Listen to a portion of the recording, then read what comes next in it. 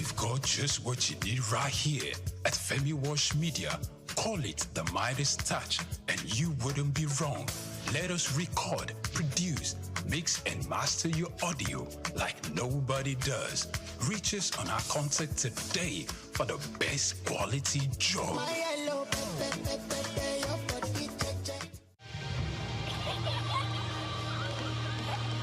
What keeps the heartbeat of a community alive? Is it the courage to create, the power to connect, the vision to transform? Well, it's all of these and more. It's a symphony of ideas, innovation, and industry.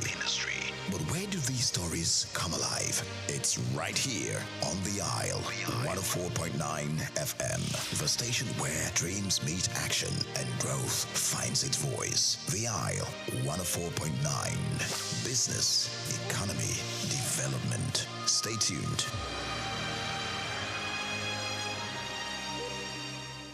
My name is Shino Ogbadegeshi. I'm the CEO of Gozi Micro Insurance. Continue to watch Souq News. Adenike Adeyemi, Executive Director of Faith Foundation. Keep watching Souq News. My name is Shepherd Michael Adewale Onofuye. I enjoy you all to always watch Souq News TV. Hey everyone, Majuli Obaje here representing Gigi. Keep watching Souq News, okay? Stay updated with Souq News. My name is Aton Kame. I am the head of MSME Banking. Please keep watching Souq News and stay glued to Souq News. I recommend that more and more people should watch Souq News because they deal with business news. Hi, my name is Amaka Wokolo. I am the director of the Faith Institute at Faith Foundation. Keep watching Souq News.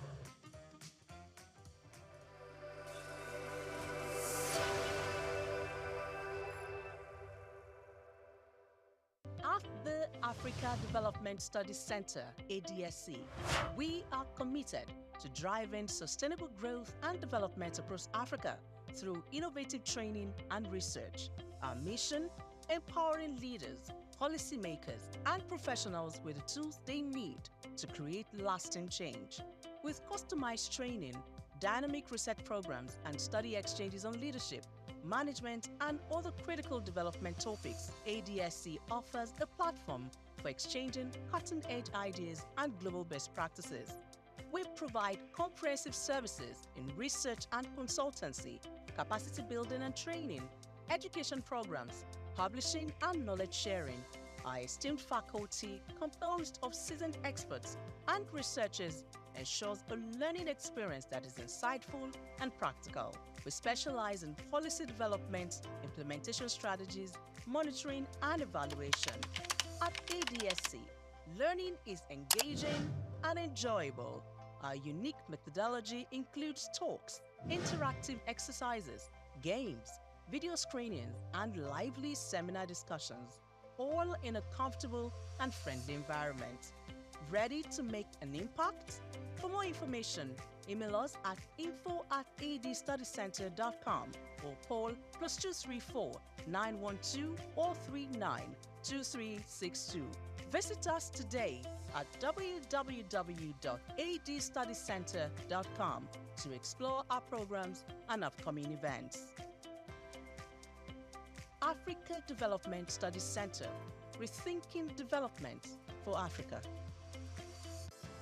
Nigeria, rich in traditional and cultural heritage, is intentional about promoting history and retaining cultural values. The country has succeeded in preserving its identities and that of the forefathers for ages through folklores, folktales, traditional ceremonies, community-based initiatives, cuisine, and most notably, museums and cultural centers.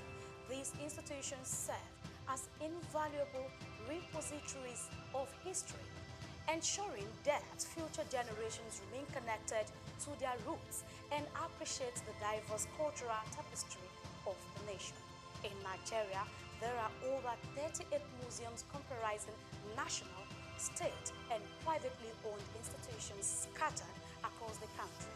Each of these museums plays a crucial role in safeguarding Nigeria's vast historical wealth, with collections that reflect the uniqueness of different ethnic groups, traditional practices, and historical transitions over time.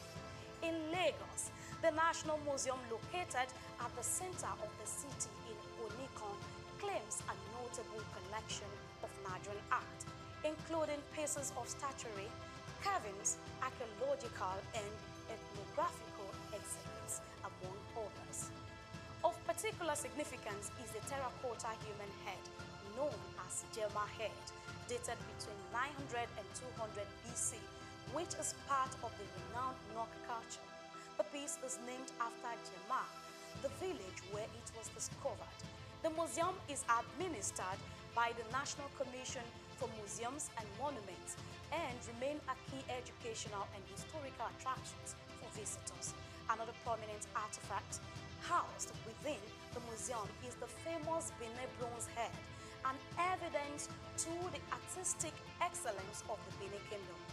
The museum has a lot of functions, some of which are to educate, to entertain, research, interpretation, conservation and preservation of our cultural heritage. And the museum was established, Lagos Museum particularly, was established in 1957. It was formerly referred to as Department of Antiquities. So, well, the journey so far has been interesting because, we are here, to showcase our cultural heritage, not just to the country, but to the world. And we've had, we have series of, events that we do, that involve the community. And because of that, we create that awareness that this is where you can come and, see and feel your cultural heritage, your traditions, your history. Because it is said that a people without a history is a people without identity. So the museum portrays this to the people. And over the years, that is what we've been doing. Through education, community participation, we have galleries, that we display some of our objects, our antiquities, that showcase our patrimony and all there is to know about our cultural inheritance. And so the museum, has been doing that over the years, and, we still keep doing more. The Lagos National Museum was founded in July 1957 by English archaeologist Kenneth Murray, following the submission of architectural sketch in 1948 at a conference on museum policy in Nigeria. Kenneth Murray collected several traditional masks from Cross River State to display in the museum's early years, according to historical records. The primary purpose of structuring the museum was to preserve Nigeria's historical artifacts and cultural heritage. Fortunately, that vision has remained alive to this day. The museum serves as a significant tourist attraction for Lagos residents and international visitors alike, offering an immersive glimpse into the nation's past.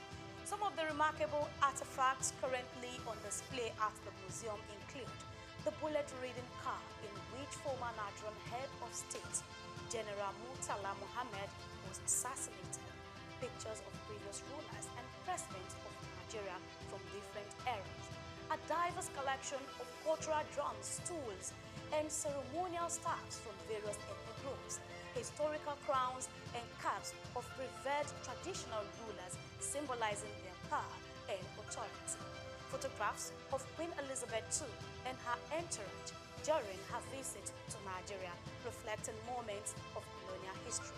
It's so immense. Museum is a reminder of what the society is all about, because a number of us are missing the link. We don't even know the role, the significance of the society we find ourselves because of foreign influence. But when you come to museum, it will bring your mind back to the original habitat, the way of life of people, how things should be seen in the society, and how we should react to phenomenal changes in our environment. Basically, we'll be doing this work of educating the general public, not only Nigerians, over 20-something years here, and the impact has been so tremendous. To the point that what we do at the museum is in consonance with the curriculum of our institutions, from primary, nursery, primary, secondary, even tertiary, even people in their corporate organization. They deem me free to come to National Museum. Anytime they feel like we are missing the link, we have missed a lot of things concerning the way of life of our forefathers. You know, even here, apart from that, we do have what is called seminar. We organize seminar for expatriates, for individuals. They come around on Wednesdays to come and listen and learn on cultural-based subjects. I think it was great. I mean, I particularly like the circle of life that it presented in here, right? From birth to reincarnation to external influences.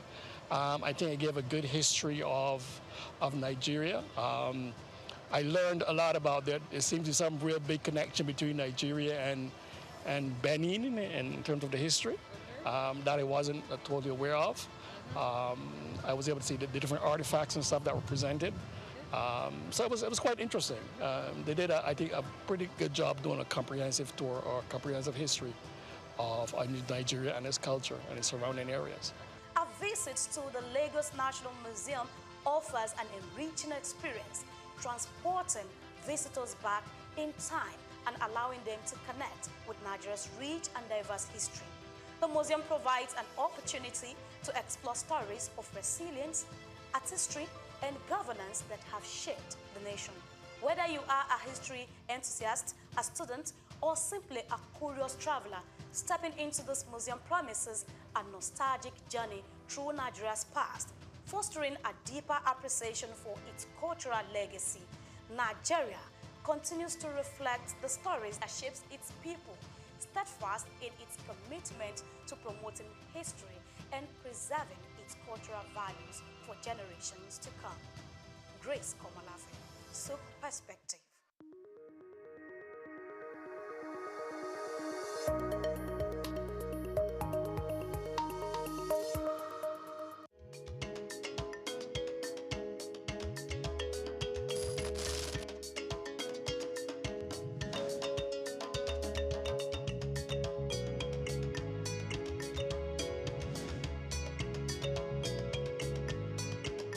From the early days of humanity when people roamed the earth unclothed, to the Stone Age when leaves and natural materials were used for modesty, clothing has undergone a remarkable transformation.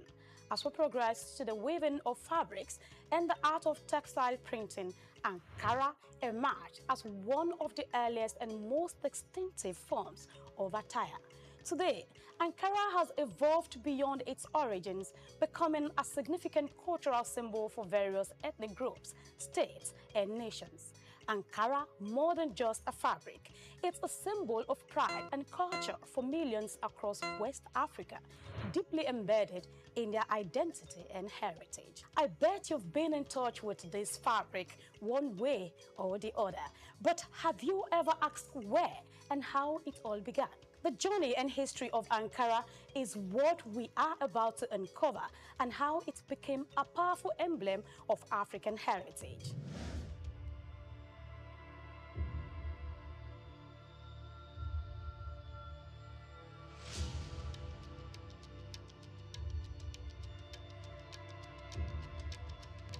The story of Ankara begins not in Africa, but thousands of miles away in Indonesia, using the batik techniques.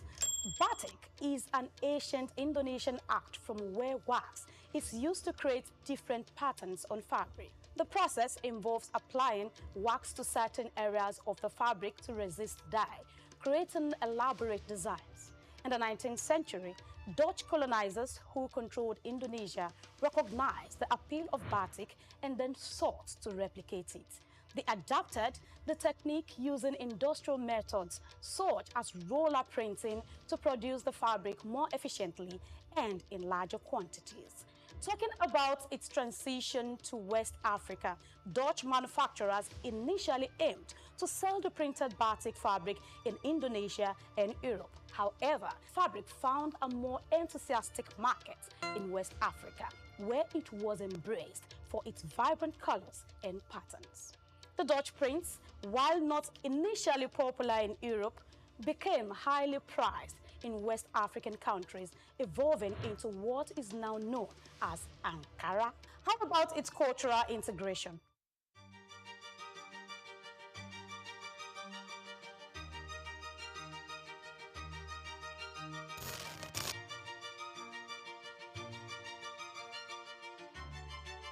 Well, the exact individual or company responsible for introducing batik to the African market is not well documented, but over time, Ankara became deeply integrated into West African culture, symbolizing various aspects of identity, status, and tradition. Despite its Indonesian origins, it is now predominantly recognized as a quintessential element of African fashion. It is clear that the adaptation and adoption of batik by Dutch traders played a crucial role in the fabric's journey to West Africa.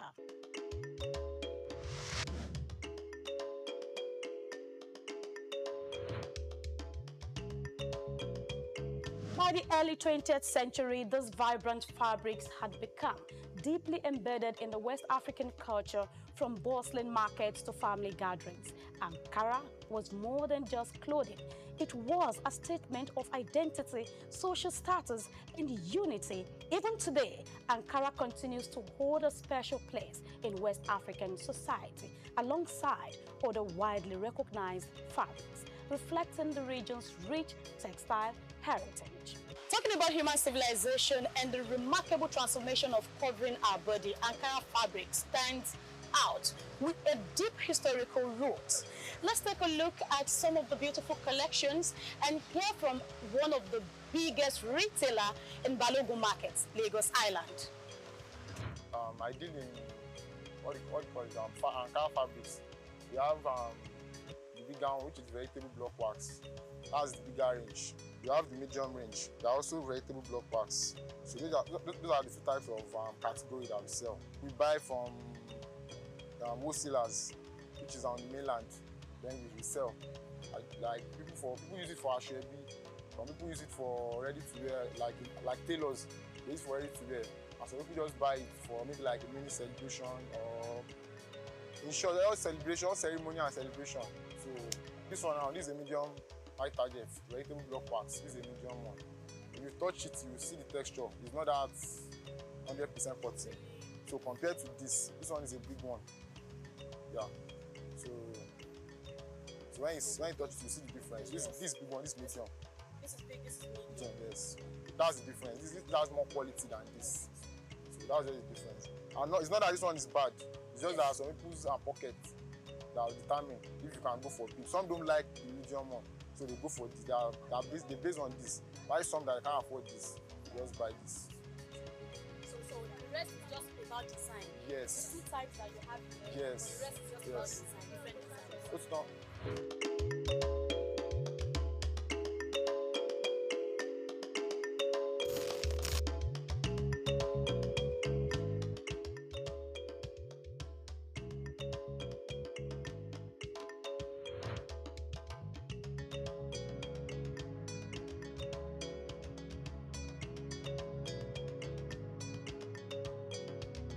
As West Africa gained independence in the 1960s, Ankara's popularity soared. It became a symbol of African pride, a rejection of colonial influences, and an embrace of cultural heritage. From everyday wear to high fashion, Ankara represented a new era of self-expression. We are playing with this machine. We have this time. So you can leave it for 5 minutes, you can leave it for 3 minutes, depends on how strong you want it to be. So and as long as you can keep it for that a couple of times, that's how it is. last. Will last, okay. And another thing that make it fade off easily is washing machine. Oh. Yeah, when you're using a washing machine. So it should be hand washed, not... Not so strong wash. You know, Ankara is not something that, especially when it's adult clothes, you know, it's not something that you rub on the floor. It's also some particular places to wash. Ankara is for both sex, male and female. And we have adopted it as an African one. Even some of our brothers abroad is taking it outside to show as an African way. A lot of people see it as the easiest fabric that you can take and make anything that you want out of it. That's why no matter how tough the market is, there are influx of it's going out. And you know it's not only in Lagos. When you bring it out, other people will say, people will people will all sorts of places. So that is how it spread. So you'll be surprised that you're sitting down here, you will see design today, tomorrow you come, you not see it. So there are some trends in Ankara, there are some outfit that is like, well, you can't specify now because anybody can wear anything, but you see some colors that are too sharp. You say that it's outside color. Igbos like dull color, yellowish, and you know there are some, like this one that is here now, is an Igbo uniform. That's fragrance stuff. An Igbo uniform. If you see, go to. Okay. If you go to function, you see things like that. And if you go to market, it's a separate, and the price is different. It doesn't move like the others. Okay. So you have to buy with caution. Today, Ankara is not just a fabric, it's a global phenomenon, worn by millions. It graces runways from Lagos to Paris, New York to Tokyo. As a symbol of African pride and identity, Ankara continues to evolve, influencing fashion, art, and culture worldwide.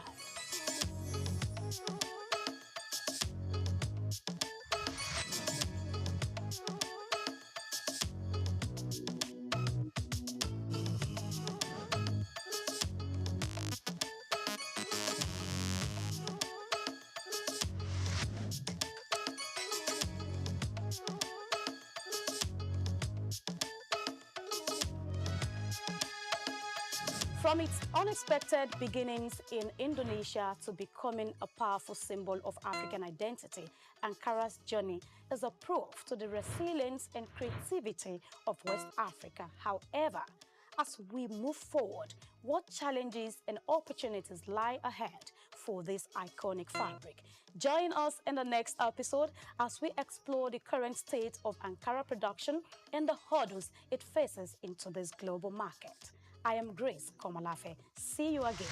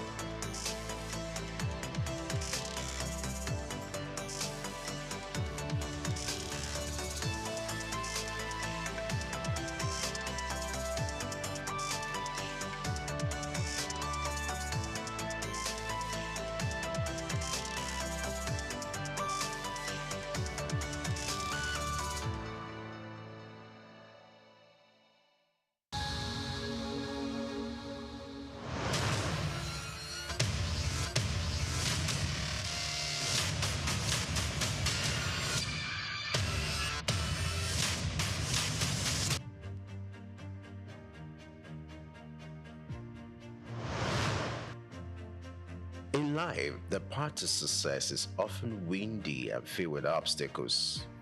However, it's only those who exhibit courage to continue that are reckoned with. If there's one man who is armed with the sheer courage of a lion, the unusual foresight to spot new opportunities, Michael Adeniyi Adenuga makes the perfect reference.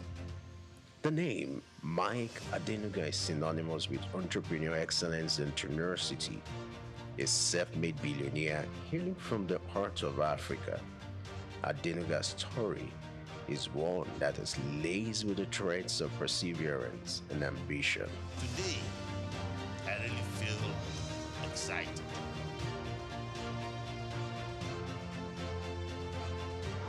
Against all odds, Adenuga has risen to become one of the wealthiest individuals on the African continent. His knack for spotting business opportunities and the courage to seize them has led to the creation of a vast empire that spans telecommunications, oil, and real estate. But what truly sets Adenuga apart is not just his wealth, but the indomitable spirit that has propelled him to the pinnacle of success.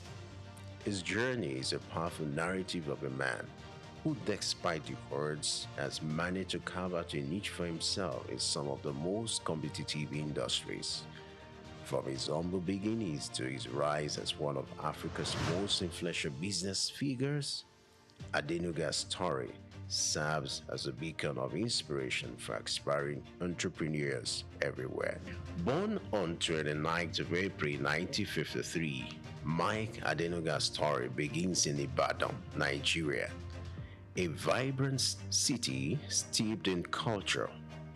Ibadan was the backdrop for Adenuga's early years. His father, a school teacher, and his mother, a businesswoman, were humble, hardworking individuals. Their influence on young Adenuga was profound, instilling in him the values of perseverance, integrity, and ambition. Adenuga's early education took place in Ibadan, a local school where he exhibited a sharp mind and a keen sense of curiosity. His parents, recognizing his potential, encouraged him to pursue his studies with diligence and tenacity. These formative years laid the groundwork for the titan. Despite the modest means of his family, Adenuga was never deterred. He understood that the path to success was paved with perseverance and relentless work ethic. From an early age, he demonstrated a knack for entrepreneurship. His first ventures were modest, grounded, mirroring the reality of his circumstances. One of his earliest jobs was as a taxi driver. This experience was more than just a means to an end. It served as a classroom on wheels, offering lessons in humility, resilience, and the importance of understanding people from all walks of life. Adenuga's entrepreneurial spirit led him to explore the avenues. He started selling soft drinks, an endeavor that required long hours under the scorching Nigerian sun. This venture was not glamorous, but it was honest, and it was his. It was a testament to his commitment to hard work and his refusal to shy away from the gritty aspects of business. From taxi driving to selling soft drinks, Adenuga was no stranger to hard work. This commitment to labor, this willingness to roll up his sleeves and get his hands dirty, laid the foundation for the empire he would later build. His story is a powerful testament to the fact that success is not an accident. It is the result of hard work, sacrifice, and most of all, love of what you're doing or learning to do. His journey began with an education in the United States where he studied business administration. His journey began with an education in the United States where he studied business administration. But it was his return to Nigeria that marked the start of his entrepreneurial journey. Adenuga dove into the world of business with a daring spirit and a keen eye for opportunity. He ventured into trading of lace materials and other commodities, a business that was booming at the time. His ventures were diverse and often bold, including the distribution of Coca-Cola within Nigeria. These early business pursuits were not without their challenges, but they provided Adenuga with invaluable experience and a taste of what was to come. However, the road to success is often marked with unexpected twists and turns. For Adenuga, one of these came in form of a military coup in 1983. This event shook the nation and its effect reverberated through the business landscape. It was a setback that would have derailed his ambitions, but Adenuga was not one to be easily deterred. In the face of adversity, he demonstrated tenacity. He weathered the storm, navigating through the tumultuous period with an unvarying determination. It was during this time that Adenuga began to lay the groundwork for what will become his future empire. He was building a foundation, brick by brick, on which he would erect a business dynasty that would span across several industries. Regarded as a titan in the telecom industry, Adenuga is the mastermind behind Globalcom, Nigeria's second largest telecom operator. Under his visionary leadership, Globalcom has grown exponentially, connect billions across West Africa and beyond. In the oil sector, Adenuga holds the majority ownership of Corn Oil, one of Nigeria's largest oil exploration companies. Corn Oil has been instrumental in shaping Nigeria's energy landscape, and its success is a testament to Adenuga's strategic acumen and drive for innovation. When it comes to wealth, Adenuga's net worth is nothing short of impressive. The billionaire businessman ranks high on the Forbes list of Africa's richest people, rubbing shoulders with the likes of Aliko Dangote. In 2003, Adenuga revolutionized Nigeria's telecom industry with the launch of Globalcom. This was a pivotal moment, not just for Adenuga, but for the nation as a whole. Before Globalcom, Nigeria's telecoms industry was dominated by a single player, but Adenuga had the vision to democratize telecommunications, making it accessible and affordable for all. Globalcom entered the market with a bang. The company was innovative, offering unprecedented services like per second billing, which was a first in Nigeria. This level of innovation was a game changer, challenging the monopoly of the existing telecoms giant and forcing competitors to step up their game. But Adenuga didn't stop there. He knew that to truly disrupt the industry, Globalcom had to grow rapidly. The company embarked on massive network expansion projects, erecting thousands of kilometers of fiber optic cables across Nigeria and beyond. In less than a decade, Globalcom has grown from a new entrant to a major player in the telecoms industry. Its services reached millions of Nigerians, even in the most remote corners of the country. Adenuga's entrepreneurial spirit didn't stop at telecoms. In fact, his business acumen was put to the test in a whole new arena where he took over Corn Oil, Nigeria's first indigenous oil company.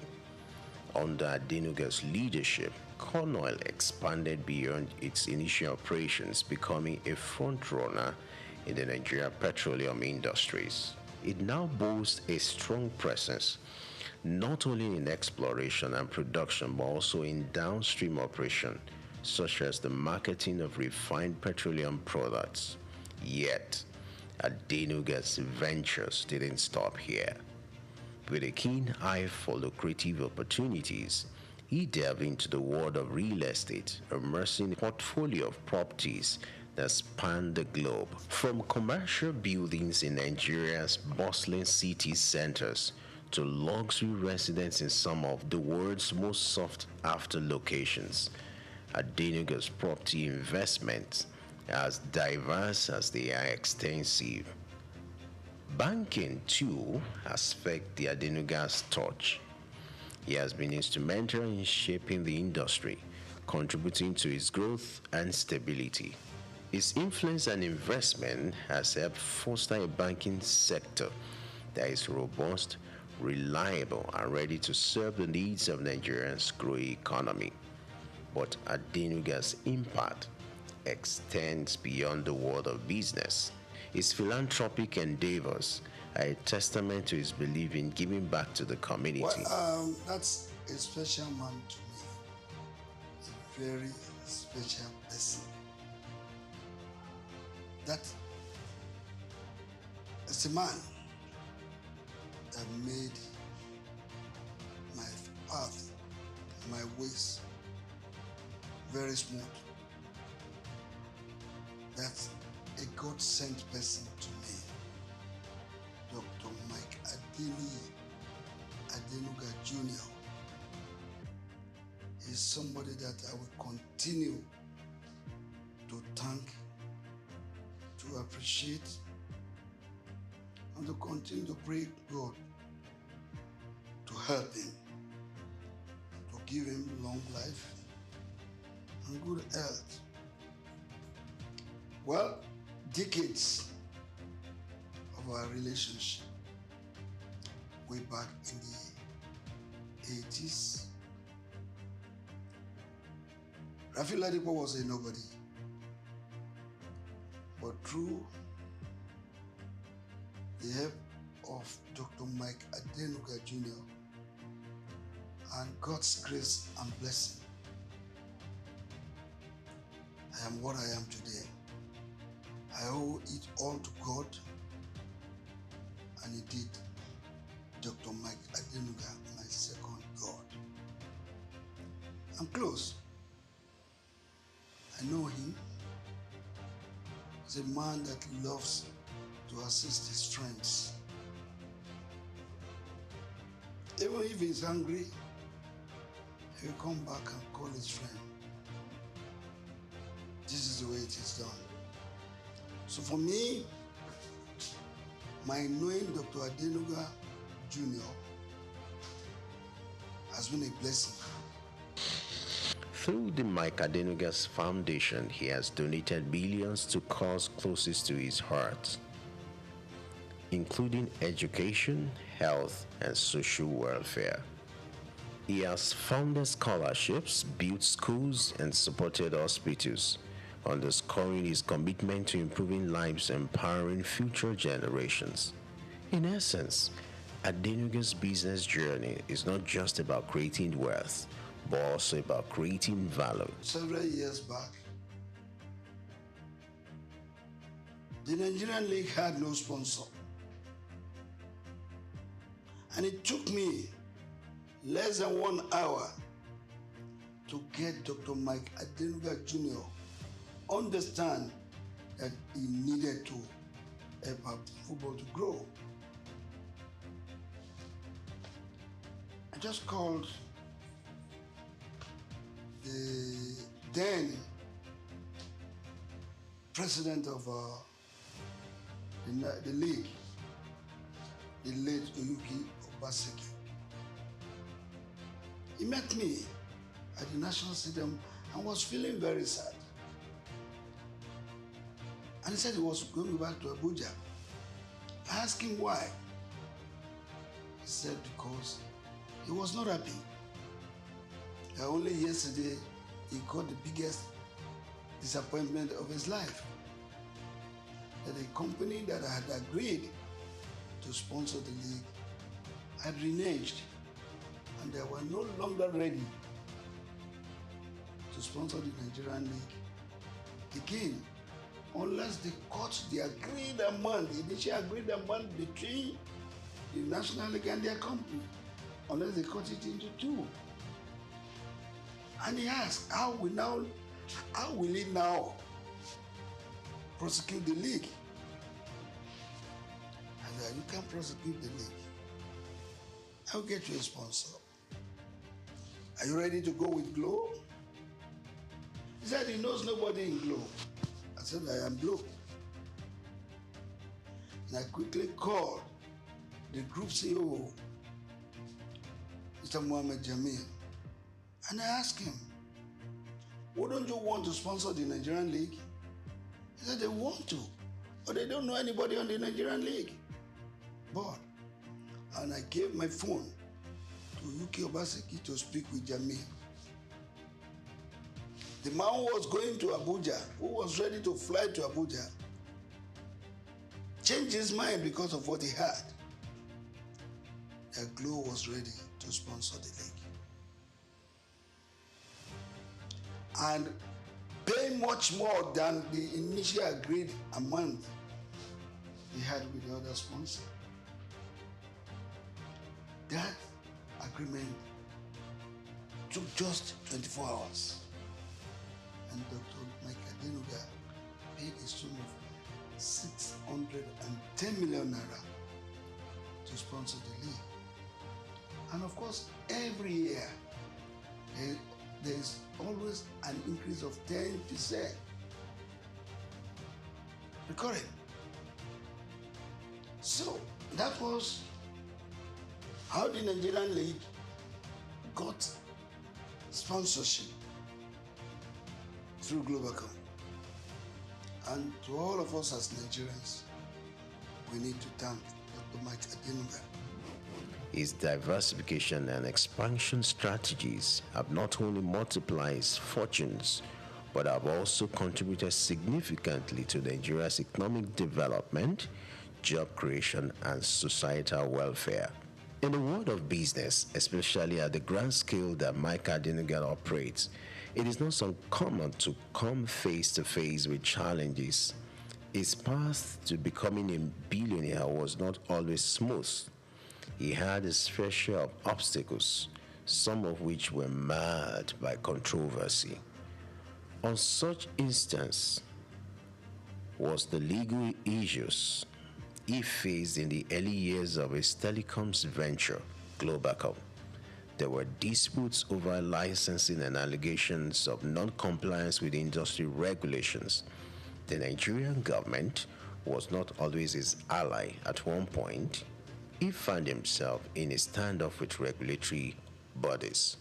But what makes Adenuga's story remarkable is not just the controversy he faced, but the resilience in the face of adversity. He didn't allow these obstacles to deter him. Instead, he used them as stepping stones, turning the negative into a positive. His legal troubles were not just an obstacle, they were a test of his character. He passed with flying colors. Adenuga fought to clear his name and to ensure that his business complied with unnecessary regulation. This commitment to integrity has been a cornerstone of his success. Despite the disputes with the Nigerian government, Adenuga never lost faith in his homeland. He continued to invest in Nigeria, creating jobs, contributing to the economy.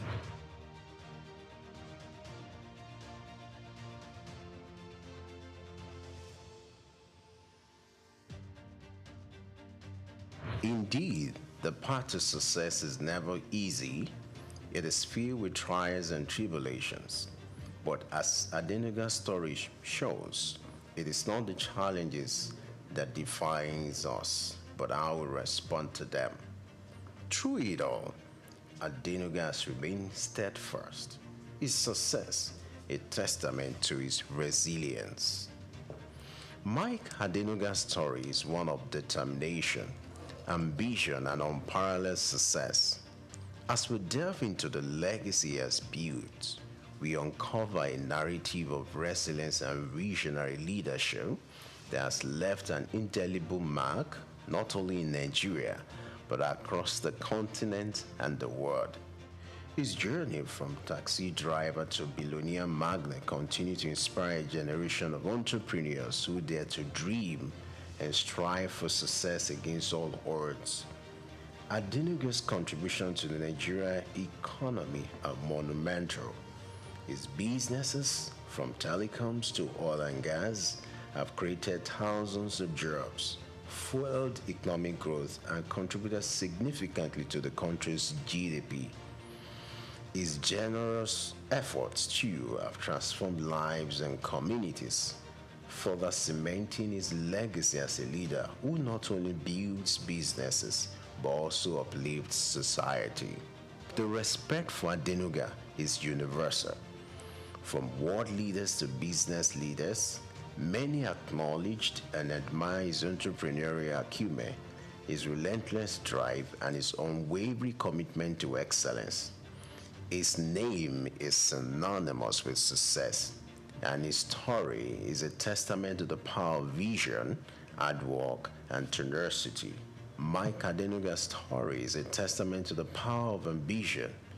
His journey from the humble beginning of taxi driving and petty trading paints a vivid picture of what tenacity can bring. He treaded the paths of uncertainty and risk, but his unyielding spirit guided him through the challenges. His ascent to the pinnacle of success, becoming one of Africa's wealthiest individuals, is an inspiration. But Adenuga likes singing one song. It's a miracle walking God. It's a miracle walking God. He's the Alpha and Omega. It's a miracle walking God. He loves him.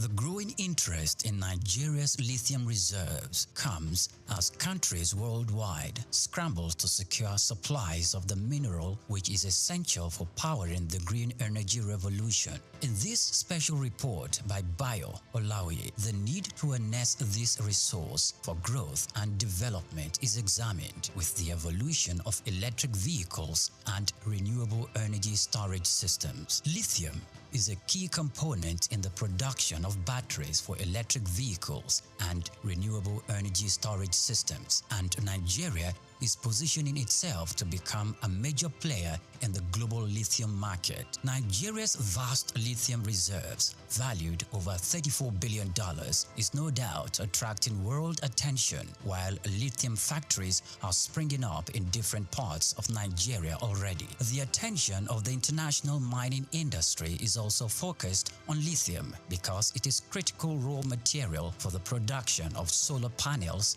and electric vehicles. Analysts predict that global lithium market could grow robustly over the next decade, driven by the rapid adoption of electric vehicles and renewable energy technologies. Data from a global future market insight showed that the lithium mining industry has emerged as a cornerstone of the clean energy transition, driven by the skyrocketing demand for lithium-ion batteries. The surge in lithium demand is driven largely by the electric vehicles market, which accounted for over 70% of the global lithium consumption in 2024, according to an Iranian-based research firm.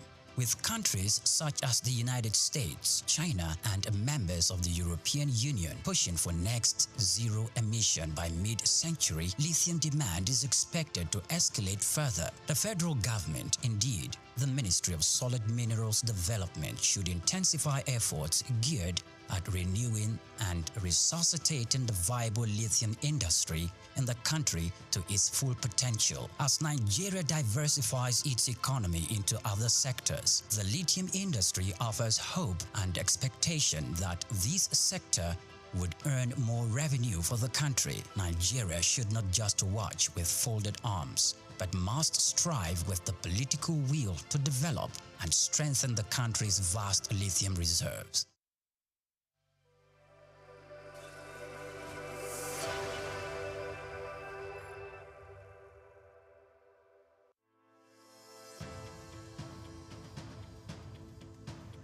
Plastic waste is a mounting crisis, but it also presents an opportunity for business and government to lead the vanguard for systemic change. While regulations, corporate initiatives, and citizens' engagement have made progress, much more is needed in how businesses shape consumer behavior, how governments enforce environmental policies beyond rhetoric, and how public perception is managed through strategic communication. For decades, Nigeria's reliance on single-use plastic sachets, bags, and food packaging has grown, driven by affordability and convenience. However, this has come with a cost. The country generates an estimated 2.5 million tons of plastic wastes annually, with only about 12% recycled. In urban centers like Lagos, Abuja, Ibadan, Port Harcourt, waste is a leading contributor to clogged drainage systems, flooding, and environmental degradation.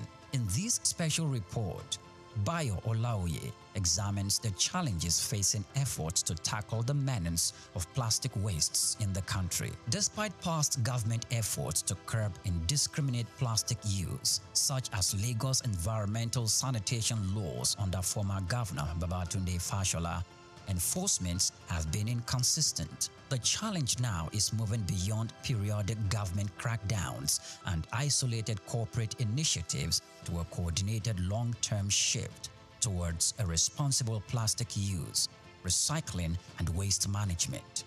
Leading Nigerian manufacturing companies are taking active steps to integrate recycling and responsible disposal into their operations. Key initiatives include investing in recycling hubs, with Coca-Cola of Nigeria, Nestle, and Guinness setting up plastic recovery and recycling hubs, creating an ecosystem where post-consumer waste is collected, processed, and refused. Retailers and distributors are being encouraged and in some cases incentivized to set up collection points where consumers can return used packaging for responsible disposal. There is also brand-driven consumer education. Organizations have introduced citizen advocacy campaigns to influence individual waste disposal behavior. This kind of messaging, when amplified by large brands, can have a ripple effect in shifting cultural habits. Beyond environmental responsibility, investing in circular economy models enhances long-term profitability, strengthens brand equity, and aligns with global environmental, social, and governance standards. To effectively shape consumer behavior and stakeholders' engagement, businesses must leverage communication strategies that go beyond compliance reports. Employees should be active participants in sustainability efforts. Companies can integrate sustainability training, incentivize waste reduction, and implement office-wide plastic reduction policies, engaging suppliers, investors, and partners in sustainability commitments such as reducing excessive packaging or co-investing in recycling solutions to create an ecosystem-wide impact. Mass communication campaigns, social influencers, partnerships, and media collaborations can help educate consumers on practical steps for responsible plastic use and disposal. While Nigeria has engaged in international climate and sustainability conversations, the government must go beyond policy declarations and foreign aid incentives. The priority should be local, long-term economic, and health benefit. Rather than reactivate bans that are often poorly enforced, the government can provide tax incentives for businesses, investing in recycling infrastructure while enforcing stricter regulations on reduction and disposal, expanding waste management facilities, establishing more government-led recycling centers, and integrating waste picker into a formalized economy can improve efficiency and create jobs. The administration of Governor Babatunde Fashola demonstrated that when the government takes waste disposal seriously with clear penalties for violations, citizens pay attention. The government must invest and consistently engage public education on the economic and health impact of plastic waste. A cleaner environment leads to a lower public health costs, fewer disease outbreaks, and increased workers' productivity due to better air quality and more usable public spaces. The Nigerian plastic waste problem is not just an environmental issue. It is an economic and reputational challenge for businesses and a government issue for policymakers. By adopting strategic communications, businesses can shift consumer behavior, governments can enhance enforcement, and citizens can embrace a cleaner and more sustainable future.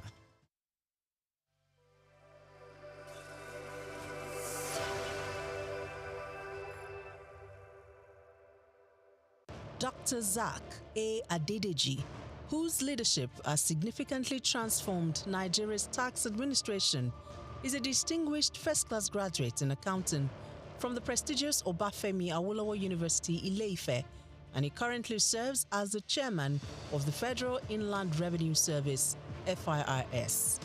I firmly believe in the wisdom encapsulated in the statements. Revenue growth is the lifeblood of a nation's economy, providing means to fulfill essential duties to its citizens. These words capture the core principle that will guide us as we navigate the challenging terrain ahead, ensuring that our nation thrives and fulfills its obligation to its citizens. In our pursuit of a brighter fiscal future, we are determined to align ourselves with President Bola Tinubu's Extreme Fiscal Policy and Tax Reform Committee.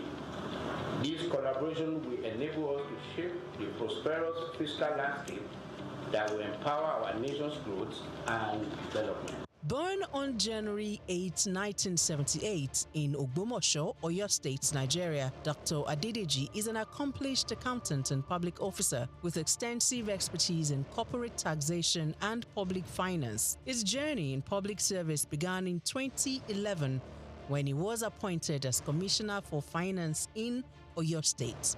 In that capacity, Adedeji introduced transformative financial reforms, most notably the establishment of the Treasury Single Account (TSA) to streamline government revenues and expenditures.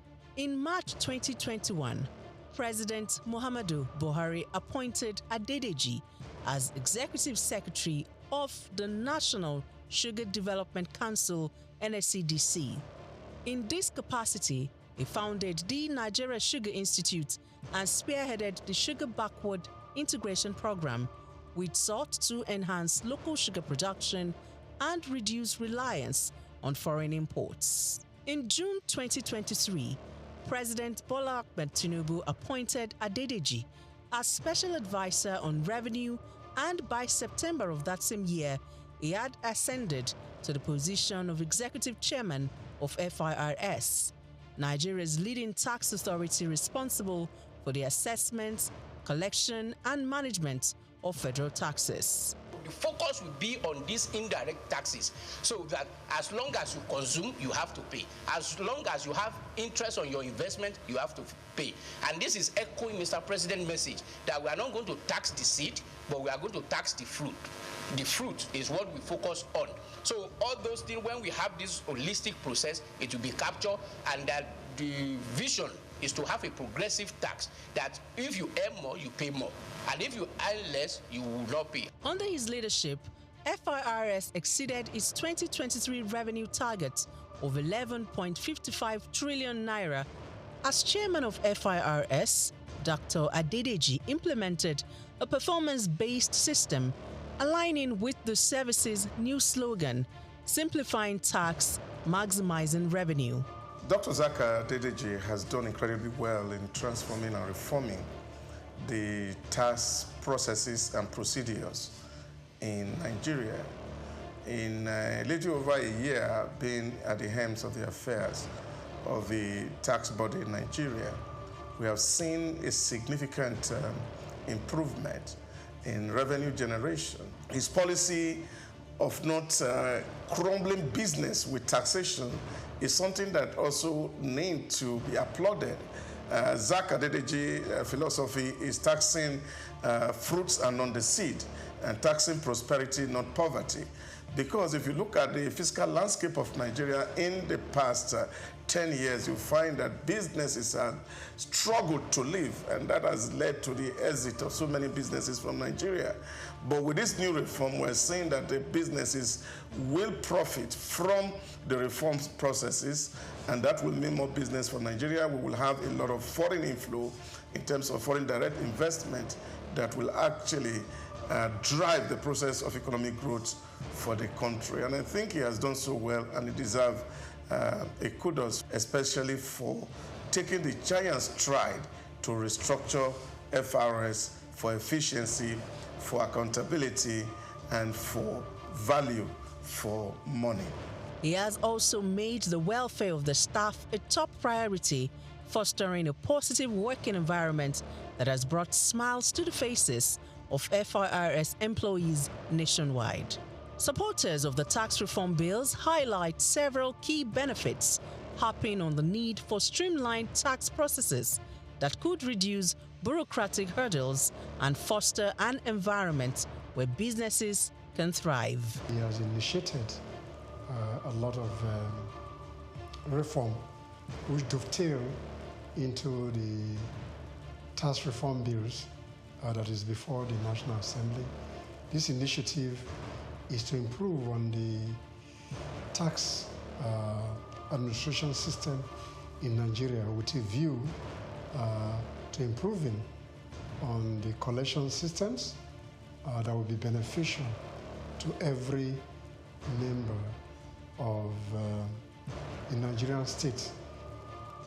Souq, as is well known, has improved on simplifying tax reform even within the federal landowner revenue, which in no means has improved on tax administration, and he celebrated essentially for the core initiative of the tax reform. Under Dr. Adedeji's leadership, Nigeria's tax system has gone beyond mere policy adjustments. Its focus is on fostering sustainable growth and ensuring that the benefits of tax reforms reach both businesses and citizens. So those that are attaching the bill, one, they are doing that in view of the formula they discovered, which may not be, will not augur well for them when they bad allocation. And then secondly, they may be having the feeling that this law was just designed to favor Lagos State in the course of its own effort to become a state that has special status. Okay? It says so that will make it to be seen as if it is a country of its own, even though it's not up to the level of country, but it is higher than all other states in the country. Probably this may be the reason why they are agitating. The one that you can see clearly is on this issue of VAT. And then they have other suspicion. So that is another worry that I have. The issue of trust. Trust, what do some experts call trust deficit. Yes, will be promoted greatly by this if corrective measures are not taken. Graduation has not been defined. But then people have to go by what is happening now. As they go against it. Since now the graduation is about contribution of state that are producing these goods and services being consumed. So they have the right to just say that, oh, well, so now instead of 20%, it will now be 60%. And then you hear the government functionaries, including members of the committee, saying that no, that's not what they mean. They mean area of consumption. This 60% graduation is about consumption area, not location of the headquarters of company that produce the good or services. You should have defined that in the law. Contributing to long-term national development, Dr. Souq A. Adedeji's career is a testament of his unwavering commitment to improving Nigeria's financial systems and enhancing revenue generation, showcasing his exceptional expertise in corporate and public finance.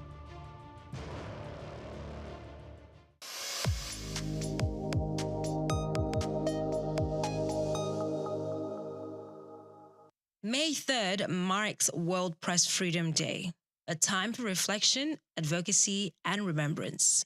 It reminds government of their commitment to press freedom and honors media professionals who lost their lives in the line of duty. Declared by the United Nations in 1993 following a UNESCO recommendation, this day also commemorates the 1991 Windhoek Declaration, a call by African journalists for a free, independent, and pluralistic press. This year's theme, Freedom of Expression in the Face of the AI Revolution, explores how artificial intelligence is transforming journalism and media. While it offers immense opportunities, it also poses serious risks, raising the need for content gatekeepers. In Nigeria, the conversation between press freedom walks a tightrope between constitutional guarantees and daily realities. Section 39 of the 1999 Constitution provides for freedom of expression and the press, yet journalists still face intimidation, arbitrary arrests, and physical attacks. From Decree 4, under military rule to recent crackdowns on digital media, Nigeria has long wrestled with the balance between state power and media liberty. In a 2024 World Press Freedom Index by Reporters Without Borders, Nigeria ranked 123rd out of 180 countries. A slight improvement, but still troubling. Recent months have seen a minor drop in press harassments, but journalists covering topics like insecurity, corruption, and governance still face fear and self-censorship. The detentions of Segun Olatuji and Daniel Ojukwu in 2024 highlight that the struggle continues, and the memory of Dele Giwa killed by a parcel bomb in 1986 still reminds all of the high cost of truth-telling in Nigeria. Press freedom is not a privilege, it's a right that must be defended. Groups like the Nigerian Union of Journalists, Media Rights Agenda, International Press Center, Socio-Economic Rights and Accountability Project, and International Center for Investigative Reporting lead this advocacy in a challenging and polarized media landscape. Across Africa, the state of press freedom varies. Namibia, Ghana, and South Africa rank high, with vibrant media cultures. Meanwhile, countries like Eritrea, Sudan, and Egypt remain hostile to journalists. Digital repression is a growing concern, with some governments using spyware, blocking websites, or shutting down the internet during protests or elections. Still, Africa's leadership, symbolized by the Windhoek Declaration, remains a guiding light. On the global stage, the picture is mixed. Scandinavian countries like Norway, Denmark, and Sweden top press freedom rankings, while conflict zones like Syria, Afghanistan, and North Korea fall at the bottom. A more troubling trend is the criminalization of journalists under national security or fake news laws, even in democracies. UNESCO reports over 70 journalists were killed in 2023, while nearly 400 imprisoned, mostly in China and Iran.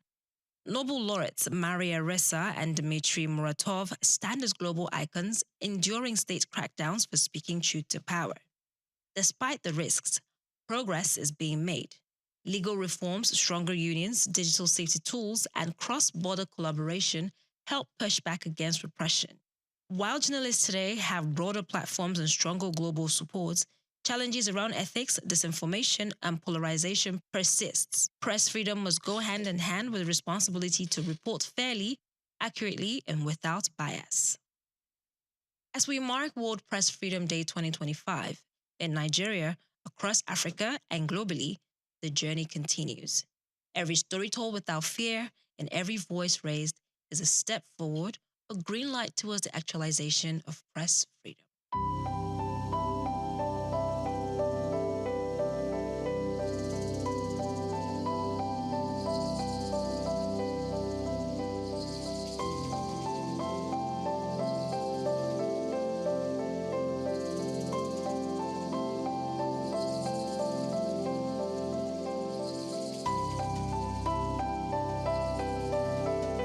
Trafalgar Square, established in 1844, is a symbol of British naval history and a popular cultural spot in London.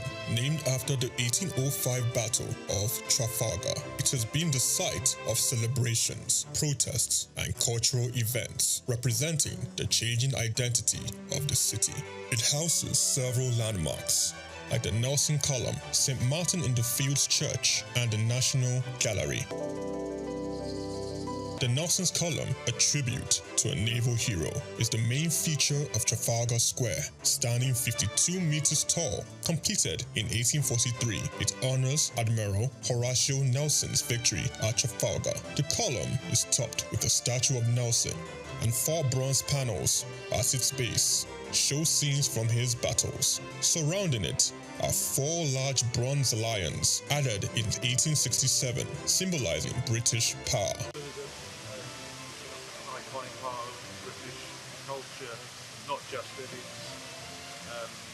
its look, but this is very much the sort of centre of London. You know, whenever there's a celebration, a protest, it's a public space that's very important for a lot of not just people that live in London, but for the UK. You know, it's a place where people would congregate. You know, I remember being here all around the 2012 Olympics, but it was very much one of the centerpieces of British iconic culture.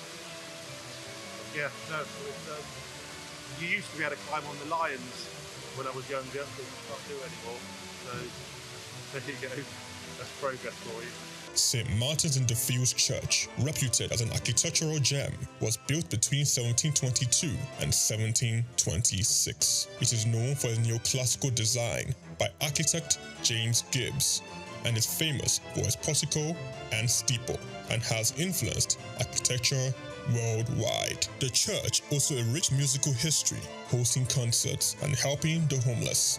Yeah, I actually came to London just on a little day trip, and then I remembered that this church sometimes has classical music on, so I just popped in, and there's no concert, but there were some people practicing.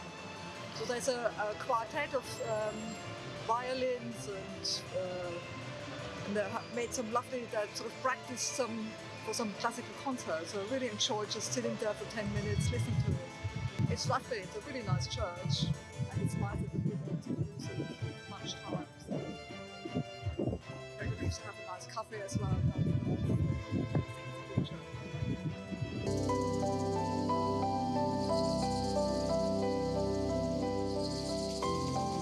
The National Gallery, founded in 1824, is a treasure trove of art. Located on the north side of Trafalgar Square, it houses over 2,300 artworks from the 13th to 20th century, with free public access to masterpieces from major European artists. I'm not really sure. I haven't been through the museum yet, but I'm here for a Christian heritage tour to kind of learn more about the history of the Protestant Reformation in England and Christian history here in England through the paintings that are in the gallery. So that's what I'm here for today. Trafalgar Square blends Britain's naval history with modern art and culture. It remains an important public space, attracting millions of visitors each year to experience London's rich heritage and vibrant atmosphere. Chike Okolo, reporting for Souq News.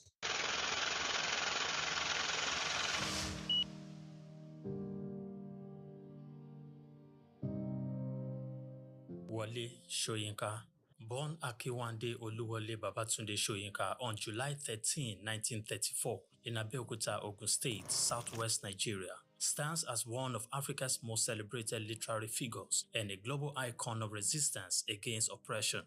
His life and works reflect an unwavering commitment to justice, culture, and the transformative power of art. Soyinka was born into a Yoruba family in colonial Nigeria, an environment that exposed him to both traditional African culture and Western education. His father, Samuel Ayodele Soyinka, was a school headmaster, while his mother, Grace Eniola Soyinka, was a devoted Anglican. This blend of indigenous and colonial influences deeply shaped Soyinka's world. Soyinka attended Government College Ibadan and later proceeded to the University College Ibadan, where he studied English and literature. Soyinka completed his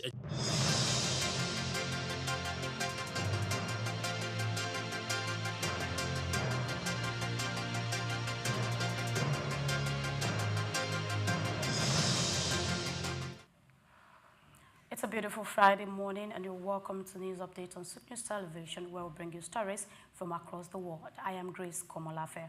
Moving into a major story this morning, President Bola Tinubu has congratulated the Roman Catholic Church on the election of Pope Leo XIV, calling it a major moment for the global Catholic community. In a statement on Thursday, Tinubu praised the choice of American-born Robert Francis, Cardinal Prevost, as the 267th Pope, and noted the significance of his global message of peace, hope, and unity. The president highlighted the long-standing partnership between Nigeria and the Vatican, especially in areas like education, health, peace building, and technology. He expressed confidence that Pope Leo XIV's leadership will deepen these efforts and support shared humanitarian values that improve the lives of the less privileged. Tinubu also recognized the Catholic Church's economic impact in Nigeria, especially through its vast network of schools, hospitals, and charitable projects. He prayed for a successful tenure for the new Pope, adding that his message of bridge building and dialogue is timely for global peace and development. And away from that, Nigeria has cleared its $3.4 billion debt to the International Monetary Fund, a loan taken at the peak of the COVID-19 pandemic to cushion economic shocks. The IMF confirmed in a statement that the repayment was completed on April 30, 2025, 5 years after the funds were disbursed to help Nigeria manage the collapse in oil prices and the economic contraction caused by the pandemic. Although the loan has been fully paid, Nigeria will still make smaller annual payments of about $30 million over the next 5 years. These payments are tied to the country's use of IMF special drawing rights, a reserve asset used by member countries to support their foreign exchange reserves. The $3.4 billion facility was one of the largest IMF disbursements under its rapid financing instrument during the pandemic. Experts say the full repayment reflects Nigeria's commitment to meeting its international obligations and may improve the country's credit outlook. Nigeria's total external debt servicing for 2024 stood at $4.66 billion, with the IMF accounting for more than a third of the amount. And now, President of Dangote Group, Aliko Dangote, visited the new group CEO of NNPC Limited, Mr. Bayo Ojulari, in Abuja on Thursday. The meeting held at NNPC Towers focused on rebuilding business ties and promoting cooperation between Dangote Refinery and the National Oil Company to boost Nigeria's energy supply and economy. This is their first official engagement since the exit of former NNPC CEO Mele Kyari. Talks centered on reviving the stalled Nigeria for crude oil deal, which has since resumed under Ojulari's leadership. Sources say the renewed deal helped reduce petrol prices to 915 naira per litre, easing pressure on consumers and businesses. Both leaders agreed to work closely and maintain open communication between their companies. Dangote praised the new NNPC team's expertise, while Ojulari commended Dangote's leadership in African industry. The pledge to drive growth through collaboration and fair market practices in Nigeria's oil and gas sector. And now the World Bank has increased its disbursement to Nigeria under the $800 million National Social Safety Net program, scale up, bringing the total funds released to $530 million. This means that 66% of the loan has now been drawn down as the government continues cash transfers to poor households to ease hardship from economic reforms. This funding boost comes despite delays and scandals that previously affected the program. Reports revealed that Nigeria paid over $6 million in interest charges before most of the funds were used, with major setbacks caused by alleged fraud in the Federal Ministry of Humanitarian Affairs. 2 former ministers and other officials are under investigation while billions have been recovered. In response, President Bola Tinubu ordered a full audit and handed control of the program's reform to the Minister of Finance. The World Bank, while rating the progress, has moderately satisfactory expression concern over Nigeria's financial management, procurement issues, and weak monitoring. The program is expected to close by December 2025. And away from Nigeria, Qatar has agreed to give Syria's interim Islamist-led government $87 million over 3 months to help pay public sector salaries. Syria's financial minister, Ahmed Bamer, said the funds would support workers in health, education, and social services, and cover some non-military pensions. The money will be managed by the United Nations Development Programme, UNDP. The Syrian government said the grant has been exempted from U.S. sanctions, with Bamer thanking the U.S. Treasury for its quick response in facilitating the move, through neither the Qatari government nor the U.S. has officially confirmed the arrangement. Moving ahead, the United States stocks saw a positive growth on Thursday as investors welcomed a new trade deal between the United States and Britain. The agreement, which includes lowering British tariffs to 1.8% from 5.1%, was seen as a move to open more access to U.S. goods. Despite the tariff reduction, a 10% baseline tariff on UK imports into the US remains. The deal has positively impacted several sectors, including airlines. Airline stocks saw significant gains after the deal exempted Rolls-Royce aircraft parts from tariffs, with Delta Airlines rising by 7.2%. Also, Boeing benefited from a $10 billion aircraft purchase agreement with the UK, lifting its shares by 3.3%. And that's it on News Update this morning on Souq News Television. On behalf of the news team, we say many thanks for watching. Do well to follow us on all our social media platforms. Don't forget, Just Africa comes your way in a bit by Olumide Shokoya. I am Grace Komalafe. Have a pleasant morning.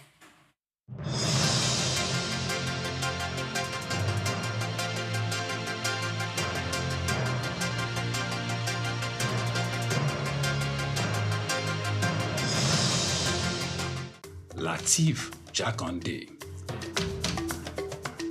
Born Lateef Kayode Jakande in the Ekbetedo area of Lagos Island, Lagos State, on July 1929. He studied at the Lagos Public School at Enowa, Lagos Island, then at Bonham Memorial Methodist School, Port Harcourt, King's College, enrolled at Ilesha Grammar School, where he edited a literary paper called The Quarterly Mirror. Jakande began a career in journalism in 1949 with the Daily Service and joined the Nigerian Tribune in 1953. The owner, Chief Obafemi Awolowo, appointed Jakande editor-in-chief of the Tribune in 1956. Jakande established John West Publications in 1975 after leaving Tribune and began to publish the Lagos News. He served as the first president of the Newspaper Proprietors Association of Nigeria, NPAN. Jakande ran for election as Executive Governor of Lagos State in 1979 on the Unity Party of Nigeria platform. His administration was effective and open and implemented the cardinal policies of his party. He introduced housing and educational programs targeting the poor, building new neighborhood primary and secondary schools, and providing free primary and secondary education. He gave poor people's children education, and many of them are now very prominent in the society today.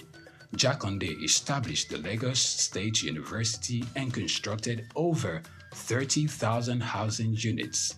After the military takeover in 1983, Jakande was charged, prosecuted, and convicted of treason and later pardoned. He served as Minister of Works under the Sani Abacha military regime. He died in Lagos on February 11, 2021. Lateef Jakande was the first civilian governor of Lagos State. Lateef Kayode Jakande, Souq Enlightenment. Muhammad Yunus was born on the 28th of June 1940 in the village of Batwa, Chittagong, a British Indian colony which is currently known as Bangladesh. He attended Lama Bazar Primary and Secondary School in his village and passed the matriculation examination into Chittagong Collegiate School, where he ranked 16th out of 39,000 students. After his graduation in 1961, Yunus joined the Bureau of Economics as a research assistant and was later appointed lecturer of economics at the Chittagong College. During that time, he also set up a profitable packaging factory on the side. In 1965, he received a Fulbright scholarship to study in the United States, where he obtained his PhD in economics from the Vanderbilt University Graduate Program in Economic Development. Between 1969 and 1972, after his keen education excellence of apex heights and proportions in the United States, he returned home and was appointed professor of economics at the University of Chittagong. He was eventually appointed onto the board of directors to the United Nations Foundation, where he served for 33 years. When Bangladesh suffered a famine in 1974, Yunus felt he had to do something for the very poor. In his country, he founded the Grameen Bank. His motivation was to create economic and social development for the very poor, giving long-term loans to those who wanted to start small enterprises to pay back when they can. The aim to help was to get many of them out of poverty. For this, he was awarded the Nobel Peace Prize in 2006. Muhammad Yunus is a recipient of numerous international awards for his ideas and endeavors, including the Humanitarian Award in 1993, World Food Prize in 1994, Independence Day Award in 1987, Bangladesh's highest award, the King Hussein Humanitarian Leadership Award in 2000. He was also awarded the Volvo Environment Prize in 2003, Nikkei Asia Prize for Regional Growth in 2004, Franklin D. Roosevelt Freedom Award in 2006, as well as the Seoul Peace Prize in the same year. All humans are born entrepreneurs, he would always fondly say. His heart shone through his everyday life.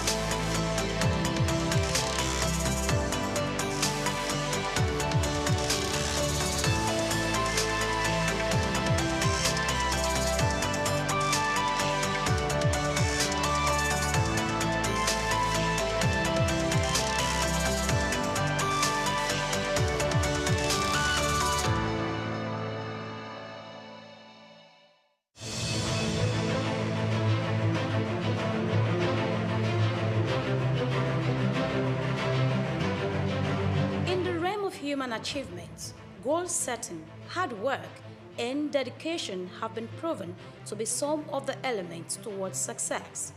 The journey of remarkable individuals with lasting impact on the world are often filled with manifold stories, but through determination, they build their lives and make extraordinary contributions. Join me on the story of a trailblazer in business and philanthropy, Aiboje Ag Mokwede, a lawyer turned banker who has done well for himself, made an indelible mark within the banking sector, and has continued in his ambition of touching lives within Nigeria and across Africa. Aiboje Ag Mokwede.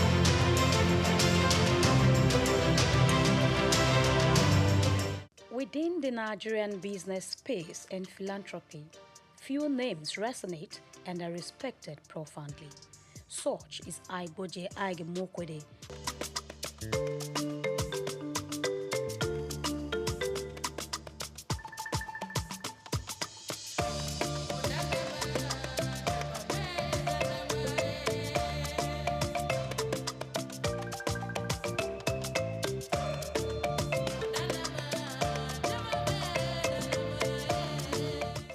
If you're just watching, kindly subscribe to our YouTube channel for more great documentaries.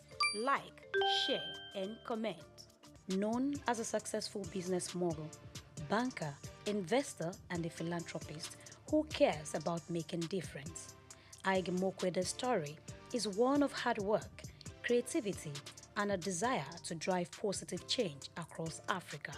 Born to civil service parents on September 24, 1966, in Ibadan, Oyo State, Nigeria, he hails from Sabongida Ora, Edo State. Aiboje spent his formative years with his parents in Lagos, where he had his primary education at St. Saviour's School. He enrolled into Federal Government College, Kaduna, and at age 16, he was admitted to study law at the University of Benin, where he graduated at a young age of 19 with a law degree, displaying early signs of his exceptional intellect and drive. Called to the Nigerian bar in 1987, he started his career in 1988 as a lawyer at Continental Merchant Bank during his National Youth Service Corps NYSC year. In 1991, he joined Guaranty Trust Bank PLC, GT Bank, where he rose to prominence as an executive director. His big moment came in 2002 when he led the acquisition of Access Bank, turning it from a small regional bank into a big player, a banking powerhouse in the industry.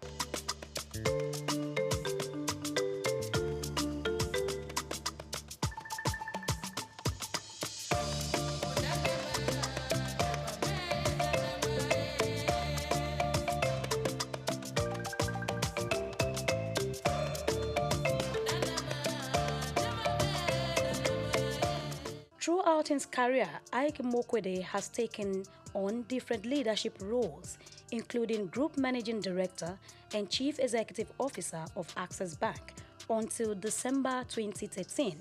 He later became President of the Nigerian Stock Exchange and retired in 2017, but remains on the National Council.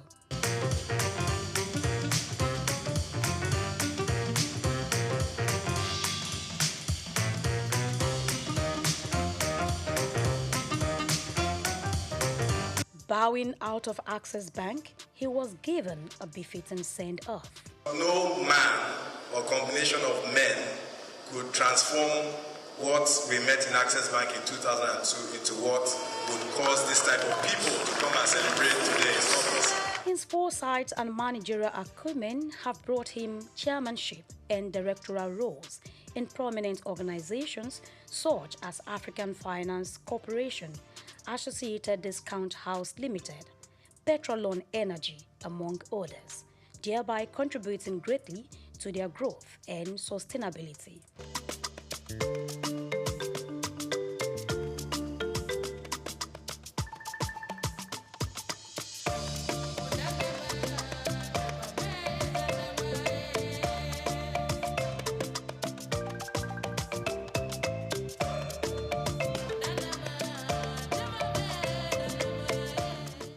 Hard work, they say, pays.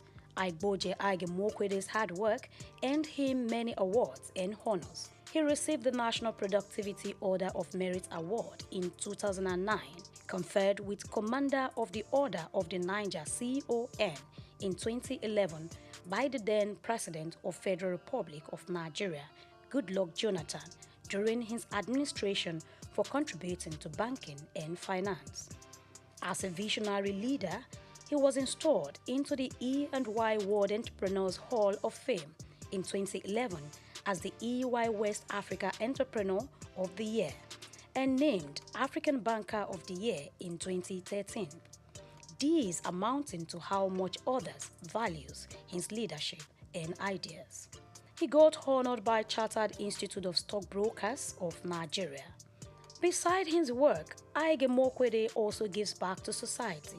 This philanthropist is involved in efforts to improve governance and healthcare across Africa through his Aige Mokwede Foundation, making a positive impact on people's life. He initiated the Adopt a Healthcare Facility program in 2019, and he is the chairman of ABC Health and director of the Private Sector Health Alliance of Nigeria. He is the founder of Chairman of Coronation Capital Limited since 2015 and has contributed to the growth of the Coronation ecosystem. Coronation Capital Limited, with other arms of its businesses, also bettered Coronation Art Gallery in Lagos on the 13th of May 2022, a platform for showcasing exceptional works of art that embodied the essence of cultural significance and artistic expression. Aigboje Aige Mokwede founded Coronation Art Gallery with the vision of democratizing art, foster appreciation and understanding for the artistic world, and making it accessible to a wider audience. Bumi Augusto is, I knew Bumi when she was born. I know her parents, and I know all her siblings. She's a beautiful, wonderful, gifted Nigerian artist, and just like many of the others here. The piece behind me is a triptych, long throats, all up to longer throats. I actually thought that I was going to caption this collection. This is really a microcosm of my entire collection, but I was going to capture it longer throats because this represents a lot of this collecting I did during COVID. Many of these pieces actually were not in Nigeria. I brought them home. I'll tell you something. I'm known for collecting masters, the Enwonwus and the Yusuf Grillos and so on. I still do, okay? And I kind of stuck to that genre of classic. Those are the people who, when I was growing up, as I told you, those are the people who were my parents, either just older than them or contemporaries. So I grew up knowing these artists as my uncles, okay? So my first collecting was, from works, done by masters like that. After a while, these works are really priced in. But Bumi Augusto, her works, which may appear even a bit pricey now, in 10 years' time, So this is also hosted by Coronation, which are companies that are all about wealth creation. So there's also the investment angle. I don't collect for investments, but with all that these great Nigerian and African artists, the young ones, have been doing, and the way their prices have been rising, I've got to focus on investments now.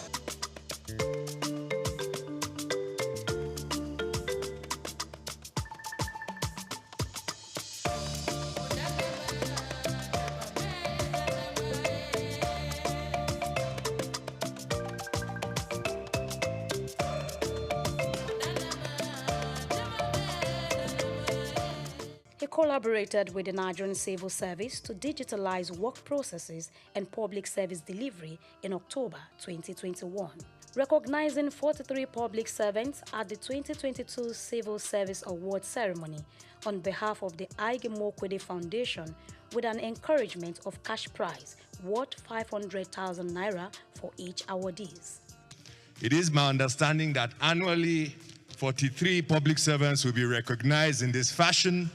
And so with effect from the 2022 Civil Service Awards ceremony, on behalf of the Aige Mokwede Foundation, we will be putting an endowment with effect from this award session, whereby each awardee receives a cash prize of 500,000 naira.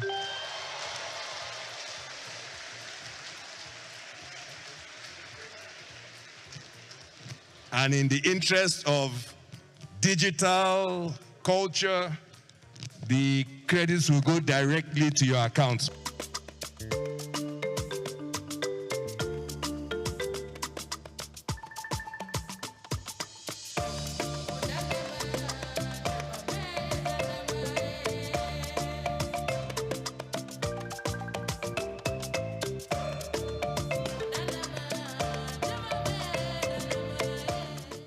Among his many certifications, affiliations, and fellowships, Ige Mokwede holds Triumph MBA from the London School of Economics, New York University, and HEC Paris.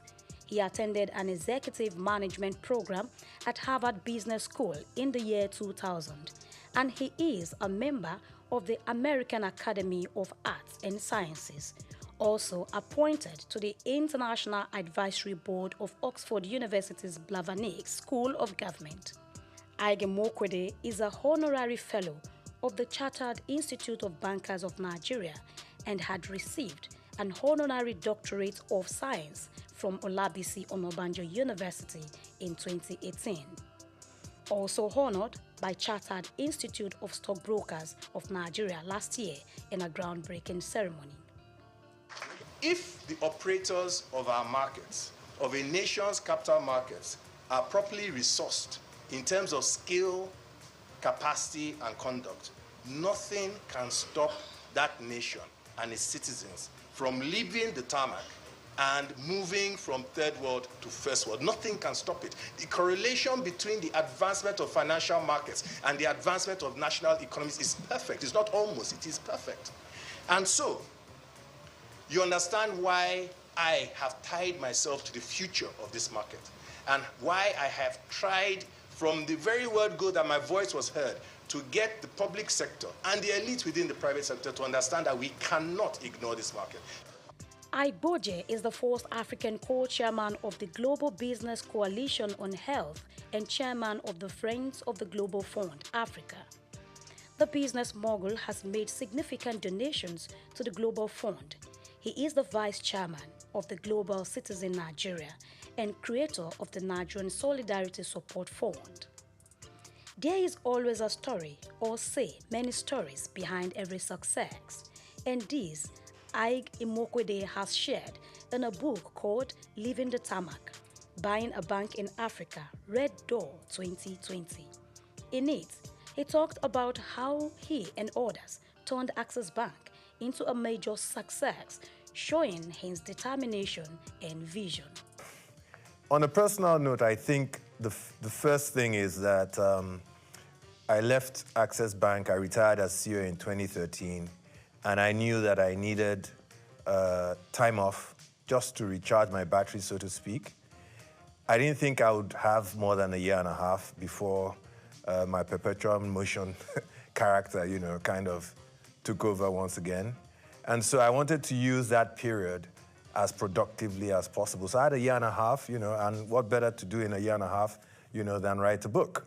And for me, it was an opportunity, for posterity to tell the story to my children in a structured sense, because before then, I just hadn't had the opportunity to sit down with my kids and say, this is what I did today, or this is what I did yesterday, and these are the highs and the lows of this journey. Herbert and I went through a hell of an experience between 2002 and 2013, and for him, that experience has continued. We learned so much. We were exposed to so many things. We had really, really great mountains that we climbed. We scaled some pretty high heights and so on. And in a sense, it would be very selfish of us to, lock this up in a box and not share it with others, because I think our experience, can be used by any other person who has an ambition to go out there and do, whatever it is they seek, whatever it is they dream about. And so the notion of writing for posterity and recording this period in my life, and probably more important, the notion of preparing a way for others, those are the things that drove me to write the book. Ige Mokwede, former managing director of Access Bank Group, returns to lead Access Holdings, replacing Abubakar Jimo. His return after a decade aims to realize the shared vision of the late co-founder, Herbert Wigwe. Access Holdings PLC, trading under the Access Corp ticker on the Nigerian exchange, began to feel Iboje's progressive impact as its stock value increased by 1.52% following his appointments as chairman. Iboje Ige Imokwede is back again. Ige Imokwede is married to Ofovwe Ige.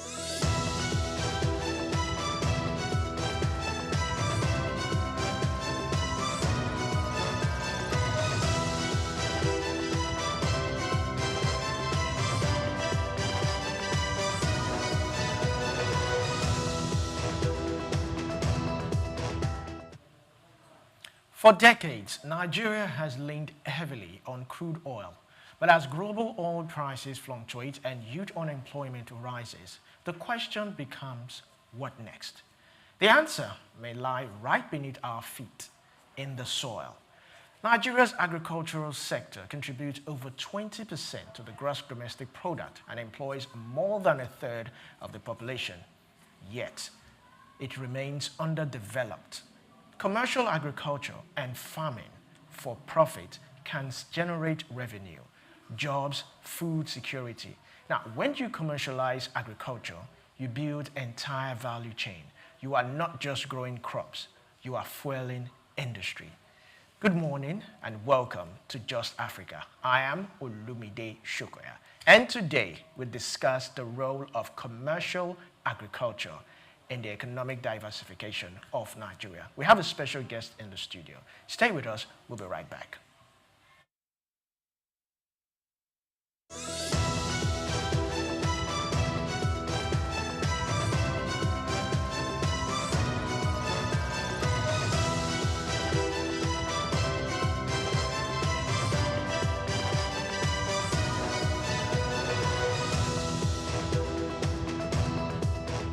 Anthony Onyemaechi Elumelu was born on the 22nd of March 1963 in Jos, North Central Nigeria, to Susanna Dominic Elumelu, originally from Delta State.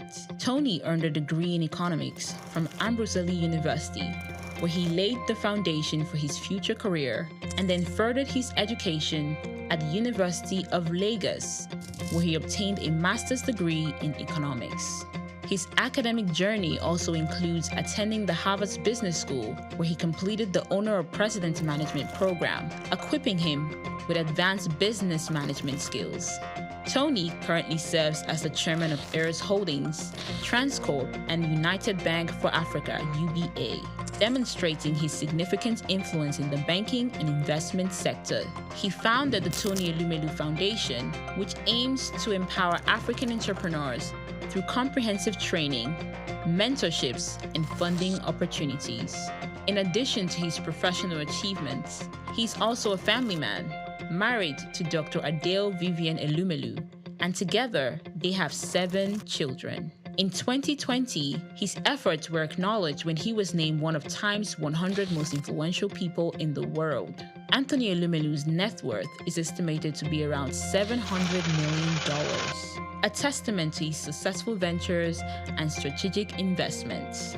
Elumelu continues to be a driving force in the business world, advocating for sustainable economic growth and empowering the next generation of African entrepreneurs.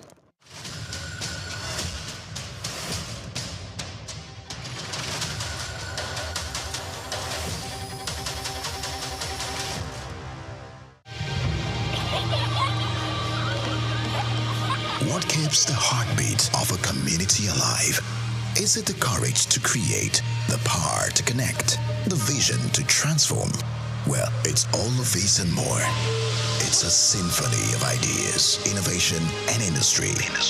But where do these stories come alive? It's right here on The Isle, 104.9 FM, the station where dreams meet action and growth finds its voice. The Isle, 104.9. Business, economy, development. Stay tuned.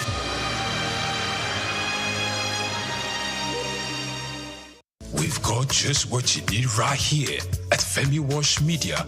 Call it the Midas touch, and you wouldn't be wrong. Let us record, produce, mix, and master your audio like nobody does. Reach us on our contact today for the best quality job.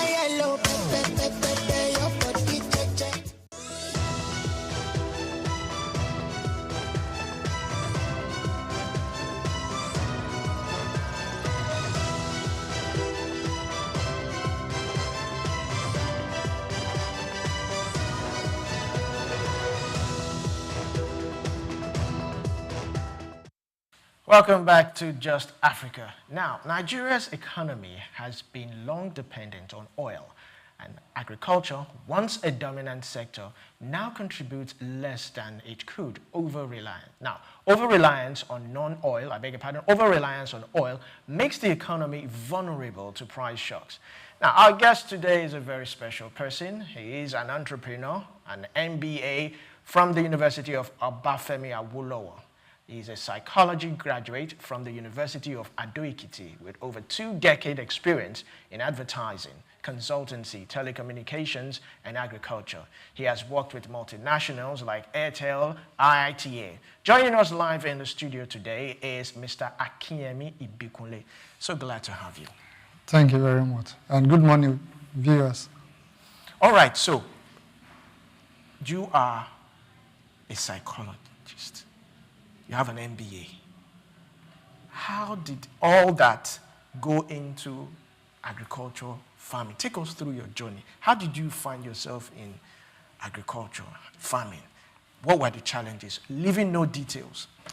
Okay, I come from a third-generation family of entrepreneurs and agriculture. What's the word now? Employers. My paternal grandfather was probably one of the largest cocoa farmers in the whole of the old Ondo State, from Aramoko, Ekiti.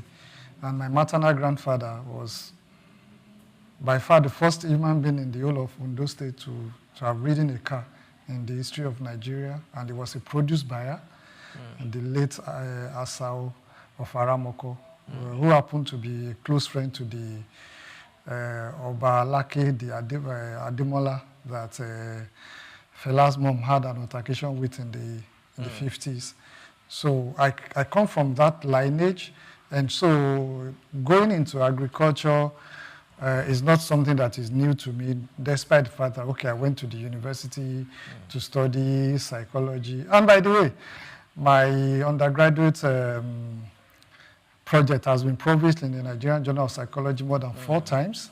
And so I can walk back into UNA today and say I want to take up lecturing position, and the position is there for me. But irrespective of that, I've always had a love for seeing something grow from the ground up. And so it wasn't a coincidence that I ended up in agriculture. But in 2013 and 14, with the advent of social media, the advertising spend of organizations started dwindling towards the traditional advertising organizations, and we needed to look at for what else can we do. So fortunately enough, a former colleague of mine introduced me to the hobby, who has a conglomerate of organizations in Lagos as we speak, and part of his interest is in agriculture.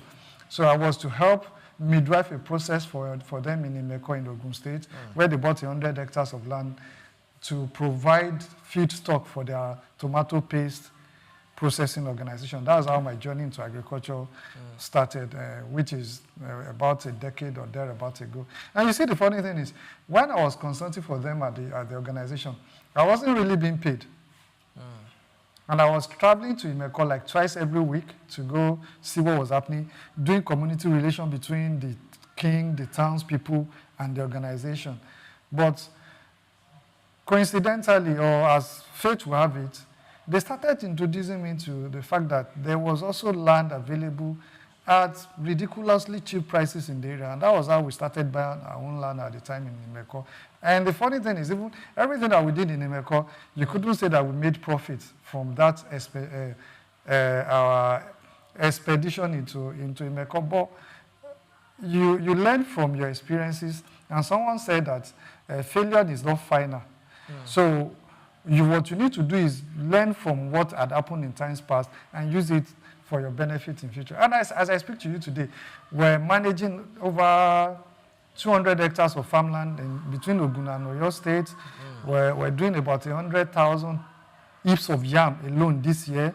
And there are a couple of other things, very innovative things that we're doing as I speak to you right now. One of them is the Niger Food Basket, which we rolled out the pilot in February. Okay. I will talk a lot about that as we continue. But so it wasn't a coincidence that I'm into agriculture. Like I said, I'm from a third generation of farming and agriculture enthusiasts. My paternal grandfather was as wealthy as he could afford to send my father to England in 1960, off the back of cocoa farm in Ekiti, the old Ondo State. So it's not coincidence that I'm doing what I'm doing. And there is really value in doing all of this if you are patient. You mentioned cocoa. Yes. What is really happening to cocoa farming right now? Now, what we have in the southwest, which is where classically where we have cocoa the most in times past were Ondo State, Ekiti State, Osun State, and some part of the old Midwest, where we call Edo and Delta. And then you also have rubber plantation in Delta, in Edo, and even as close as Ikene and Odobolu here. Okay. The rubber plantations are still in Odobolu as we speak. So for cocoa, well, we have our old cocoa stock that are sometimes as much as 50 years old, 30 years old, 40 years old. But they're still, with proper management, families are still making money off this. However, you're not getting optimal returns because these guys are old. You should have replaced them by now. They are hybrid seeds that will grant you huge return on investment. And by the way, as at the end of the last farming season, a ton of cocoa was going for about 18.5 million. Wow. And with 2.5 hectares of land, you get about anything from 3 to 4 tons of cocoa. And where we just bought land now off the Lagos-Ibadan Expressway, I can't even start mentioning the amount that they sold the land. It's ridiculously cheap. And quote me on this, in the next 10 years, Lagos and Ibadan will become one single metropolis. Together. And people are beginning to take position along that expressway. Unfortunately, they are not Nigerians. Chinese, Indians, Pakistanis, Lebanese are taking position in order. Where we have a farmhouse in Iperu-Remo, the largest cotton factory in Africa will soon birth in that place. And there are Iperu-Remo indigens wasting away in Lagos, Oderemo indigens wasting away in Lagos, Ogereremo indigens wasting away in Lagos, chasing what is not available. Now, you mentioned that Chinese foreigners basically are the ones taking over this farmland. Why is this so? Could it be, if you look at our youths today, could it be that there's no lack of encouragement? Could it also be, challenges like weather, climate, insecurity? Or why are foreigners coming in to do what we are supposed to be doing? All right, I would start this way. Someone said, when you go to the Muritala Mohammed International Airport or the Nnamdi Azikiwe International Airport in Abuja, you see Nigerians running away. And then the planes coming back to Nigeria, you see white people running into Nigeria. What are they coming to do? I have Chinese, as at yesterday, right very close to where I live in Iperu-Remo. I saw an Indian guy with his shirt loosely buttoned, sitting outside of the gate of his house, having fun. So the number one thing is, we young people in Nigeria, although I cannot say that I'm young anymore, I'm 49, close to 50, but we need to walk away from this idea of our cup being half empty. The cup is half full. Nigeria is blessed. Look at the plant growing inside this place, even without photosynthesis. To let you know how blessed we are. There is nothing you plant anywhere in Nigeria that will not grow and give you results. And that's even primary production. Let me talk a little bit about the value chain. Apart from you going to plant, do you know that there are other things that you can do that you make serious money? All of you guys working within this organization, I'm sure that within this organization, as I speak, I'm not talking about the management, I'm talking about the staff.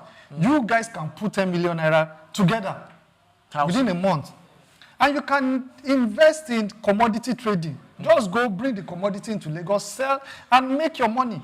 And in a month, you probably will be doing between 25 to 30% margin. Wow. So that 10 million can do for you another 30 million at the end of the year. But we see our cup as being half empty.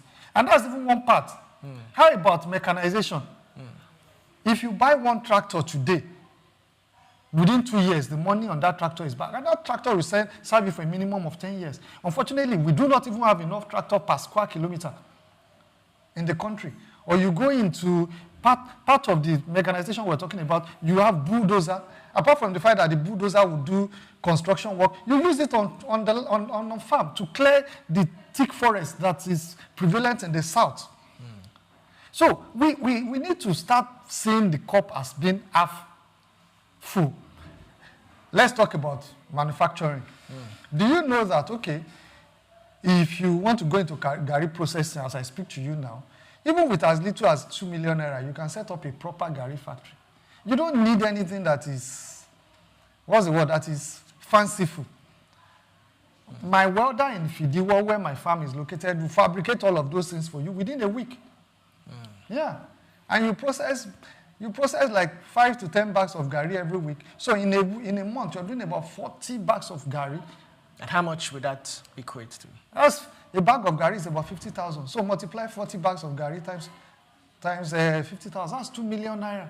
And there is guaranteed 80 to 100% returns. So if you invest 2 million, you can be seeing 2 million every month. Wow. With about 800K profit. And all of us sit in Lagos chasing white collar, and we complain that the country... Look, the inflation that is bothering us in Nigeria today, 40% of that inflation is accounted for by food inflation. So if you remove food inflation from the equation, the inflation that we're talking about comes back to about maybe 17, 16%. But everybody is in the city center. I haven't confirmed this, but I heard that in Lagos alone in a day, we consume 8,000 cows. 8,000. You're not talking about goat, you're not talking chicken, you're not talking turkey, you're not talking egg. So now let me just even give you the one that I have data about. We rolled out the pilot for Niger Food Basket on the 4th of February.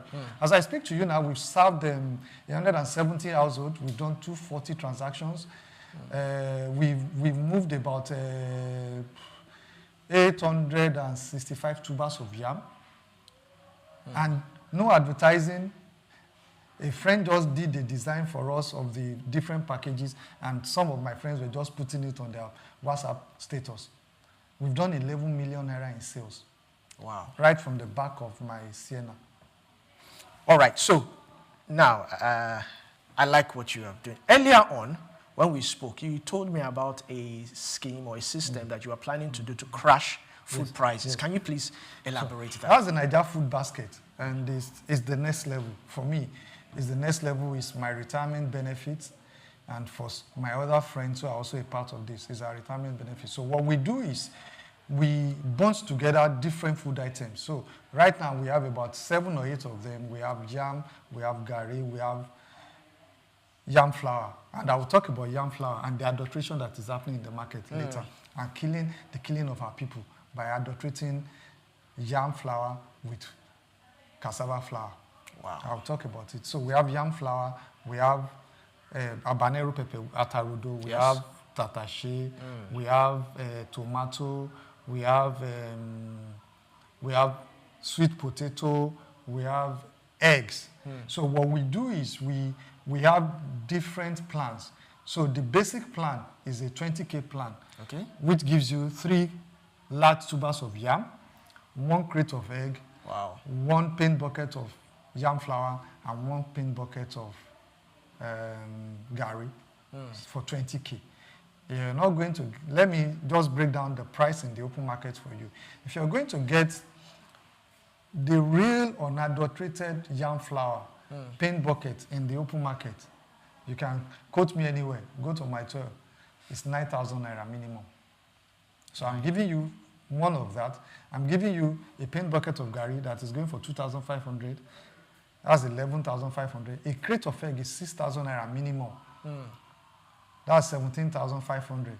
And I'm also giving you 3 large tubers of yam, which is minimum is 3,000 naira. So we're delivering more than value to our subscribers. And what we're saying is our pay offline is no one has to go hungry. That's the reason why we're doing what we're doing. So beyond us making profit, we're also a social enterprise. So what we want to be able to do is piggyback on one of the SDG goals, which is to eradicate hunger and help the society, most especially the city centers, where these food problems are most prevalent. Help them to make sure that, okay, food is readily available and cheap and easy to access. And now, for us, we only don't even make those food available. We deliver to your doorstep. So it's a direct-to-home service that we're offering to you. Imagine you order the 50K package. 3 crates of egg is inside that 50K package. 3 crates of egg, 5 large tubers of yam, 4 paint buckets of tomato, 2 paint of rodo. And we deliver everything to your footstep. And our plan is by 2028, there are about 4 million households in Lagos. I'm not even looking for 4 million. I only want to do 10,000 households. And if I begin to run the numbers with you, you'll be amazed at what is possible in this country. And like I said, we need to see the cup half empty. If you're doing an average of 30,000 naira across the 4 variations of what we're doing, and you're serving 10,000 households in Nigeria, you're doing about 300 million every month. Thank you very much for that. So I like how you've explained all this. You are really, really impacting Nigeria in a way. But this cannot just be only you. So my question now is, how can agriculture, in your own little recommendation, how can agriculture remove that dependency that Nigeria has on oil? How can it contribute to reducing Nigeria's oil dependency? I think we're making progress because I had, I think about a few days ago that outside of the oil, cocoa was the largest contributor to the foreign exchange earnings that we had last year. So imagine if, like in those days, God bless and rest the soul of Baba Awolowo, if we had continued along those trajectories, we forgot the old parts. If we had followed through with what Baba started, television came into this country before it got to Spain. And on the back of agriculture money, Wema Board estates, it's agriculture money that built all those estates. So the way out of what we're doing is for the ones who are doing it not to relent. And let me tell you also that when you're coming into this, it's not a sprint. It is a marathon. There will be days when you wake up and say, why am I even doing this? And there will be other days too when you sit back and say, you know what, I think this is working. So it's being patient. It's leveraging on every opportunity that the government makes available to you, if you can. And in agriculture space, if you are consistent, if you're showing results, over time, donors will even come and support you, unlike other industries. So it's about just staying there, and there are different value chain where you can play. Okay. You can want to do crop production, which is part of what we're doing. So now we have our screen houses, we have our open field. Our screen houses, I sent you a couple of videos yesterday. We're growing our tomato, our habanero, a couple of other things. Okay. And then you can do mechanization, in which case you can put money behind mechanization, tractor, bulldozers, and the rest of them, planter, and the rest of them. You can also do logistics. In fact, let me talk a little bit about logistics. Post-harvest losses account for about 26% of all losses on agriculture. So I harvest the product on the farm. Before I take it from the farm to Lagos or to Abuja, I have lost 26% of my produce. Wow. So if you can invest behind logistics, you can also invest behind cold chain logistics. Okay. In fact, for our Niger food basket, one of my major headache right now is protecting the tomato, the habanero, the tatashe from getting spoiled. So what happens is every day I need to go back to the farm, harvest, sort, and serve my customer. Imagine if I have a cold chain logistics somewhere on the outskirts of Lagos. And which means I can harvest these things half ripe, and for 20 days, 21 days, they're still there. So you can invest in that. You can even go into manufacturing. Mrs. Yamisi Iroloye has the biggest sorbitol, cassava-based sorbitol processing plant in the whole of Africa, second in the world, in Adwa Wayede in the bush. And you can't imagine the amount of numbers that she's doing. So there are different opportunities and there are different places where you can fit in in the value chain. Thank you very much. We'll quickly go on a short break. But before we go on a short break, when we go on a short break, when we come back, I want us to look at 3 areas. I want us to look at government policies, exportation, and how technology is also helping agriculture. So we'll go on a short break right now. And when we come back, we continue with the program. Stay with us.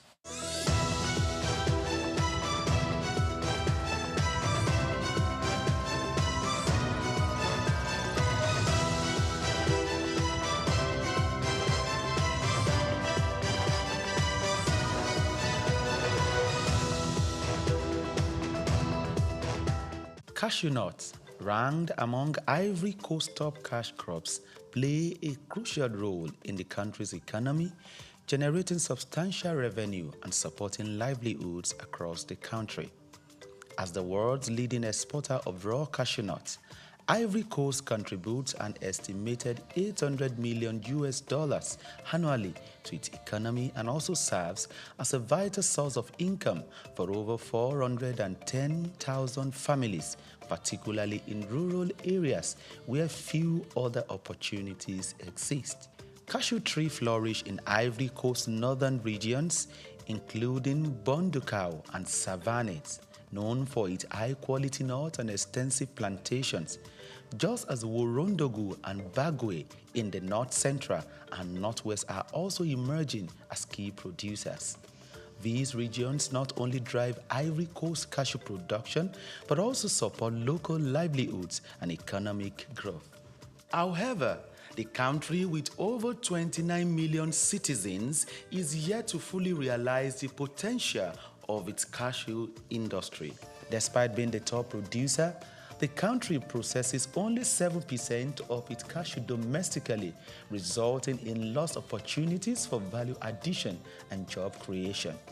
Specifically, a recent data reveals that only 22% of the country's cashew nut output was processed domestically in 2023, even as the volatility of global cashew prices poses risks to farmers' income and overall economic stability. Concerns also arise regarding labor practices in some cashew farms and the environmental impact of deforestation for new plantations. To address these challenges and maximize the benefit of its cashew industry, Ivory Coast must focus on key strategies moving forward. These include investing in local processing facilities to boost job creation, export value, and farmers' incomes. Furthermore, the Ivorian government body overseeing the cashew sector, ARECA, must promote fair trade practices and ethical sourcing to ensure better prices for farmers and improve working conditions. Sustainable farming practices will also help to protect the environment and ensure long-term cashew production.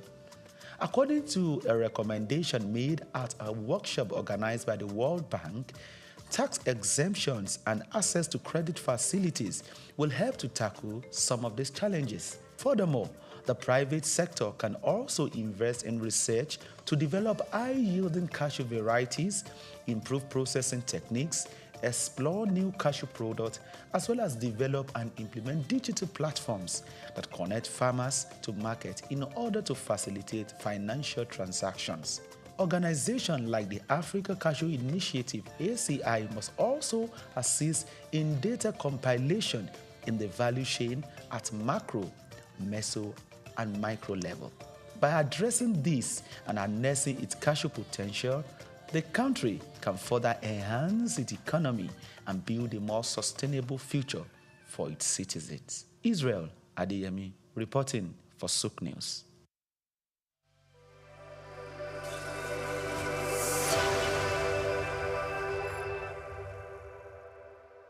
Cocoa remains a significant cash crop in Nigeria, predominantly produced by small-scale farmers in the country's southwest region.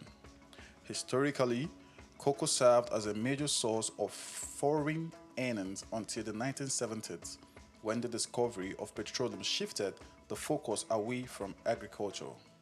Despite various challenges from its introduction in 1807 to the present, efforts by successive governments and the resilience of cocoa farmers have sustained its production.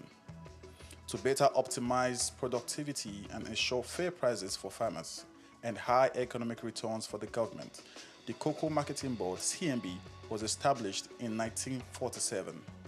However, the goal was not totally achieved as pricing policy weren't favorable, discouraging farmers from producing export crops, and that eventually led to the board's abolition in 1986. This resulted in reduced yields and lower quality cocoa beans. Meanwhile, the Millennium era witnessed a shift in farmers' focus towards more economically viable crops like oil palm due to the high cost and intensive care required for cocoa production. Cocoa production faces several obstacles, including limited access to fertilizers, unfavorable climate conditions, pest infestation, poor infrastructure, and land shortages. Also, herders' attacks on farmers have deterred farmers from expanding their farmlands. According to research, despite challenges, cocoa production has empowered many farmers and more stakeholders in the value chain, improving their living standards, enabling them to provide education for their children, cover medical expenses, and build better homes. Concerning the future of cocoa farming in Nigeria, there are mixed opinions among farmers. Some are hopeful that government reinvestment and addressing current challenges can revive the sector's past success. Others are pessimistic due to the persistent issues and the trend of farmers shifting to other crops. Regardless, hope remains for the sector. Solutions like improving land-labor relations, infrastructure, and financial support could revitalize cocoa production, reduce out migration, stabilize prices, and enhance value chain development, ultimately securing a brighter future for Nigerian cocoa farming and its stakeholders. Ojai Michael, reporting for Souq News.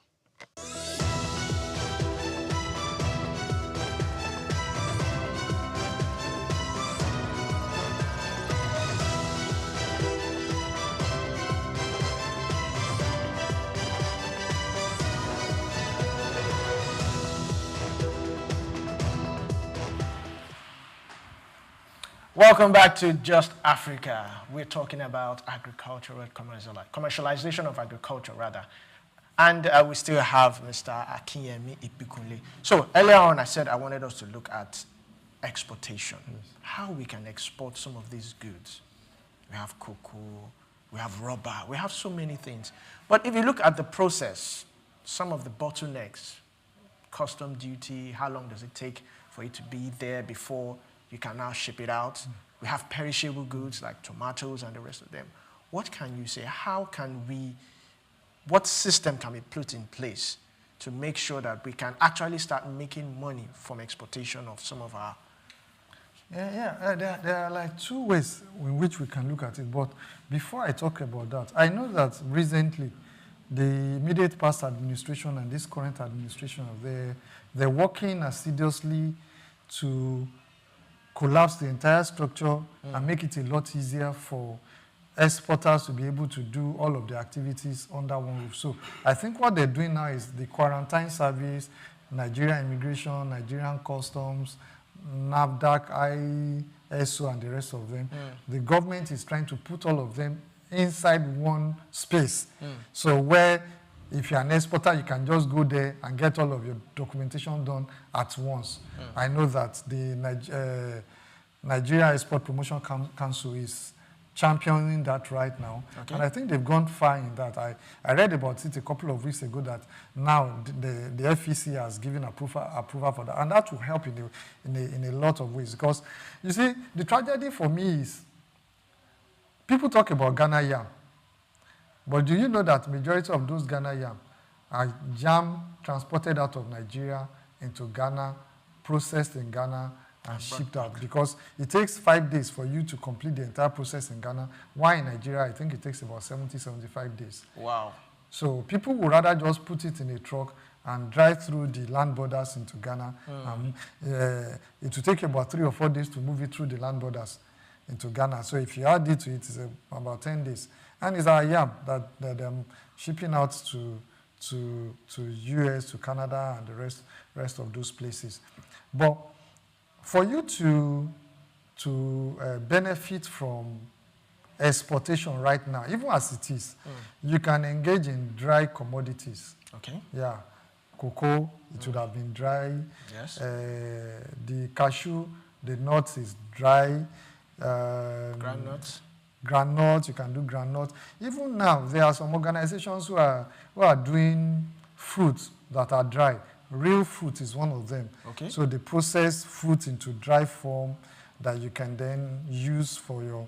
I saw on X yesterday where she said she's moving some to Netherlands. So those are the ways in which, even with all of the bottlenecks, you can still make headway in terms of you doing what you need to do. So you can export Gary, even with all of the bottlenecks. The way to export Gary is when you're done processing, there are polythene bag. Okay. That if you put the Gary inside, before you put it inside the normal Gary bag, it can stay for a year without getting... So the integrity doesn't get tainted at all. So that's how for exporters... Come rain, come sunshine. That's how exporters do it. So you can export Gary, you can export yam flour. People also now do fufu flour. Fufu that you process and you dry it. There are extractor that you use to dry it, and over time it becomes dry. Ayola does fufu flour that you can also do it. It will take 70 days, whatever, it will still be there. And then once you get there, you're getting premium. Once it gets out of the country, you're getting serious premium. But for me, as a Nigerian, my major issue is to even help drive down food inflation in Nigeria and combat hunger. So that's where I'm playing right now. Okay. We will get into export in future in our own organization, but right now it's about helping our people so that people don't go hungry. What do you think is actually causing food inflation? I'm in Lagos. It's in Lagos. We're in Lagos. Our family land is in Ekiti, is in Ondo, is in Ogun. We abandoned it. Chinese guys have taken it over. There is going to be food inflation now. The population of the country is going at a rate of 3.3 every year. In Lagos, it's about 6.6% every year. And 97% of us are all in Lagos. Nobody is willing to go to the farm. It's like even people doing artisanship. If you go to a mechanic workshop now, a panebita or anything, you won't see apprentice. So even the young people that should go into those line of business, they're doing something that is, okay, let's put money quickly and get money. Is it not shocking that in this economy where people are saying that there is a lot of people are struggling, that people can waste so much money on CBEX? Over R1 trillion was wasted on CBEX. Instead of you going and waiting for your time and doing something that is legit and will serve you for 10, 20 years, you would rather say, if I put money now, I want to. It doesn't work that way in agriculture. Thank you very much. So now let's look at government policies. What do you think about government policies? Are they supporting, are they hindering commercial agriculture? Like the Anchored Borrower Scheme, was it successful? What were the bottlenecks? We didn't benefit anything in the South from the Anchored Borrowers project. I think the only value chain in the South that had a little bit of leverage was the cassava value chain. And it didn't see the light of day because there were vested interests who truncated the process. The Anchor Bora project really benefited the people in the north for the rice plantation, mechanization of the process into processing. Not only do you produce the paddy, you also can process and it will meet international standard. The northern belt really benefited from that. Now, the problem with policies in Nigeria is not about coming up with fantastic policies. Implementation is where you begin to see the bottleneck. You understand? So the guys who come up with the policies, fantastic policies all over the place. There is a Bank of Agriculture, Bank of Industry. But you find out that if you go to Bank of Agriculture, they are taking money like a susu from market women who they can get their returns from on a daily basis. But for instance, I plant cassava. You're not going to get returns from cassava until minimum 10 months. And so even the guys who should be helping us would not be willing to wait for that time, to wait for their money to come back with the interest element on top of it. So it's the fantastic policies all around, but implementation is where, and it's the bane of Nigeria and Africa as a continent. If you see plan, if you see when people want to talk about doing stuff, you see the way they put it together. But when it's time to start, so for me, I'm not I can write documents with a whole lot. I'm a product manager, product developer. I did advertising, I did consulting, but I don't do all of those anymore. I am a let's get it done now. So once an idea comes to my head, I start implementing. Okay. All right, so in conclusion, we'll go on a short break. But before we go on a short break now, where do you see Nigeria's commercial agriculture in the next 10 years? If the right attitude, the right people are there. No, people are taking position. And what you need to do is drive around. In fact, just go between Lagos and Ibadan Expressway and see what people are doing. I know of a family, a very popular family in the southwest right now, who have a farm somewhere in the Remo axis. And they produce about, is it 12,000 crates of egg every day? Every day. And they have a capacity to do 50,000. So people are taking position. People are taking position on a daily basis, and it will only get better. It will only get better as the government continue to do its own bit on the side. Individuals will continue to come into the sector, and it can only get better. It will get better, definitely. But for some of us, there is even no way out. We've run into a cul-de-sac. So we're here, we're not leaving, we die here. Thank you very much, Mr. Akiyemi Bikunle. Wow, it has been a whole lot. We'll take a short break, and while we're on it, we'll take Crashcraft. The topic for today is woodworking. Please stay with us.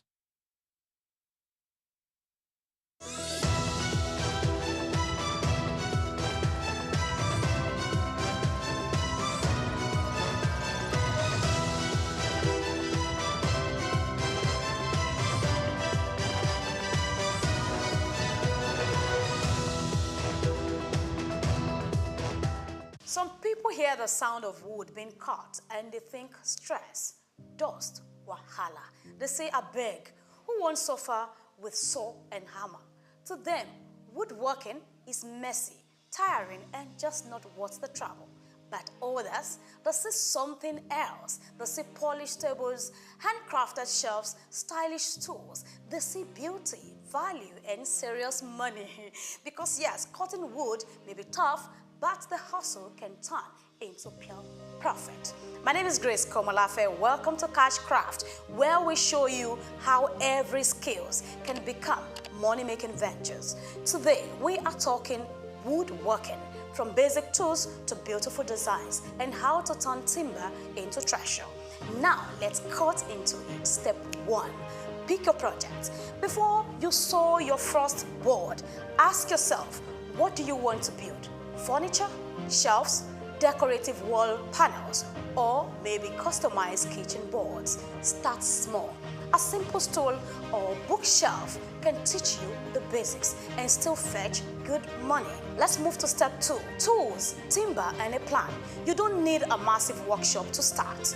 Basic tools like a measuring tape, handsaw, drill, clamps, and sandpaper will do. Choose durable wood like teak, mahogany, or poplar for long-lasting products. And don't forget the blueprint. Sketch a project or download free woodworking plans online. A clear-cut list saves you time, wood, and costly mistakes. Let's move to step 3. Cut, build, finish. Measure twice, cut once. That's the golden rule. Then assemble carefully. Use wood glue and screws for strong joints. Once it's built, sand smooth and apply a finish, varnish, wax, or paint to protect and beautify. That rustic table or wine rack, it just went from workshop to showroom. Let's move ahead. Step 4. Sell like a pro. Now the magic part is turning your craft into cash. Who is your customer? Young couples, urban decorators, cafe owners. They love custom, handmade, and unique. Use social media to showcase your work. Instagram, Pinterest, and all of that are gold mines for visibility. You can add pricing, yes, delivery info, and behind-the-scenes videos. Look, that's a great catch. You need to let people see your videos where you are doing your work uniquely. That's an addition and validation. Now, want more reach? Yes, attend fairs, pop-up shops, or sell via platforms that you know. A whole lot of them are out there. Let's move to step 5. Stand out to scale. Offer engraving, custom size, or eco-friendly finishes. Don't just sell a table, sell a story. Yes, you can see the emphasis. Sell a story. Handcrafted in Ibadan or upcycled from reclaimed wood. People pay more when the product means more. Network with interior decorators, real estate agents, and even planners. Your one shelf may become a hotel's full order. But of course, no business is all smooth wood. Power issues could happen, tool costs, and inconsistent wood supply can slow you down. Still, with skills, strategy, and smart marketing, woodworking can take you from small workshop to a big warehouse. So here is your takeaway. And don't forget to do your proper research, because this is only a heads up, a wake-up call that you can do it. Woodworking is not just craftsmanship, it's cashmanship. It's a business of creativity, precision, and pride. Whether you are making one stool a week or outfitting full apartments, this is a hustle that builds literally. This has been Cashcraft, and I am Grace Komolafe, reminding you that if life gives you timber, turn it into treasure. Until next time, build bold, build smart.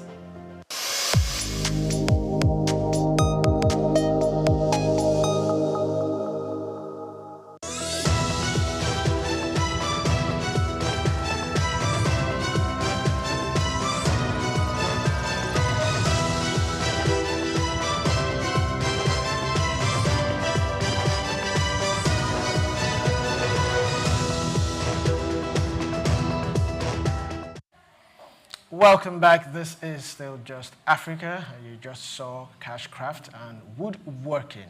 And just like Grace said, if life gives you timber, turn it into craft. We still have our guest, Mr. Akinyemi Bikule. And looking at the video we just saw now, talking about the woodworking, it's quite interesting what you can turn wood into, how you can craft so many things. I mean, in advanced world, artisans like carpenters, plumbers, and the rest of them, they're making quite a whole lot.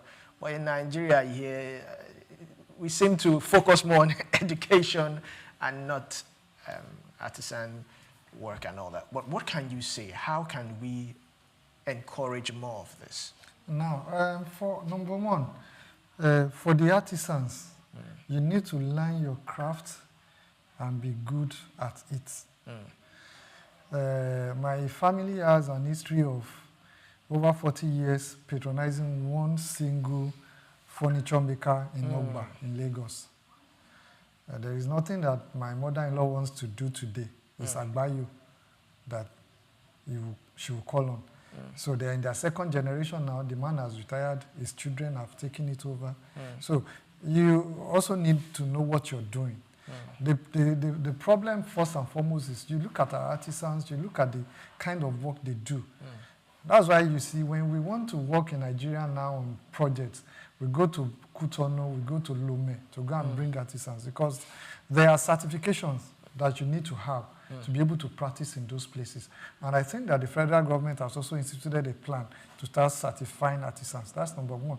Number two, we were talking about export.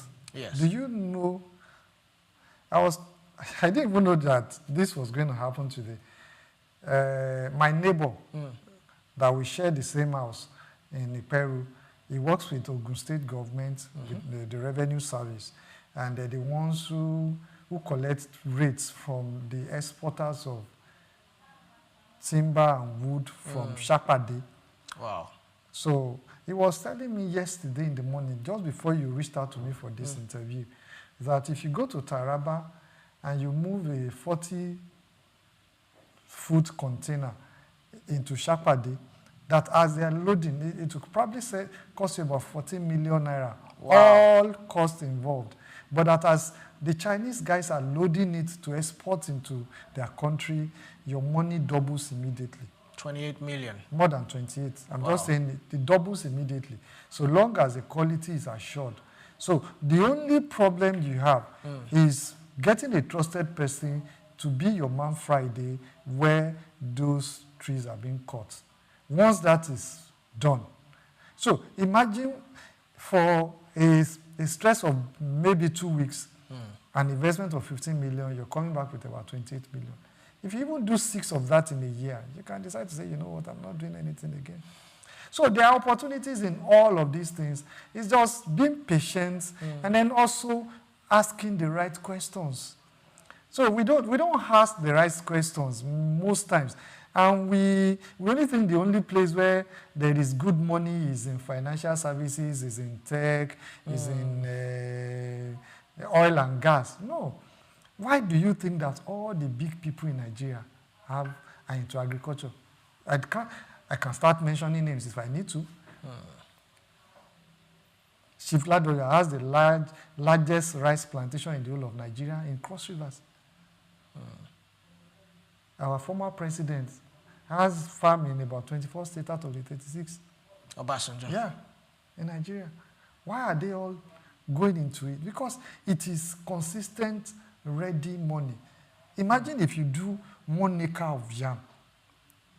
It will give you 4,000 heaps of yam. And let's say that you discount about 300 that they didn't grow to maturity. You get 3,500. Now, talking about this timber, I'm particular about, because for you to get timber, obviously a tree has to be felled. Yes. So how can we preserve? Because while we're falling trees and all that, we're also, tampering with wildlife. We're also tampering with nature. So how can we preserve this? There must be concerted effort, consistent concerted effort at planting back what you've taken. That's part of the problem that we have. There was a time if you were conversant with the Lagos-Ibadan Expressway, from like 2010 to about 2015, they were harvesting timber along those belts. You will see by that Sele Church on the right, if you're coming to Lagos. But now, all those things they've been depleted, so you are now having to travel to Benue, travel to Taraba, travel to the hinterland in Ekiti and Ondo. And if you don't start planting back those ones too, over time, everything will finish, which is our bane in the country. All we know is to keep taking, not replenishing. And like I said, you can take and plant back, and in 5 years, what you've taken will be back again, and the cycle continues, and you keep making more money, prosperity for you, prosperity for the country. All right, in closing, how can we encourage our youth? Because they say they are the leaders of tomorrow, they are this, that. How can we encourage? Because our youth, they seem to be concerned with tech. Nobody wants to, and you have actually opened our eyes to see the amount of money, the amount of wealth that can be made in just agriculture alone. Yes, there are bottlenecks, yes, there are insecurities here and there, but how can we encourage our youth to start looking at agriculture, commercial agriculture? Yes, even if you don't want to go into the dirty part of the agriculture, I'm into agriculture now. Do I look dirty coming into the studio? No. You can even leverage tech. You can leverage tech now. We're talking about post-harvest losses. Can you develop a solution that helps to combat post-harvest losses? In which case, there is an app where if the moment you're moving from like Jos, for instance, it continues to monitor how the truck is moving and that can notify the relevant authorities, the police, the revenue services, not to disturb your truck as it is coming to Lagos. So that's the value-added service that you make money. And for the truck owners, they subscribe on a monthly basis to the platform. Imagine if you get 10,000 truck owners paying you even ordinary 100 naira subscription fee every month. So there are different ways. Intelligent young people in the country start thinking out of the box. So you don't want to, look, if someone wants to go into agriculture right now, I don't encourage them to go into crop production because that is where the greatest amount of risk is. But there are other value chain along the lines. Imagine if you go to saying Okeogun and all those places to go and bring yam into Lagos. The risk is minimal. Governor Seyi Makinde has done fantastically well linking all the roads in Oyo State. So you can buy your yam now, and in 3 hours, it's in Lagos. And you move to my 12 and you sell. And same day, you collect your money. Thank you very much. Thank you very much for that powerful thought of yours. We have a special report right now on Ghana, so let's have the special report on Ghana. We'll be right back. In an age of artificial intelligence and automation, it is easy to overlook the value of hands. Yet in Ghana, hands still build nations. From Adinkra cloth printers in Ntoso to traditional kente weavers in Bonwire, Ghana's indigenous skill economy continues to prove that African creativity is not just cultural, it is commercial. Looking beyond the surface of heritage to the engine room of informal training systems that have powered generations and could power Africa's industrial future, Ghana comes to mind. In Ghana, apprenticeship is not a fallback. It is the main highway for millions of young people who are learning practical trades like metalwork, leatherwork, carpentry, fabric dyeing, and advanced tailoring. According to the Ghana Statistical Service, more than 80% of artisans are trained informally, yet they contribute significantly to the GDP. This is not unique to Ghana. From the woodcarvers of Kenya to the bronze casters of Nigeria, Africa is a continent of craftspeople. But Ghana offers a model where traditional skill acquisition meets modern enterprise development. Institutions like the Council for Technical and Vocational Education and Training, COTVET, have begun integrating indigenous knowledge into formal systems, developing a dual-track model that combines age-old methods with certification, mentorship, and business incubation. As Africa looks for solutions to youth unemployment, the answer may not lie in importing Western education models, but in elevating what we already have. Imagine if every African country invested in formalizing informal skills, adding value chains, technology, and access to export markets. The challenge, as always, is perception. We must stop seeing artisanship as inferior. Ghana is showing that welding can build wealth and textile design can drive trade. The African hand is skilled. The African mind is gifted. What remains is for policy and investment to catch up with potential. In Ghana's apprentices, they don't just see workers, they see a future workforce Africa can proudly call its own. I'm Moyosore Adebi for Souq News TV.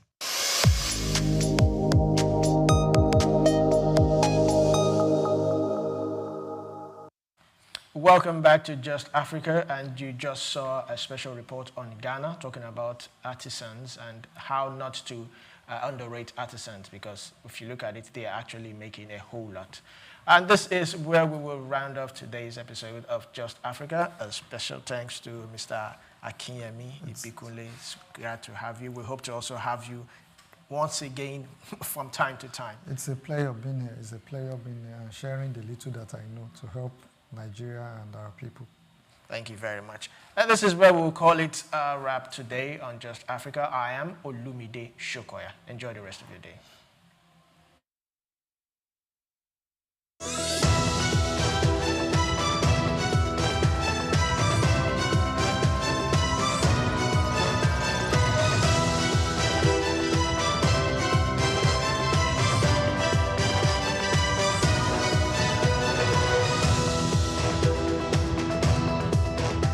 Some people hear the sound of wood being cut and they think stress, dust, wahala. They say, I beg, who won't suffer with saw and hammer? To them, woodworking is messy, tiring, and just not worth the trouble. But others, they see something else. They see polished tables, handcrafted shelves, stylish stools. They see beauty, value, and serious money. Because yes, cutting wood may be tough, but the hustle can turn into pure profit.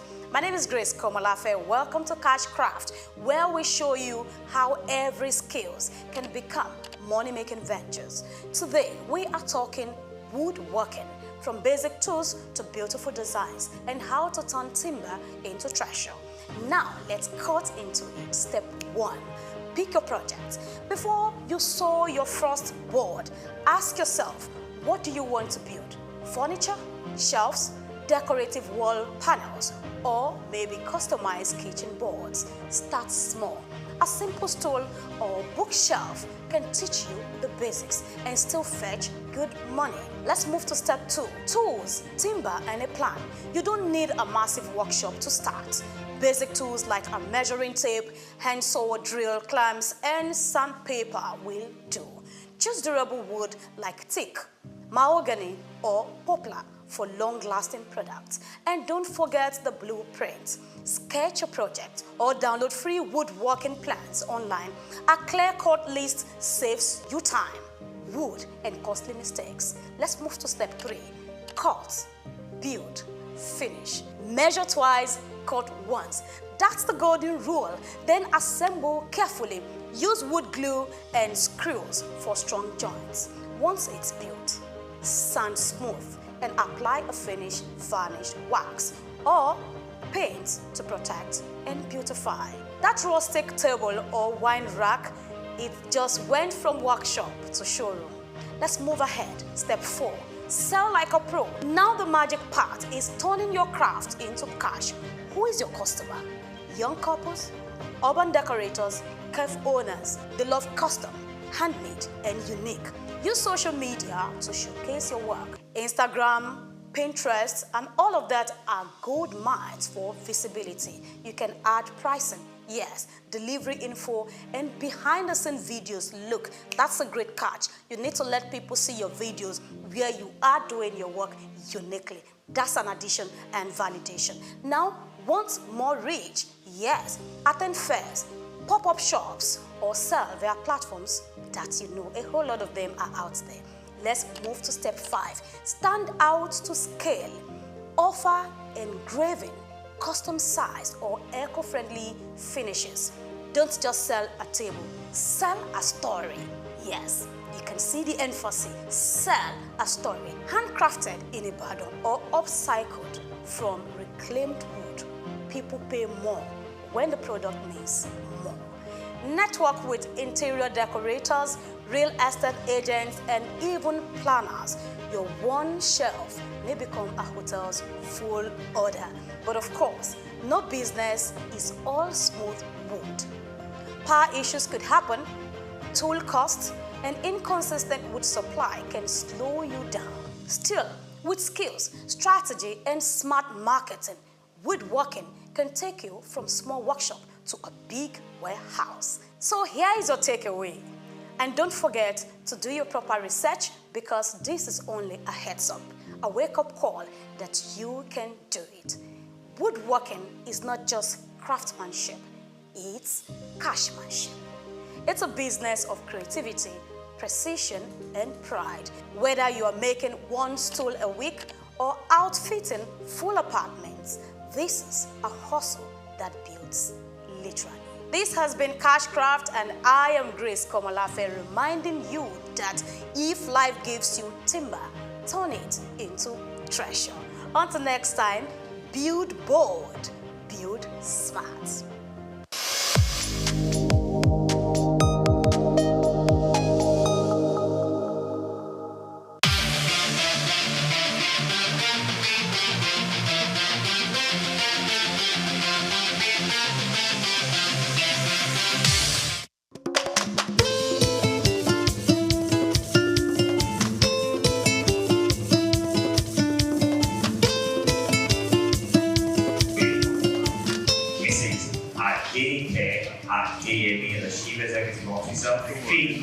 Foundation. Please, can you please recognize that she's present. Please let the hands get up for her. Thank you so much. Ushers, please, I'll need to be on standby to see many of my guests and not seated where they should be, so that I can let me do that. Alright. I think we have, I don't know if we have the founder of the Builders Transact yet. Alright, okay.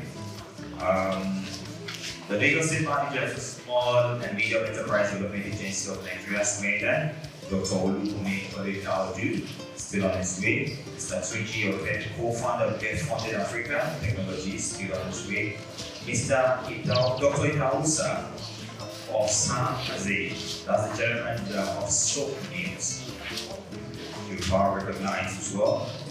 Mr. Shino Banikeshi is here with us, the managing director of Goxie Micro Insurance Bank. You're welcome. So, round of applause. Can you wave your hands so that we do like here with us? Thank you so much. Please, ushers. Yes. Can you help me moving to its appropriate seat? Thank you so much.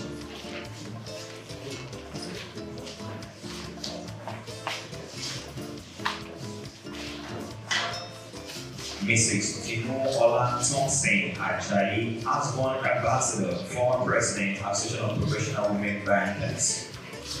Alright, still on our way. Mr. Richard Imonije, Regional Manager, Bank of Industry. You're most welcome. A round of applause for him. Thank you so much. Right, we're still expecting the representative from SON, NAFDAC, and the Raw Material Research and Development Council of Nigeria. If you have the representative, please let us know. Alright. Okay. I think it's safe to move on while we await other guests that are meant to take their seat here today. But meanwhile, while we do that, please let me at this point in time announce to us that this event once again is put together by ASBON, Association of Business Owners of Nigeria, in collaboration with the Lagos State Ministry of Commerce, Trade, Industry, Cooperatives and Investment. And we are here today. It's going to be a record-breaking event for you. This is your first time. Please, this is your first time. Please, can you wave your hand? This is your first time. Oh, wow, we have first time here. Wow. But don't worry, we'll start be a drink now. That's the first time, don't worry. And that's what we do in churches, yes or yes. First time honors, don't worry. Because you get drink, you're not raising your hand. You didn't raise it before. Because you had to be entertained, there's no problem. Alright, everyone of us will be entertained here today. We have our sponsors and brand. Many of them. We have Safe Bank, which is the complete sponsor, the platinum category, and of course, 7-Up would be company makers of Pepsi. That's why you see Pepsi outside there. So please don't worry, we will be duly entertained. Bank of Industry, Adosa, Lagos State Employment Trust Fund, Souq News, God's American Insurance Company, the CRC Credit Bureau Limited, and of course, yes, these are some of our sponsors. And at this point in time, I think it's important that we know why we are doing this. For 5 consecutive years, this organization have ensured that this event is put together to celebrate stakeholders who are adding value to the small and medium enterprises in Nigeria, and to shed more light to give us more insight as to why they've been consistent with this event. Please, I would like to invite no other person than the lead convener, the president of the Association of Small Business Owners of Nigeria, a great visionary, a great pathfinder. Please, let's celebrate Dr. Femi Egbesola.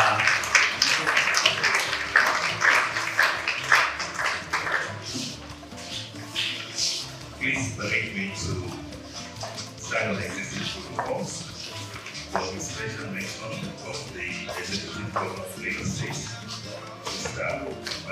Souq, the Executive Governor of State Prince, therefore, Abiodun C.O.N., the Commissioner for Commerce, Cooperative Trade and Investments, Mrs.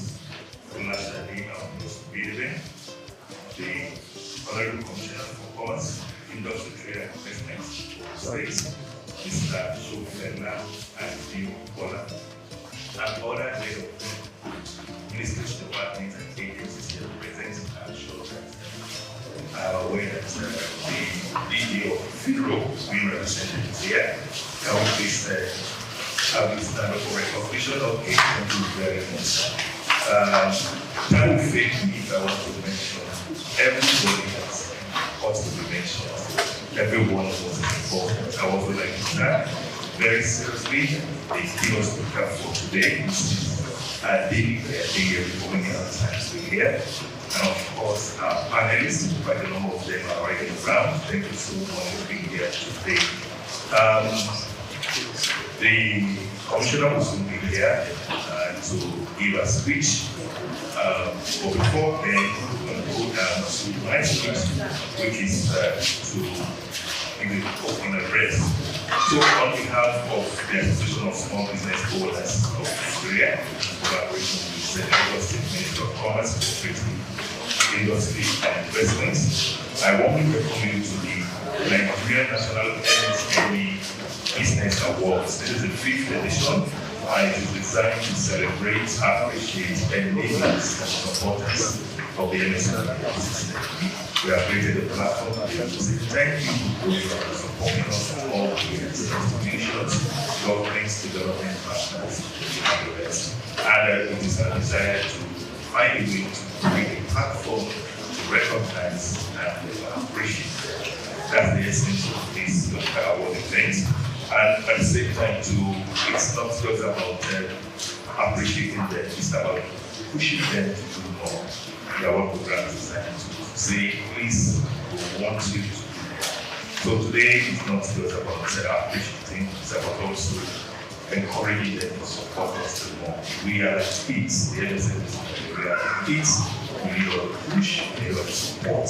Everyone in the ecosystem can give to us. We also want to thank our sponsors that we have today. All of us, without the sponsors, we also thank the media today, and of course, every other person, including my own immediate community, as one man and women. So the members of Houseborn, I think they are by this side, right? Please celebrate them. Let's put our hands together for them. The drivers of the economy, yes or yes. I think you guys have a slogan, Houseborn. Start small, grow big, start now. Wow. Is that it? Can you get that? You're not great. Wow. Amazing. Houseborn. Start small, grow big, start now. You see, it's very important, especially the last one. You want to start now. Many ideas are probably died in the heads of the conceivers, like, I will start tomorrow, I have this idea, and yet you never had the opportunity to start. So it's very important, start now.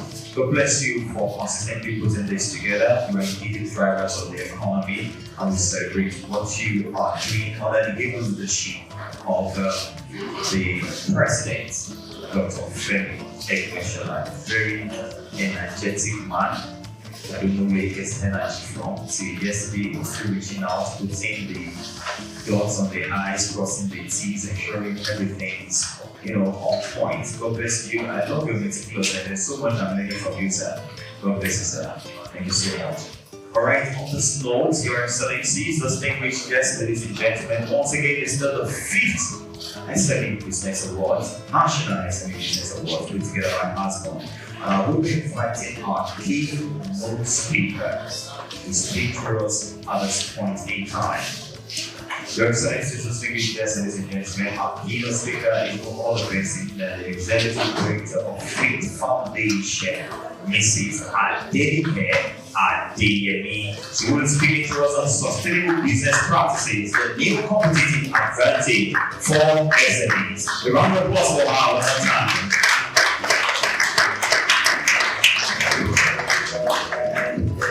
Thank you very much. Thank you, Abby.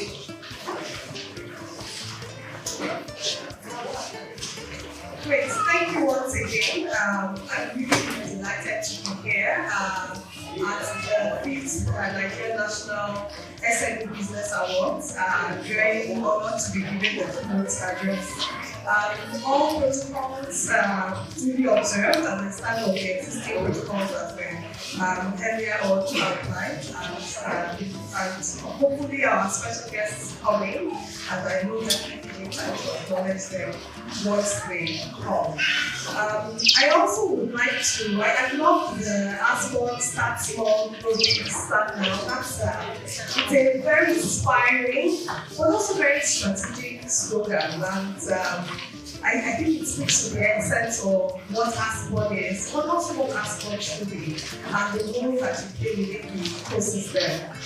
For me, whenever I come to events like this, the people who are very important to me as VIPs are those who are building businesses of different forms. You are my VIPs, you are the champions of our work in so many ways.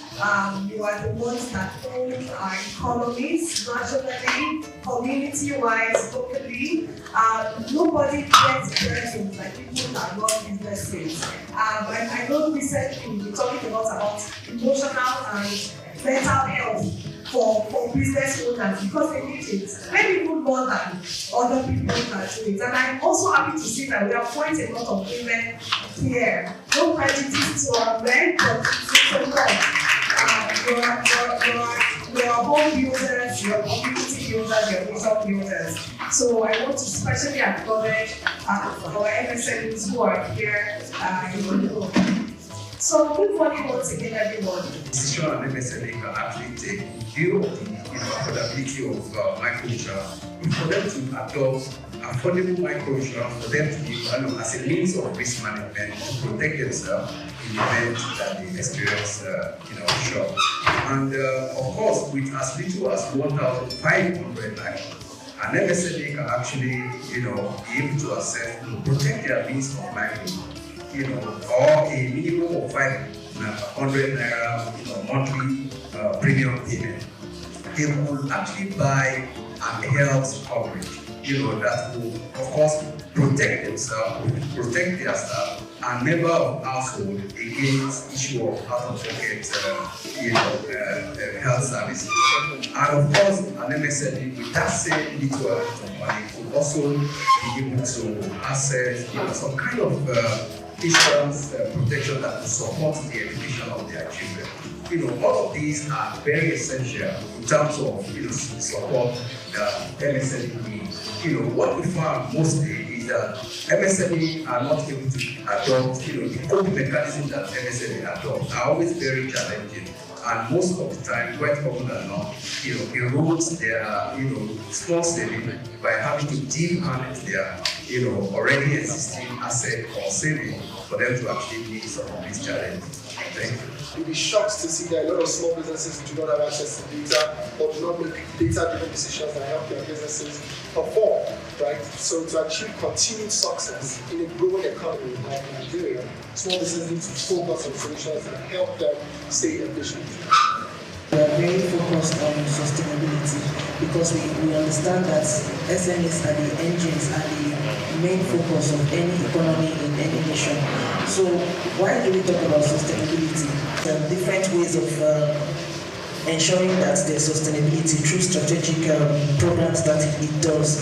In Smeda, we have various programs that are focused towards the whole MSMEs. Then we are also gender-centric, and we focus on those that are mainly meant for women and youths. Some of the programs we have about 15 programs off the top of my head. We have some that are focused on those in agriculture, the textile, and the likes of them. For example, we have the YSP, which is Women in Self-Employment Program, which is focusing on women that are working for themselves and trying to thrive. So we always try to identify all these businesses and look at how we can have a strategic partnership within the ecosystem and building sustainability. Thank you. Some time ago, I was in Kigali and we were having a conversation, and somebody said something that was quite very traumatic for me as a person. And he said there are two nations on earth that are very passionate about telling how bad they are, and those nations are Nigeria and South Africa. So we tell it with very serious energy.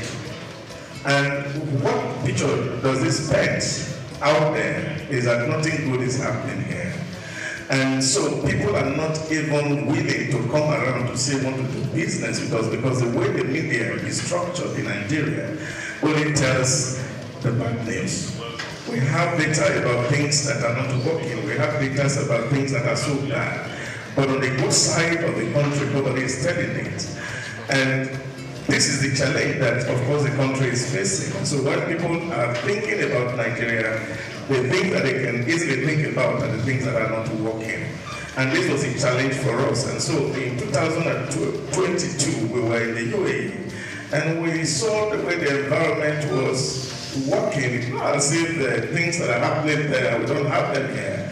But the way they are positioned in the media makes everybody want to do business with them. So we decided to also come back home and see how we can position media differently in Nigeria. That we're not just going to be talking about politicians, how much money is embezzled, but we also need to talk about the good things that are happening within the business environment. There are a lot of people who are doing excellently well. There's one woman selling amala there, is training their children overseas. Nobody is giving them the platform to talk. So Souq News came into existence to give platform to businesses, small and medium-scale businesses, voices in Africa, so that people all over the world can see what we're doing, see your visibility, support your project, and then of course you can also become a global champion. You walk around, you see people doing great things, doing business, and you should ask them if they have their business registration. You discover that someone has been doing business for a long time, for some of them 10, 15 years, and they don't have business registration. Some of them, they don't even have business accounts registered in the business name, or they operate these businesses practically in their own name. And this is part of the challenges that they face in accessing finance as another challenge. Because as part of the challenges that will occur when you don't have your business properly structured, access to finance also becomes a challenge for you, as you do not have credit history developed over time for people to make informed decisions on whether they want to partner with you or not. So these are part of the challenges that small businesses face in developing their businesses. Thank you. What we have done is to actually connect financial access to digital inclusion, right? By providing the opportunity for SMEs based on, like Mr. Demi mentioned something about credit score and same as well, based on their credit score, their record keeping, and their transaction history, to be able to access some types of funding. Right, so what did I put out to mention? Right, so there's money that's accessible single digits, ranging from about 7% to 3%, starting from as low as 100,000 up to 5 million. And the best part about it is that this product initially is free to the SME. All they need to do is to register. It's called the device. They're able to establish their online presence. Photographers, barbers, small shop owners. There's no reason why they can't use technology, right, to actually formalize their business and be able to create that history, to be able to access funding that is available to them. By becoming more organized, more productive, and also more effective. So, as people in finance know, it's about following the money. Usually there is criteria that is set out And this criteria, just like he said as well, it requires certain things like coming to the formal economy, right? Taxes, business name, having a bank account. I used to have a tailor that started from absolutely zero, right? He built his business such that he had like a bungalow in front and back, several staff. When you want to pay money, it into his private account. It doesn't make any sense. And he's actually well spoken, better spoken than I am. So until SMEs can actually understand that about criteria, right, and it's not free money, they have to follow a process to meet these criteria, then they continue to laugh. I've been in a session with the Green Director here at Ogun State Stakeholders meeting where some of the SME associations are complaining to, I won't mention Development Bank Association, that, oh, you're saying you have 5 billion, you're saying you have 10 billion, but only 5 members have collected this money. And the representative told them that, look, there is criteria. Some of you know this criteria, you're not bothered. Some of you are just too disorganized. Some of you actually qualified, but you just don't want to put yourselves in a position where you can access this money. But I would like you to tell us, I can see, I mean, there might be 5 business plans on the table. Yeah. What makes one better than the other? What are the key things as a lender that you would look for? So, like we mentioned, financial discipline is one. I'm looking at for example, the requirement that he mentioned as part of the document that was submitted to me, as part of the business plan.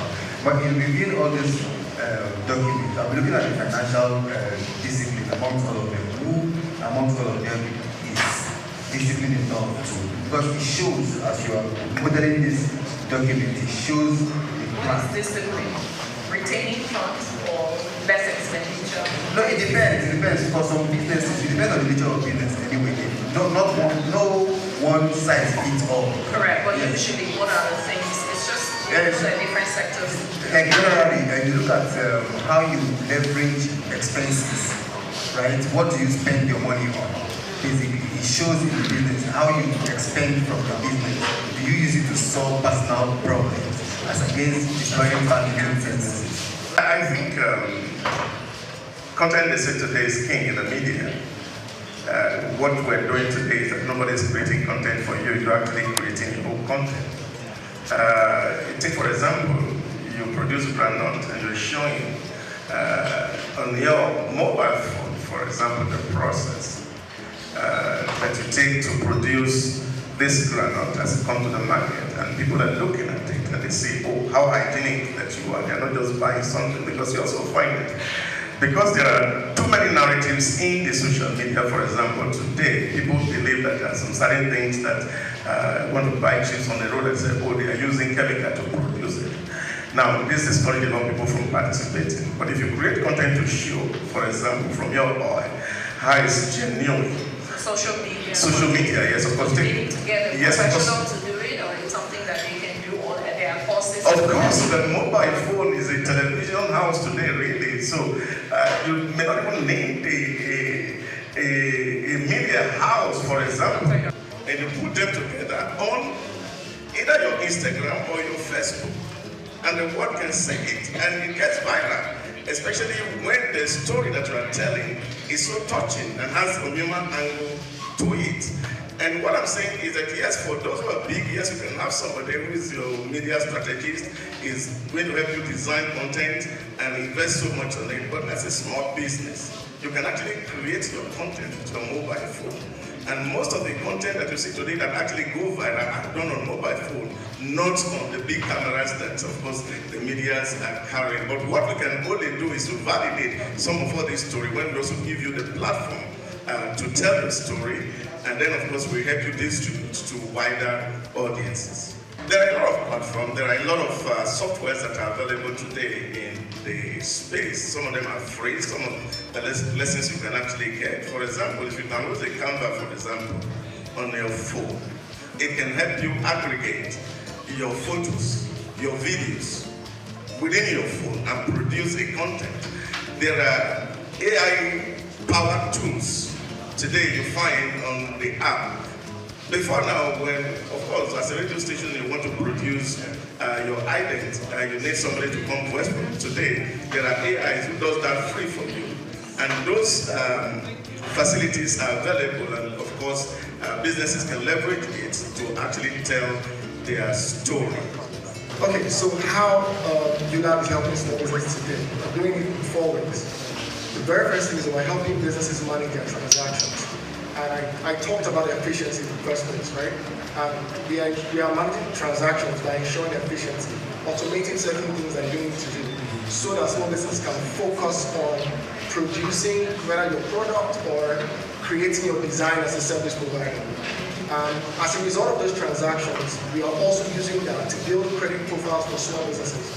Credit profiling is a big issue in Nigeria and Africa today. Right? There was a publication outside recently that the CBN have confirmed that businesses can now have transaction histories passed around banks, which is a great thing because it has been a major problem till date. Right? So that's how we're solving that particular part. And another thing is we're providing financial insights. Please take note, I didn't say data. Data is the raw form, right? Like I give an example within the team. I say data is your road, your pepper. Insight is the soup, right? It's the useful form of it, right? Because a lot of businesses have a lot of data, right? But they don't know how to make use of it. So we provide financial insights that you can actually use to make data-driven decisions to achieve continued success. And the last thing is, which we know is super important for businesses, is investment opportunities, right? How do people access investment opportunities? Because a lot of small businesses have stash cash that they're not using. Now, bordering on efficiency, how do they make efficient use of money that they're not using to run their business daily? And I'll border on one more thing, which is payments that you talked about. So, in the digital world of today, security is a major issue. And how we're solving that is by ensuring that people or businesses have seamless and secure transactions every day. We have stuff like escrow. I'm sure a number of us must have heard of it. And escrow basically means that there's a middleman that collects the money when two people want to transact. And after the transaction is done, we pass it to who's supposed to receive it. And as a result of that, we've had a lot of satisfied businesses growing daily based on that. MSME is the issue of accessibility to finance. And one of our flagship products, which I think I need to talk about here, is a product that actually helps to support, micro and small scale business owner to be able to repay a loan. Giving them, some kind of guarantee or support, through microfinance bank, microfinance institution, cooperative society, and all of that. I sometimes wonder each time I listen to institutions that are doing lending, talking about collateral. They are actually an insurance product that can actually help support an MSME to see them through the period of that loan and then able to repay their loan. And what we do therefore with that product is that we support lending institutions, we support cooperative society. All of these institutions are involved in lending so that we can support them, provide some kind of insurance that can see the customer through the period of that loan and then able to help them repay in case they fall into any challenges and they do not have the ability to repay the loan.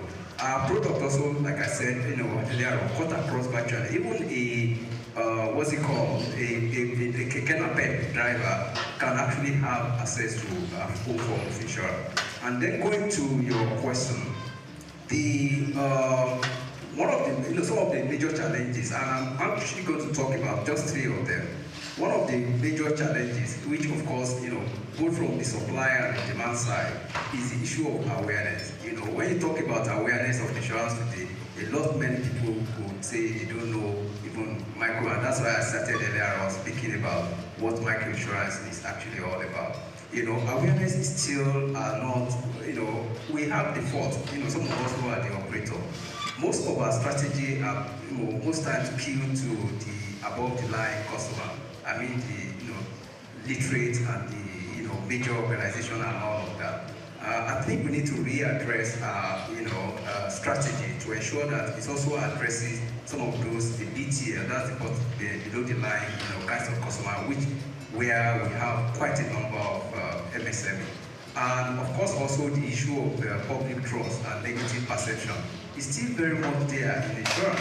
A lot of people still, even though there have been a lot of improvement, a lot of people still feel insurance, they do not trust the insurance company to be able to pay low, to pay their claim. And I tell you, a lot of improvements have actually been made in that regard. There are regulatory supervision these days that ensures that when an insurance company takes your risk, it must fulfill the obligation of paying claim. And should they fail to do that, there are sanctions that goes with that. And then thirdly, the issue of God forbid. I know, that's culture and of course religious belief. When you talk about, most of the time when representative goes out to go and talk about insurance, the moment he mentions death or anything, or disability that could, be a form of insurance coverage, they say God forbid. So there are a lot of God forbid, and people most times do not want to actually listen to insurance companies, even pick the product before they stop them from having. I do believe that if we are able to address some of these things, if we have opportunity and the kind of collaboration that we do, especially with the like of Asborn, where we talk to their representative about insurance as we are doing today, many people will actually see the benefit of insurance and then be able to take on a product that will help them remain resilient and sustainable into the future. Thank you. My apologies for coming late, but Lagos is very big. So, but I'm nevertheless delighted to be here, and all the more so. I'm happy that I also got here in time to listen to some of the very insightful dialogue on the just concluded panel. That was really very good. I'm here to deliver the Executive Governor, Mr. Babajide Olusola Sanwo-Olu's speech, and goodwill and thank you, appreciative comments by the Special Advisor, Deputy Director General, Ogun State Investment Promotion and Facilitation Agency, and my dear sister, Ms. Shola Arubieke. Representatives of the commerce, representatives, obviously myself, my colleagues from the Ministry of Commerce, Industry, Trade and Investment, all here. Applaud them now. The Director General, Federal Research Institute Oshodi, FIRO, Mr. Lawal Adekunle. The President and convener here today of the Association of Small Businesses in Nigeria, Asborn, Dr. Femi Egbeshola. Representatives of governments here present, leaders of business membership organizations here present, esteemed members of the panel of discussion, distinguished guests, gentlemen of the press, ladies and gentlemen. The acceptance speech by Mr. Babajide Olusola Sanwo-Olu. I am truly honored and humbled to accept the esteemed award for the most supportive governor for MSMEs in Nigeria from the Association of Small Business Owners of Nigeria, Asborn. I commend Asborn's leadership for their unwavering commitment to the MSME community and for tirelessly advocating for small businesses throughout our country. I dedicate this recognition to the hard-working people of Lagos State, especially our enterprising MSME community, whose resilience, creativity, and entrepreneurial spirit drive our economy. From the beginning of our administration, we've understood just how important micro, small, and medium enterprises are in fueling economic growth, creating jobs, sparking innovation, and alleviating poverty. To create a greater Lagos, it was clear, and it is clear, that empowering our MSMEs, the true engines of grassroots development, is essential. Our firm commitment to supporting small businesses is evident in our policies and initiatives, which include expanding the Lagos State Employment Trust Fund, LSTEF, providing billions of naira in loans and grants to MSMEs across various sectors, making it easier for them to access affordable funding and grow their businesses. Launching the post-COVID-19 Lagos MSME Recovery Fund, which delivered essential relief to businesses hit hard by the pandemic. Investing in enterprise hubs, business clinics, and industrial parks to foster environments where businesses can really flourish. Strengthening market access through initiatives like the Lagos State MSME Trade Fairs, the ECO MSME Digital Marketplace, and forming strategic partnerships with private sector players. Facilitating capacity building training and mentorship programs in collaboration with local and international partners. Helping MSME operators gain the skills they need for the digitized world. Inaugurating the Lagos State Council on MSMEs to create a coordinated platform for policy development, advocacy, and support for small businesses. Simplifying the business registration process and introducing tax relief measures to lighten financial burdens, particularly during these economic times. Over the past 4 years, through the Micro Enterprise Support Initiative MESI, we have empowered more than 11,000 startup businesses, particularly focusing on vulnerable groups, women and graduates from our skills acquisition centers. Our goal in Lagos State is to tackle poverty, is to boost wealth, and to help ease the economic challenges faced by the people of Lagos State. What is most important is that we are committed to listening, to engaging directly with MSMEs in order to truly understand their challenges and work collectively to create sustainable, impactful solutions.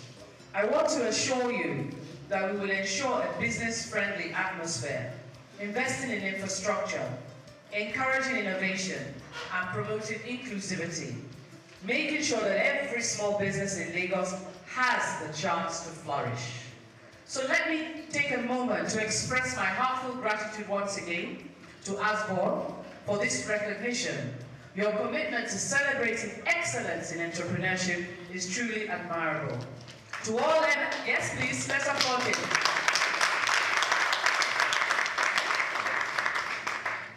To all MSME operators in Lagos State, your contributions are appreciated and your government is firmly behind you. Let us keep working towards building a greater Lagos, one that is competitive on a global scale, economically thriving and socially inclusive. Thank you all, and God bless you. Mr. Babajide Olushola Sanwo-Olu. Yes, kindly put the award. Please come on, come on. Will you 7 up to mix and go yes or yes? Yes. Now let them know so that they can continue to. All right, please take the award to Her Excellency, and she will do us the honors of presenting.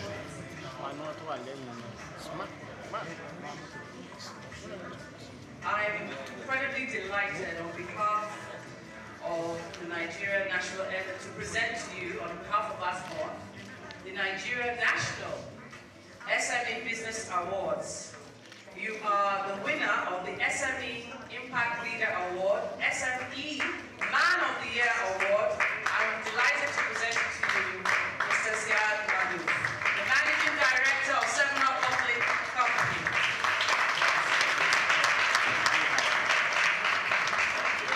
Please look at the camera.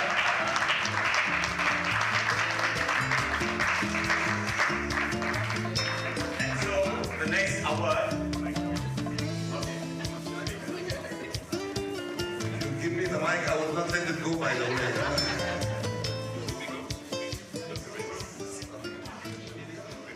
Madam, thank you very much for the award. It's a great honor for me to receive it, especially from you on behalf of Mr. Governor.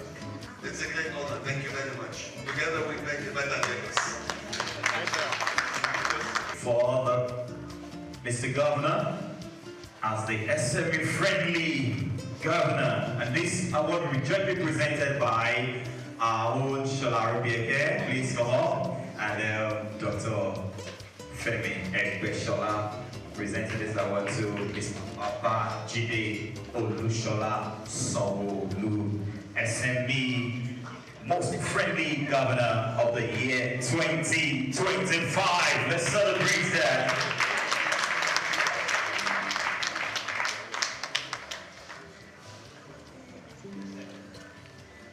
Present the Nigerian National SME Business Awards for 2025 to His Excellency Mr. Babajide Olushola Sanwo-Olu as the SME Most Friendly Governor of the year 2025. Okay.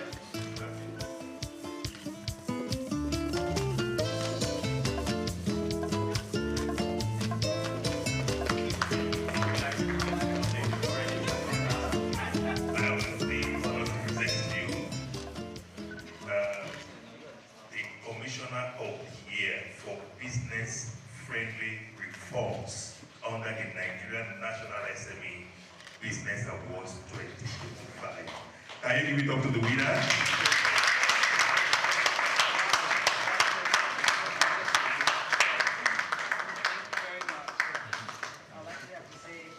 I'm delighted to accept this on behalf of the entire, because you know, as they say, it takes many people to make a village, and it's actually a team award. So these are the Director of Commerce and the Deputy Director of Commerce, and we all work together. So it's actually our award. Thank you all very, very much indeed. Thank you. I present to you this award as the SME Most Supported State Ministry of the Year. Big congratulations.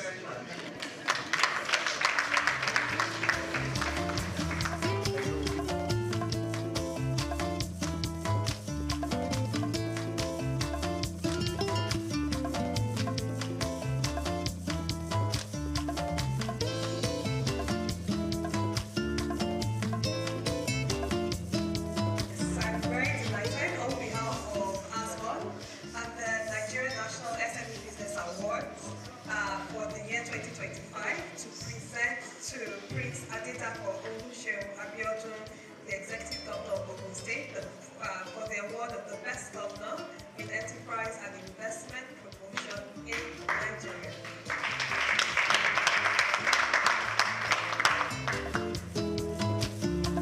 We also enjoy this award from the state. So it's an honor to present to you SME Hero in Public Service, and the winner is Shola Adeleke.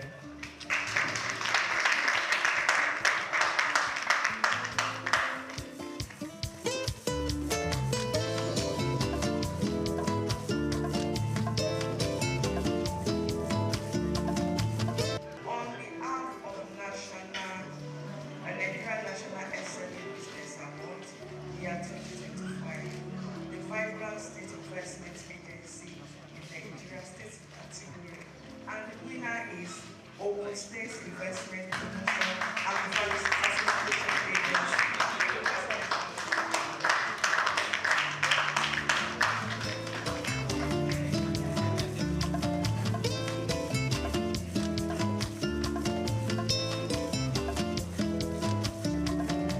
On behalf of the Nigerian National SME Business Award 2025, most supportive state commissioner for small business growth in Nigeria, the winner is Mr. Adeola Emmanuel Sofela.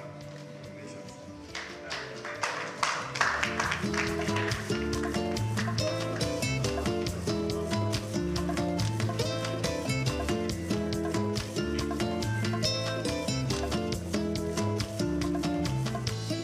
On behalf of the Nigerian National SME Business Award, year 2025, I'd like to present this SME Microinsurance Company of the Year Award to the winner, Oxy Microinsurance Company Limited. Congratulations.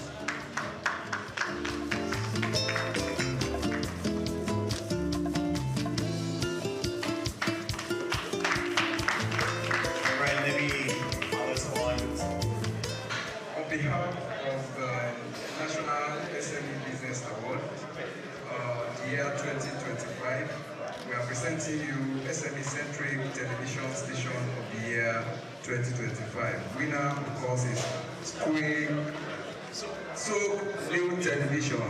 Congratulations.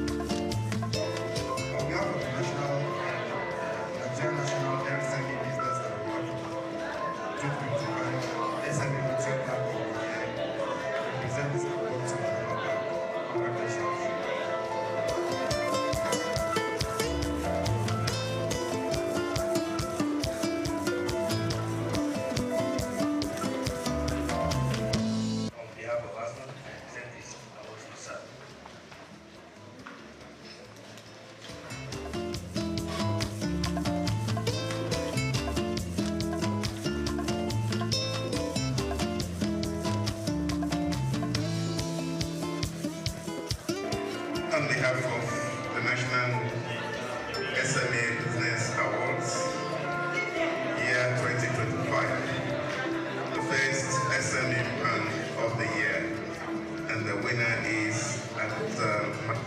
Souq.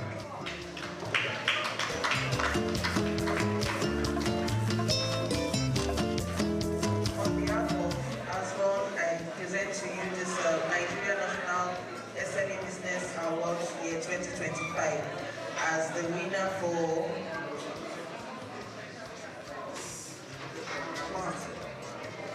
Customer Choice Innovation in Business Management. Congratulations.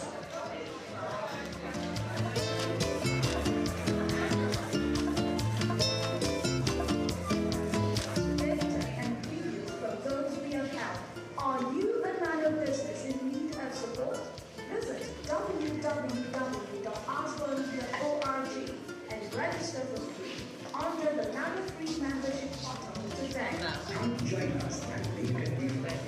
Together, we can build a thriving future of Nigeria. So, to be part of the Asworld Collective Impact Initiative, please call 091-191-69773 or send an email to asworldcollectiveimpact@gmail.com. Or donate to Fidelity Bank account 5600189903. Let's join hands to empower dreams, build businesses, and transform Nigeria together. Your support, their growth, our future.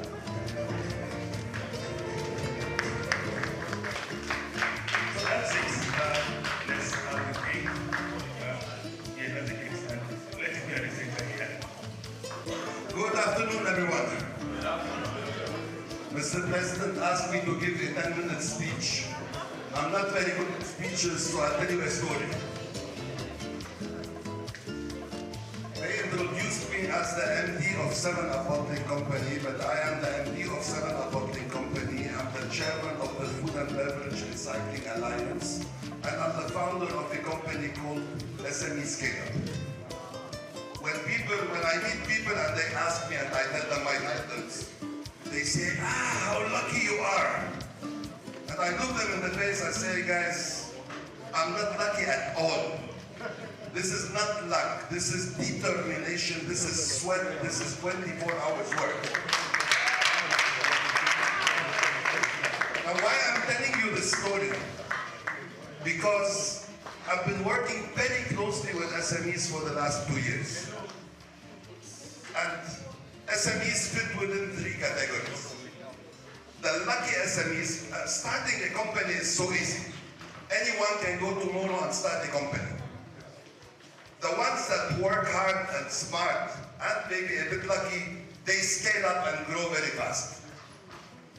The other ones, the second category of lucky SMEs are the ones that shut down. The third and worst category in my point of view, and please guys, what I will tell you now, you might not like it, but the worst category of SMEs are the SMEs that continue 5 years, 10 years, 15 years. Because we are like, SMEs are like human beings. We are born as babies, then we become children, then we become teenagers. I went in a coma for 1 year, not knowing what to do. I was under shock. So I moved after that 1 year. I said, enough is enough, I have to do it. I started traveling and working in the worst countries in the world when it comes to safety. I don't know if anyone worked in Iraq after the American invasion. And people say Nigeria is unsafe. There, you have a probability of coming back home of 50% every day. I had to work 9 years, getting all my salary and paying to close my debts. And big thanks to Nigeria, the last year I came to Nigeria and I closed my last debt in Nigeria. So, if we look at that journey, when I closed my company, you all were much better than me. Nobody can debate that. But the moral of the story is, when we are determined to do things, when we do it the right way, the results will come.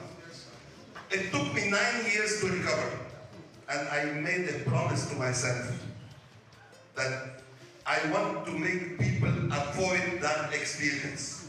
How do I help people not go through this and go through nine years of suffering, and it wasn't suffering? Who better than Nigerians that I should give that back? I've been in Nigeria for the last 18 years. I never lasted in any other country more than 1 year to 2 years. I madly fell in love with Nigeria. Nigeria made me what I am. And this is what I said. I want to pay back to this country, and paying back in double-sided way. One way through the economy, as it was mentioned, because SMEs are the economy. And the second way is, how do I minimize the suffering of people? Companies that struggle, based on my experience, how can I pass on that experience? Based on that, we do every 10 days a one-day workshop for 100 SMEs, where I manage 90% of the time. I sit with them, I talk with them, I joke with them, we plan together. And I categorize them in 3 categories. 1/3 come to the workshop to chop food. What do I do? They just come to eat, leave, finish, they disappear. Another 1/3 or more come there, they want their business to grow, but they want to move all the problems to me so that I grow their business. It doesn't work that way. But there's a 10%, every session I have 5 to 10 SMEs that I feel they are determined to grow. They have a good idea, they have the passion. This is all what is needed for you to grow your business. Whatever people tell you, and sometimes I get offended by SMEs telling me, I'm waiting for the grant from here or intervention. I say, why the heck? You are not beggars, guys. Without money, with small money, if you have a great idea, you will get the money. Whether from BOI or from a grant or from a bank. If you have a great idea, you can do it. So, the objective is not to make you better SMEs. The objective is to take you out of the SME space and go into the larger mega companies. You might say, yeah, this is the MD of the 7-Up, he can give us lots of grammar. But we have a 90% success rate with companies that are determined to succeed. A company called Mamalicious, I don't know who knows it here.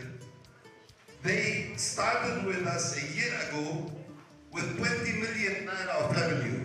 Today they are making 2.2 billion naira. 2.2 billion naira. We have companies, small companies dealing with fufu, with gari. They are most interesting, but now they are repositioning all this and growing their business significantly. I'm not promoting SME scale-up because it's not for profit. So all the attendance, anything is for free. People come, and then we guide them. They can come meet with me anytime. Only one condition, they must be determined to go out of SME space within 6 months. And this is what we are aiming for. So if you have the idea, if you have the passion, you are welcome to join us. Nothing to be paid. So just get out of the concept that you believe you are small. Believe you are big. And there are lots of people that will help you grow there, but you have to do it. People will be there to just help you and guide the way. Thank you very much, guys. Nano entrepreneurs makes about 85.5% of the total MSME ecosystem, meaning that we have 32.86 million MSMEs, but which are nano. And you begin to wonder, who are the nanos? Who we refer to as nanos? These are small businesses, very small businesses, the solopreneurs that most often are being run by one person, one man, one woman, and then they hardly have to run. According to SMIA, their total turnover is always between 50,000 and 300,000 naira per annum. You can say they are unique nano. This particular set of part of the ecosystem are not registered. Many of them are structured. They do not have access to funding, and they find it difficult to scale. So for us, we believe that for the country to succeed, it is important for every one of us in the ecosystem to focus more on the nano part of the ecosystem. And that's what we have done in ASPA.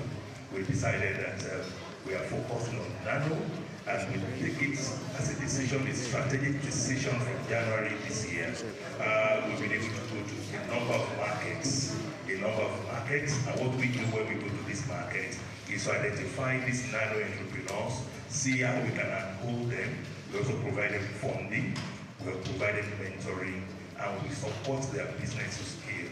We also ensure that their businesses are insured. So we are now working with Booksy Microfinance, Microinsurance, to ensure that they are insured in case of shocks. This will help them to sustain their business and to be able to grow and scale. In between January and now, we've been able to impact 287 different nanopreneurs. Today we invited about 10 of them to come from different sections, from Yanopaja, from Oba, from Ikeja, from Shomolu and the rest. Can you please stand up for recognition, our nanos? Can you stand up for recognition? Can we put our hands together for them? Thank you so much for coming. Yes, thank you so much for coming. But the question is, can we do this alone? The answer is a capital no. It's a project we cannot do alone.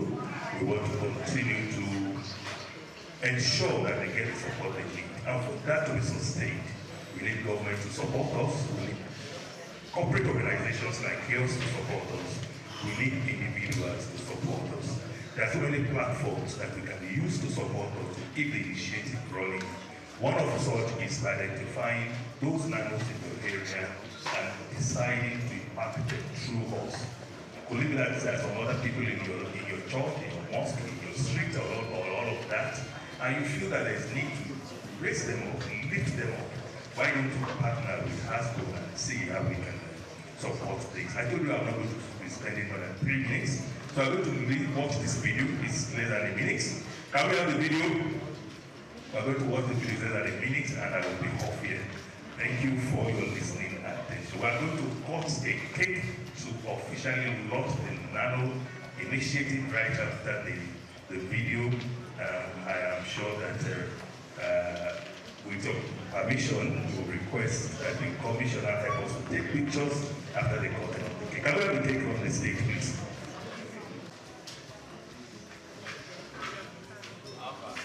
The DJ representative, please join us. Thank you.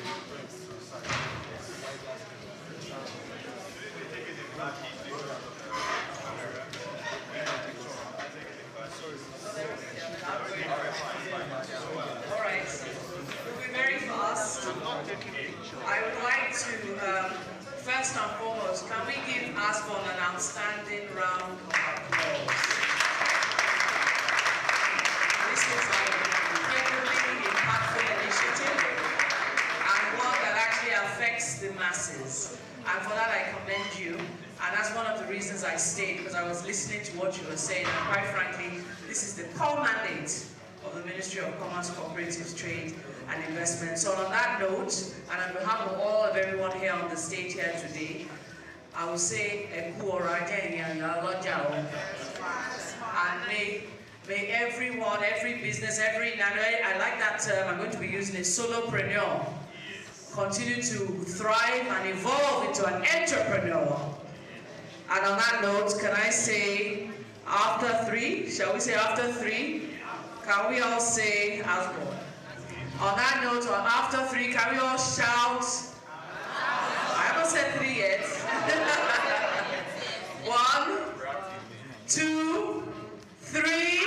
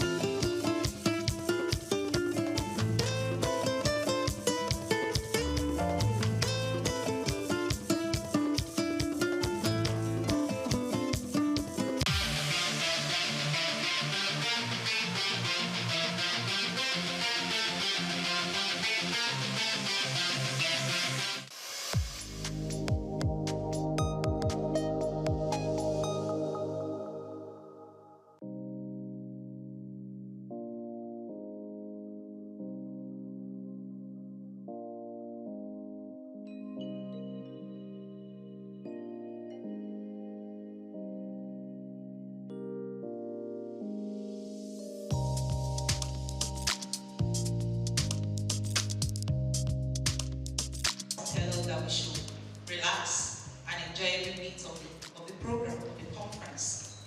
We have a lot of things. We have a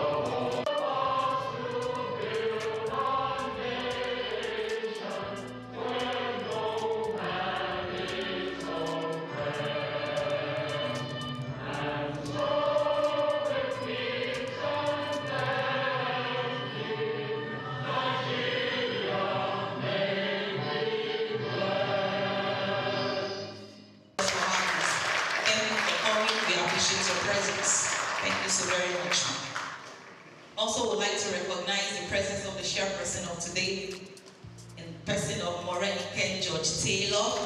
She's the president, Restaurant, Cakes, Bars, and Clubs Association. You're welcome. Thank you for coming.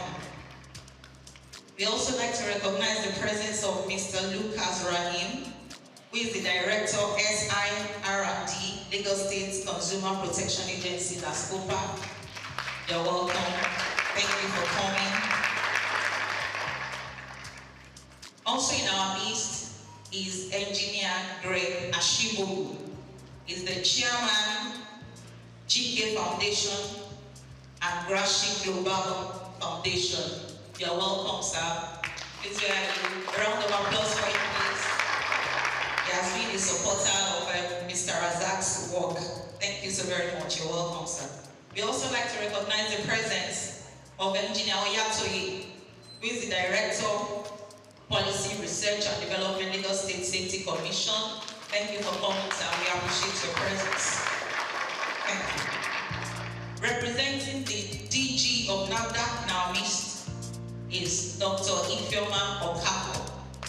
A round of applause. Thank you so very much for coming. We appreciate your presence. Thank you very much. We also like to recognize the presence of Mr. Oluwole Ogundele, who is the guest speaker. Thank you so very much for gracing this occasion. We are elated to have you around. Also in our midst today is Mr. Laja Shomiron. He's also a guest speaker today. A round of applause.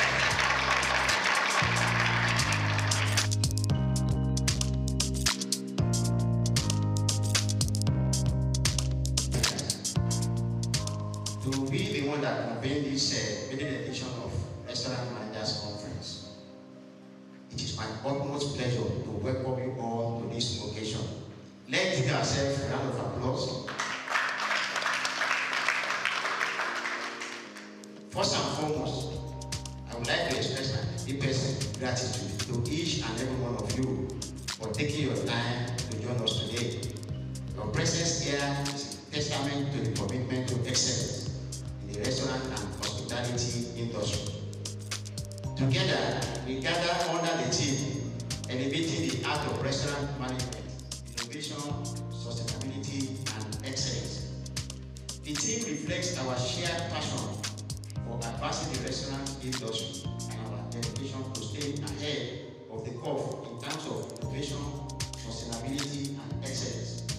And as we navigate the complexity of the modern restaurant landscape, it is imperative that we prioritize these three pillars: innovation, sustainability, and excellence, which will form the foundation of our discussions today as we explore the cutting-edge strategies, best practices, and innovative solutions to drive success in our industry. We have assembled impressive lineup of speakers, including our keynote speaker, my own mama, Mrs. Bose Aye, the founder of International PSC. Please help me to clap for her. She's also the past president of Restaurant and Food Services Providers Association of Nigeria. And another motivator, the president of the Restaurant, Cafe, Bars and Clubs Association, who is the chairperson of today's occasion, to guide through this conference proceeding. I'm equally happy to have the Deputy Managing Director of Street Sensation Professionally and the host of others. I was happy when we wrote letters to the DG of NAFDAC and I said, we are going to be there. So, it's here, Dr. Okafor, I'm happy that you are here. God bless all of us.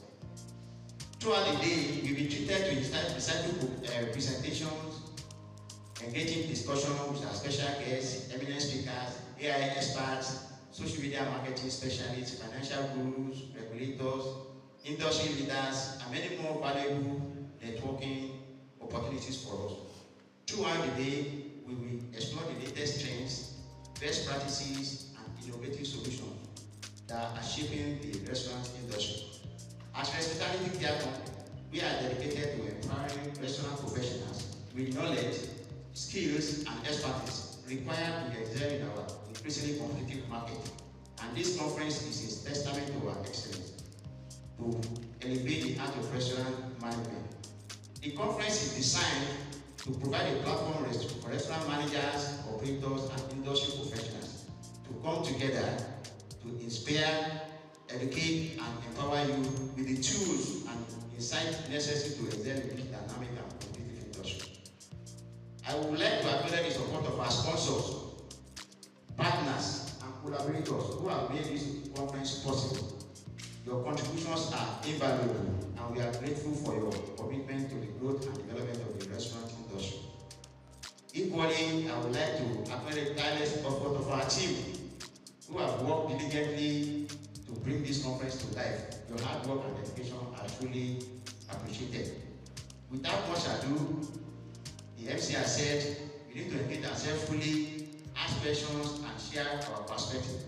Be ready to learn, unlearn, and relearn, and enjoy the company of your peers at this Restaurant Managers Conference 2005. So let us work together to elevate the art of restaurant management and take our industry to the next and enviable height. Once again, I want to appreciate you, and I know by the end of the day, going to live the way we want, but in good health. And at the end of the day, our return on investment is not going to be a waste of time. Thank you once again.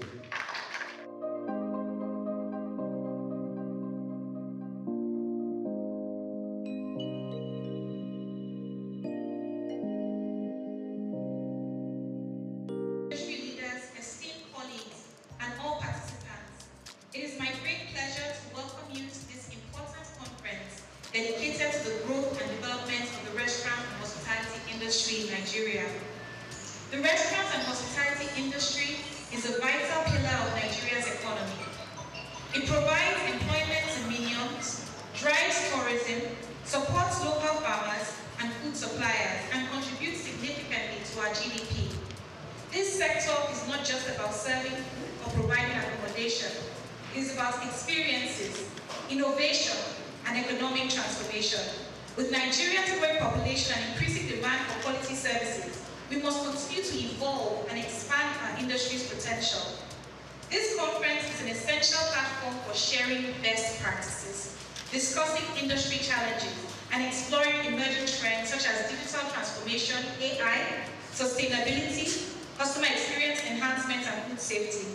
It is through collaboration and knowledge sharing that we can stay ahead in this competitive landscape and ensure our businesses thrive in an ever-changing world. The RCBC Association is dedicated to uniting industry players, advocating for policies that support business growth, and providing resources to help our members excel. By joining our association, participants have always had access to valuable networking opportunities, training programs, and strategic partnerships. That's one of the reasons we're excited to partner on this particular conference. With that in mind, I encourage every person here to actively participate in the discussions, share your insights, and take full advantage of this event. It is now my honor to declare this event officially open. Thank you.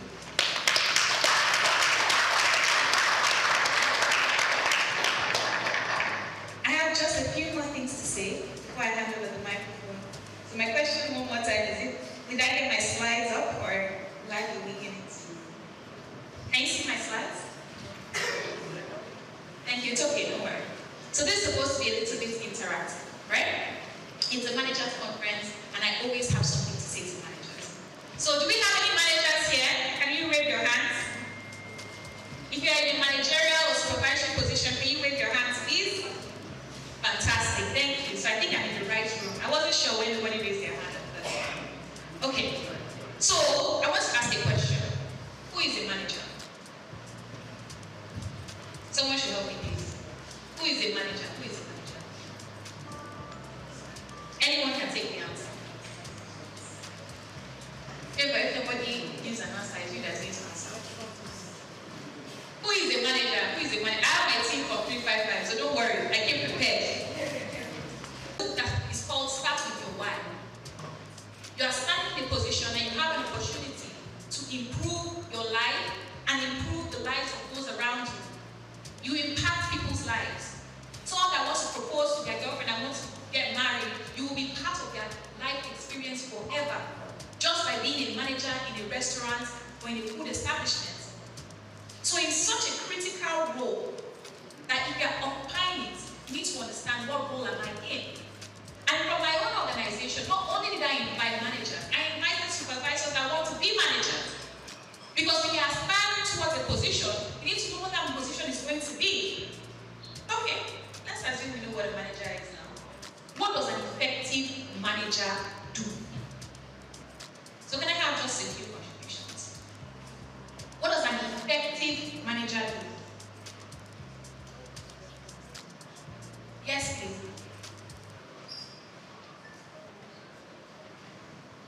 Effective manager will lead by example. Lead by, please give her a round of applause. I am in the right room. I think I'm in the right room. I'm starting to feel like I'm in the right room. Another answer, please. An effective manager first needs to work on yourself because you can't be. A manager must work on themselves. I don't know if any of you are familiar with the book 21 Laws of Leadership by John Maxwell. And there's a law called the law of the lead, meaning that you can only, you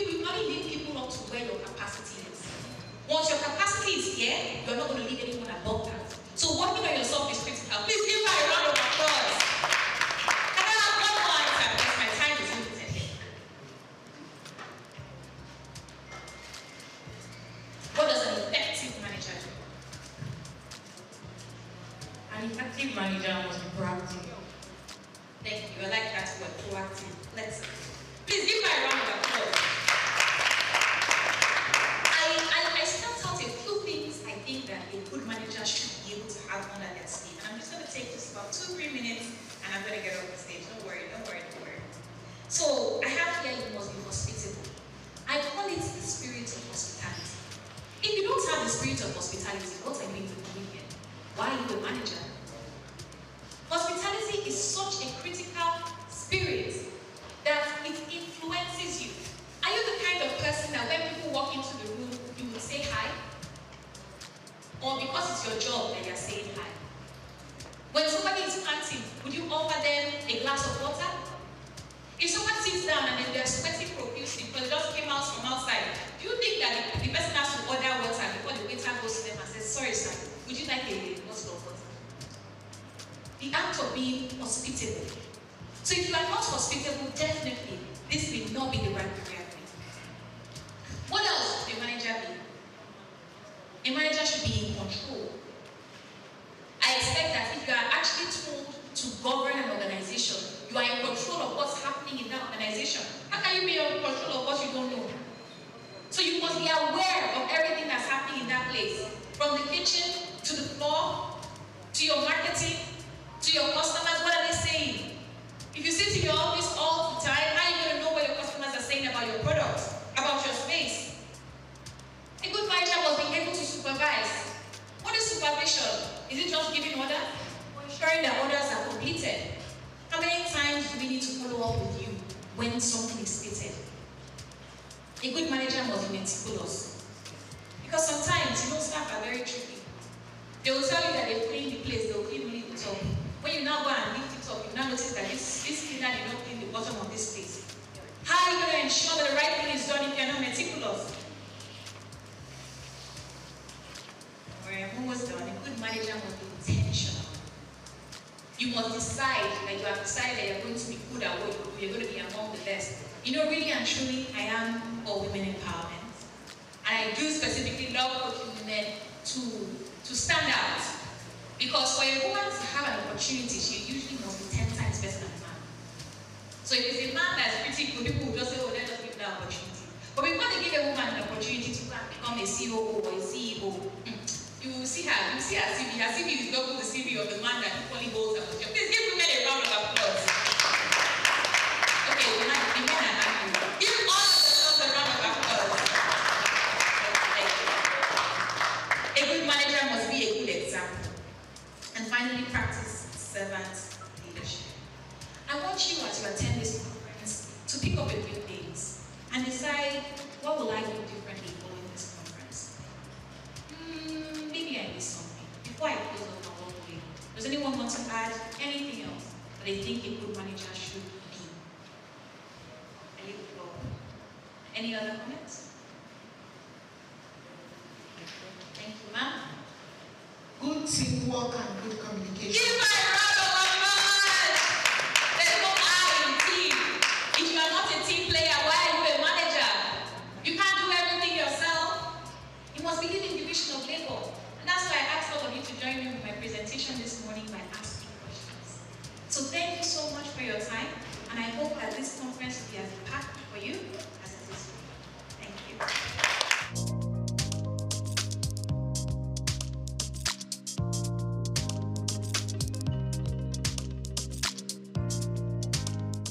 Audit, compliance, learning and development, and strategic business management.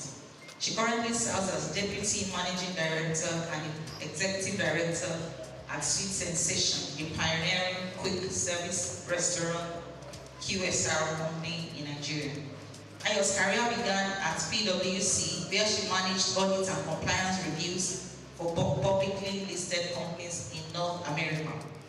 She earned a reputation for driving change, optimizing processes, and building strong teams, rising to a global managerial role.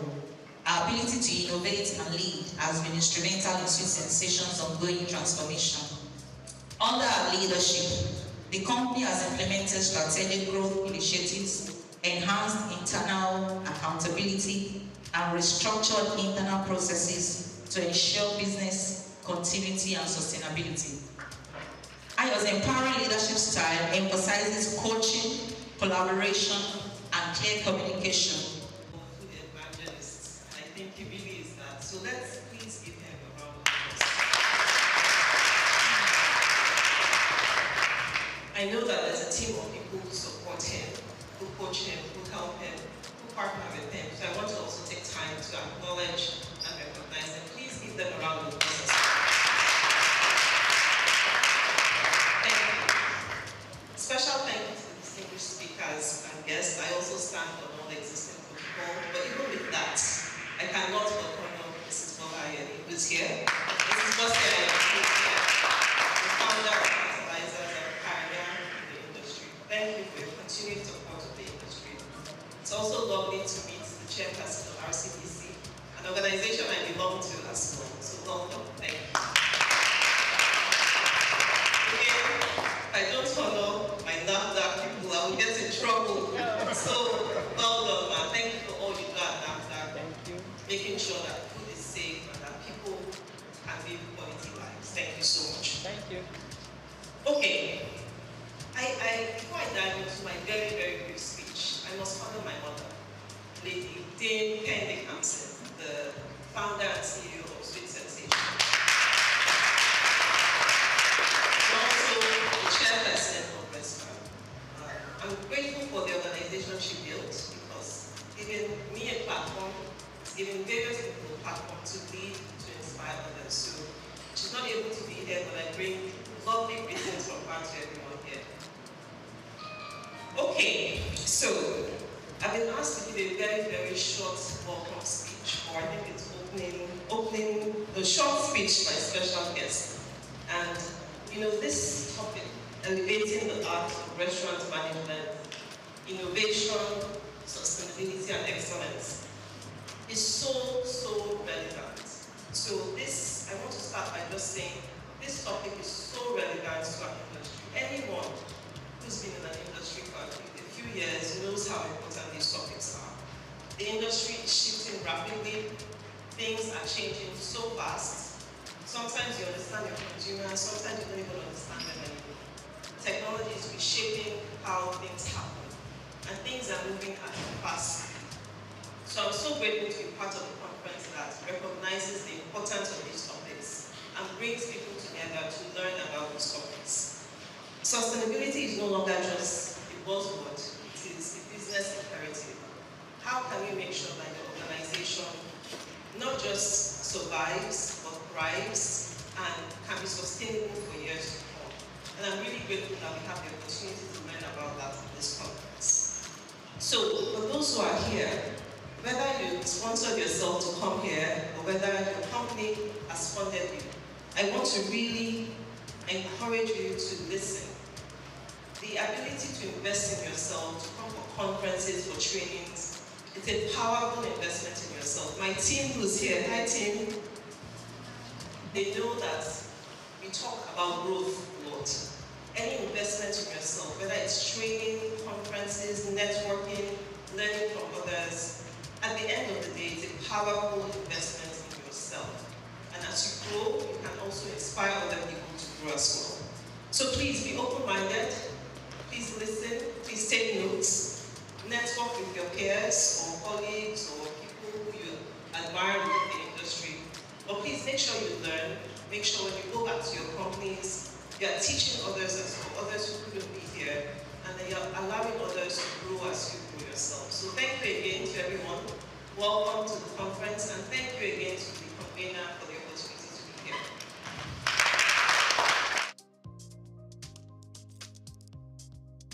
Let's clap for you if it is not here. Which message from the Special Advisor to the President of Capacity Development. As the Special Advisor to the President of Capacity Development, I'm honored to extend warm greetings to all attendees of this prestigious Restaurant Managers Conference. This gathering is a powerful reflection of our collective commitment to the growth of our hospitality sector, an area that the President deeply values. His administration recognizes the capacity merely a strategic initiative.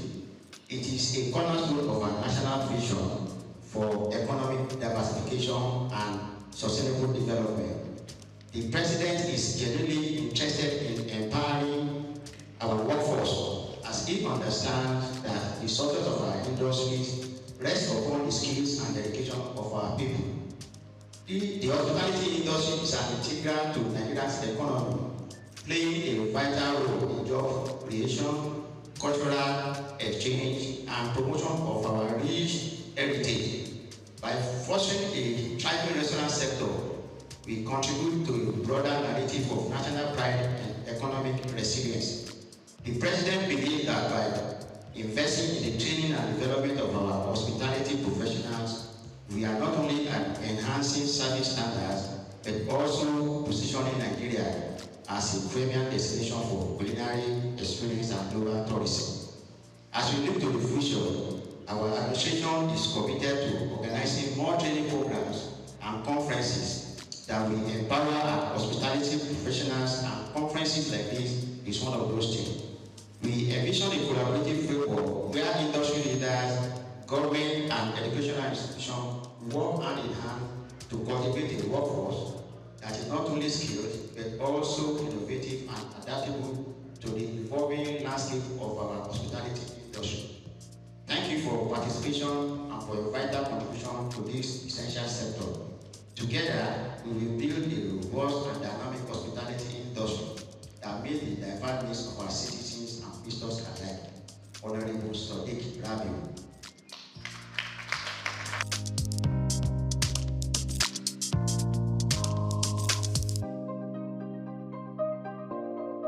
Good morning, ladies and gentlemen. I'm highly privileged to be here. You imagine what this young lady here is doing. I'm particularly excited for this opportunity to stand in this capacity from Nigerian Institute of Food Science and Technology, especially where I represent as the chief servant. You know, that name chairman is just a name. You're actually the chief servant of the institute, and I'm privileged to be doing that because the Institute of Food Science and Technology has raised me to be a confident person and to be able to add value to the society. And I think that is the beauty of life. That life is not just who you are, but those you are also able to raise. And so, anywhere I have the opportunity to speak, I always give that credit to my mentors, my several mentors who are now fellows of the Nigerian Institute of Food Science and Technology. Particularly, let me congratulate Mr. Razak, our own food evangelist. We call him Mr. Food. He has several names. I have my good message, but I just feel like speaking to us. Mr. Razak is a blessing to us in the Institute, and we are praying for him. This is just a tip of the iceberg of what God is about to use him to do in Nigeria and beyond that in the world. And so I'm happy to witness this maiden edition of the Restaurant Managers Conference. This is a great one. Please can you give yourself rounds of applause. I'm particularly excited because just yesterday I was privileged to train bakery and pastry staffs, you know, in a big conglomerate when it comes to confectionaries in Lagos, Ogun, and some states at Shagam Axis yesterday. And one of the things I told them is that as leaders, as managers, you are the team leader. It is not just what you tell your staff, it is what they see you do. The best of food safety management system will not fly if it does not start and end at your table. If the staff need PPEs, you are not providing it, what more can they do? If you can enter the processing floor without doing the needful, then you have not shown them the right example. And so as restaurant managers, as supervisors, when it comes to anything food processing, you are at the center and you must do what is right. And you know, if it is not safe, it is not food.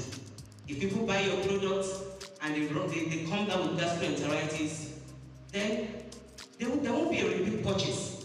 And that's the truth. And so that means they are losing trust in your brand. So for you to build trust in every bite, like one of my friends who is also a food safety trainer here would say, then you have to do the right thing. And so we are here, that's why we are all here.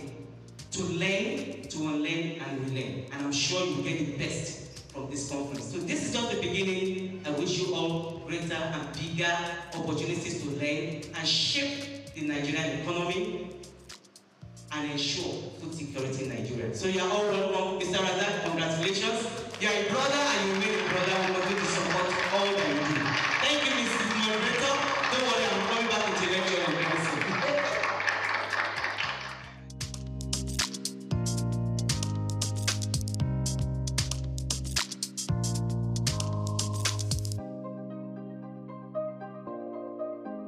Everybody, and I belong to nobody. So as not to miss out anybody. All protocols duly observed. Mr. Razak, we are here now. You will not understand the meaning of that statement. My name is Today. I'm the Executive Secretary of Restaurant and Food Services Proprietors Association of Nigeria, RESPAN. I'm representing, or rather I'm standing in for the President of the Association, Dame Penge Campaign, ably represented by the DMP of Sensation Confectionaries, Mrs. Ayani Baba. I said, Mr. Razak, we are here now. Almost around this time, November, we met here, and this was the place that Mr. Razak informed me about this program, November. And since November till January, he kept calling and calling and calling and calling. I'm not like, this program is in March. You started bugging me November, December, January. Calm down, Razak. Through January, February, you would think I'm the one in custody of his kidney. At the time, I have to ask myself, I'm not holding this man's kidney now. Why is he disturbing me? And eventually, you know, I picked this call February, and I told him, I know. You sent in every necessary details. December, be rest assured, we will come. Since I'm not hearing from you, I'm not, getting any feedback. I'm like, the program is March. We will come. So, Mr. Razak, I say again, we are here. Thank you. Now, RESPAN, Restaurant and Food Service Proprietors Association of Nigeria, we're a non-partisan, non-profit making organization established with the aim of protecting the interests of our members in their dealings with regulatory bodies and regulatory agencies. Like the moderator mentioned, that was then. I can give you the assurance that you enter into any of our member restaurants, you will be served quality, not just quantity, quality hot seasoning meals that you will like. Formerly, we used to the Association of Fast Food Confectioners of Nigeria, AFCON. And we try getting more members. We approach the fine dining restaurant and they're like, no, you guys are Association of Fast Food Confectioners, and you know the mentality when it comes to fast food. They believe it's all about job. And mind you, our logo is there, used to be Eat AFCON, Eat Safety. They're not like, you are saying eat fast food, eat safety. Isn't that a contradiction somehow? But we ask ourselves, and you also need to ask too. You walk into a tantalizer outlet, you walk into a sweet sensation outlet, you walk into a labule outlet, you walk into a TFC outlet, and you get to be served a big item. You have pottage, you have jollof rice, you have fried rice, you have a efori roll, you have pounded yam. Are these fast food? No. So that is the reason why we decided to change the name and reorientate that conception that we have regarding AFCON. We now became Restaurant and Fast Food Proprietors Association of Nigeria. And our motto still remains, eat RESPAN, eat safety. You can be rest assured that any meal you are eating from our member outlet is safe and is okay. Elevated the art of restaurant management, innovation, sustainability, and I want to give you the utmost assurance that the keynote speaker for today is someone who is not just a person, but a voice when it comes to restaurant business in Nigeria. Quote me anywhere. When it comes to restaurant business in Nigeria, in person of Mrs. Bossa Ayede. She happens to be the restaurant sole representative, myself as well, with the Nigeria Economic Summit Group, whereby, you know, the foundation, the program, the roadmap for the new agenda regarding hospitality in Nigeria is being chartered, is being put together. And she was being given an award for her participation, her full involvement and participation in this program, deserved by the Honorable Minister for Tourism, Art and Culture.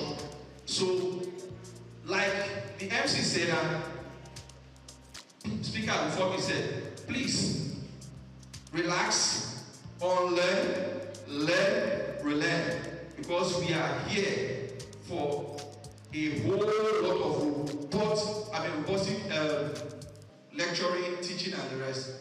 And every other guest speakers that are taking the sessions today, you can be rest assured, yes, they are sound. Mr. Razak, count on us as an able and ready-made partners for this program going forward. Thank you. God bless you all.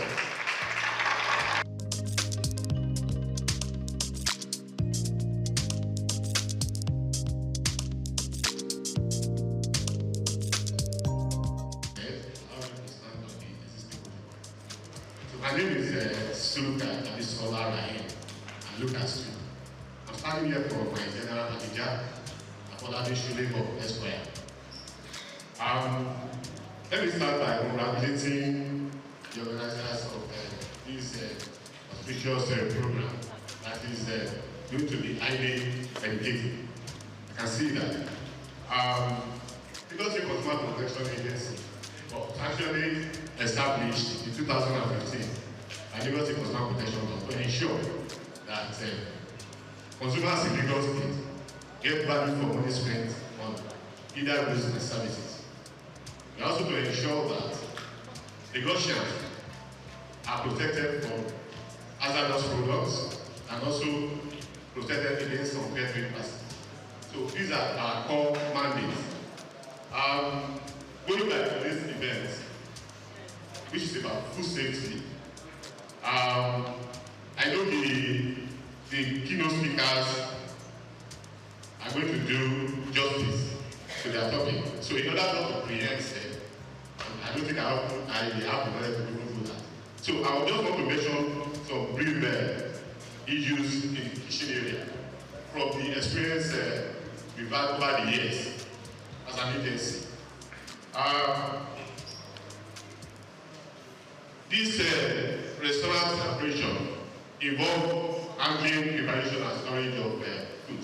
So those are the key areas we want the operators and managers to look into, to look to the improvement on these three areas.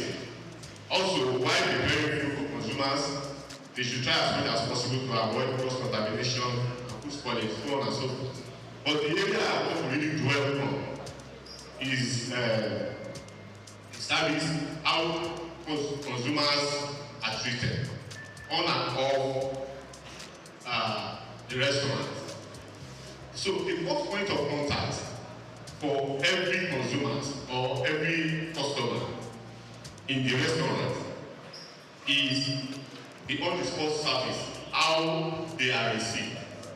So I want to say that since the managers are here, over the years, most of the complaints we attended to in the agency has to do with how consumers are received.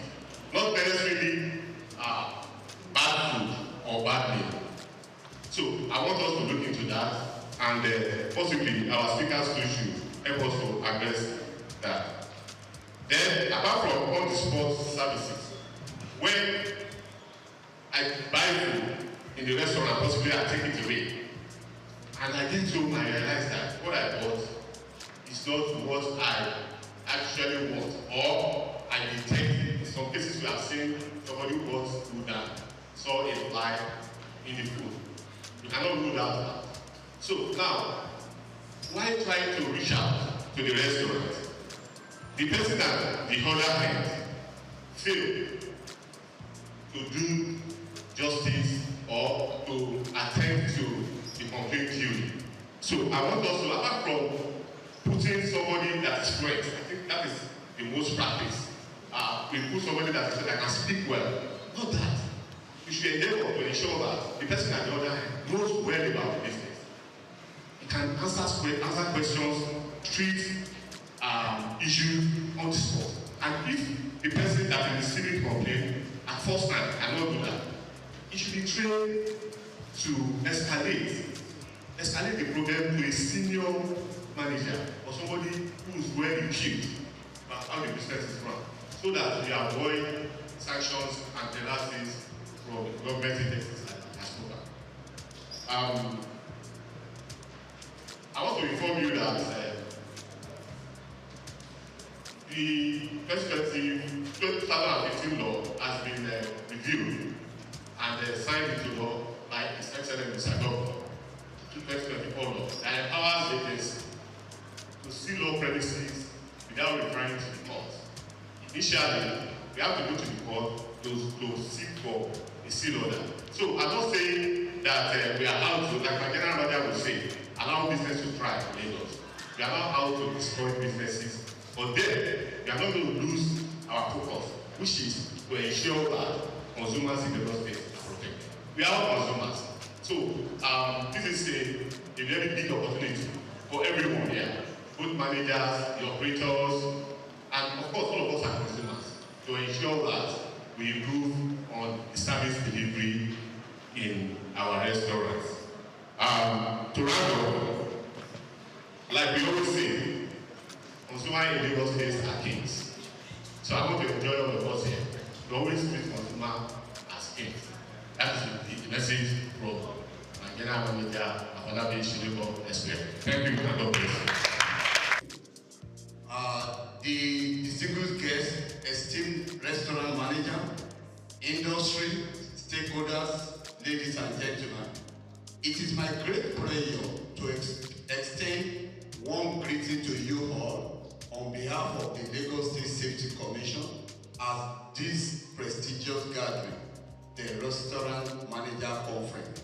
I commend the organizers for selecting such a crucial and forward-thinking team, elevating the heart of restaurant management, innovation, sustainability, and excellence. The hospitality industry, particularly the restaurant sector, plays a vital role in the economic and social fabric of Lagos State. As a hub of diverse culinary experiences and a key driver of tourism, restaurants are more than just places to eat. They are spaces of creativity, culture, and commerce. However, ensuring safety, sustainability, and operational excellence is paramount to their continued growth and success. At the Lagos State Safety Commission, our mission is to promote a safe, secure, and sustainable environment for businesses and residents alike. We recognize that innovation in restaurant management goes beyond culinary creativity. It also involves embracing modern practices and adhering to health regulations and implementing sustainable business models that protect both people and the environment. Sustainability in the restaurant industry is no longer an option, it is a necessity. From responsible waste management and energy efficiency to ethical sourcing and consumer well-being, sustainable practices contribute to business longevity and environmental preservation. I urge all restaurant managers to adopt best practices that align with global standards while enhancing customer experience and food safety. Excellence in restaurant management is achieved through continuous learning, strategic leadership, and a commitment to quality. As you deliberate on strategies to elevate your business, I encourage you to prioritize staff training, adopt digital innovation, and maintain compliance with regulatory standards to ensure the safety of both the employee and patrons. Lagos State remains committed to supporting businesses through policies that foster growth while ensuring public safety. Lagos State Safety Commission will continue to work collaboratively with stakeholders in the hospitality industry to uphold safety regulations and promote a thriving, resilient, and innovative restaurant sector. Once again, I applaud the organizers of this conference for creating a platform to discuss these vital issues. I wish you all exciting deliberations and successful outcome that will drive the restaurant industry towards greater heights. Thank you. May this conference inspire transformative ideas for a safer, more sustainable, and more excellent restaurant industry in Lagos. Director General, Lagos State Safety Commission, Mr. Larry Mojala. Thank you very much, sir. That was very well said. Very well said. I actually don't know what it means. I recognize everybody that is here, and I have not addressed you in person, it's not that side. But I think we are beginning to look at the time to see how we can manage our time. I welcome you all to this year's edition. And what's not happened before, from what I heard today, looks like this is the maiden one. Forgive me if I'm wrong. I welcome you to this conference, and let me start by again joining everybody to salute the doggedness and the passion of the convener, Mr. Razak. They have described it very well. I used to know him as a foodpreneur, but I've heard today that he's actually a food evangelist. Whatever name we call him, and what thing we can't take away from him is his passion for this industry. This avenue that he has provided for us today, where we as restaurant operators gather together to share and to sharpen our knowledge, is a major gap that he sees in our industry that he's trying to fill. I congratulate you on your achievements so far, and all the people that have worked with you, and I wish you success in your future endeavors. I'm excited to be here, and I count it as an honor to be called upon to share with you from my limited knowledge and experience, and also to learn from the different experts that have been put together, that have been invited to help deepen our knowledge in specific areas of restaurant operations today. The theme of our conference, as we have heard over and over again today, is elevating the art of restaurant management through innovation, sustainability, and excellence. I will start by talking a little bit about our industry.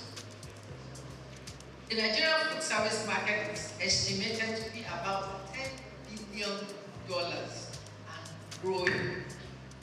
About half of this market is held by the quick service restaurants, while the other half is shared by casual dining, fine dining, cafes, and the cloud kitchen industry that is not only large, but also has a great potential for growth. As restaurant managers, do you see yourself as of today in this huge market that I've just described? Do you see yourself as a tiny drop, like a pinpoint? Or do you see yourself as a significant player in this big industry? Wherever you think you are, one of the things that you should begin to think about from today is how can you increase your portion of this large markets that I've just described. The restaurant industry itself has changed rapidly in the last 5 to 10 years. From the imposing brick and mortar structure days, where the idea of social entertainment was limited to visiting fast food restaurants, to today, where the customer would rather be in the comfort of his home and just get his food delivered. Pop-up stalls, food trucks, or sometimes you see them as food cars, are becoming a trend in urban and densely populated areas of our country. These are beginning to account for a good portion of the restaurant, of the revenue of this industry. How then do we ensure that as restaurant managers, we also get a significant portion of this growing pie? Our industry is not without its own share of challenges operating in an environment such as ours in Nigeria. These challenges, which cannot be underestimated, range from rising costs, multiple taxation from different tiers of government, poor infrastructure, strong and formidable competition, manpower skills shortage, and to changing consumer preferences. How do we then, as restaurant managers and restaurant owners, sustain our business in the face of these challenges? Again, when we look at the theme, elevating the art of restaurant management through innovation, sustainability, and excellence, the aim of this theme is to ginger our thoughts as restaurant owners or restaurant managers. First, let's look at innovation. There have been changes in the lifestyle of our target audience, as there have been changes in the demographics that we target. The changes in our industry range from the building structure. Like I said, it used to be imposing buildings that we all had, to application of technology, either in the food processing or in consumer engagement methods. And of course, marketing methods have changed dramatically. On a lighter note, while I sat there, Morenica took the picture. She got somebody to take a picture of two of us, and she said, "Content." And I laughed. I don't know if I said it out to her, but you know, we operate in two different generations. My generation would rather hide, but her generation is to put it in the face of everybody, and that was what she wanted. When she said content, that's again a difference that has happened in the environment that we are currently operating in. COVID-19, with the attending lockdowns and movement restrictions, forced many companies, like some of us who haven't invested in technology, to embrace digital innovation to survive. Innovation in restaurant management can be in the area of technology, can be in the area of offering unique products, can be in the area of introducing new processes, and of course, it can be in the area of enhancing customer experiences through unique customer service methods. Embracing innovation, no doubt, has its own definite benefits. The benefits will range from increased visibility. You can also leverage technology to reach the wider network of your consumers or potential customers through all these mobile devices that you carry around. Innovation can help us in improving our service delivery. We can leverage technology to tailor services specifically to meet the needs of our customers. Innovation can help to reduce costs through process automation or the use of technology to replace, where possible, all customer-facing activities. There are businesses that don't even have the front of the house activities anymore. They use technology to take the orders and they deliver. Technology is therefore playing a key role in food processing process, how to order, when to order, and how to pay for the order. These apps are also being used to manage customer loyalty. The use of technology itself impacts the need for brick and mortar stores. Like I've said, not only will it impact or has it impacted the size, even the existence of those structures. And of course, the size of the restaurant itself. Who needs a whole building if you can reach your customers through technology? Or if your customers can reach you through technology. Customer engagement is another area where innovation can be seen in our industry. These engagement methods are geared towards giving the customer unique dining experiences from, for example, arts and restaurants, where your food is cooked right in front of you. It's a unique experience just to cook the customer. And of course, you can use technology to modify your recipes to suit the customer's preferences, unlike where we have fixed recipes that is made to fit a general populace. These emerging changes mean that the restaurant operators, as restaurant operators, we must be ready to also have a mindset shift from the way we used to do things, if we are going to remain contemporary, or if we are going to remain relevant in the industry that we currently operate at. How do we adapt to changing consumer preferences if we do not innovate? Innovation must therefore reflect not only in our marketing methods as the customer profiles and lifestyles are changing. These days, we talk about brand ambassadors, brand influencers, and social media influencers. These never existed 10, 15 years ago, but in present day, they constitute a major chunk of the marketing budget. I go on to sustainability.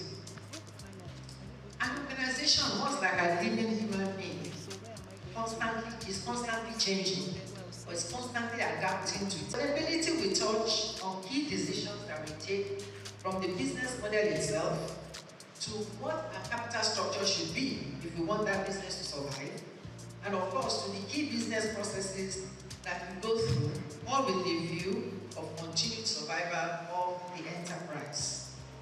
In other climes, the care for the environment and the society at large is linked to business sustainability. Implementing global sustainable practices like reducing food waste through repurposing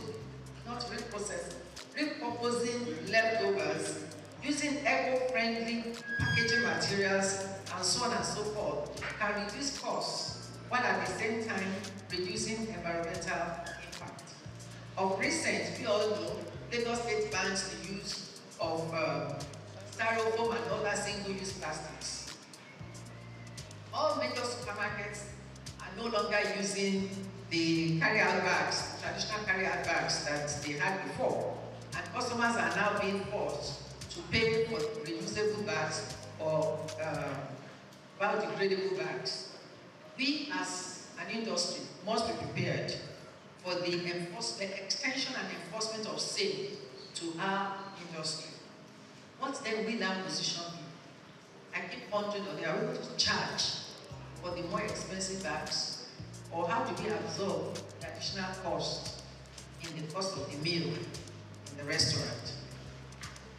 How are we focusing locally produced items to replace the imported ones, from raw materials to packaging? How are we managing our inventory systems to reduce waste, which impacts not only the environment, but also increases our cost or reduces our profit? How do we reduce or minimize electricity use? How do we reduce carbon footprint and create a greener future for the planet? How are we supporting ethical labor practices? Embracing sustainability leads to several advantages, which include profitability, as I mentioned, and profitability, you all know, is a must to the survival of our enterprise. We move on on to excellence. Excellence must encapsulate all that we drive in the restaurant business. How do we achieve customer service excellence or ensure consistent customer satisfaction? Operational excellence is what sets one apart from competitors. Excellence is what leads to growth and success in the business. Managers, but quite a number of us are managers working for other people. If you are not the policy or decision maker in your organization, then you must pass on whatever the takeaways are from today's conference. You must have a clear understanding of your market, the environment in which you operate, the type of people that you're catering to, and of course, what actually appeals to them. You must have a full picture of your costs and of what determines your profit. It is good to be able to benchmark your performance against industry standards where applicable. You must drive year-on-year growth, both revenue and customer throughput. Because anything that is not growing is dying. The knowledge experts are here today. Let's listen to them attentively. And after their presentations, we can seek clarifications as found necessary. Thank you all for listening. I wish you a successful day.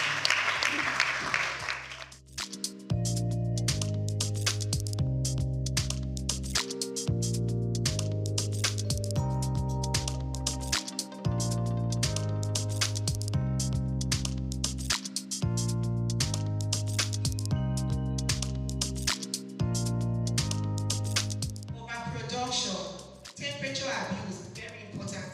Madam had mentioned temperature abuse. Again, I will repeat, you cannot take away food safety, quality control from food loss and waste. Customer self-service waste. I know a lot of times if I go to a restaurant, I go to a hotel, I would want to serve myself. And, well, maybe the Nigerian, I wouldn't say the Nigerian way, right? But sometimes as customers, we tend to overtake what we cannot finish.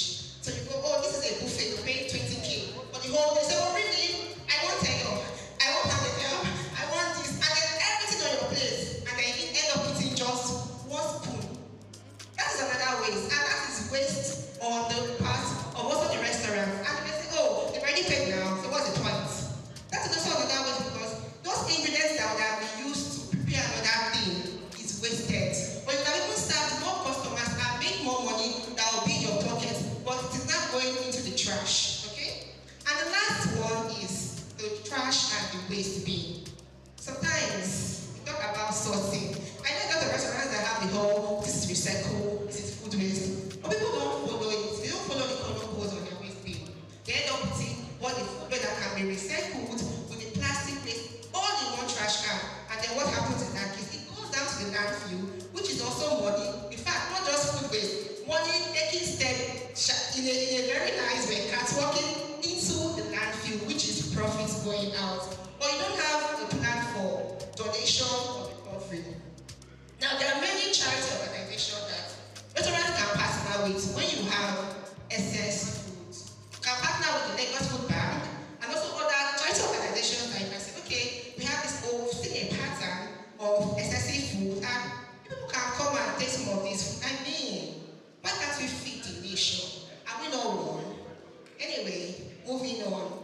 Now, what is the role? Am I communicating? How about not too fast? I want to enjoy this discussion here. Very good, thank you. Now, what is the role of food safety failure? Poor food handling practices and quality control in food loss and waste. Food safety failure, improper storage. If you don't store your food properly, you will end up having older products or you will not follow FIFO, right? She has mentioned, she has given us an explanation of what FIFO and FIFO is. I won't dive into that. But if you don't store your food properly, you end up having food waste. Most times when I audit restaurants, right, it's very simple for them to have a failure in non-conformity in this aspect because they always tend to go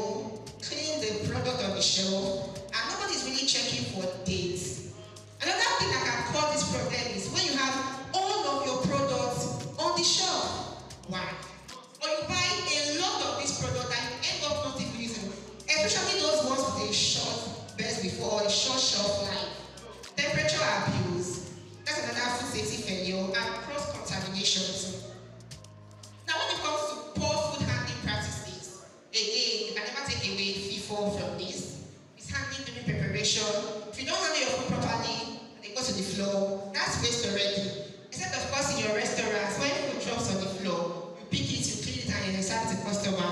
And I'm sure that I don't have any restaurant managers that are doing that poor quality practices. The lack of hygiene. She has talked about washing your hands, your earrings, all of those things. It's very important that as managers or as food business staff, we need to have proper hygiene. If you lack good hygiene, it's as well as putting money into the waste bin. And lastly, quality control. Overcooking, undercooking, inconsistent portioning, getting food for minor defects. I don't know if this is new to many of us, right? But sometimes people reject products because they look ugly. Ugly, not for food safety cases, or not for the sake of food safety, but because I don't just like how this tomato is looking. It's not looking very fine. So they end up throwing it away. But you need to understand that nobody knows whether the tomato is fine or ugly when it is being cooked. So you need to have a very good relationship with your vendors. Tell your vendors, okay, these are the qualities I am looking out for. Have a checklist. Train your vendors and train the staffs around, those who are handling it. See, training is very important though. It's not you come to work, you resume work that first day, wear your hairnets, wash your hands, remove your earrings, and that's the end. Training should be continuous. You can have on-the-job training. You can have trainings with external people. You should have a trainer who is already in a restaurant that can train down those who are upcoming. Okay? So the role of food safety, poor food handling, and risk control can never be taken away from food loss and waste. Remember, food safety failure can make you bleed money. Poor food handling practices will make you lose money. Poor quality control, you are losing money, and that is money, and that is profit that should have been generated back into more money.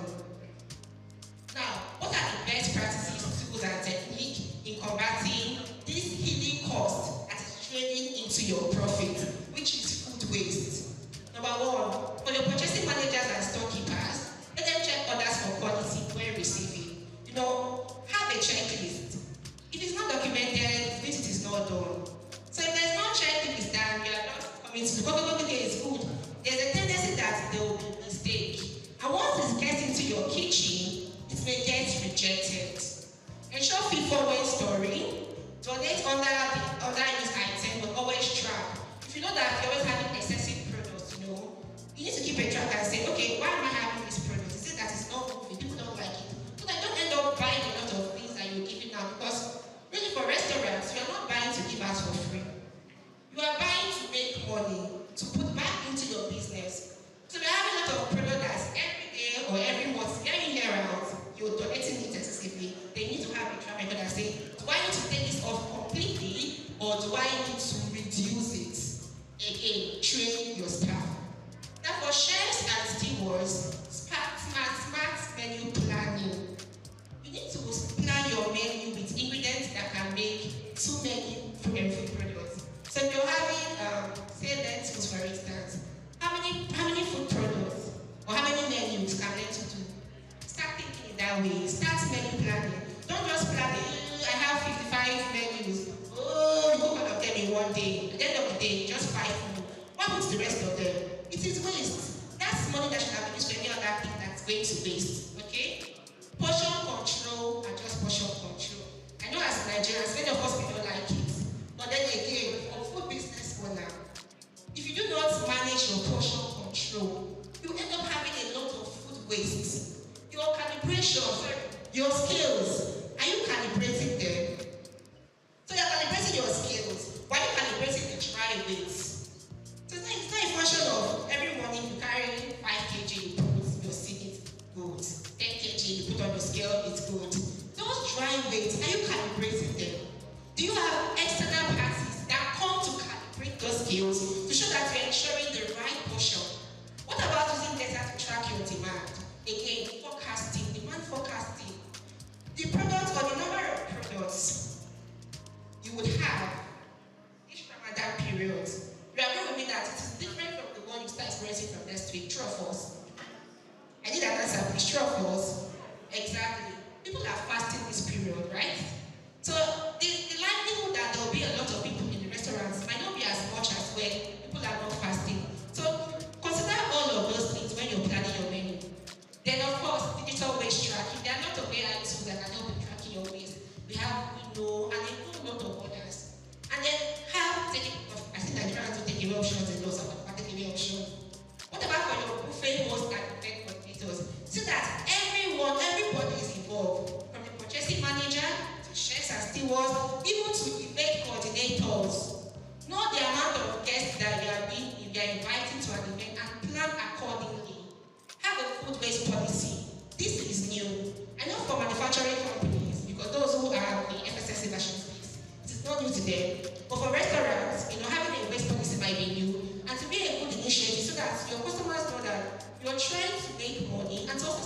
environment. So to be a good thing to have a food safety, a food-based policy initiative, partner with food banks, and again train.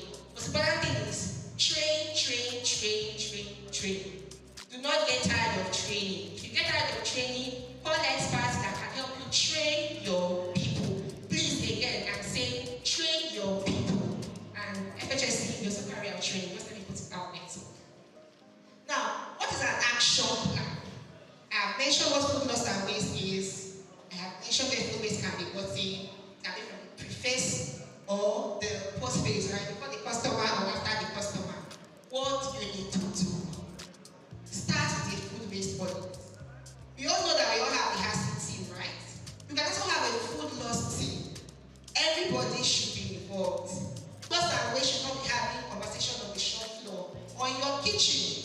You should be having food loss conversations in the boardrooms. When your boss is saying, we're having a lot of waste, what do we need to do? That is the only way you can drive change. But if you're talking about food loss and waste in the kitchen, you may not really have that effect you want it to have.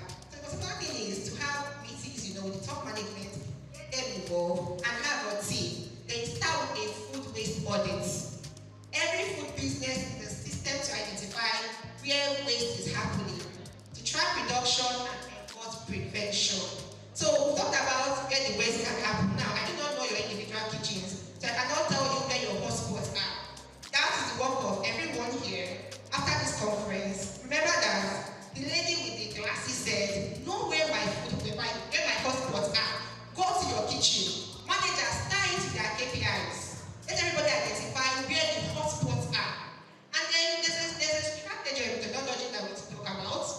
It's called TMA. You target, you measure, and you act. But I'd like to expand it a bit. You target, you measure, you use, and you act when you communicate. It's very simple. Have a smart goal. Tell everybody, or you tell yourself, okay, in the next 6 months, I want us to reduce our food waste by 30% in maybe portioning. And because if there is no goal, you'll be too relaxed to want to try.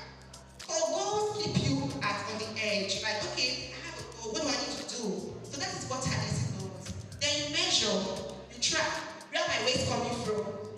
Is it from the preface or from the post phase? You need to know, you need to measure. When you measure, you know whether or not you're reducing or you're not reducing the waste. And then you act. After knowing your hotspots, after measuring, okay, what do I need to do? Do I need to cut down? Do I need to do a smart menu planning? What are the things I need to do? And then you communicate with people. You cannot have all of this and keep it to yourself. You cannot drive change and keep it to yourself. So you must communicate with everyone, and I mean everyone in each department. Let them know that, look, this is serious business, so we all have a part to play in food waste reduction because we're talking about money here. And lastly, also, another methodology we can use in reducing food loss and waste is the 4 R's. We have the reduce, the reuse, the recycle, and the recover. You cannot say we are fighting food loss and waste. We cannot fight food loss and waste because it's a whole lot. But we can prevent food loss and waste from happening. So that's where the reduce part comes into place. And then you reuse this product. Don't be in the habit of throwing things. Look for ways that you can use food products. Throwing should be your last option. Then you recycle and then you recover. I have a friend who does this technology, right? I don't know how he does it, but he's so smart. And he does soak away for businesses. I really don't know how it works, but this soak away uses food waste and it generates gas for cooking.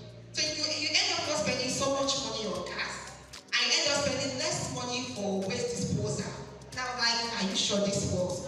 But I've known him for quite a while now, and I know restaurants that have been using it for 2 years, 3 years, and that's one way of them helping the environment and also saving money. But so that you can actually, food loss and waste is avoidable.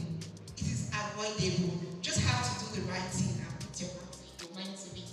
Okay?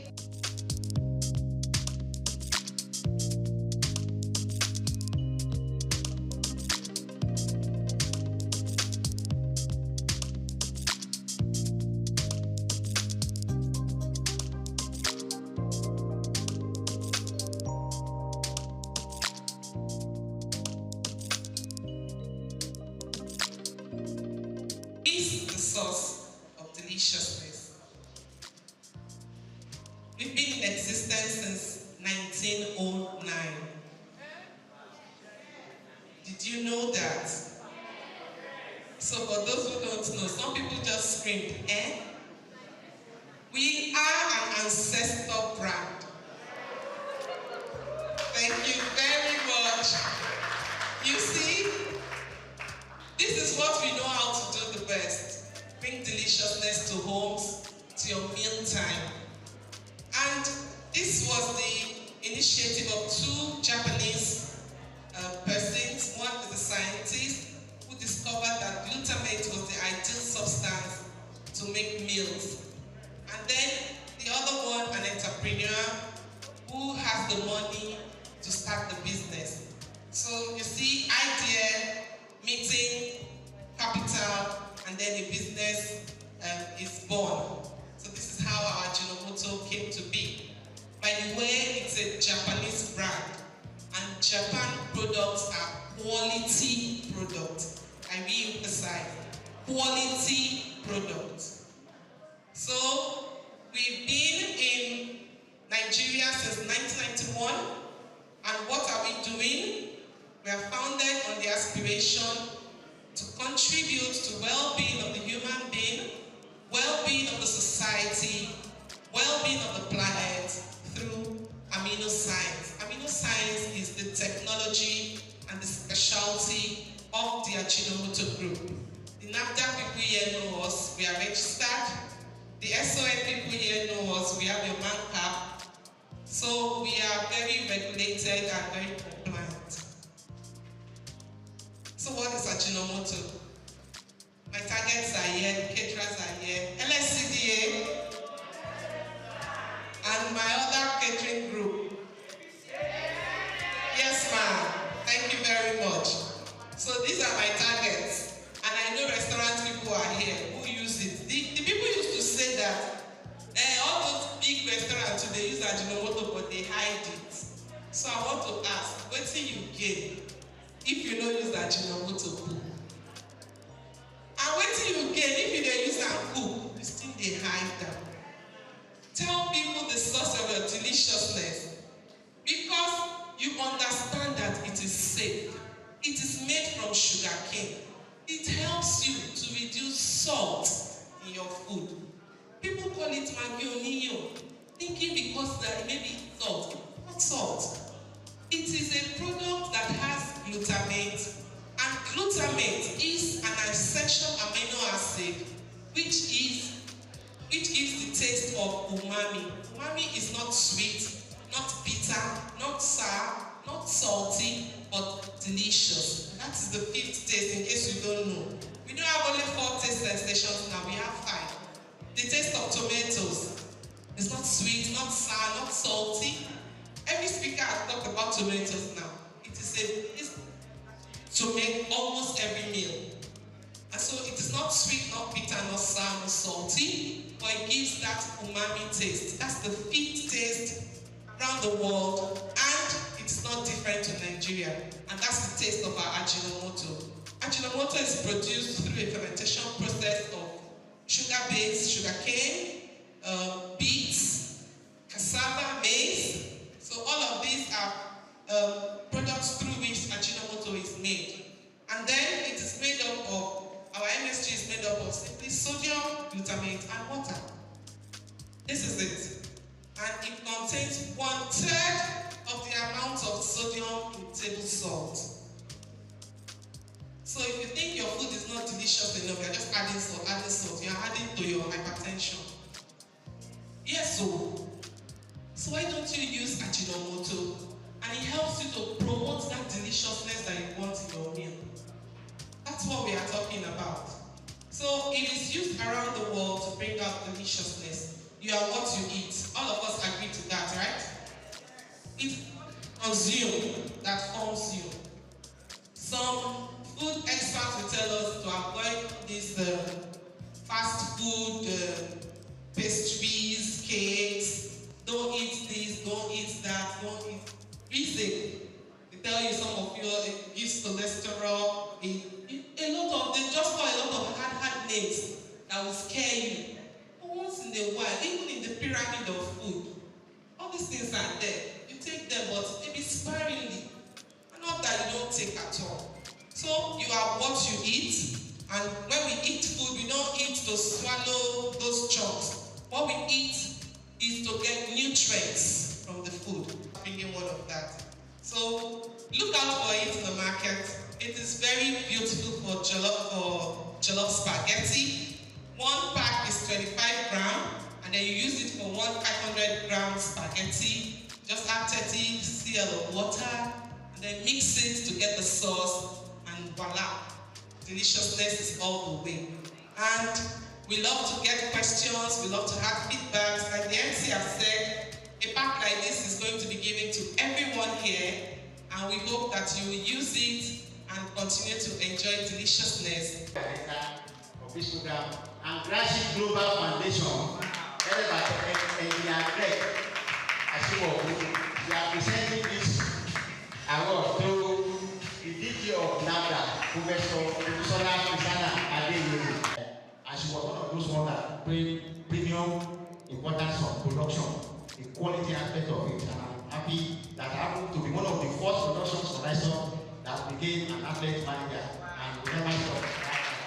So, on behalf of the organizer of the maiden edition of Restaurant Managers Conference, we are presenting this award of honor to Mrs. Kwasi Ayemi in recognition of her contribution to the growth and development of Nigerian restaurant managers. We are doing that one today, and we are happy that it's still here to see this award. Restaurants, cafes, bars, and club association. You can see, I think from what we have had today, you can see that we are blessed to have her. And ever since she has been taking me up and down, this and that, we are having a cocktail evening. Can you come? We are having this one, can you come? Forgetting the fact that I stay in Korodu, they want me to be in Lama. But I have to squeeze my time to get there. So she has been very supportive. When you get your Taylor, the chairperson and president of RCBC Association, appreciation of your visionary leadership, selfless dedication, tireless effort, and outstanding.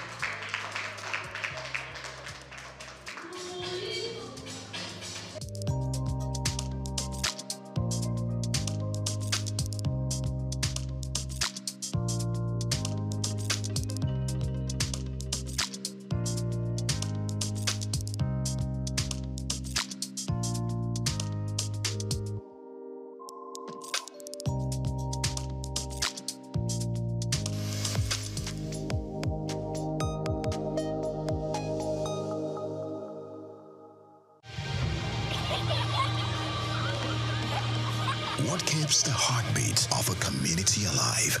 Is it the courage to create, the power to connect, the vision to transform? Well, it's all of these and more. It's a symphony of ideas, innovation, and industry.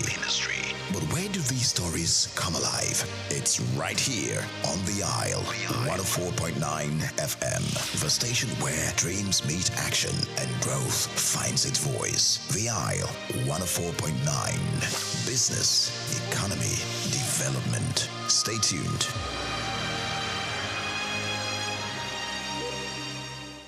We've got just what you need right here at Femi Wash Media. Call it the Midas Touch, and you wouldn't be wrong. Let us record, produce, mix, and master your audio like nobody does. Reach us on our contact today for the best quality job.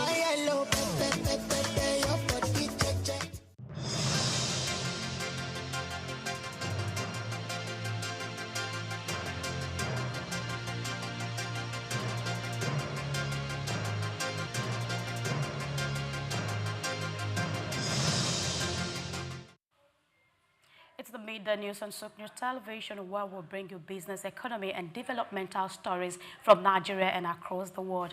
On Souq News TV, I am Grace Komalafe. We'll go straight into the story. The federal government, in collaboration with the United Nations, has launched a $159 million emergency response plan to support over 2 million vulnerable people in Borno, Adamawa, and Yobe states. The 2025 Lean Season Response Plan, unveiled in Abuja by the Minister of Humanitarian Affairs and Poverty Reduction, Professor Nentawe Goshwe Yelwada, and the UN Humanitarian Coordinator in Nigeria, Mohammed Malik Fall, aims to provide urgent food, health, and nutrition assistance over the next 6 months. The plan comes as 4.6 million people are projected to face acute food insecurity starting June, marking the 6th year of worsening conditions in the region.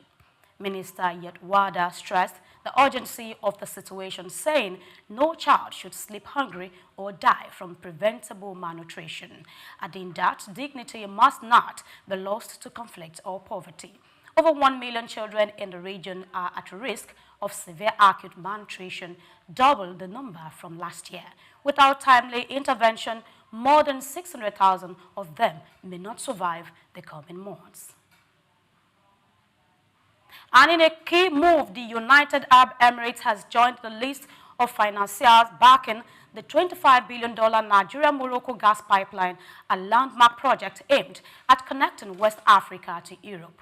Morocco's Minister of Energy Transition, Leila Benali, told lawmakers that the UAE, alongside the Islamic Development Bank OPEC Fund and the European Investment Bank, is now supporting the African Atlantic gas pipeline. The project, which stretches 6,800 kilometers, mostly offshore, will pass through 15 countries, making it the world's longest offshore gas pipeline once completed. It is expected to boost trade, electricity access, and industrial growth for more than 400 million people along its route. And now the Securities and Exchange Commission has launched a new technology adoption survey aimed at evaluating how capital market operators are integrating advanced technologies into their operations.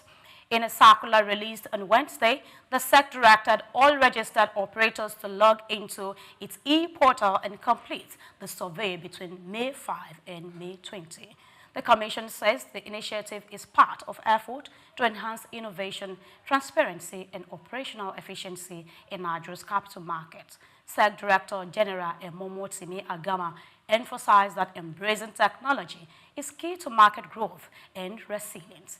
He added that the Commission remains committed to adapting its regulatory framework to accommodate emerging financial technologies.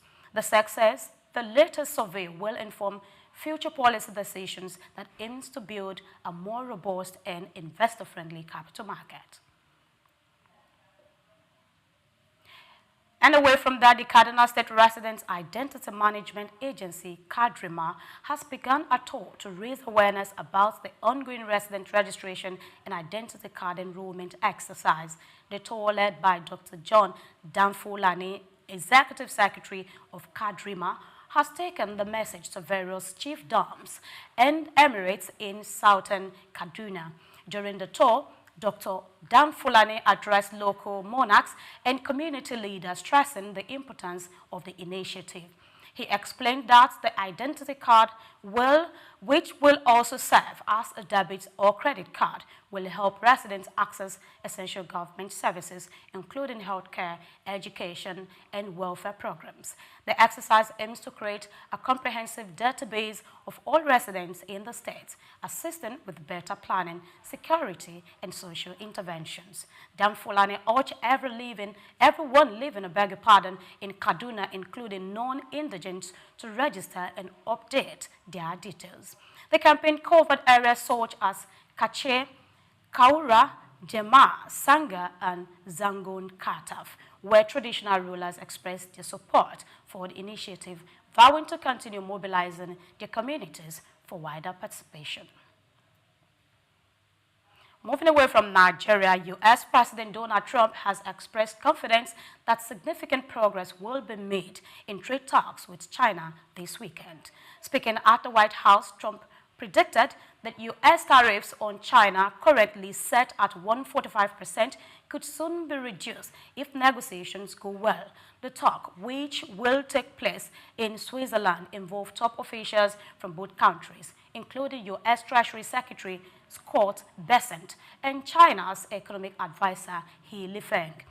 Trump noted that China has much to gain from reaching a deal and hinted at the possibility of further discussions with Chinese President Xi Jinping after the weekend's talks.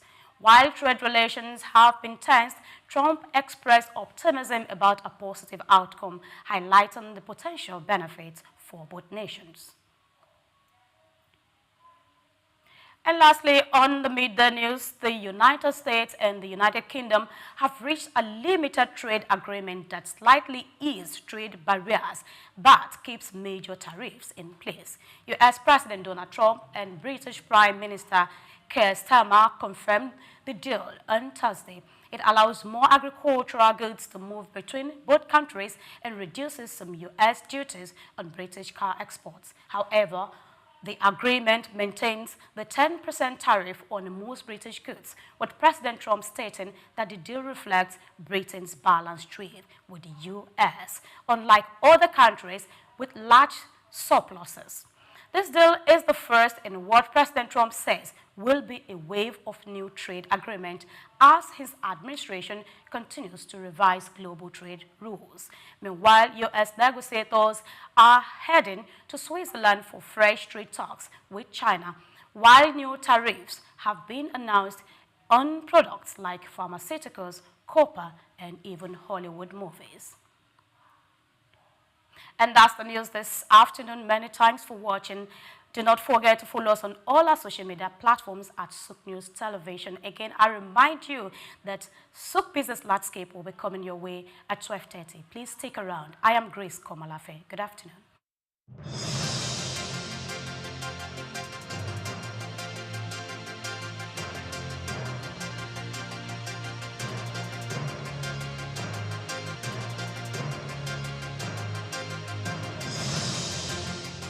We've got just what you need right here at Femi Wash Media.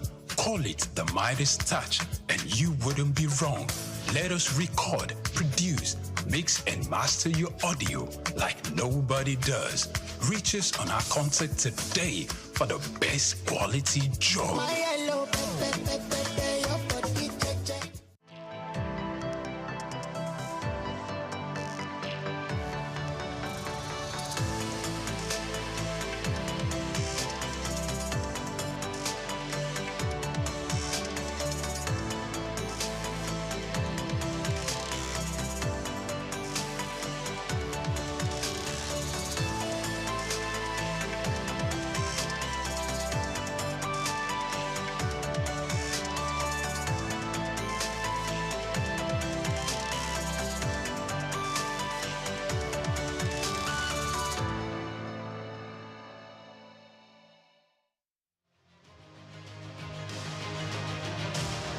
The world of business is one filled with men and women willing to dine with risk. And when we seek African business shapers, we see individuals who have denied self to build conglomerates. From controlling over 90% of diesel trade in Nigeria to almost throwing in the towel, then getting on the Forbes list, we present Olufemi Peter Otedola.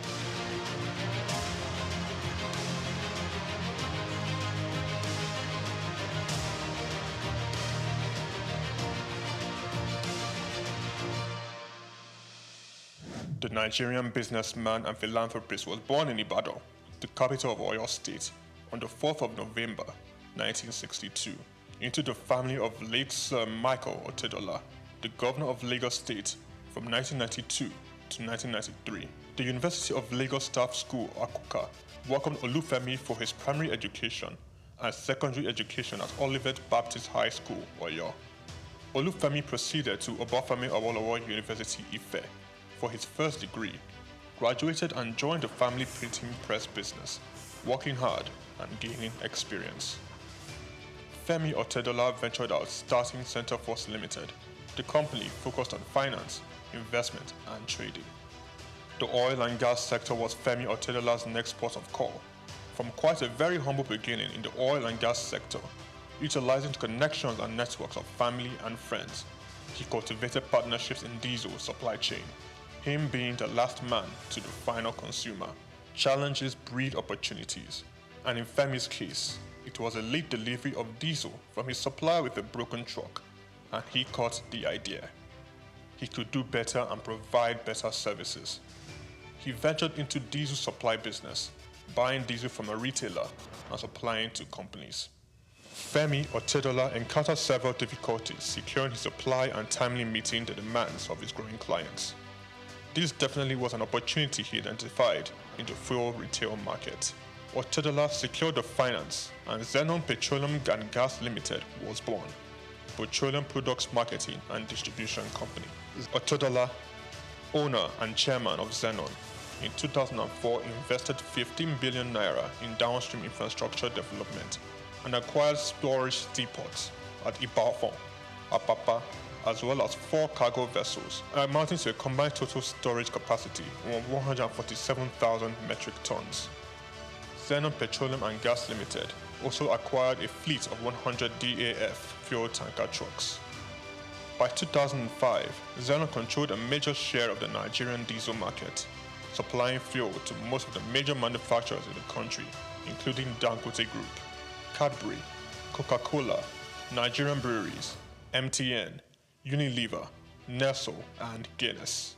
Zenon Petroleum and Gas was the name on major invoices and Femi Otedola the name on every lips, playing toe-to-toe with major multinationals.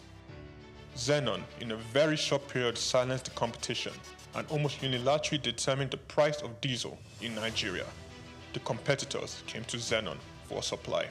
Femi Otedola, with the massive success Zenon Petroleum and Gas achieved, bought a 28.7% stake in African Petroleum.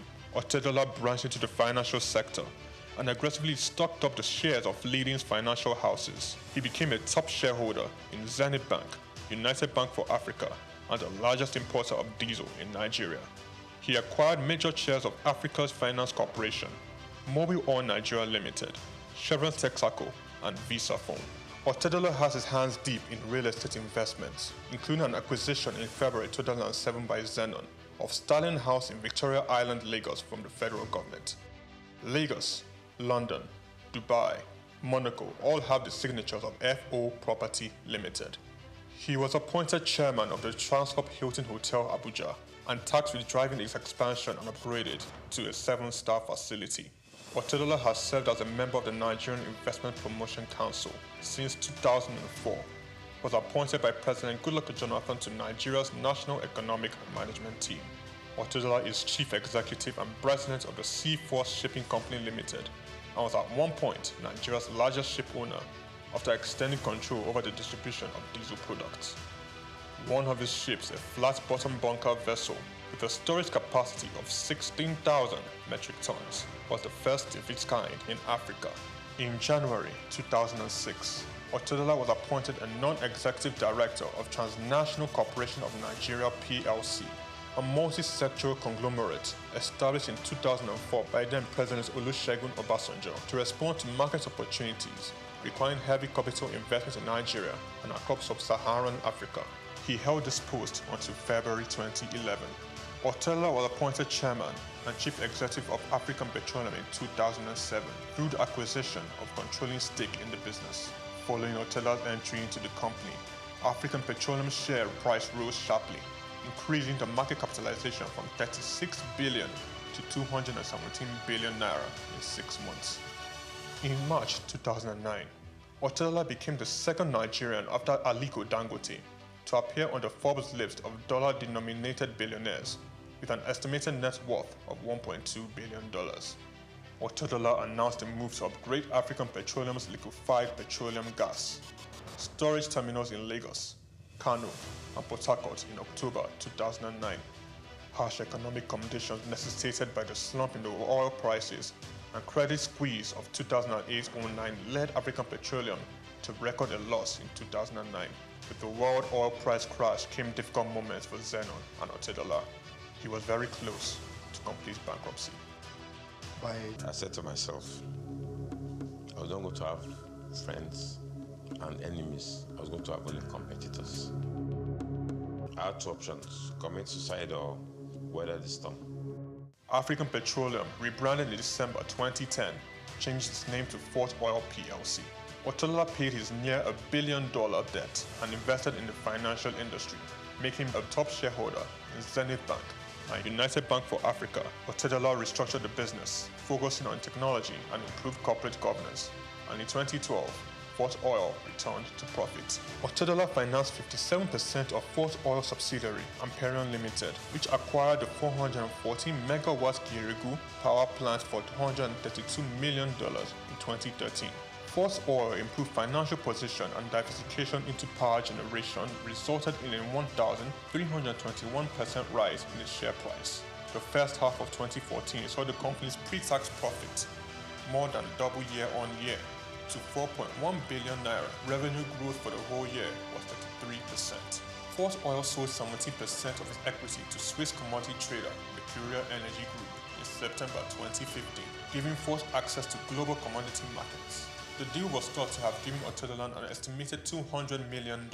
In 2019, Femi Otedola sold Fort Oil PLC and announced plans to change focus from oil to power with his company, Girigu Power PLC. Girigu Power PLC became the first power generation company to list on Nigerian Stock Exchange, demonstrating to stakeholders in the sector how they can fix financing and make profits sustainably. The company's market capitalization is now 726.75 billion naira, and the share price now 290.7 naira from the 2.5 billion shares that were listed at 100 naira each. Otedola, the chairman of Girigu Power, sold down a Girigu stake to bring on institutional investors. In October 2021, Femi Otedola was announced as the single largest shareholder of First Bank PLC. FBN Holdings, the parent company of First Bank Limited, witnessed a commendable 437.9 billion naira surge in market capitalization. FBN Holdings appointed billionaire Femi Otedola as the new chairman of its board of directors, effective January 31st, 2024. Femi Otedola has had its share of controversies. Zenon was among the number of companies named in an alleged fuel subsidy scam report. This was followed by a case against Farouk Lawan for bribery. Otedola has also lost in the ever-evolving competing space of business acquisitions. Transcorp and Huheli Power Plant are two notable projects he closely bidded and lost. Femi Otedola philanthropy is quite remarkable. Otedola made a 300 million naira donation to the completion of the National Ecumenical Center in Abuja.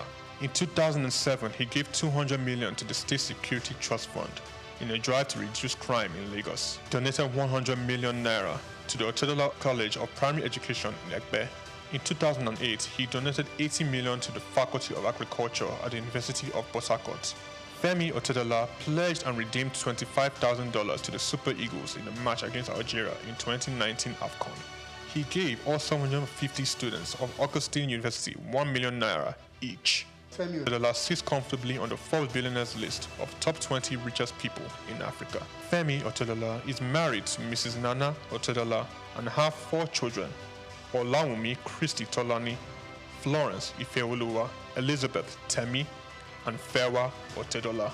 Olufemi Peter Otedola is a standout astute business executive.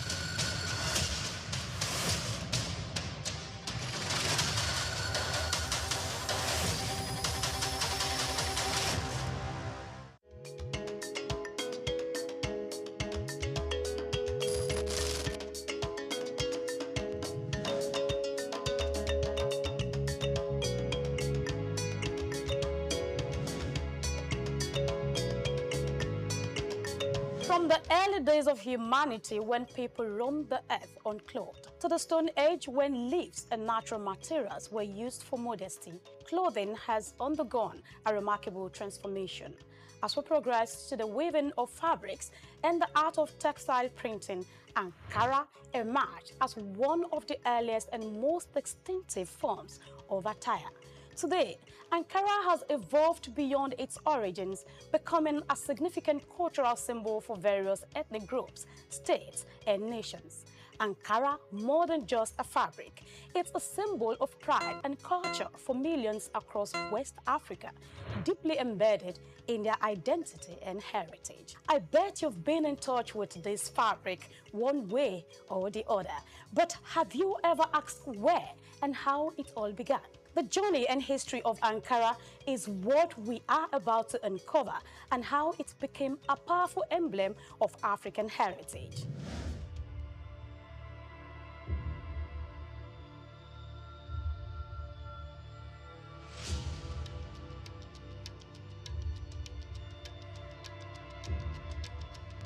The story of Ankara begins not in Africa, but thousands of miles away in Indonesia, using the batik techniques. Batik is an ancient Indonesian art from where wax is used to create different patterns on fabric. The process involves applying wax to certain areas of the fabric to resist dye, creating elaborate designs. In the 19th century, Dutch colonizers who controlled Indonesia recognized the appeal of batik and then sought to replicate it. They adapted the technique using industrial methods such as roller printing to produce the fabric more efficiently and in larger quantities. Talking about its transition to West Africa, Dutch manufacturers initially aimed to sell the printed batik fabric in Indonesia and Europe. However, fabric found a more enthusiastic market in West Africa, where it was embraced for its vibrant colors and patterns. The Dutch prints, while not initially popular in Europe, became highly prized in West African countries, evolving into what is now known as Ankara. How about its cultural integration?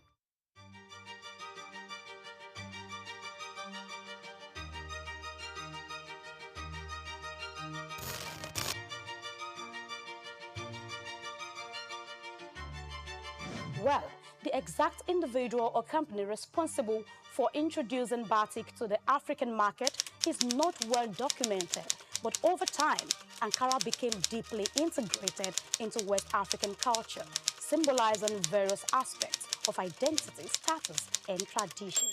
Despite its Indonesian origins, it is now predominantly recognized as a quintessential element of African fashion. It is clear that the adaptation and adoption of batik by Dutch traders played a crucial role in the fabric's journey to West Africa.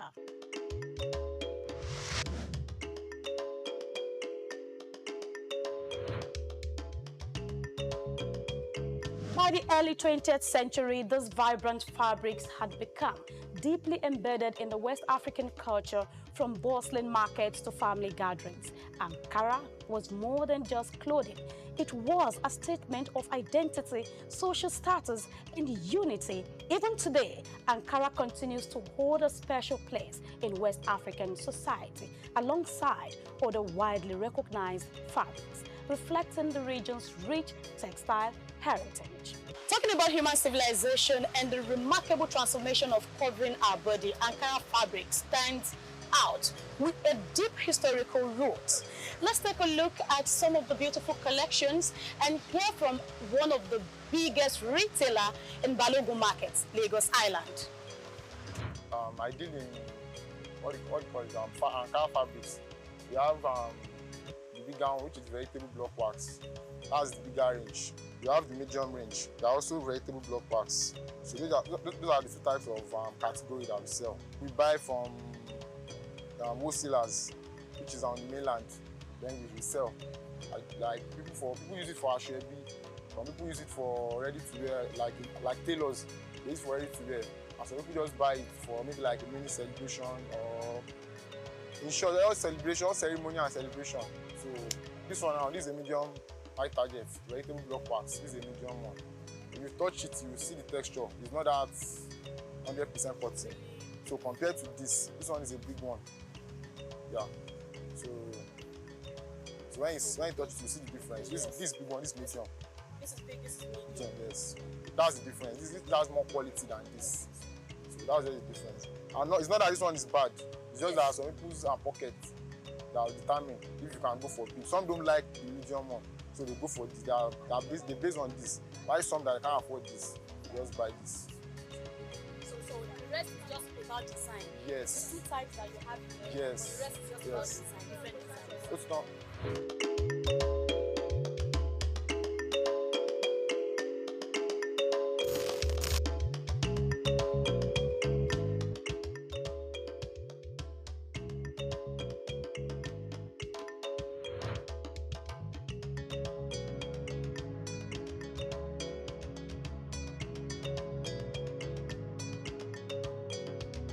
As West Africa gained independence in the 1960s, Ankara's popularity soared.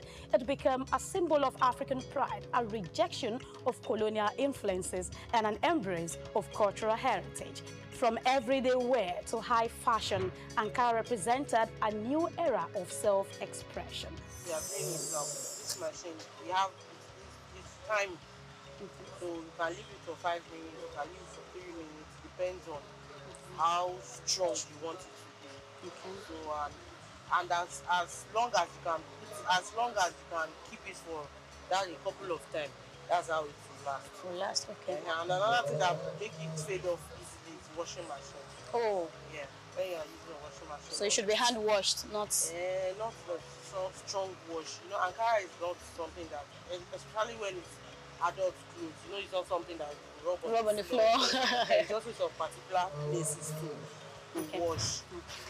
Ankara is for both sex, male and female. And we have adopted it as an African way. Even some of our brothers abroad is taking it outside to show as an African way.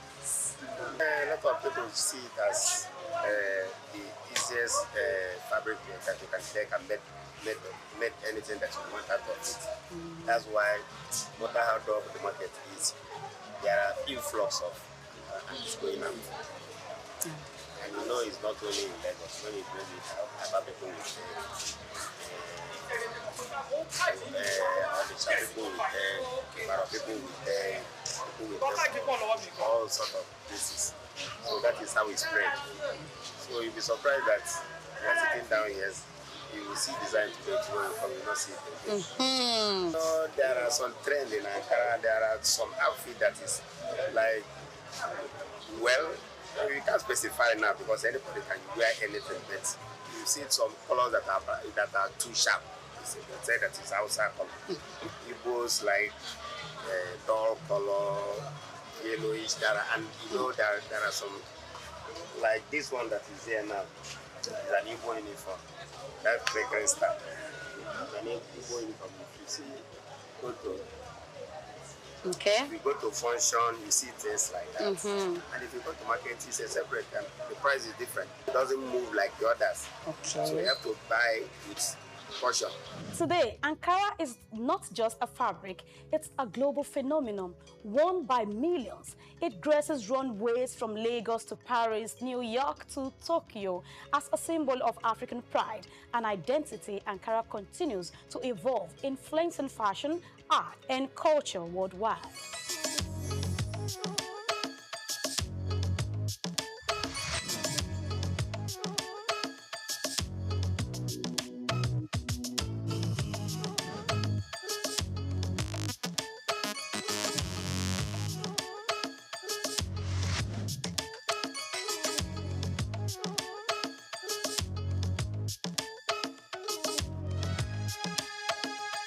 From its unexpected beginnings in Indonesia to becoming a powerful symbol of African identity, Ankara's journey is a proof to the resilience and creativity of West Africa. However, as we move forward, what challenges and opportunities lie ahead for this iconic fabric?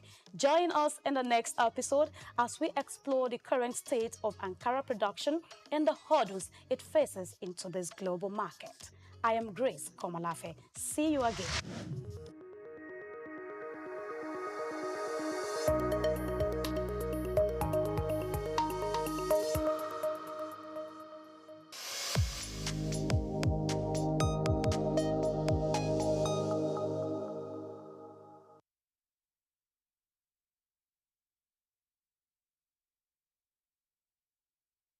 We've got just what you need right here at Femi Wash Media. Call it the Midas Touch, and you wouldn't be wrong. Let us record, produce, mix, and master your audio like nobody does. Reach us on our contact today for the best quality job.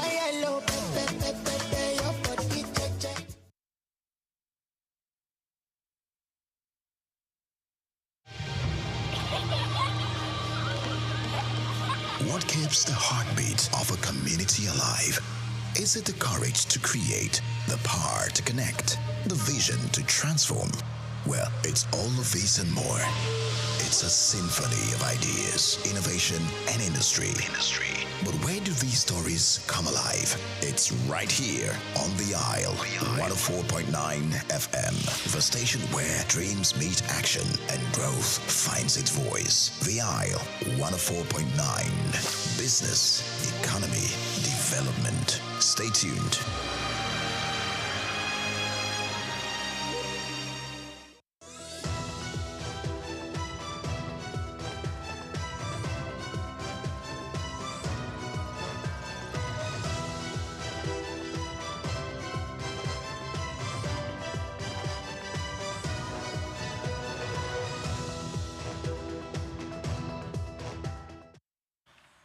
Welcome to another edition of Souq Business Landscape, where we bring you stories that matter from Africa and beyond. I am Olumide Shukoya, and of course, I have with me... Oyosore Adebi, glad to be here again. Chooks, John Rogers Chooks. You're welcome. And the almighty... Osama Zaid Hausa is my name. All right, welcome very much, gentlemen. As we begin with the Kaduna State, where residents from 12 local government areas are demanding transparency over 350 million naira World Bank loan after years of fund were secured. Abandoned roads and broken promises leave many communities questioning how the money was actually spent. That will take you across borders to a landmark energy deal. The United Arab Emirates, UAE, joins a $25 billion trans-African gas pipeline that will stretch from Nigeria to Morocco and eventually power homes and industries across Europe. And in a moment, of course, in that same moment, it marks a turning point for the Catholic Church. History is made at the Vatican as the first American Pope, Leo XIV, is elected, bringing a missionary spirit and global vision to the papacy. These are the stories driving development, accountability, and global leadership right here on Souq Business Landscape. So if I might start with Moyo. Yeah. If you look at the three issues that we'll be discussing today, which one really catches your attention? I would say it's the loan accountability situation in Kaduna, because it is a national problem. When we talk about debt transparency, it's something that we don't really always see the fruits of what these monies are supposed to be about. And especially at the state level now, where they're getting much more funding, I think there has to be a more transparent oversight over how these monies are used. So yeah, that one catches my attention, definitely. All right, and Doctor? Well, but just to debunk some of the claims, I think it's important for us as people to follow, train as conversations have been had. Yeah, this loan was not taken today, and I don't know why the protest is happening today and why people are raising concern. Because as the people, we must be able to separate politics away from what are real. Now, you understand what is happening in Kaduna at the moment. And there are a lot of issues because, of course, the former governor has exited the All Progressive Party. And therefore, we must need to put some such light and see how to give dog a bad name so that, of course, the dog can qualify for hanging. And I think these are some of the issues that we must have to be very careful about, especially when we look at some issues when headlines like this are coming out. The truth is that that loan was taken by Erufai to build what he called the new Kaduna City. The question is, was that project started? Were there investment in that project? Is there any audit report that says that, of course, the 350 million that was taken was not sunk in that thing. It's El-Rufai in recent and modern history who had built a new capital. We can leave all the shenanigans and the things that are going on in the politics, but these are the facts that we must all speak to, because that loan was specifically meant to be used for that renewed city. And of course, it started a project, and there was a massive investment that El-Rufai was building a modern Kaduna city, because the current Kaduna capital cannot be modernized. So he needed to build a complete new city, which he invested in. And so those... The real question is, did he? Yes, he did. Yes, he All did. right, we'll get to that. Yes, he did. I like All right, John. So I like John, let's look at this pipeline project, $25 billion pipeline project. Did you see a lot of benefits for Nigeria? What does Nigeria stand to gain from this pipeline? I love the pipeline project. It's business. It's a means of taking your product, Nigerian product, our own product, to the market. My only issue here is ownership of the pipeline project. Now, let's go back.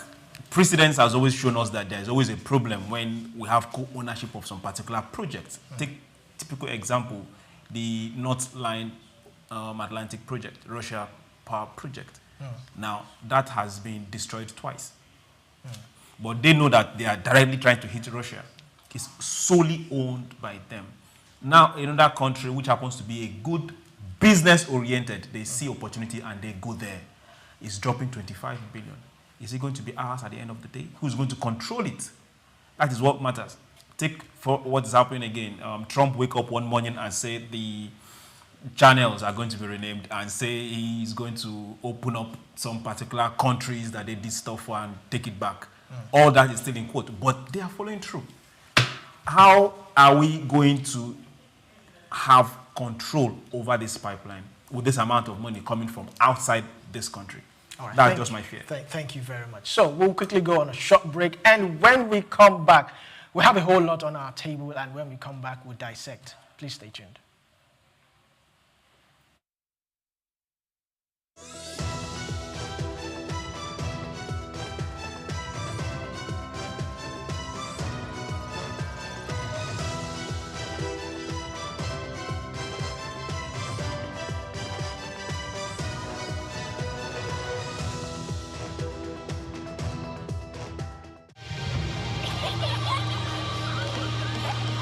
What keeps the heartbeat of a community alive? Is it the courage to create, the power to connect, the vision to transform? Well, it's all of these and more. It's a symphony of ideas, innovation, and industry. But where do these stories come alive? It's right here on The Isle, 104.9 FM, the station where dreams meet action and growth finds its voice. The Isle, 104.9. Business, economy, development. Stay tuned.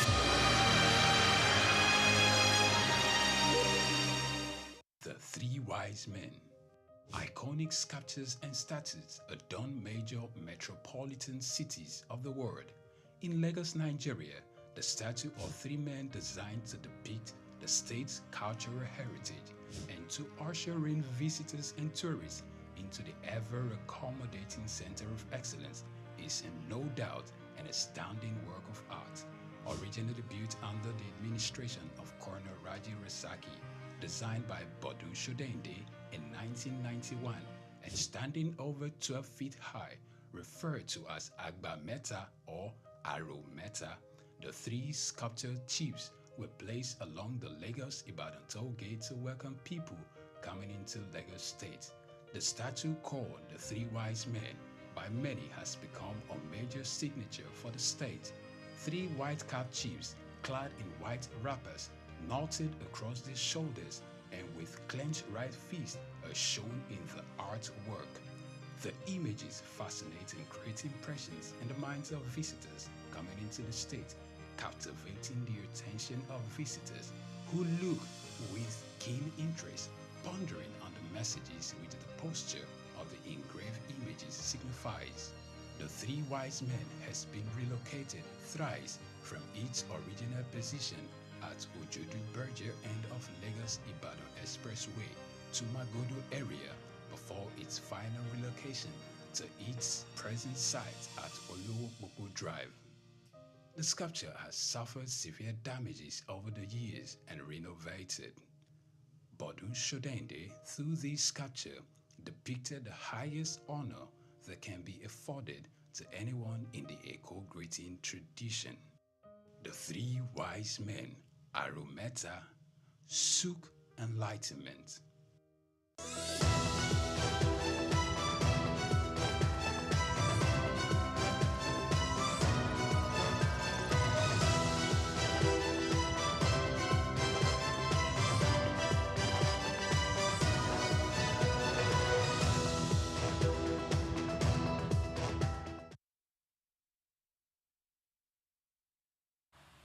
Welcome back to Souq Business Landscape. We'll begin with our first story. Residents of 12 local government areas are raising concerns over the alleged unfair distribution of a $350 million World Bank loan secured under the leadership of former Governor Nasir El-Rufai, despite ongoing repayment for the loan. Community leaders and residents claim that no roads have been completed in their areas, and several projects were initiated have been abandoned. The affected local government areas include Benin Gwari, Giwa, Jaba, Kagago, Kajuru, Kauru, Kudan, Makafi, Sanga, Soba, and Zagan Kataf, many of which are among the poorest in the state. Now, a report indicates that while road projects were supported to improve infrastructure and, of course, boost the economy, most of the initiatives in these areas were either never completed or were left in a state of despair. So I'll start with Doctor. Okay. You are making an assertion that former Governor Nasir El-Rufai had good intentions when he secured this loan. Yeah, I think what I was trying to say is that we must be able to separate politics from facts. Because we're in the season of politics and there's a whole lot of things that's happening within the space. And so some of the kind of names that you say may not really be speaking to the facts. They may just be things that, of course, you want to blackmail some certain people because you think that some things were not well done. And I think the proper people to speak is, when Sani came in and the problem between him and El-Rufai started, which of course led to the exit of the former governor from the ruling of Progressive Congress, was the fact that they said they were going to probe him. We're still waiting for the probation. And of course, the committee of inquiry was set up to look at the spending of El-Rufai. But you need to do all of all that before you can actually come out to say, well, because this money were budgeted actually, they were project specific. Now, somebody need to come out to say, oh, this project that was invested in was not done, not completed. Yeah. So, but in terms of distribution, it's also, yeah, of course, you can talk about marginalization in terms of the citing of projects, of course, which is, of course, again, germane to citizens and residents of a particular state to say, okay, why is this thing concentrated in one place? But that's a different ballgame. That may not speak to that there were issues in terms of the expenditure of the loan that was secured. So there are two facts that have to be separated. The fact that the projects were not cited in your area. Yes, of course, we know that, for example, in Nigeria, we have huge infrastructure deficit. The government is looking, I think Augusto did a report some years ago and said Nigeria will need to spend between 150 to 80 to 150 billion dollars annually for 30 years to be able to meet up the infrastructure deficit in Nigeria, and that's a huge figure. Now, when you put that and situate them within states, you will know that 350 million is a drop in an ocean and cannot guarantee infrastructure access to the entire local governments in Kaduna State. Only some people will benefit, but how we determine who starts to benefit, that's a different ballgame. And of course, that's where power comes to play. But as at when the loan was, before the loan was secured, their debt profile stood at about $231 million. So they had already an existing debt, and yet you're going to collect another one. Yeah, because there won't be any scarcity in terms of argument as whether people should take loan in Nigeria. Because whether you like it or not, for us to be able to kickstart our development, we need a lot of funds. And of course, those funds, there's no way you can harvest them in your country.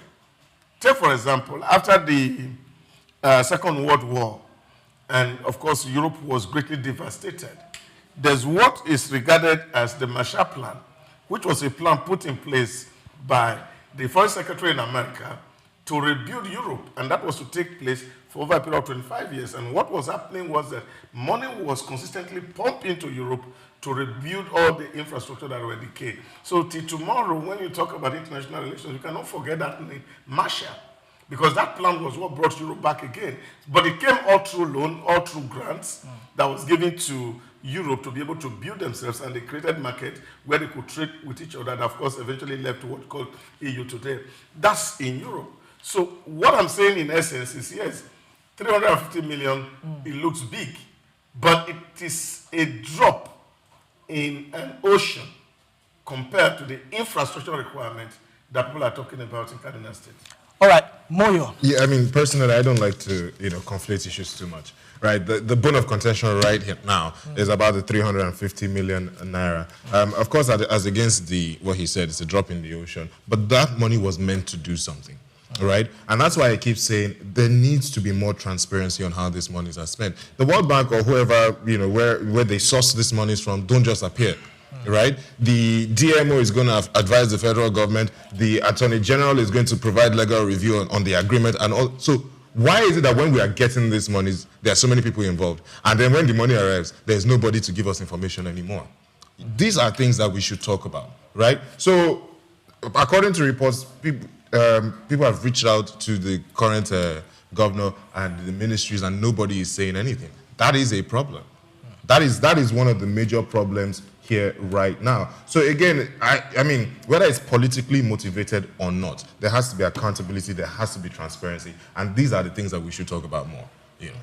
Chooks, now it's been reported that 85 to 87 of this loan was spent on current expenditure. What do you have to say about that? Spent on government's current expenditure. Yes. But I can't bet you that was not what was on paper when the loan was applied for. Definitely. And when it was approved. And those that approved the loan also and gave the loan knew quite well that it was not going to be used for what they were giving it. True. So now it's that same circle of who is robbing who. They know they are going to benefit. Even if you don't pay, they are holding you to something. They have something that they will make you do on their behalf. Now, let's go to those that are complaining right now. Will I say complain? Or those that are opening up and voicing out? This is Southern Kaduna. Most of those local governments are all in Southern Kaduna. So you see the divide between these other people, and they say, okay, see what is happening there is not as bad as what is happening here. So how can you get these people to work together? They have a whole lot. Doc was talking about political issues. The current governor, when he started his fight, quarrel, in quote, with El-Rufai, he came up with a document and also showed us some financial spending of El-Rufai and allegedly indicted him. So what has happened since then? These are things we need to talk about. $350 million.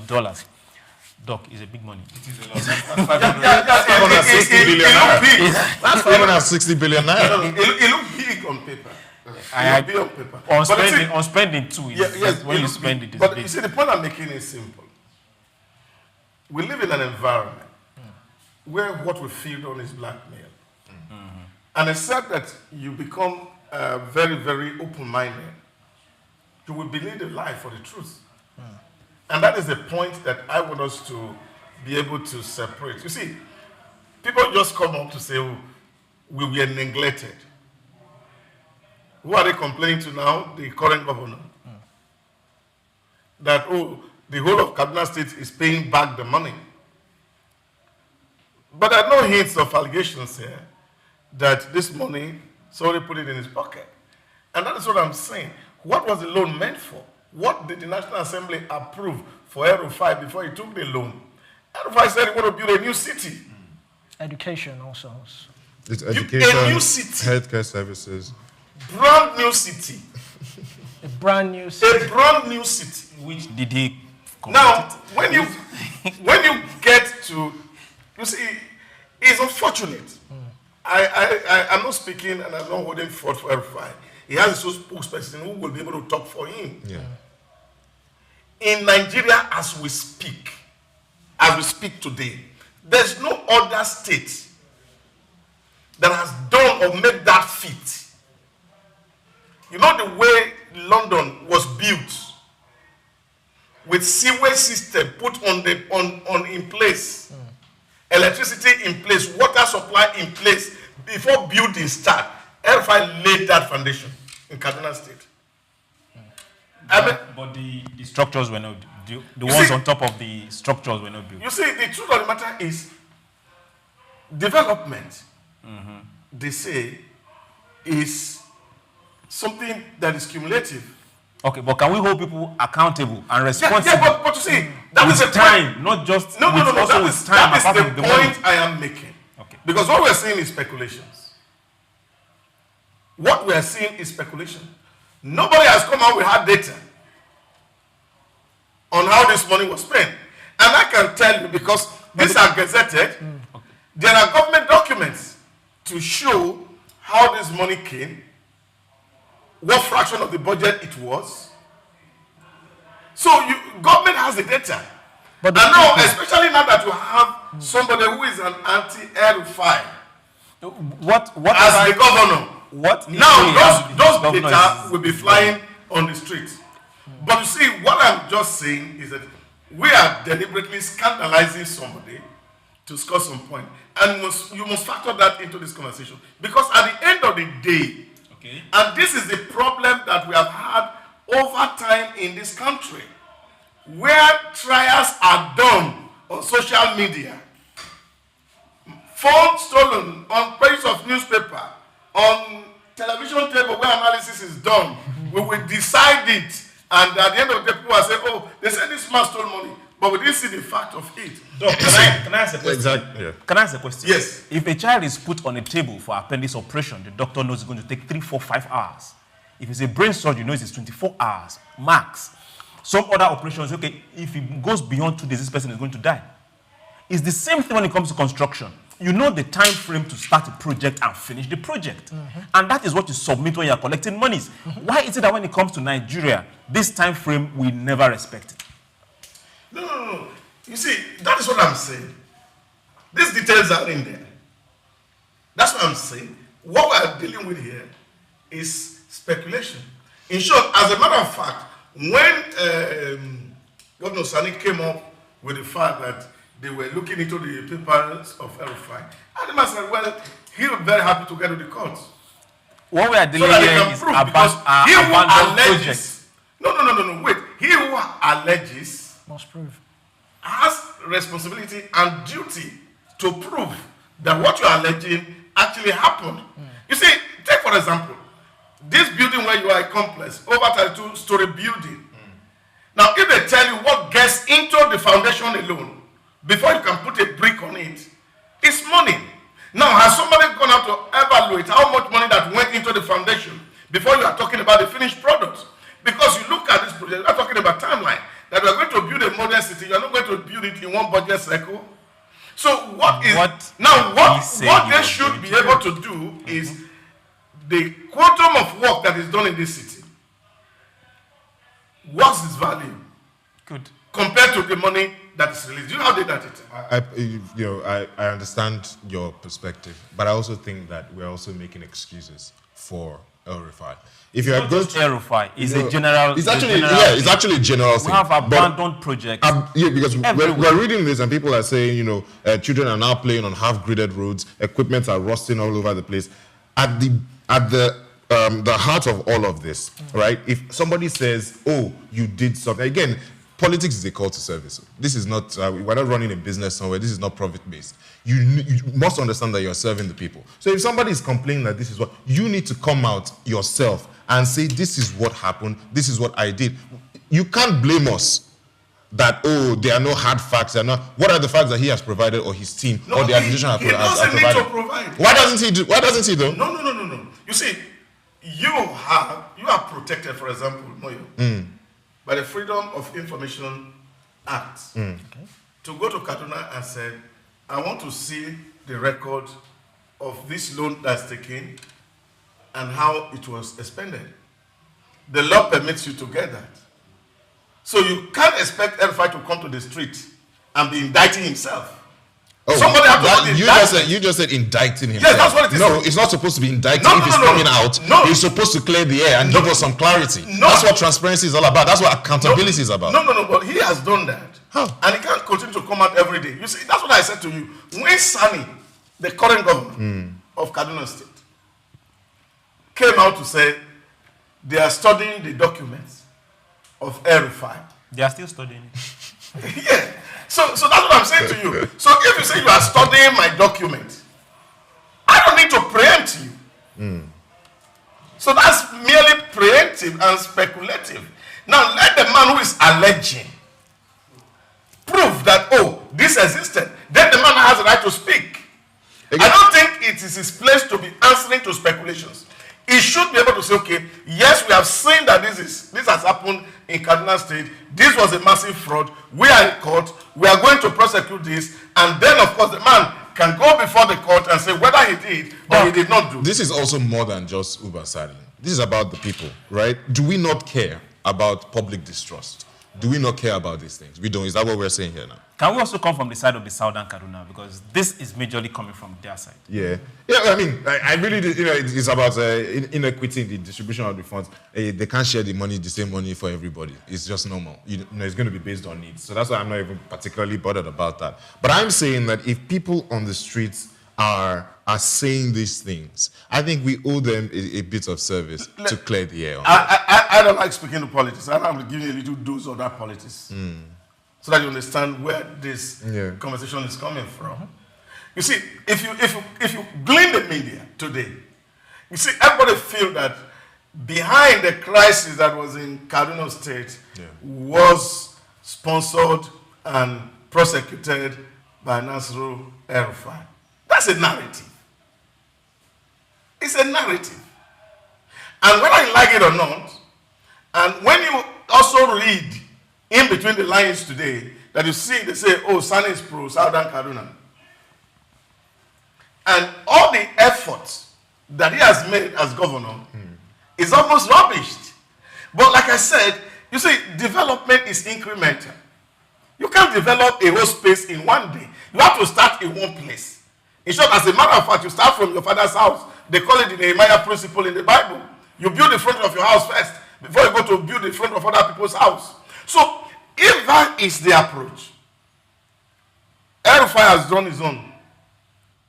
The current governor will need to do his own. After 8 years he leaves. Another governor will come to do his own. And in 100 years, like they say, everybody must have built their father's compound. Rome was not built in a day.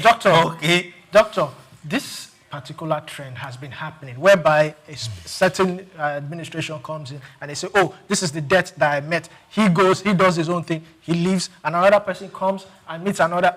Can't there be some sort of legislation? I wish I could be speaking for my state. Because in 2018 elections in my state, my governor took $6 billion from World Bank for a rice farm in Agbede.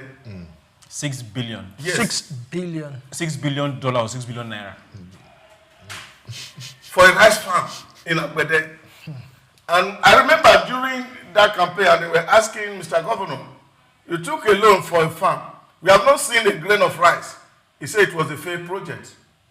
Boldly. So we can boldly... Yeah, I'm not in doubt that people are doing some of all these things. But I'm always saying that, because we're talking about the data from Kaduna State, and I said we have to be very circumspect so that we don't mix up politics with fact. Because the season that we are right now is people are seeking legitimacy, and people are looking for, like they say, you don't really care what you use to kill your enemy. The most important thing is that your enemy is dead. So that is what you will have to be careful about, even as analysts, as journalists, so that we're not speaking the voice or the mind of other people who has an ulterior motive. And I feel that if these things are plain on the table, it's not today we are seeing political prosecution in Nigeria. Our current president today, there was nothing that EFCC under Nuhu Ribadu didn't do to indict him because somebody wanted to win Lagos at all costs. So all these conversations, we must understand how politics shape the narrative around the environment. I think that's the point I am making. I'm not holding brief for L5 or any other person for that matter. I think the bone of contention here speaks about accountability. Yes, yes. That is what the people are asking for. That is what we all are saying, accountability. In a situation whereby you know that if you take X, Y, Z, you would have to give an account of how you spent X, Y, Z. But if there's some sort of blanket immunity or something like that, that you can take X, Y, Z, just like you said, your governor said it was a failed project. That's his defense. It failed. So and he went. He said has to pay for because, of course, it was not a bank-free, interest-free loan like the Islamic bank loan. That when project failed, they will say, okay, we share liabilities. But this one is a commercial loan, and then of course the project failed, the state pays for it. Those things happen. I can agree with you. You see. For me, has someone been jailed? What is the anti-graft agency doing? When we say those things happen, then that means it's normal. Who has been jailed? Given up to the Lord. Whose village has been touched? Who is going to on this? jail? That is where the issue is. You see, there's a story told in the Bible. A certain woman was caught in the act of adultery, and they brought the woman before Jesus, and they said, "This woman was caught in the very act. The Lord said we should stone." And Jesus faced the ground and was writing something on the ground. And he looked up and said, if you have not done anything, cast the first stone. And he was writing. By the time he looked up, everybody has gone. I appreciate the Bible quotes, but not all of us are Christians. Personally, for me, I'm not Christian. I'm not Jesus. I might be a Christian, but I'm not Jesus. I think that if people are going to mismanage, the point I'm making is simple. What you're saying, nobody is righteous. No. But that's not an excuse to say. Me, I am. Some people are righteous. Everybody speak for your community. Let's not speak for ourselves. Because we have not put a searchlight on you. And you see, this is the righteousness we are talking here is stealing public funds. Yes, that's what we're talking about. Yeah, because you have not had the opportunity. And also, I will say, you have not been kept in your custody. That's why Nigerians have this problem of something happens. They will say, "Oh, this other person did it." Just because somebody else did it, or because it is widespread, does not mean it is acceptable, right? You cannot take money that is meant for so many people. We look at statistics and stuff like that, but this affects real human beings' lives. You cannot just say stuff like that. So we should just absolve them and say, nobody is righteous. No, that's not how it works. Somebody has to pay. Somebody has to be held accountable. Yeah, but that is when the person who is going to hold somebody accountable. That's the point I'm making. If you're going to equity, your hands must be very clean. So you're saying who is going to hold? Come clean hand. And this is I had a conversation some months back, and I was telling somebody during the last election that there were a lot of people who were not well known. We had 19 candidates, and only 3 candidates were very popular. And I asked somebody, why was that so? They had money to spend. They the only one had money to spend. So the truth of the matter is that that's the nature of our politics as we speak today. All right. I guess we're at an impasse here. You might say. So let's move on to our next story. United Arab Emirates joins $25 billion Africa-Europe gas pipeline project. The United Arab Emirates has joined a major project to build a gas pipeline connecting Nigeria to Morocco, which will eventually reach Europe. The pipeline is expected to cost $25 billion and has received a significant support from key financial organizations, including IDB, OPEC Fund, EIB, and the UAE. Morocco's Minister of Energy, Leila Ben Ali, confirmed that UAE's involvement marks a major step forward in the project pipeline, named Africa Atlantic Gas Line Pipeline, which will stretch across African nations, bringing increased trade, energy access, economic growth. It would also connect Nigeria's gas network to Morocco, southern city of Dakhla, and then head to North Europe. With over 400 million people living along this route, the pipeline aims to promote regional integration and industrial growth, providing power to homes and businesses across the continent. Construction will take place in phases, starting with connections between Morocco, Senegal, Mauritania, Ghana, and Ivory Coast. The project has already completed feasibility studies and engineering designs, with China's Steel Group awarded the contract to supply the pipes. Once finished, the 6,800-kilometer pipeline will become the world's longest offshore gas line pipeline. So I'll start with Souq. This is really huge. This will create a lot of jobs. This will bring opportunities and all that. Do you see any demerit in this? Well, when you say it's huge, it's beyond huge. This is humongous. And two things are involved. I see positivities all through. Now, another issue we should be looking at is politics. We should know right from the start that your competitors and the West won't just sit and watch. It's natural, it's human nature. So what are we on our own side putting into place? We can't fight them. How can we placate them? How can we make sure that, okay, the product is coming from us, we own this particular project. How can we do business together? Because if that doesn't happen, then in quote, somewhere there will be a sabotage. That is for sure. But how are this being worked out? That's one. Then two, how is Nigeria going to own the rights to this pipeline with this amount of investment coming from outside? And countries. What rights are we giving away? And countries involved? That's two. The last one I will say before I leave this particular thing is the gas that is coming from there. Have we sold, it 20 years or 10 years or 5 years ahead? When are we going to start profiting after this project is done? These are just questions that are just ringing in my head. Boya, over to you. I mean, you know, it's great. You know, it's going to be good for so many countries, not just us. But again, I don't like to be a pessimist, but, you know, we have to ask ourselves, you know, this project in question, would it have, you know, environmental issues? Because it's going to come from the Niger Delta, from Brass Island. You know, all the issues we face with oil spillage and stuff like that, what are we going to do? And are the communities going to benefit from this as well? It's not just business. There's always a human angle to everything. You know, so we have to look at that as well. But this is great. I mean, we have over 200 trillion cubic feet of natural gas in our reserves. So at least that's proven. So there could be more. So it's good that, you know, we're doing something with it. And this is money. It's business. People are going to get jobs. You know, infrastructure is going to be better. So this is good. Yeah. All right, Doctor, if you look at all the promises that were made regarding our refinery and all that, nothing to write about. Do you think this gas line project would come to fruition, considering how much has been spent in the Port Harcourt refinery and all that? Do you actually think that we can really achieve this? And also putting into consideration pipeline vandalism.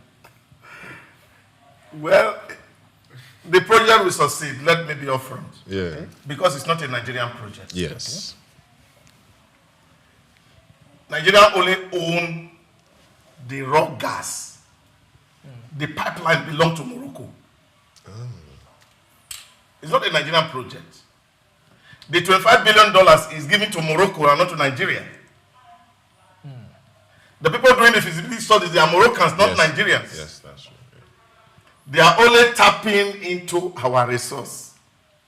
So the question you will be asking, if you have to rephrase it, is will this be another crude gas that is going into Europe? Because you understand it, especially if you know the politics of the North Africans. I was in Morocco last year, and we're having this conversation in the street because Morocco is building already an underwater tunnel that is connecting Morocco to the other side of Spain. The project is on advanced phase. And this is because I remember speaking to a friend of mine who is in Moroccan and said to me, and said, you know, you guys are so blessed. We don't have anything. The only thing we have is head. That's sad. And unfortunately, we have everything under the ground. We don't have the head. Do we really don't have the head? Or that is the side of it. So how do you prove to me you have a head? We have the head. It's just that those that we decide to elect don't come with head. No. Leaders are taken from the midst of their people. That's what I'm saying. Those that we decide to elect don't have the head. The people we have been electing have the head. The people we have been electing since 1919, when the first elected principle came into being in this country. I'm not talking 1960. I'm talking about 1919. Did we all agree to the 1919 election? From 1919 till date, we have not been able to get voting rights. And you sit on this table and say we have a head. Definitely we do have head. We don't. So see, we don't have. See, let's not play with words. We don't have. Because if you have head, we cannot be sitting in the midst of this plenty and be this poor with your head. Then there's a problem with the head. There's something wrong with the head. It's mentally not right. Or if there's a head, there's a problem on the head. No, so it is the problem on the head that we need to deal with. Good. Let's look at the problem with the head. Not that there's no head. There are heads. There are heads. Yes. All right. So, Doctor, now another question I would like to ask. From what you have said, it seems as if Morocco stands to gain more from this deal. And just like he said, he asked the question, have Nigeria sold even 5 years forward or not? Because from what you're saying now. I was in the city of Morocco. I was dumbfounded. Morocco is as beautiful as United Arab Emirates, Dubai.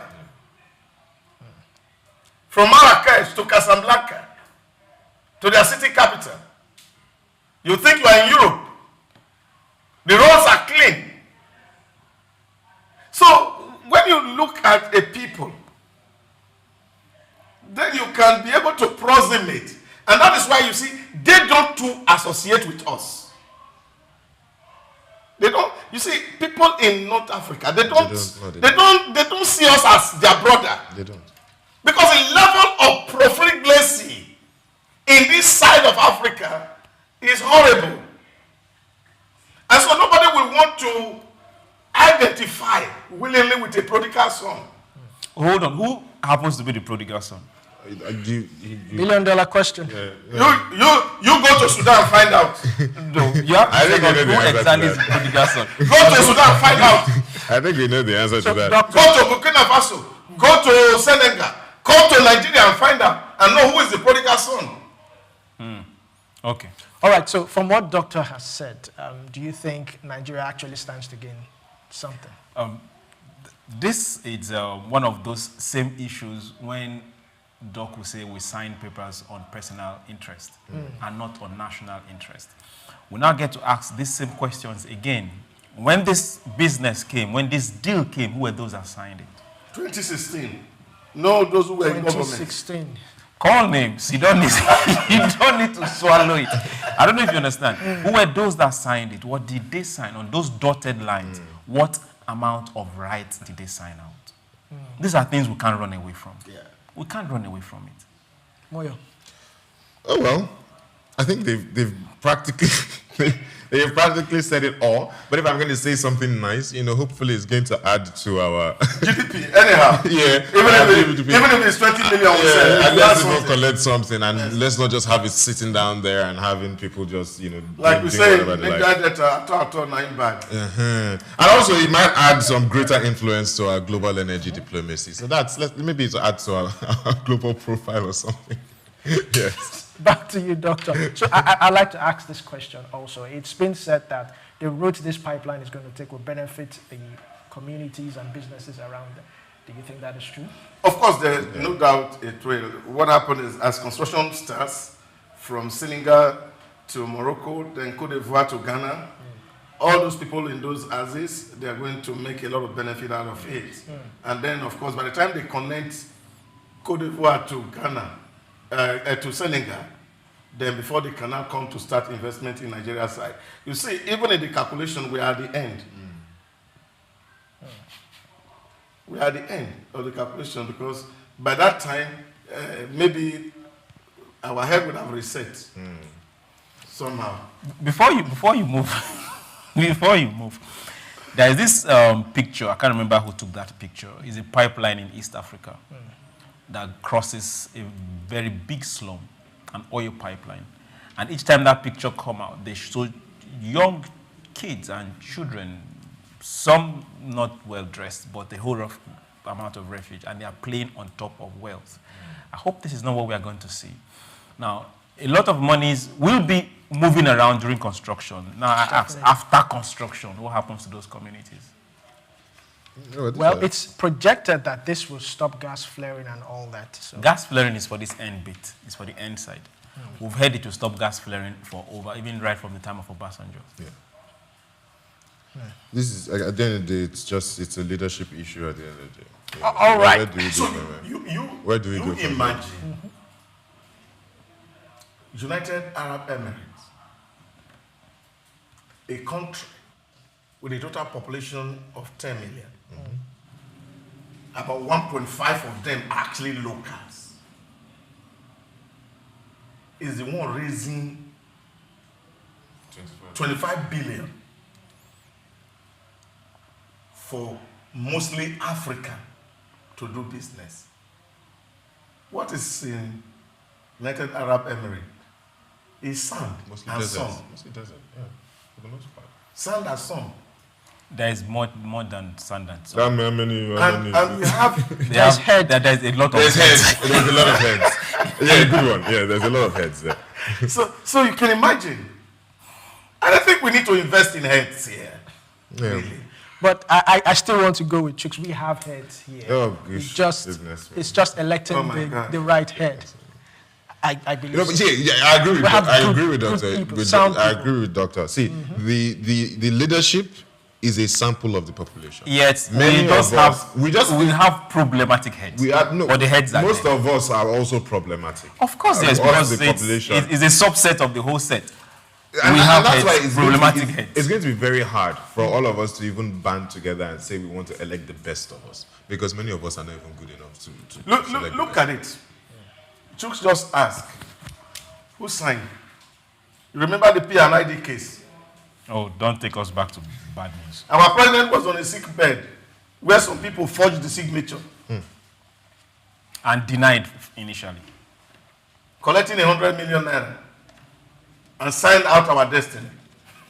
See, let's not be, I don't want to be economical with some, truth. I like to be as plain as possible. Because when we know what our problems are, then we can begin to tackle the problem. I was in a forum recently, and I was asking a small question. I'm not even talking about somebody who is occupying an elected office. I'm talking about some of us who they see you in the morning, you wear suit, you go out, and you come back. They are not even sure how much you are earning, and check the number of our account number that are coming on your phone. Send me 5,000. Can I get 20,000? Now you are still here. You are not in government yet. Now imagine what happens if you occupy government, the kind of pressure you will get. I have interactions with people who are elected. Sometimes they are sick. The wife wants to deliver, they send a message to the honorable. Children want to pay school, they send message to the honorable. They want to do launching in church, message to the honorable. And if the honorable is not sending, they start to blackmail him that is not doing well. So these are the things that we face. In short, one of my guys said something. When you say you face, as in you in political... Yes. He said something. He said when he was in the US for 10 years, if he goes to visit a family and he wants to leave, he puts his hands in the pocket and give $100 to the children in the family, and they say, for what? We don't need it. Until he came back home, and he said, go and visit the family, and he want to go out, and they are asking him, Uncle, are you going? He has the right to say, yes, I'm going. Are you really going? I'm actually going. Are you coming back again? No. It is the pressure that I'm not even talking about public office. I'm talking about people who are doing their own private hustling that you face in the face of the community of everybody that is around you that sees you as their breadwinner. And this is why when you see there are stories all over the space here where even younger brothers who refuse to be hardworking kill their elder brother so that they can inherit his property. These are stories we tell around us. You see it in the whole movie, it looks like if it is just something that is fabricated, but they are all real. Excuse me. That's our reality. We got here from this oil pipeline. all right. It's Souq business landscape. Before we progress to our third story, let's take a short break and we'll be right back. Stay with us.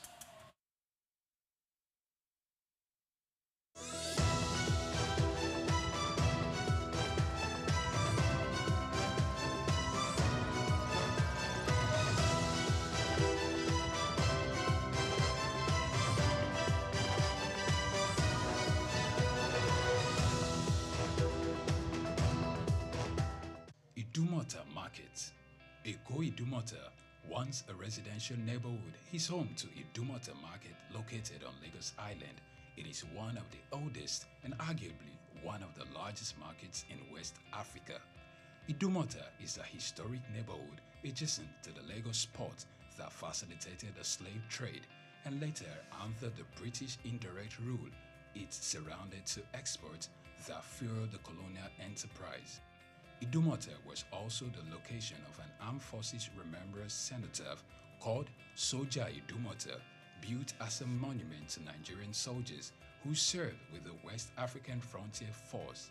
An Eyo Masquerade statue and a clock tower are also some monuments at Idumota. Idumota Market is so popular that large sales are recorded as early as 7 a.m. The market is made up of hundreds of locked-up shops occupying several multi-story buildings, with some measuring about 5 or more floors. In 2010, the Lagos State government demolished some illegal structures in order to improve vehicular and human movement in and around the markets. During weekdays, the neighborhood of Idumota is densely populated by shoppers, traders, and bus passengers. From the Carter Bridge, ascending into Lagos Island, passengers can see the neighborhood before disembarking at their final destination. Idumota Market accommodates the substantial inflow of imported goods. The bulk of import from abroad are routed first through Idumota and then on to other markets through Nigeria and other West and Central African countries. The energy of private Idumota traders and wholesalers facilitate this activity, where millions of US dollars worth of wholesale is exchanged daily. Idumota Market, Souq Enlightenment. The Three Wise Men. Iconic sculptures and statues adorn major metropolitan cities of the world.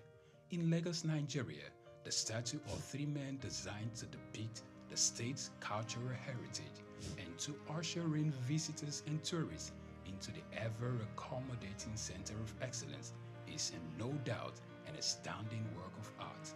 Originally built under the administration of Colonel Raji Rasaki, designed by Bodu Shodende in 1991 and standing over 12 feet high, referred to as Agba Meta or Aro Meta, the three sculptured chiefs were placed along the Lagos-Ibadan toll gate to welcome people coming into Lagos State. The statue called the Three Wise Men by many has become a major signature for the state. Three white-capped chiefs clad in white wrappers, knotted across their shoulders and with clenched right fists are shown in the artwork. The images fascinate and create impressions in the minds of visitors coming into the state, captivating the attention of visitors who look with keen interest, pondering on the messages which the posture of the engraved images signifies.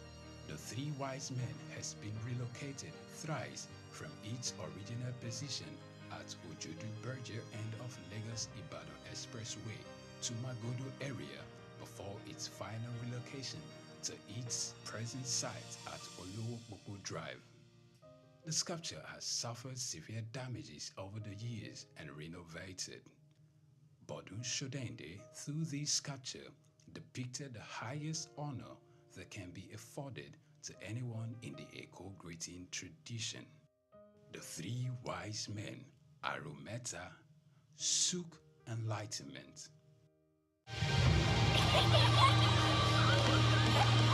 What keeps the heartbeat of a community alive? Is it the courage to create, the power to connect, the vision to transform? Well, it's all of these and more. It's a symphony of ideas, innovation, and industry.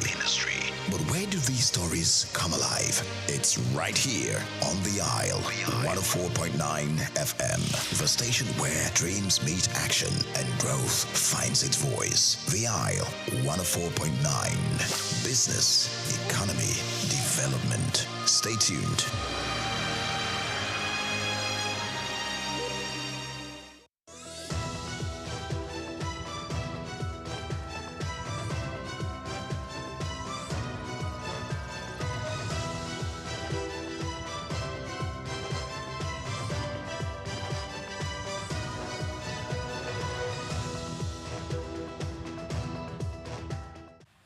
Welcome back to Souq Business Landscape. We're still here, so let's take our last story for today.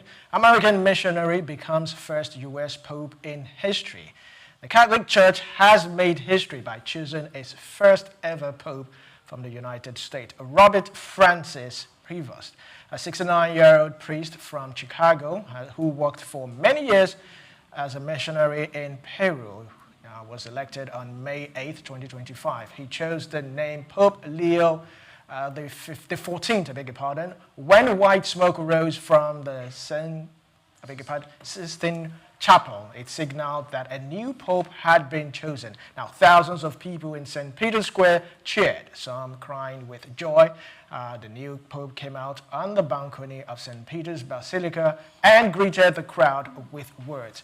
Peace be with you, speaking in Italian and Spanish, but not English. Pope Leo XIV has spent much of his life helping people in Peru, where he also became a citizen.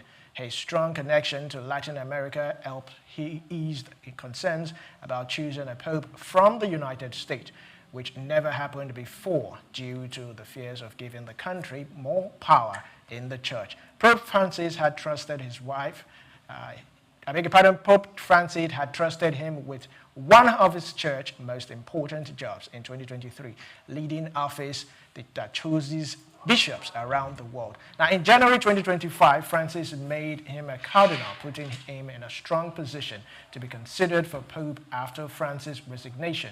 Now, since his election, world leaders have congratulated Pope Leo XIV on his new role. Messages of support and celebration have come from presidents, prime ministers, and religious leaders, many raising his lifelong commitment to service, peace, and unity. They say his global background makes him a powerful symbol of hope for the people everywhere. So I'll start with Chooks. What does this mean for the entire Vatican? What it means for the Vatican and for the Catholics. What it means for Catholics is that they have a new pope. Short and simple. For Vatican, I think this is one of those new era times where we get to see an American being the head of the Vatican. Is more of a country, apart from the religious side to it. And we've seen a whole lot of publications that we are not too sure whether it's true or not, and we're not going to allude to that for now. But we wish him the best. We wish the Catholic Church the best. And we really want to see peace in where peace is supposed to be, and him speaking against things that he's supposed to speak against. And we don't want to see someone that will stand on the fence. Take a side. Moyo. I mean, this is a big deal. 2,000-year history of the Catholic Church. Never has there been an American pope. So I mean, it's we know how America is. So this is going to take the Catholic Church a little bit more mainstream, so to speak. And also, I mean, again, I'm not a Catholic, but there are 20 million Catholics in Nigeria, so I'm sure they're happy that, you know, at least they've selected a pope and we can move on. And also his, I would say that his missionary work, you know, they did say he has more of a global, you know, worldview. I think that would mean a lot for especially third world countries and stuff like that, which we are a part of, you know, so that might be useful to us and whatnot. I wish him the best of luck. It's not an easy job for anybody, and I hope he does great for us. All right, so Doctor, coming to you, an American Pope, do you think there will be any U.S. influence towards the Vatican? Well, I don't see any such influence, and I think it's important for us to even understand the reality of his choice. Number one, he was not even among those who were rated to be elected because of his quiet nature and the rest of it, somebody who really speaks. But there's something that's fundamental that we must understand from the choice of Pope Prevost and the title he has taken, Pope Leo XIV. And I think important that people must also understand what this stands for. This stands for a very strong church institution, which is likely and deeply going to be anti-state, and hugely. Two things that we must take home away from Leo XIV. Number one, he's an intellectual of the Augustinian order. That is what he is. And I think it's also the first time for any pope to be elected from the Augustinian order. Now, if you understand the theology and the doctrine and the teachings of Augustine of Hippo, you can begin to speculate how the Vatican is going to look like in the years to come. The man who he names himself after was the one who actually called the Council of Chalcedon in 1451 AD, when, of course, the church was so divided over the nature and the person of Christ. And then, of course, Leo called a council of the church. The whole bishops and the whole world came together in the city of Chalcedon, and then they took a decision to say this is what the church is. And that, of course, led to the polarization of the church. A lot of people didn't believe in it, and of course the church asked them to go because they were seen to be heretical because of the teaching that they embodied at that time. And so when you look at the nature of the church and state today, there's so much heretic or heresy in the church. And so when somebody comes to say, well, I am Leo, you know from the word go, he is anti-heresy. And those heresies that has permeated all the areas are the things that is going to have intellectual debate all around. And I think that is, of course, for me, bringing back orthodoxy to the Roman Catholic Church. And that is what it means for Vatican. That we're going to go back to where we are coming from and all the errors that needs to be corrected and the way those arguments were debated under Pope Leo I in Chalcedon, this same you're going to experience as, of course, Pope Leo XIV assumed office. And this, again, you see the polarization, peace to the world. And we hope that that peace will come. But the truth of the matter is that it's going to take side. And that, of course, it doesn't matter whether it's in America. There are so many things that are happening in America that, of course, the Catholic Church are not cool with. Yes.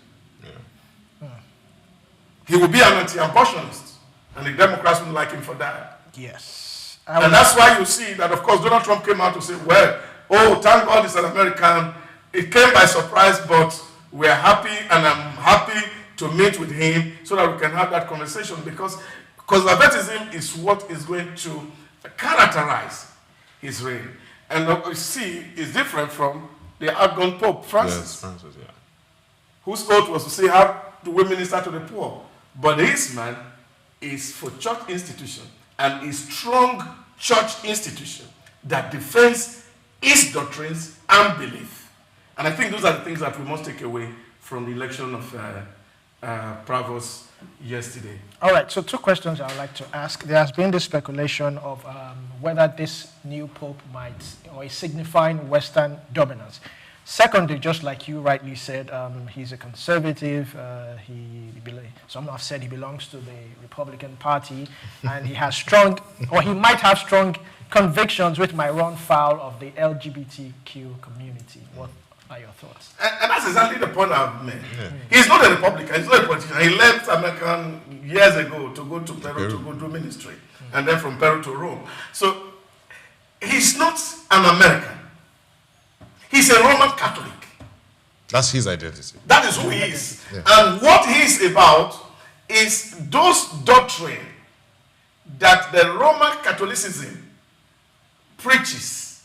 He's going to enforce it and ensure that the church that has become so weak and is not having voice in social issues, that the voice of the church is going to be heard. Now, when you hear him praying and speaking to mission and evangelism, that's exactly what it means, that the world needs to be re-evangelized, even including America. So it's not about being somebody who is politically affiliated, but it's somebody who has been cooked in the pot of the doctrine and the teaching of Augustine of Hippo, who feels that, yes, human beings can't save themselves, they need help to be saved. And of course, and the only way to be saved is to receive the grace that comes from God.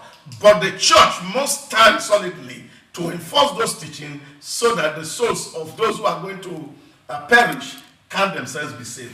Can I ask a question? And I hope nobody attacks me for this. But do we need the church's voice to be any louder than it already is? Do we need the church's voice to be any louder than it already is? Well, yes, we do. We do. And that is very, very important. You see, because there's no way we can talk about social equality, for example, financial inclusion, government of the earth, without the voice of the church. Now, the voice that you think that the church is having, which is the noise around, that are actually not built around theological understanding,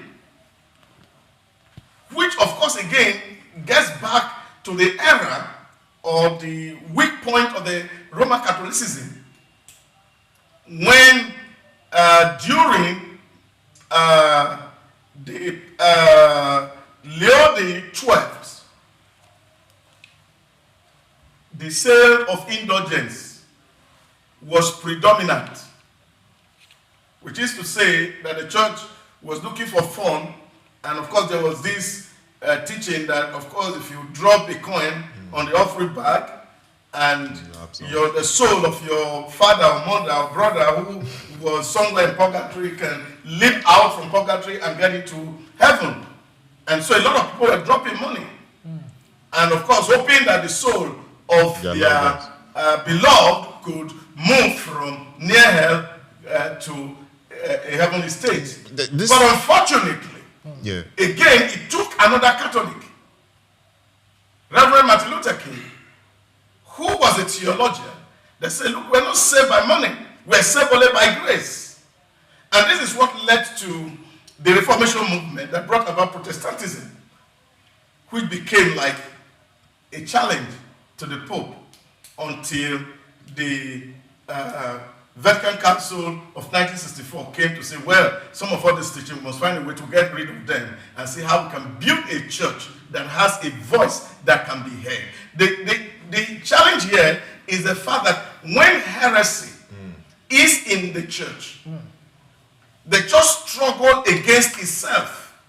And that's why if you read history, you hear about the era of crusades by the church, the era of inquisition by the church. What were they trying to do was to see how to sift heresy away from the church. And this, of course, took toll on humans. Are those things you would support, like the crusades? Are those things you would support? No. Yeah. No, I don't support crusade. Okay, good. I don't support because again, this is why I say, do we really need their voices to be any louder? Because I don't think the first thing they have to do is even just clean up all their theologies and all their whatever it is. They need to clean all of that up. Because you cannot come here and tell me that if I drop money, somebody is going to leap out of purgatory, and there is nothing to back that up. There's no spiritual, but followers now. Followers will just follow this. Yeah, but that is why we need the authentic voice of the gospel to speak for itself. And you believe that he is an authentic voice of the gospel? He is likely to be the voice of orthodoxy, and that's the point I'm making. Okay. And if he, by the things he has taught and professed, now has the opportunity as the new pope to implement, that of course will clean up the heart and the mind of over 1.4 billion people. Now you imagine that we have in Nigeria 20 righteous Catholics. Can you imagine how the Nigerian state will look like? 20 righteous Catholics. 20 million righteous Catholics. Oh, I thought you said 20. I want to say, you mean 20 million righteous Catholics. Yeah. Okay. That will bring a lot about transformation, because the issue that we are talking about, the issue of corruption that we have all had to argue on this table earlier on, they all boil down to the fallen nature of man. And if the fallen nature of man is not recovered, then we cannot see the end to corruption. It can only grow and get bigger and fatter. Are we blaming people's guilt, sin, corruption, and stealing public funds on fallen nature of man? Oh yes. No, it's just a fallen nature of man. You can a pass. You have a pass. Oh yes. I don't know if you have a pass, but it is the reality. Hold on. Before we go to reality, let's also implement punishments, punitive measures. When you decide to fall your nature of man and you dip your hand in a pot that is not yours, send the person to the gallows. But you see, this is the challenge. And have more righteous people. This is the challenge. You see, it's not about killing people. I'm not saying kill the person. I'm just saying it's not about send him to the gallows. It's not about punishment. Yeah. You see, the truth of the matter is that there is no punitive measure in Africa. That is why people keep stealing. That is why the person outside this continent will make you do things that you're not supposed to do. Yeah, I understand what everybody's saying. I understand. He's saying that the reason why people are so prone to corruption and our moral compasses are so broken is because of the fallen nature of man. Okay, but I'm not saying that the question? Catholic Church are the ones that are, or the churches are the ones that are going to fix that. I believe that if there is discipline and there are consequences for actions. No. That's what I believe. Because I know that the people that are not religious. It's not consequence. You just need to read mass verbal comparison. See, I don't care if people are immoral, right? But what I know is that if there is discipline, people sit up. No, but you cannot be disciplined by yourself. No, I think, okay. Yes, you cannot be disciplined by yourself. And this is one fact that all of us must take to heart. Now, when you look, for example... We have to first define discipline. No, discipline by whatever measure you want to define it. Okay. Let me tell you what it is. If Olumide here can help himself, he'll be a better version of himself.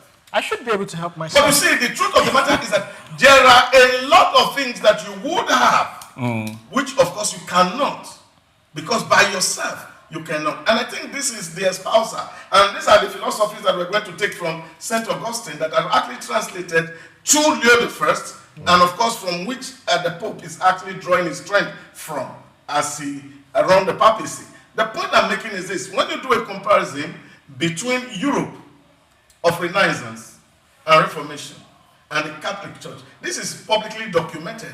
You can read the Protestant ethics by Max Weber and understand how the ethics of the Protestants, which of course were espoused by John Calvin, by Martin Luther King and Zwingli in Switzerland, in Germany, that spread through the entire of Europe, brought in a level of discipline that actually led to the Industrial Revolution. So it took the church discipline to bring about the Industrial Revolution. So which means some of the things that we enjoy today, that Max Weber was able to document them, that it was because of the ethics of the Protestant that Reformation was successful. Because at a point, you see people like Martin Luther or John Calvin preaching in the street that if you don't work, you cannot eat. And in Europe, there was no work anywhere. And people were wondering and said, if you don't work and you eat, that is a sin. And you go to hell. And people wondering how they can escape here. What did they do? They found job for themselves. Volunteerism became the order of the day in Europe. People were needing to qualify for a meal, to go and sweep the street, clean the gutter, maintain traffic without being paid so that they can be qualified for a meal. What that did was that the dignity of labor was restored in Europe. And what you have, high productivity that led to prosperity. So if the world most experienced prosperity... We can't try that. Who told you you can't try it here? Why not? It was there before. Okay. You've read Things Fall Apart, right? Yes. Good. So did we have lazy people in our cultures? Were they encouraged? No. What about now? Good, because of what we have decided to fill our heads with. You left the farm and went to school, forgetting the farm then was also school on its own. And what did they do? They've turned you into a clerk for somebody else's jobs. So if we have crime and punishment, if you steal a goat, you lose a leg. You know somebody... People will report. Why your punishment? Somebody take us recently. And he said if you are between 40 years and 60 years, you are the most miserable person on earth.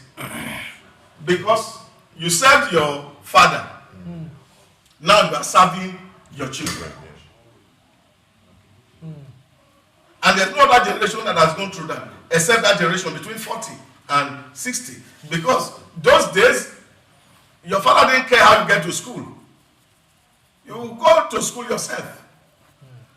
Today, mothers are following their children to NYC. Oh yes, that's how depraved that we have become. But doctor... So we need discipline to be able to move from where we are to where we are expected. Now people are thinking that there's a way government can feed everybody, which is not true. And people can't gather in places of worship and tell people that if you pray for 24 hours, miracle money will come, miracle alert will come. These are heresies. And until we contend with these heresies, that they are not true, and they are not promises of God anyhow, then we will not be able to find a sane society where discipline can happen. So what we need to do is to return first and foremost orthodoxy. And once orthodoxy is returned to the system, then we can talk about discipline, and then we can talk about prosperity, we can talk about productivity. Wow, that is a whole lot. But Doc, from what you have said now, what you are basically saying is that human beings have no control of themselves. We do have control of ourselves. But that Doc is saying is something different. We do now, when God, I believe in God, when God created man, he gave us a choice. Free will. He gave us, if you call it free will, he gave us a choice. Yes. So it's what? Choice, consequences. Decisions, consequences. Yes. And the last part of it. Now, the truth is this. I am a Christian, 100%. But now let's tell ourselves the basic truth. God is very merciful. Our God is very merciful. If, for example, the El-Rufai swore by Ayelala when he mounted we will have seen the accountability. I don't know if you understand. Now young people are going to Ayelala to collect money. They are not going to collect let's not do that. Let's not go there. Because the old people of today were young people too, and they did that too. They also did that. So let's not. No, hold on. Nobody is dying. Can I explain something? Now, there is food and there is food. There is food that is meant for that is a shrine, and there is food doesn't mean you can't eat it. David went to the temple when his men were hungry, and he took food from and took whole bread from and ate. Did his men die? No, but some other person will try it and died. Let's get to know those particular sides of it. That the food is on a shrine doesn't mean you can't eat it and you die. No. But now there was some discipline at that particular point in time, because if you cross this line, something will happen. Let me give you an example where I'm from. The palm tree, as easy as that palm tree you're saying, the newest root of it, if somebody wants to call you out where I'm from, all he needs to do is to go and plug that thing. Where's the palm tree right now? I think he's saying palm tree everywhere, anywhere, even the one in your compound. I think that's it. Really? All he needs is just to go and plug that thing. That is all he needs to do. Can I call money? Hold on. Do you know what will happen? When he does it, they will call you and tell you that this was happening. This person, Mr. A, Mr. B, did this, and he said you did this. It doesn't matter where you are. Even if you be in London, you will come and answer to that thing. Have you seen it work? I don't need to see it work. I have seen people die from it. You see, this is the problem. Now, hold on, sir. I'm coming. Now we know that there is crime and there is punishment. And people are lying, is it not? Now, we've so bastardized our culture on that side Now we also say, okay, now we are Christians. And now we are preaching, just like it says, heresies. People climb on pulpit and tell you, raise your phone, and you get miracle alert. How? It's not even, see, that's why I always say. I don't know if you understand. So we should preach the truth. Yeah, but you see, the thing is that when humans are faced with difficulties or challenges, you see, you become vulnerable. That's true. And it is that vulnerability that makes your decision to be very weak. And which is, of course, the real essence of what Christianity should represent. Take, for example, the author of Hebrews says, Jesus, because of the joy that was ahead of him, had to endure some pain. Now, afterwards, he entered into glory. Now, what it means is that for us to be able to endure that pain of suffering, that pain of denial, the pain of refusal, there needs to be a spirit actually inside of you, and that's what matters. But you see, all these things you allude to, they were here when the colonial masters came in and abducted my Oba from Benin, and he died in Calabar. All the evil forest that we say nobody could enter, they cleared the evil forest and they built churches on it, and nothing happened. You see, let's not play sentiment or ethnic card, I guess, because African talks about, oh, there are some certain things we can. What came to Africa, we were conquered. Yeah. In the midst of these things we are talking about. Now, what conquered us? The power that conquered us was stronger than us. Yes. Because the power that conquered us was not them. The power that conquered us was us. What was that power? We fought ourselves. No. Yes. What was that power? We were used against ourselves. See, take for example, in Switzerland alone, you hear when people use the language witch hunting, for example. Yeah. That was the state of Switzerland. They were bedeviled because everybody became a witch and they were killing themselves. Until the power of the gospel. It was the church that did that. Yes, there was a Roman Catholic church that was very weak. The church that was collecting indulgence. Okay. I just wanted Until the true voice of the church came through Martin Luther, John Calvin, Zwingli. My point is that the church is not perfect. No, that's my point. we don't expect the church to be perfect. We only expect the church to profess what is true and what is right, so that people are not living by falsehood, which is what heresy brings. I said to people, when I was in my development class in Grass of Lagos, I was just saying to my professor, the truth we need to engage as Africans is to understand that behind every civilization, there's a spirit around it. In the West, it was the Christian spirit. If you go to China, it is the spirit of the Confucians. What about Nigeria? Now that is the worst part of it. The spirit of no head. We have no good Christianity, no good Islam, no tradition, no. and we have lost the tradition. So we have lost everything, and that's why we are floating. So we need true religion, really. We need true religion, and it's only when true religion is enthroned that people are governed from within. The people are governed from within, not from without. Now, what he's saying is that people are governed from without. So what happens if no man is there? You go back to your old state.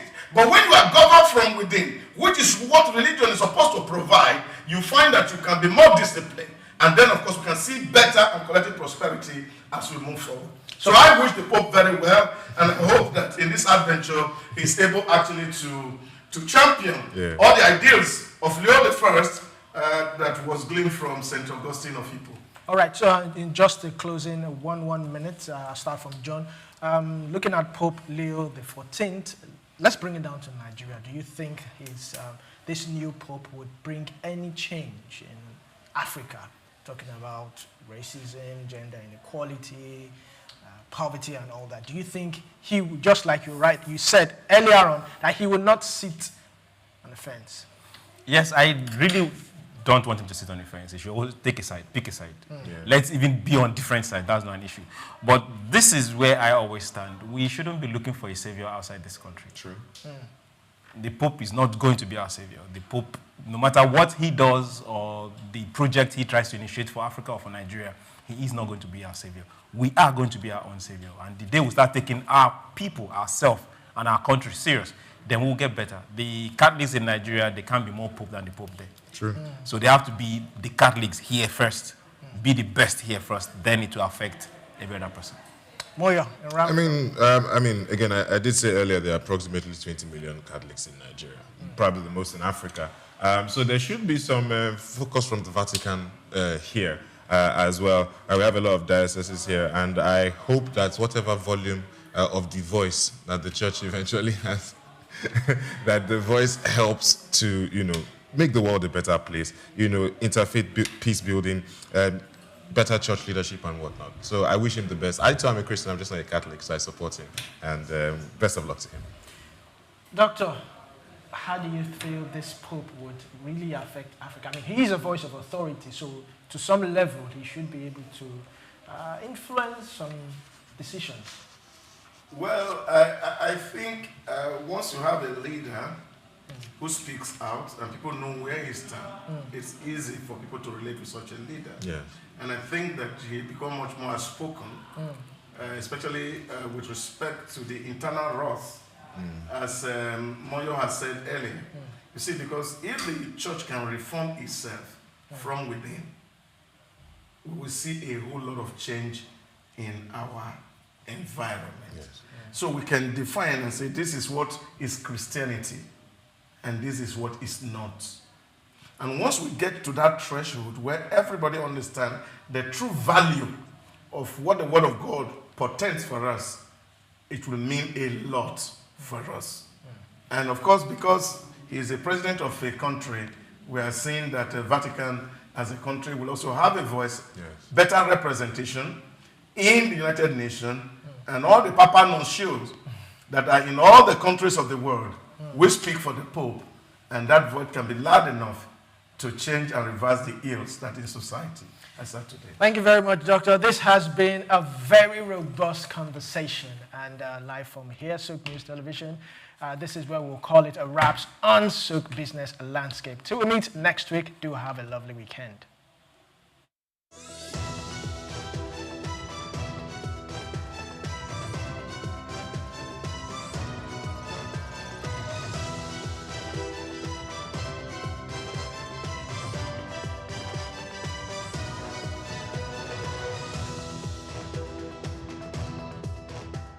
Tafawa Balewa Square, TBS. Tafawa Balewa Square was initially used as a horsing ground called Lagos Race Course. The edifice was constructed by General Yakubu Gowon in 1972 and named after Nigeria's first Prime Minister, Sir Tafawa Balewa. Tafawa Balewa Square is located at 45/57 Marse Bangboshe Street on Lagos Island, Lagos, and referred to as TBS. TBS is a 50,000-seater capacity venue and houses the Remembrance Arcade, the 26-story Independence House, which at a time was the country's tallest building. When Lagos served as the country's seat of government, the National Assembly Complex was within the TBS. Also in the square are the National Broadcasting Commission Office, the Nigerian Hydrological Services Agency Office, shopping centers, travel agencies, restaurants, car parking lots, and a bus terminal. Tafawa Balewa Square is adorned with beautiful statues of white horses and red eagles, symbols of strength and dignity. Our historic neighbors include the King's College and the Holy Cross Cathedral. Tafawa Balewa Square hosted some of the country's memorable events, such as the Independence Day in 1960, when Nigeria gained independence from Britain, the Armed Forces Remembrance Day, which is celebrated annually on January 15. The edifice is a national cultural asset. Tafawa Balewa Square, Souq Enlightenment.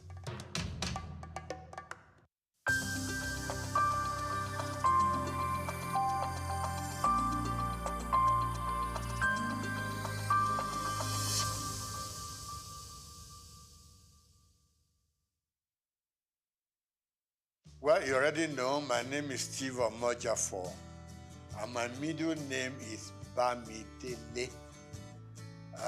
That was the name that my parents gave me at birth, because it was like they regarded themselves as not Lagosians.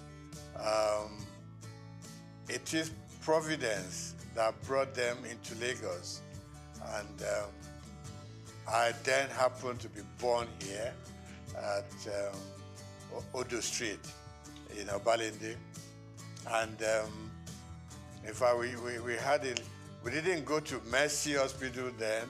There was a little home along Odo Street run by a very experienced nurse. Mama nurse, that's what we, So I was born in that little place and grew up from there. Like I said, my middle name is Bamidele. My parents probably said, well, we have had you here, but this is not home. As at that time, you will go home with us. No problem. So I started off at St. Matthias Catholic Primary School on Louis Street. And I was in St. Matthias from 1953 till 1960, when we finished with our primary school leaving certificate. Then from there, an extra year at Holy Cross School. We did that extra, they call it prep class. Prepare yourself to go to the secondary school.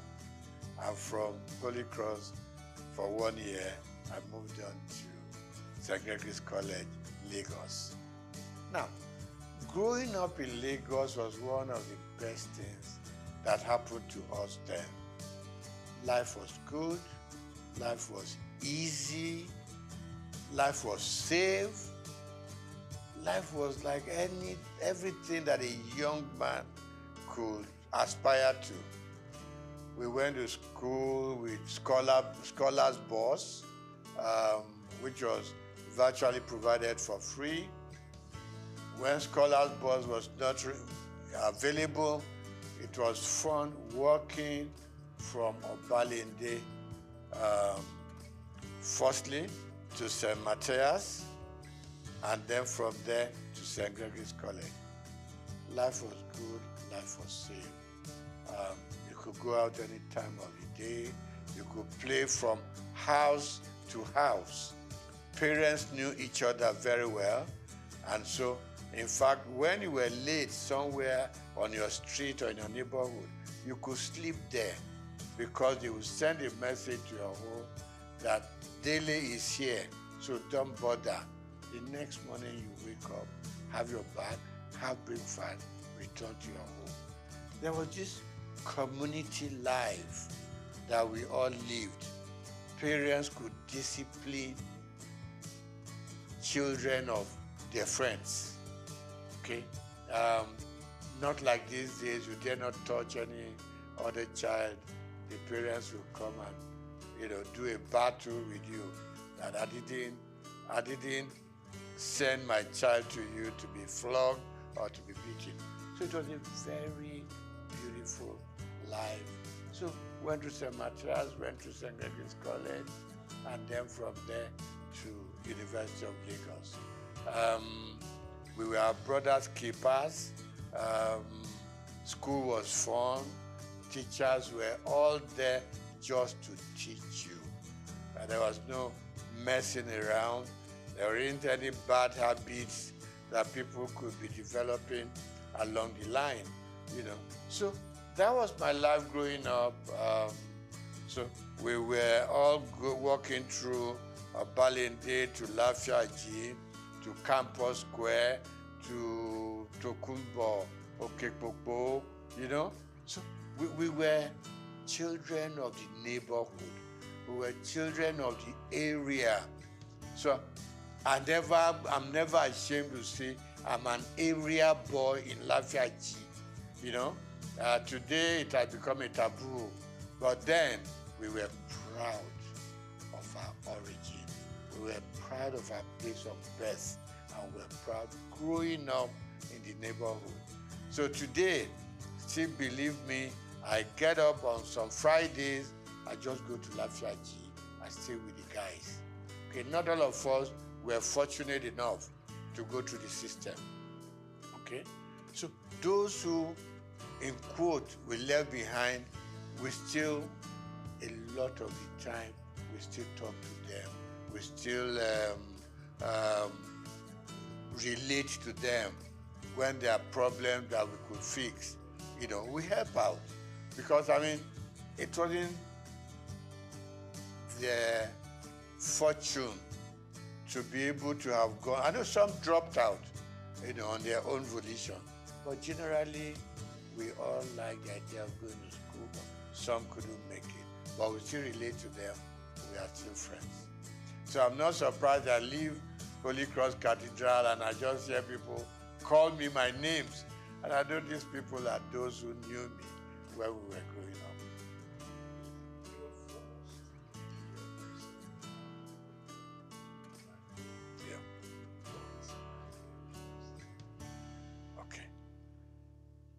Let me start by saying that even at secondary school, I read a lot.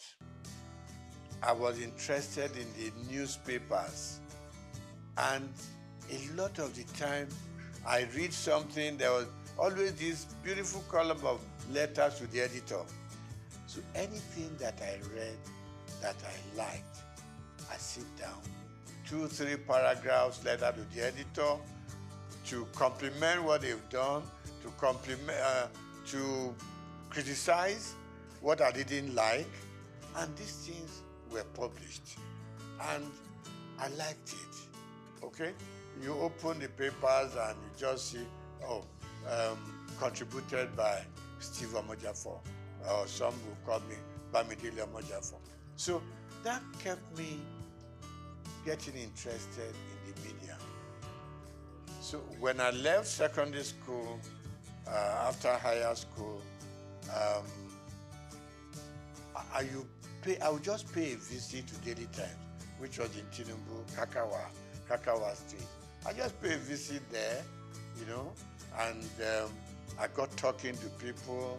They would take me to the newsroom, you know, they would just show me how newspapers are produced and all that. That ignited my interest. So when I left higher school, mass communication was what occurred to me. I know that my uncle, you are not doing accountancy, you are not doing engineering, you're not doing medicine, you want to go and become a newspaper boy. I said, yes, this is where my interests lie. So I got admitted to Lagos University and studied mass communication there. And while I was there, I developed a column in Lagos Weekend of those days. Every Friday I was contributing. And I was writing under the name of Akinbodilon. Now, Akinbodilon itself is a name that I picked up in a drama group. Because we had a drama group that we produced all kinds of little plays here and there at J.K. Randall Hall, you know. So one of the roles I played was Akinbodilon. So when I started writing my columns in Daily Times and Lagos Weekend, I just used that pen name, Akinbodilon. So I did the program and I started writing for Daily Times campus news, things that happened during elections, battle between the male and female, problems with the tutors and everything. So it became a very regular program. In fact, I inherited the program from late Golabo Ogusawo, you know, who was my boss in the Daily Times. So I did that program for 3 years. It became very popular.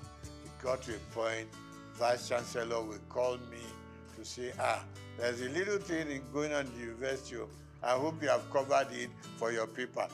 And I said, I'm not even employed there. I'm just writing, you know.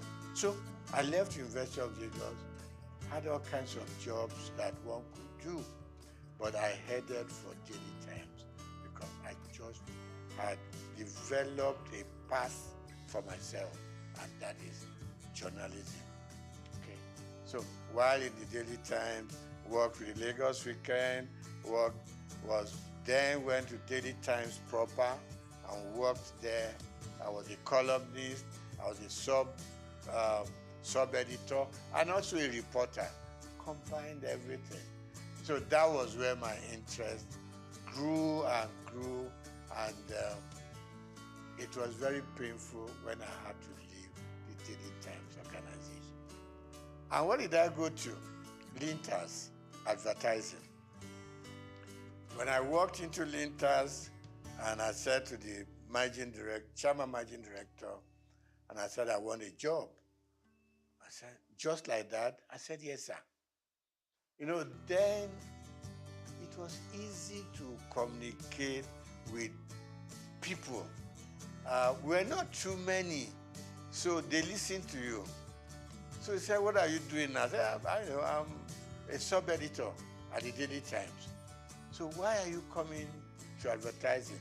I want to broaden my space. I want to broaden my experiences. It took about 3 months, and I got a job in Linters. And I remember Alhaji Babatunde Joseph, when I was going to leave, said, look, Steve, where are you going? I said, I'm going to Linters. I said, well, we do the same thing. They package programs commercially. Here we do our papers and we go sell, So I said, okay, sir, let me just go gather some experience at Linters. And Linters and Daily Times were just 5 minutes walk from each other.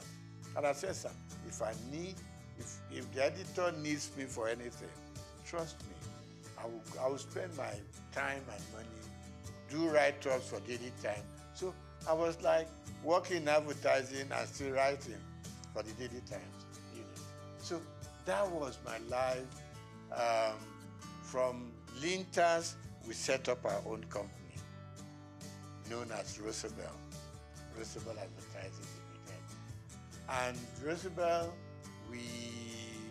was formed by 3 partners, two friends of mine. 3 of us were at Lagos University at the same mass comm department.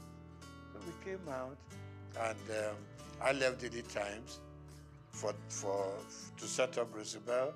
One of my partners left Cadbury to join us, and Akodusi left Admark, another advertising company. So 3 of us came together and we set up Roosevelt. We call ourselves second generation agencies because before then we were the Ogilvy, the Linters, Grant Advertising, and so on. So we set up a small shop in Souq, and it grew beyond our own imagination. From Roosevelt, we set up a second line agency called McCann, STB McCann. Got affiliated to a company in America, McCann Erickson. So that was how it all went on. Now, I didn't do banking, and I didn't work as a banker. The interesting story is that one day, while still at Roosevelt, STB McCann then, I got a phone call from somebody I've never met before. And I picked up the call. He said, my name is ABC, blah, blah, blah. And he said, the managing director of Zenith Bank wants to talk to me. So I said, no, there's no problem. I know I'm not owing any bank and all that. He said, no, he just wants to talk to you. So I picked up, he picked up the line and said, my name is this. I said, my name is this. He said, can we meet? So I said, no problem. He said, no. So we agreed to meet. And it got to be that he wanted to appoint a couple of directors for the bank before they went public. And what I said to him was, I'm not a banker. I didn't study finance or economics. He said, no. What I want from you is your name and your integrity. Nothing beyond that. That was the beginning of the story. So I got onto the board, and I learned a lot. You know, I'm somebody who doesn't get to a place and I want to show them what I know or what I don't know. You could make a fool of yourself sometimes. So for me, like the first 6 months or 1 year, was just go to the meeting, listen to them, know where they are coming from, know what the focus is, and know what the expectations are. So I picked it up from there. Gradually, I got into the system. Of course, naturally, buy some books on banking, finance, just read, you know, so at least you know how the banks operate. I've always been a customer of the banks. It is very small scale. And all I did was follow the banking trend. You know, there weren't too many banks in Nigeria at that point in time, but I followed through. And that was it. I got onto the board.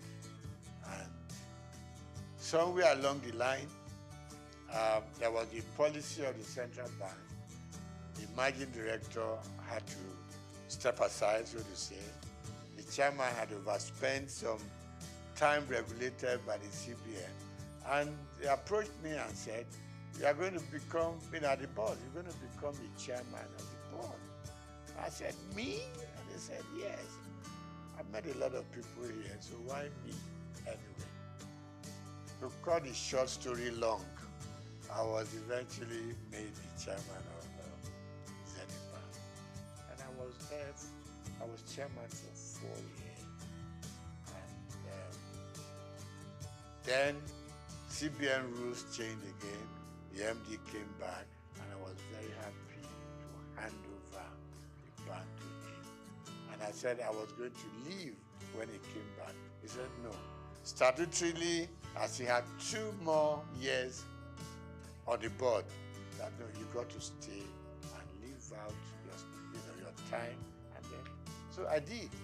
And after 12 years, I eventually bowed out from the bank and returned full time to my own job, which I've been known for, and that is the media world. Okay, so I get invited for interviews, for programs here and there. Like you said, it's always a good thing. You have something you have learned over the years, you want to impact it on the younger ones, who are coming. I mean, my first son, for instance, went through the media scene, now in advertising, and I go on encouraging them. I retired from active day-to-day operations about almost 15 years ago. But I'm still keeping pace with what is going on around me.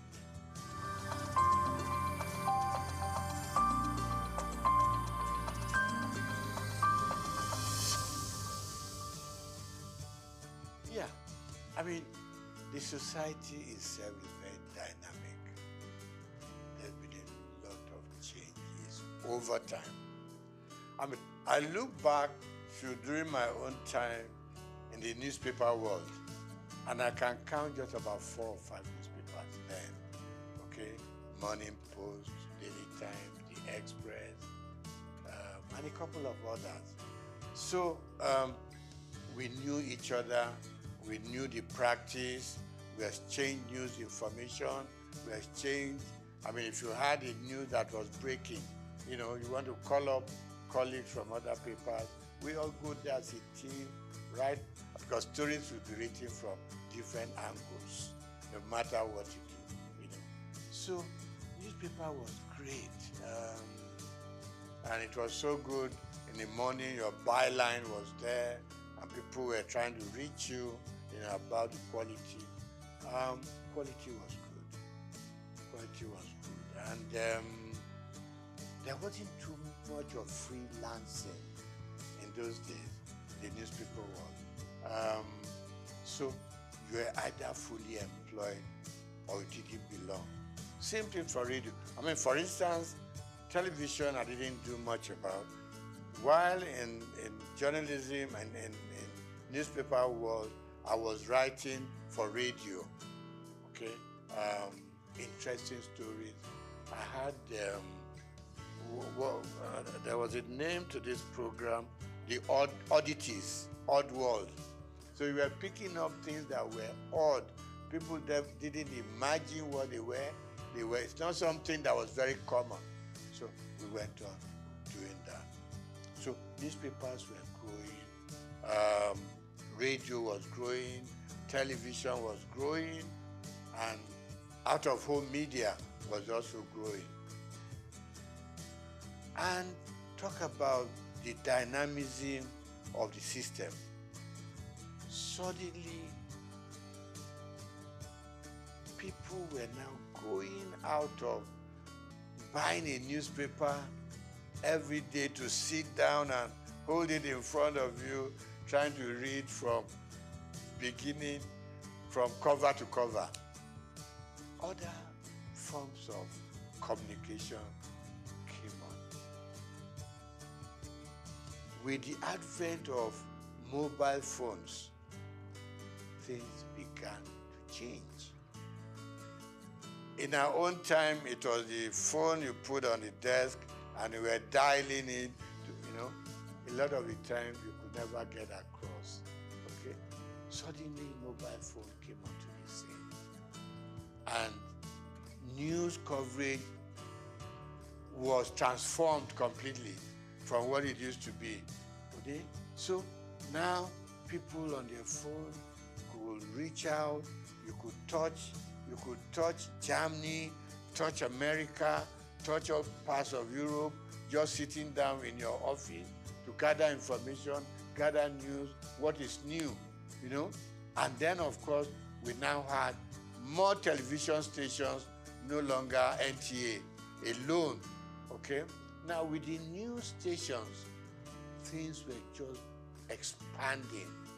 Things were broadening up, and news gathering became something new altogether, and everybody was heading for a new phenomenon altogether. So today, you don't have to be a big guy to be able to tell your stories. Little children tell their stories, females tell their stories, So really we have moved from the days of waiting to read your newspaper to gather your news. Now, with your phone on your palm, you could do wonders all over. But of course, standard also, in some areas, standard will improve. In some areas, standards will go down. Because the multiplicity of media sources create problems. The kind of quality control we used to have in those days was disappearing. And people can build up stories without even being there to know if it is factual or not. So of course, the turmoil that we are going through in the media space now is better imagined. But I still believe that for those who have structures like the one you are building up now, will enable people to know that you've got to check, you've got to cross-check, okay? We have laws that control what we say, what you do, what you publish.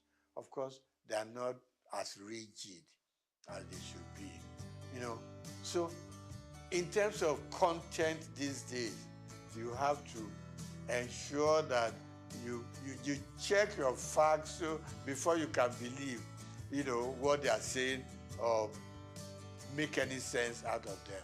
So really it has become all commerce affair. And this is not going to be the end. The explosion is going to continue. maybe in a few years to come, we're going to have a stronger media control than what we have now.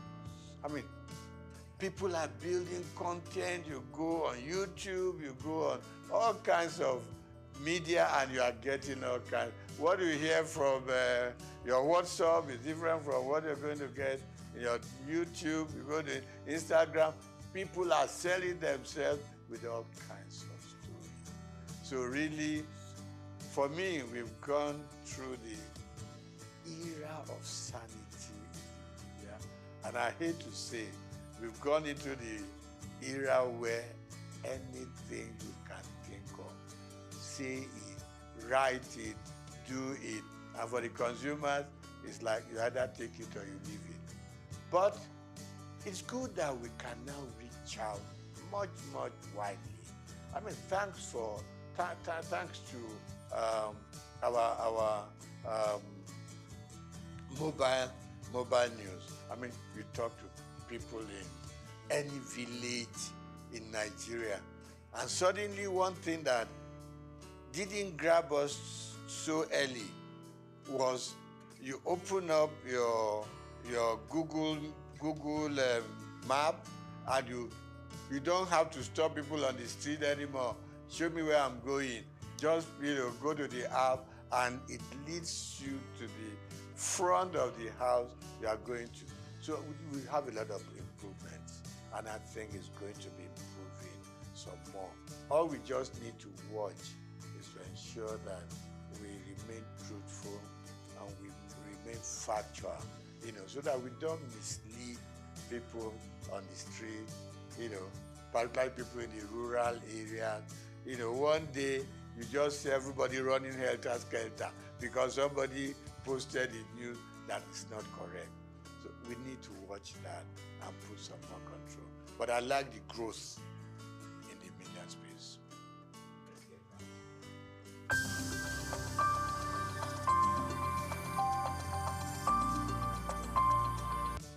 When I got into the banking sector, I saw myself more as a customer than a board member. I haven't been a journalist, which I still am. I wrote so much about what consumers or customers were going through in the banks. It was the period of tally number, Remember this commercial, where somebody carried a mat. I said, what are you carrying a mat in the bank? I want to lay down here because I know before I get my money, I will have slept once or twice and woken up, So I was very consumer oriented. When I got into the banking system, a couple of times my board members will ask me, are you on the board or you are still a customer? I said, first and foremost, I want to remain a customer of the bank.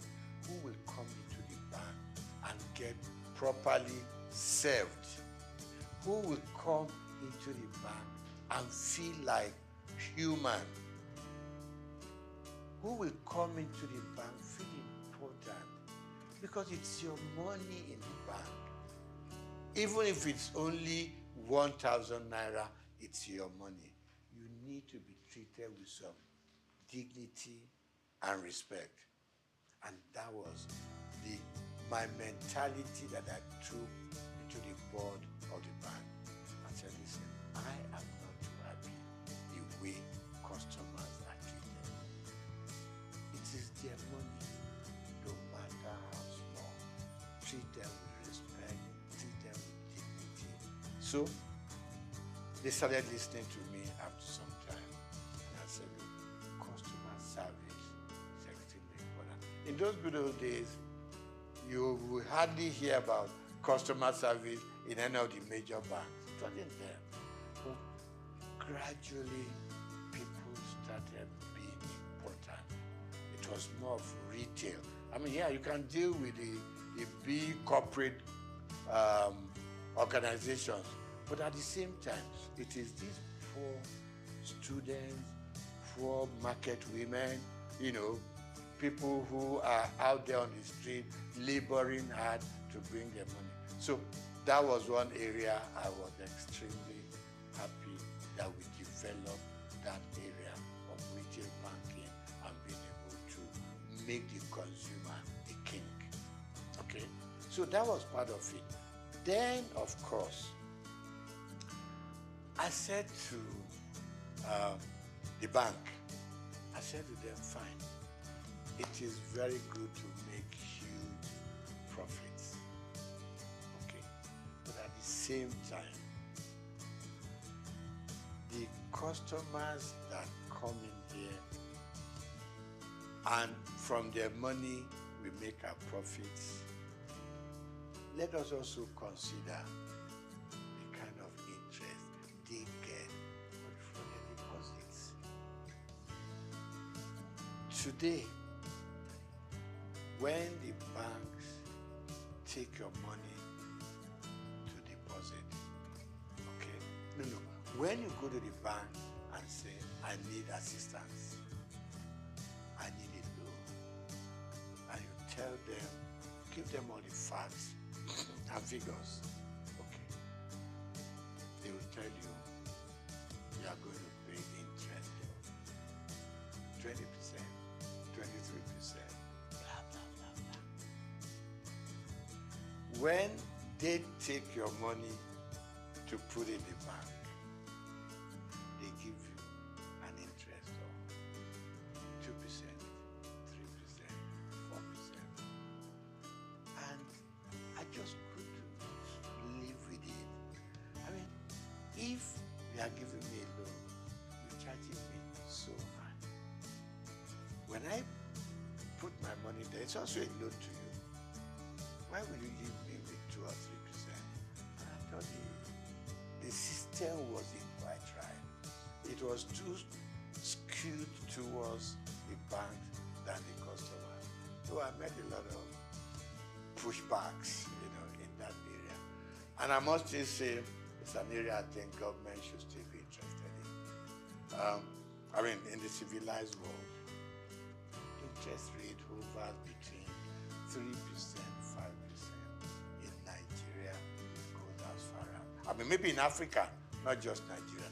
You know, I know we are developing, but at the same time, let's develop together. You know, for both those that we are taking in their money and for those we are giving money to. So there'll be some level of balance. So I really worked hard in that area. I may not have fully succeeded. You know, then I think finally, one other thing that I think I was able to do at the bank is our staff also requires some upliftment. And suddenly, banks started, you know, employing senior people. They started moving people up. They look more at the system now than just ownership. So generally, of course, more banks have come into the scene. A lot of new banks. So people can spread out and salaries started going up for bankers and all that. But of course, requirements were also extremely high. So generally, I think today we have a much stronger banking system and we are still growing.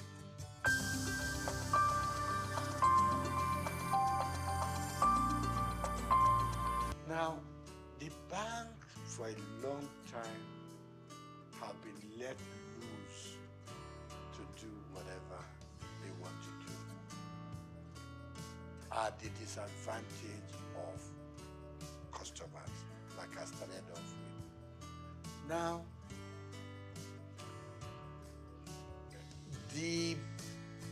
our leaders, and when I say leaders, let me point on just our presidents. The system was such that our presidents could do anything they like with the banks. It was almost an extension of the State House. You just pick up your bell and you ring and you know, the governor of Central Bank will come shaking, you know, because you had the power, bring him in and fire him. So he had to respect everything that the president wants. And it's wrong. This time around, I can say, even in some parts of Africa, you couldn't run the central bank the way we run it here. All the CBN governors wanted to do, please the president, and you are free to do whatever you want to do, and it's wrong. It's wrong. I mean, take even Britain here. Have you ever heard this kind of relationship between the Prime Minister of England and the CBN? No. Everybody has his mandate. In places, in climes like that, the president doesn't call up the central bank governor. Go and do this. Go and do that. Exchange rate should be done. Change your policy to be done. I mean, that's part of the problem we've had in this country. So the last government and their CBN just ran this country to their whims and caprices. You leave your monetary policy. In fact, you were running both monetary and fiscal at the same time. You took the Minister for Finance, for instance, and you have no dealings with him or her. You ran their own programs for them. And you did things that they should do, but they couldn't query you because the president, you know, had your back. So a lot of things went wrong. And the result is now here for all of us to see. So what, I mean, look at the changing of our redesign, what they call redesigning of the currency. Now we know there are so many ways you should have done it, but we put politics and added it into our financial and monetary policies. We wanted to do it specifically to change the course of history. And it is wrong. So today, we now know what's happening at the central bank. In fact, if the true story of what went on in the last 8 years was told, I don't know what will be left of this country. You know? I mean, you had this little thing in the Constitution that said the government can borrow from the CBN within certain limits. They call it ways and means. But no. And there was a percentage tied to it. You can't do more than 5%. And by the time you're asking for the new one, you should have paid up. We went on piling up. It's like just go and print the money. You know what Idi Amin used to do in Uganda in those days. That's the kind of situation we found ourselves. Very regrettable. But I believe some sanity will now come into this space.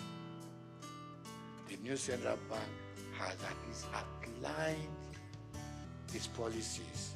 It has also said, let me keep to my monetary policy, which is my area, and leave the paperwork and how they want to run it. People who deal with the fiscal area. So we want to change. We think things should change. Now, before now, we borrowed and borrowed without thinking about how are we going to pay? Who are we leaving this debt for?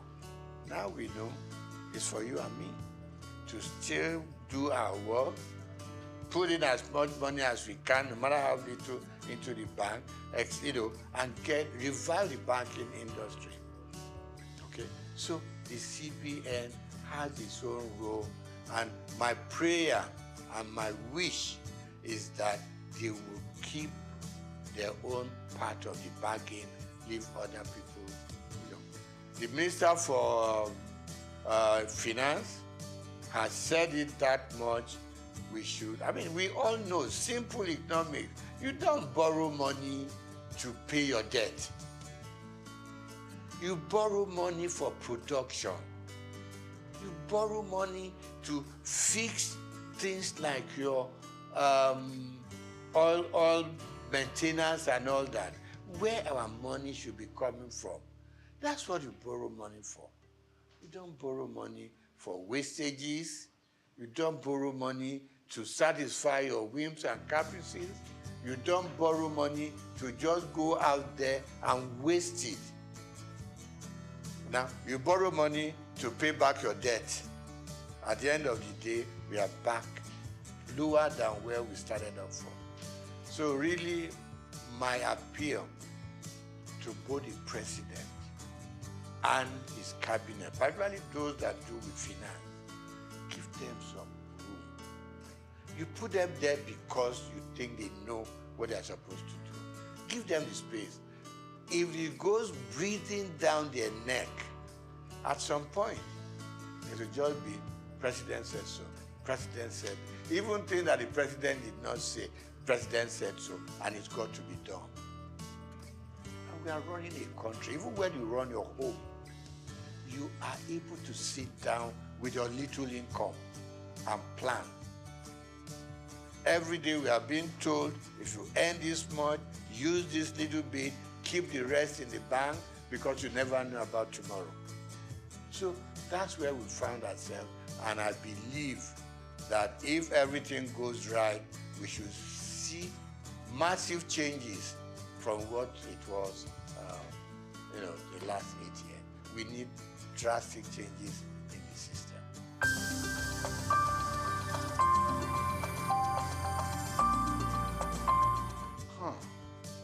My mom in Abalinde used to say to me, when I want to be lazy, he will make sure you do what she wants you to do. And he will remind you that hard work doesn't kill.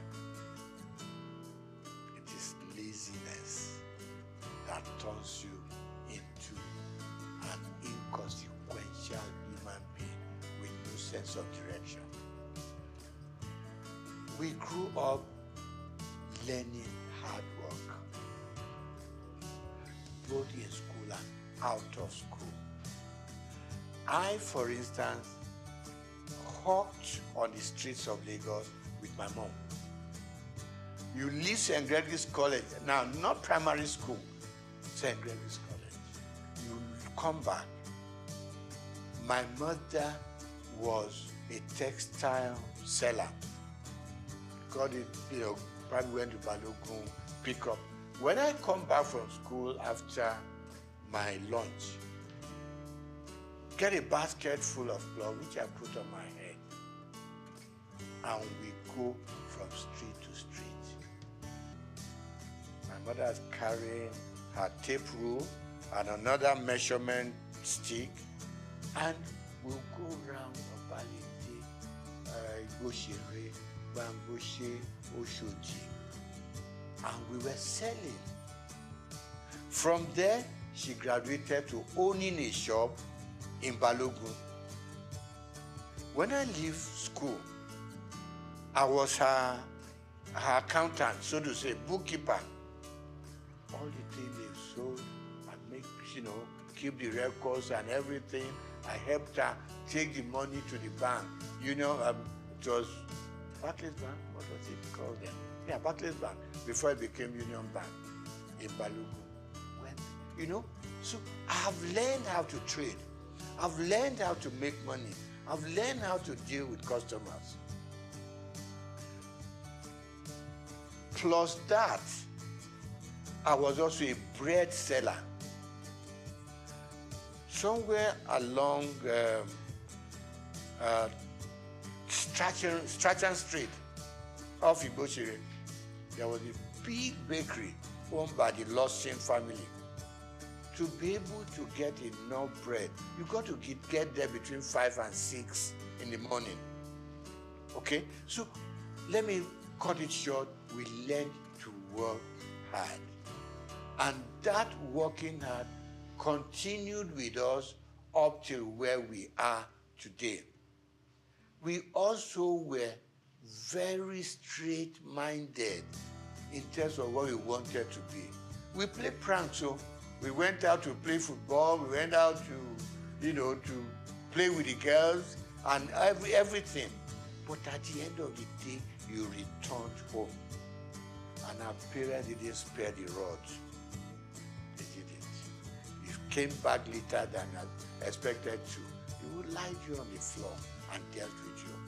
So the combination of the kind of upbringing and the kind of training we went through home probably kept us where we are. And like I said to you before we started the interview, you knew that if you finish your primary school, secondary school is the next thing. If you finish secondary school, you don't know what you were reading for. Not until probably when you got to the university did it occur to you, okay, I'm going to choose a profession. But all along, we just did it because that was what the system and environment asked for. So, secret of success, hard work, hard work, hard work.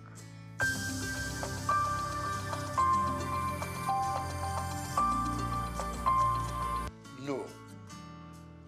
I had a father who was very finicky about appearance. When I lived on Igboshere Road, our church was on Louis Street, so to say, walking distance. He taught me how to wear full agbada right from primary school, secondary school. I mean, today, you just wear Buba and Shokoto, you go to church. Never was that happening. It's got to be full. Right. Then from there, by the time you got into, I mean, my father died while I was in university. Before then, he was always having this very thin bow tie, not this bigger one, bigger sizes now. Thin, even when his dress is khaki and khaki, he still had it on. So I admired him, but initially I was on my long tie, up till a point, and I look back at some photographs we took when we were in the secondary school, and I thought, no, let me go back to those old days. Some people tell me it makes you look old. I said, I don't mind, but these days I have just acquired that fashion taste, which has suddenly become my, what do you call it? Become what I'm known with. And I enjoy it. And I encourage people, once in a while, put on your bow tie. It makes you look good, makes you look impressionable, it makes you look a serious person, and it makes people take a second look at you.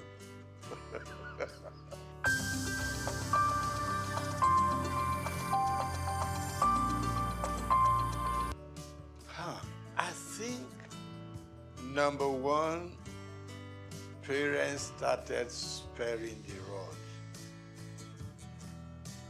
Call it civilization, call it growing up and all that. Parents started sparing the rod because they always whipped us to shape. You knew what was expected of you, and you did it. Because if you didn't do it, your punishment is waiting for you. But as we grew up, you probably will ask me today, do do I use the rod for my children, for instance? And the answer is no. And why it is no is that these days the children look up to you. They are more exposed than what we were. More exposed. They know what daddy does. If you show them a bad example, they will repeat that bad example. If they know that when daddy wakes up in the morning, before he goes anywhere, he needs time to say his prayers. They too unconsciously will copy you. If they know that when dad goes out, he comes back certain time. He doesn't come in at 1 a.m., 2 a.m. Subconsciously, they too will know there's something that this old man sees that doesn't make him go out all night. So they copy from us. But then, like people say, I don't know how correct it is, that these days people are so busy looking for money. They all over the place. They abandon the home to nannies and housemates and all that, and the children a lot of the time are on their own. But people like you and I, for instance, probably had housemates in the house. You see, but the work that the housemaid does, we were also made to do it. Right? Washing our plates, staying in the kitchen to see how things are prepared. They took us through it, even if you didn't have to do it yourself. And that's why you and I are what we are today. But for the modern young families, most if there's some money to back it up, no, the children don't touch a lot of housework in the homes. They can go out by the time they like. They can wear, you see some little young girls and what they wear. In fact, even to the church, you want to ask yourself, where did their parents go to see what the children are wearing? Primarily the female. Even the guys wearing what things they don't use the belt, the trouser would just be somewhere on their hips and all that. Yeah, we want them to express themselves, but within control. So, wrapping up on that, I'm going to say, yes, we grew up under stronger control. Today's parents are so much in love with their children. They don't want to make them unhappy. You don't want to, pick up a stick and hit them. But I don't quarrel with that. But please be there for them when they need you. And don't be scared to talk to your parents. To talk to your children. No. We should never be scared to talk to them. Because they are not going to take us over. They are our children. So what you don't want them to do, communication, extremely important. Talk to them. Let them, because peer pressure is extremely strong out there. They're mixing with so many guys from much even richer homes who have more to spoil their children with. Now you are a moderate family, your moderate children have to mix and relate and go out with guys with stronger economic background. There is, there is some disconnect there. Let's bring our children closer. Let's talk to them. A lot of parents don't talk to their children. And it's not right. Because the more you talk to them, the more they have that empathy for you. They know you care for them. They know, I mean, because you have been moderately successful, for instance, they too want to be successful like you are, and all you are saying to them, follow my footsteps and you may not go wrong. And don't make wealth, money, the thing that should govern your homes. No, don't spoil the children. You know, give them adequately what we all need to survive, and they will survive. You know, I mean, in those days, while all you needed to take to school was 1 shilling. Okay, you still see children from rich homes who came with £1 and stuff like that. But let's be contented. Let's teach the children to be contented with what we have. You know, families are growing, society is expanding, you know, and we can reach out to any part of the world. Now, we need to bring them closer to the home. At least up till the time that they are leaving you to go and start up there. But as long as they're still within your influence, it's very important that children and their families come much, much stronger together.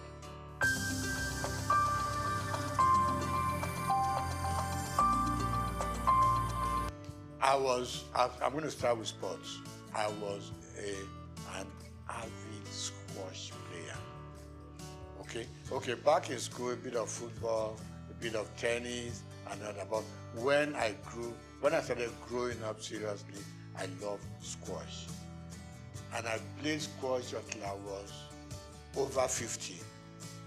Okay, and the doctor said, slow down on squash. So today, I do my swimming. Okay, I still do my swimming 2-3 times a week. Okay, and then of course I work. You know, there's this thing that keeps on saying, I mean, if all you can do is work for 30-40 minutes a day, okay, and then of course I'm an avid fan of football up to today. I wish we could develop a local league so that I could slow down on my European Premier League sessions. So I love football and I love lawn tennis up to now. Now, favorite color, subdued. Okay. Hot colors frighten me. Okay. And if you have to do it, just make it minimal. When I pick my dress, for instance, you got to know you want the kind of shirt you want to wear to match the color of the tie you want to use, to match the color of your suit, so it doesn't run riot. So it's extremely important. And I say to my friend, just Google it. What color matches this and what color matches that? You know, so you don't become like a Christmas tree, you know, on the road. That was the third one. Food. I grew up enjoying my eba and amala. Growing up from Obalinde, okay? So I do my eba, I do my amala. Rice, occasionally. But then these days, from age 70 upwards, oh, the doctors are screaming, watch what you eat, what the quantity you eat. So my wife draws up a weekly timetable. Monday is this, Tuesday is that, Wednesday is that, and she manages to mix up a slightly heavy one and a slightly lighter one, so that you have a good mix. With age, you cut down on a lot of things. Cut down on your booze, cut down on your champagne, you cut down on your wine, you cut down on your salt. In fact, it's like they're punishing us. But then they say that is the way to go, to be able to at least live longer and enjoy more of life.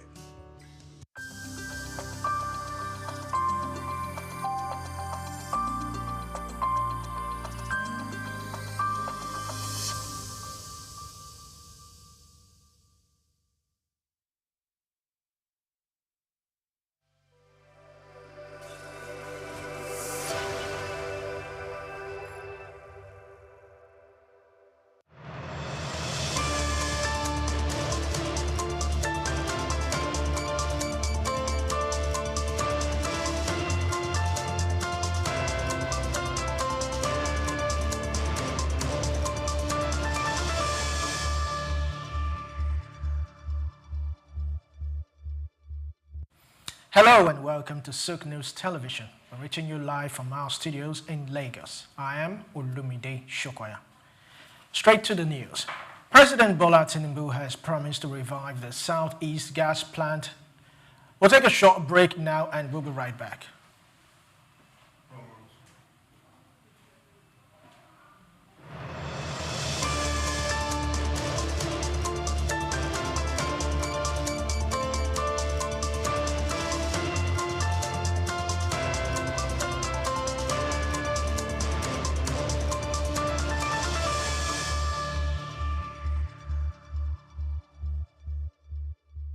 Tafawa Balewa Square, TBS. Tafawa Balewa Square was initially used as a horsing ground called Lagos Race Course. The edifice was constructed by General Yakubu Gowon in 1972 and named after Nigeria's first Prime Minister, Sir Tafawa Balewa. Tafawa Balewa Square is located at 45/57 Marse Bangboshe Street on Lagos Island, Lagos, and referred to as TBS. TBS is a 50,000-seater capacity venue and houses the Remembrance Arcade, the 26-story Independence House, which at a time was the country's tallest building. When Lagos served as the country's seat of government, the National Assembly Complex was within the TBS. Also in the square are the National Broadcasting Commission Office, the Nigerian Hydrological Services Agency Office, shopping centers, travel agencies, restaurants, car parking lots, and a bus terminal. Tafawa Balewa Square is adorned with beautiful statues of white horses and red eagles, symbols of strength and dignity. Our historic neighbors include the King's College and the Holy Cross Cathedral. Tafawa Balewa Square hosted some of the country's memorable events, such as the Independence Day in 1960, when Nigeria gained independence from Britain, the Armed Forces Remembrance Day, which is celebrated annually on January 15. The edifice is a national cultural asset. Tafawa Balewa Square, Souq Enlightenment.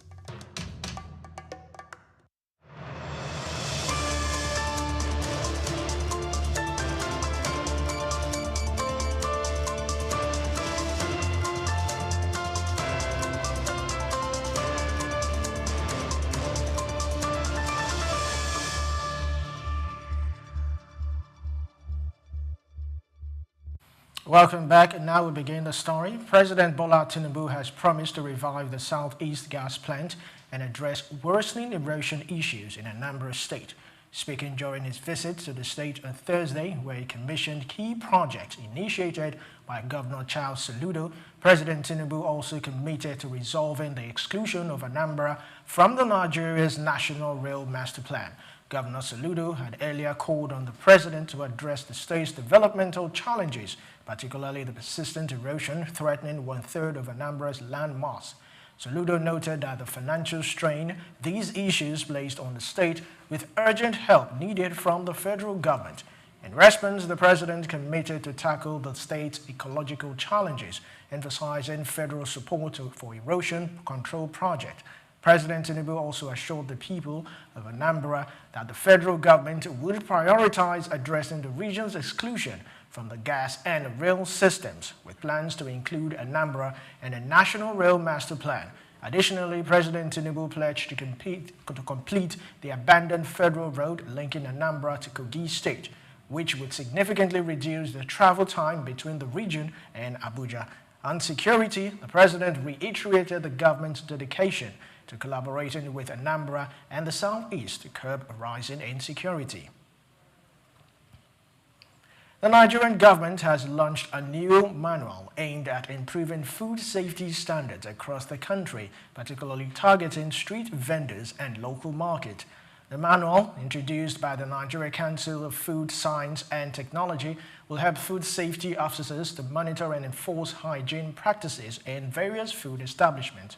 At the launch in Abuja, Veronica Eze, Chief Executive Officer of the Council, highlighted the growing health risk linked to unsafe food, including life-threatening conditions such as kidney failure, liver cirrhosis, and cancers. She emphasized that foodborne illnesses cause slow, damaging deaths, which she described as more harmful than armed robbery. Eze urged local government to hire licensed food professionals to oversee food safety practices in their communities.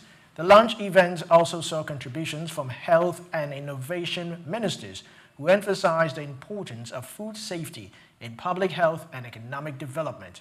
The World Health Organization, WHO's 2024 report revealed that 600 million people globally fall ill each year due to contaminated food, with children under 5 bearing the greatest burden.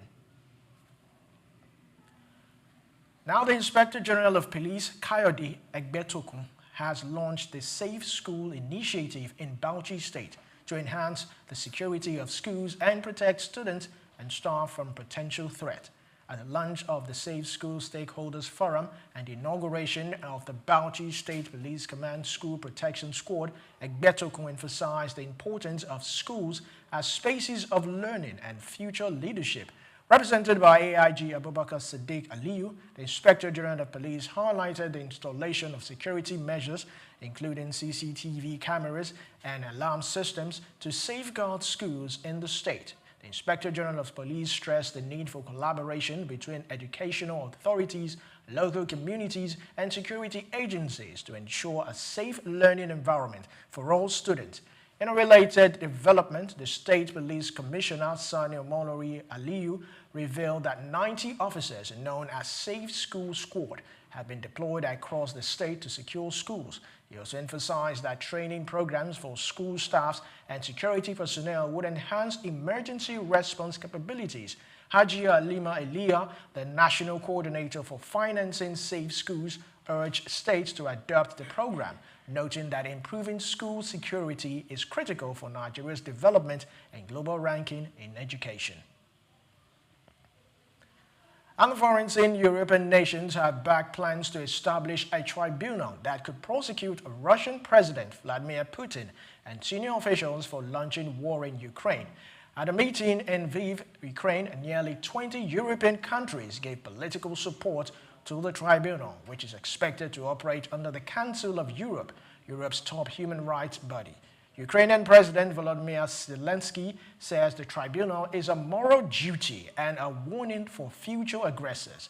European Union officials confirmed that while sitting leaders have legal immunity, a case could be prepared for when that protection ends. Meanwhile, Ukrainian officials and European ministers paid tribute to war victims at the cemetery in Lviv, while in contrast, Moscow marked Victory Day with a military parade attended by President Putin and Chinese leader Xi Jinping. United States President Donald Trump has proposed an 80% tariff on Chinese goods, a bold stance coming just days before U.S. and Chinese officials are set to meet for trade talks in Switzerland aimed at easing ongoing economic tensions. Trump made the comment on his social media platform, calling China to open its market to American goods. He also hinted that the decision is now in the hands of his top trade officials. Since returning to office in January, Trump has already raised tariffs on Chinese imports to 145%, further escalating a trade standoff that began during his first term. In response, China has tightened exports on rare earth materials and raised its own tariff on American goods, including soybeans and liquefied natural gas. U.S. Treasury Secretary Scott Bessent and Chief Negotiator Jameson Greer are expected to meet China's top economic official He Lifeng in Geneva.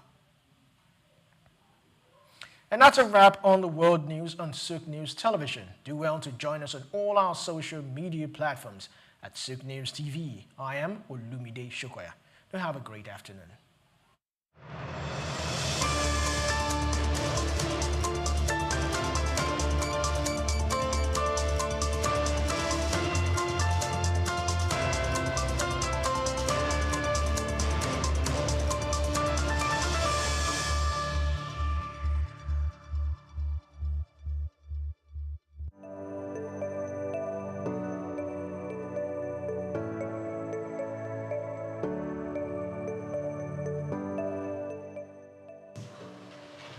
Directors, President, Nigerian Guild of Editors, distinguished editors, ladies and gentlemen, good morning. Mr. Chairman, as part of your engagement to engage with various stakeholders, you have met with various groups, and another critical group that you are meeting today are members of the Nigerian Guild of Editors. Of course, you had a meeting with NUG where they selected journalists from states of the Federation, where you share your vision and also seek for their support. It's the same thing we are here to do. Editors, before you is the chairman of the ICPC. Before becoming the chairman of ICPC, he was the Commissioner of Justice in Jigawa State. And he has a vision that he intends to unveil, or he wants you to help him so that he achieve this vision. Dr. Musa Aliyu San is currently pursuing a vigorous restructuring of the ICPC that requires your support, your understanding. And that is why I came to Lagos purposely to meet with you and to seek for that support. Distinguished editors, I present you as one of you. I present you the chairman of ICPC and Dr. Musa Aliyu San. Mr. Chairman, you are welcome, sir. The management staff of ICPC, distinguished ladies and gentlemen, I'm really happy and delighted to be in the midst of these distinguished Nigerians. And I have to say that we at ICPC, we really cherishes and greatly values the partnership with you all, because we know that you are really great and valuable because of the role which our Grand Norm has given to the media. And there is no doubt that your dedication to exposing corruption and enhancing our efforts has been crucial in fostering a more transparent society. And our decision to come here today is part of our determination to strengthen our partnership. This is why this breakfast meeting is not merely an event, but a reaffirmation of our shared mission to combat corruption and uphold integrity in Nigeria. And your support for the ICPC in delivering its statutory mandate, including its robust activities and initiatives in fighting corrupt practices and other related offenses in Nigeria, is really commendable, because you have been really helpful in enlightening Nigerians about the problem of corruption. And I'm personally filled with gratitude that the media has continued to positively boost the ICPC's anti-corruption public communication efforts. Your investigative reports, analysis, and overall dedication to truth have helped in exposing corrupt practices, because there are a lot of stories that you published which help us in our investigation. And most of these stories, they have led us to discovering some massive challenges that is facing, or that are facing our public sector. And if I may recall, there is one whereby it has to do with our youth. A contract supposed to be executed for the benefit of our youth, but the humongous amount of money was diverted. And it was as a result of one of you we discovered the challenge. So I thank you for the contribution. As we salute your commitment to the crusade against corruption, ICPC under my leadership is really serious to ensure that sustenance and heightening of our collaboration with you. And the media is not merely an observer, you are a frontline partner in the fight. And over the years, ICPC has adopted a strategic communication approach in line with Section 36 of the 1999 Constitution as amended, and Section 27, Sub 4 of the ICPC Act.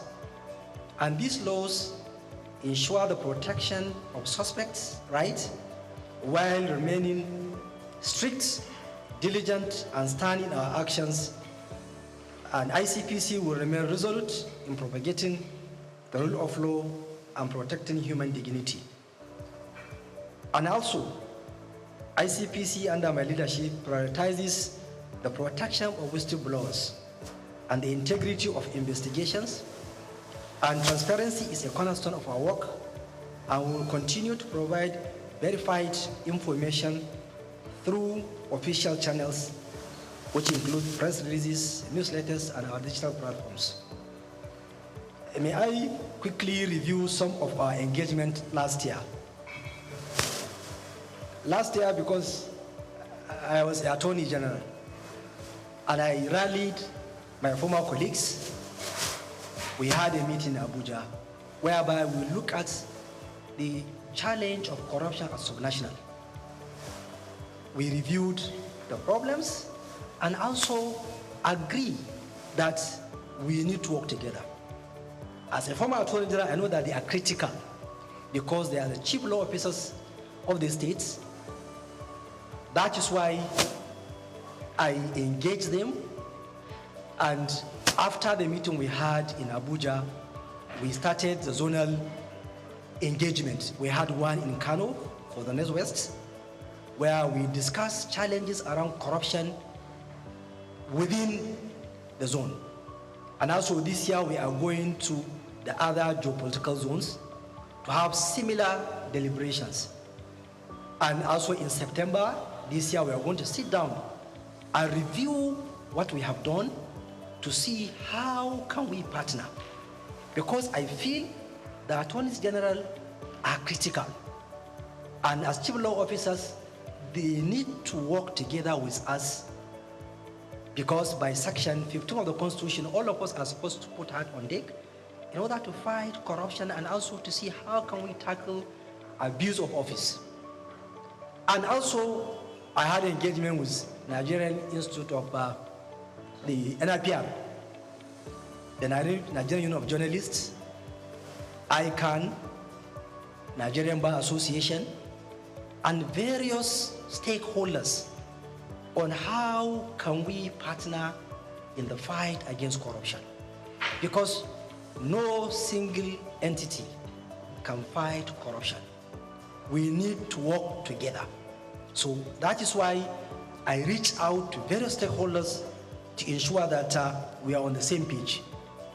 And last year, we were able to reach out fiscally 1,458,000 individuals through our 579 sensitization exercise conducted under our community engagement programs. And we issued about 188 press releases.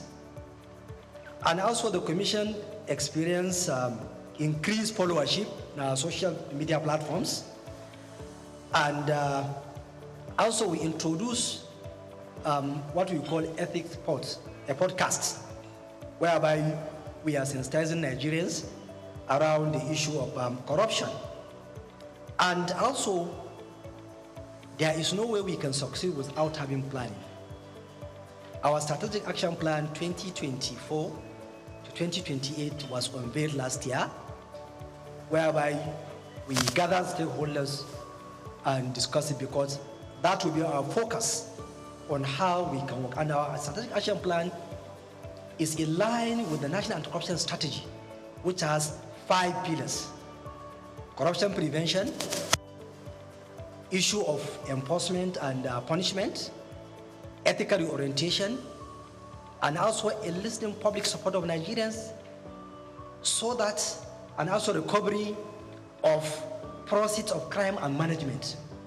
And this is the area whereby we have upscaled our activities to see that we trace, recover, and manage the process of crime, and also to remit it back to the Consolidated Revenue Fund, so that we won't allow those allegedly took away what did not belong to them to go away with it.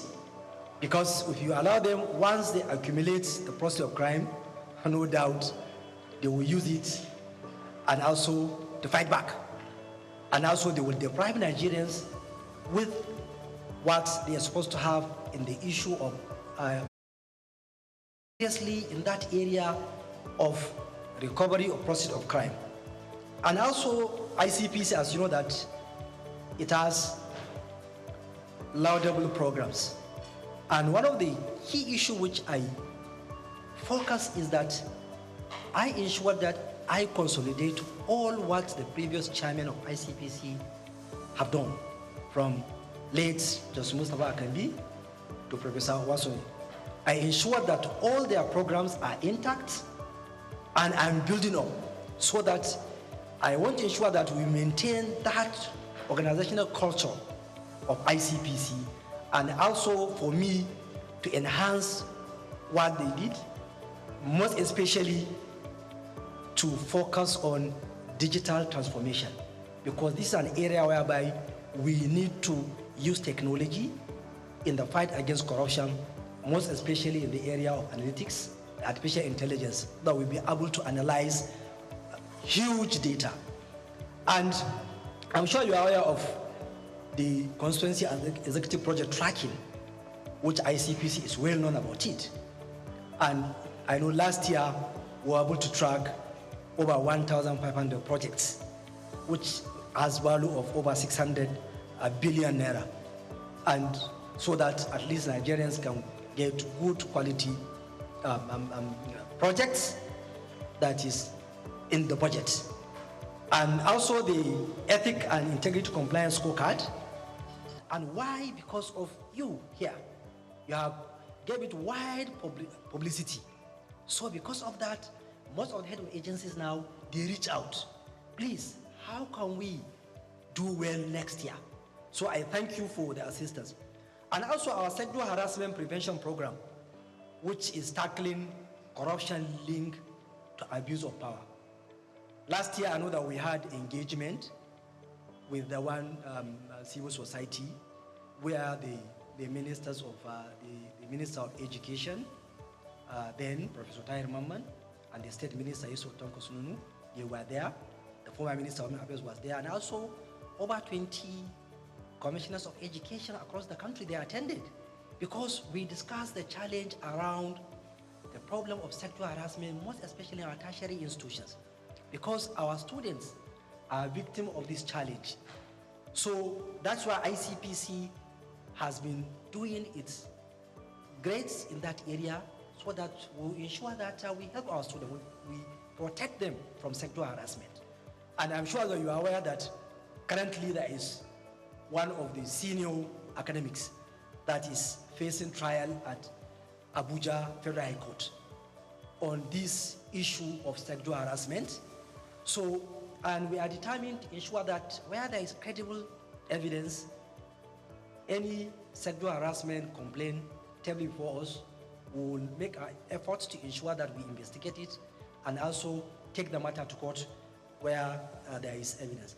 Then there is our Anti-Corruption and Transparency Unit, Act 2, that they have been doing well in the various MDAs in order to help in ensuring that there is transparency and accountability in MDAs in this country. Then, when I came in, I tried to bring up my policy, which I call it Care for Impact, to ensure that ICPs as an agency, I consolidate the good culture of that agency. And also an agency which is accountable, responsible, and efficient in approaching all issues that are tabled before us. So that one too is something that I unveiled last year, and we have been using it. Now, recently, we are aware of the decision of the Supreme Court about the local government autonomy. So we have looked at the decision, and also we have been having various engagement with civil society to see how can we give our quota, how can we contribute our quota in ensuring that the local government autonomy operates the way it's supposed to. And also, how can we follow what are happening in the local government councils. And we are trying to bring up what we call corruption prevention program for local governments, whereby we will monitor activities at all the 774 local government areas in this country. One problem we notice is that in this era of technology, there are only 7 local government areas in this country that have functional websites. So we feel that is not right. So we will now try to see how can we use technology to force the local government council to make information available to Nigerians so that Nigerians can follow what they are doing. You, also the editors and other media stakeholders, can be able to follow what are they doing so that we will monitor if there are issues, questions can be asked. We too, we can follow because we don't have the enough manpower to go over all the 774 local government areas. But we feel technology can help us. And we know that practically, I don't think there are procurement processes in our local government councils. This is an area where we need to look at. And also, we will ensure that there are mechanisms around control of corruption, around the issue of finances of local government councils. So we will team up with the media, with the civil society to ensure that information are available. Nigerians know what is happening so that at least it will reduce the challenge of corruption at local government level. Last 2 weeks, we are in Gombe, myself and Ola, the chairman of the EFCC. And we discussed around the challenges at local government level. So, and we are determined to ensure that we focus there so that Nigerians at the local level can give the dividend of democracy. And even recently, we have been facing challenges around the issue of this local government autonomy because there is even one caretaker local government chairman whom we charged to court because after the decision of the Supreme Court, he continued to spend government money to award contracts despite the fact that the Supreme Court said, look, stop. And also we know how challenging this issue of local autonomy has been since 1999. But ICPC as an agency, we will ensure that by virtue of Section 287 of the Constitution, we have the power to ensure that the decision of the Supreme Court is implemented fully. And also, I'm appealing to those who are making attempts not to comply with the decision of the African Court to please desist. Because Supreme Court is the last court. Once it delivers a judgment, we must comply. That's what is rule of law. Because ICPC will continue to monitor and investigate, because any caretaker local government chairman from 11th of July 2024 who spent public funds, who award contract, that is corruption. Because you don't have the mandate. And also the Apex Court has already spoken, so we must comply. Now, in my 1 year in the office, there are a lot of international engagements which ICPC engage in. And in one of the engagements is that last year in September, we had an event in Beijing, China, whereby there is Global Network. Global Network is a coalition of over 200 anti-corruption agencies across the globe from 124 countries.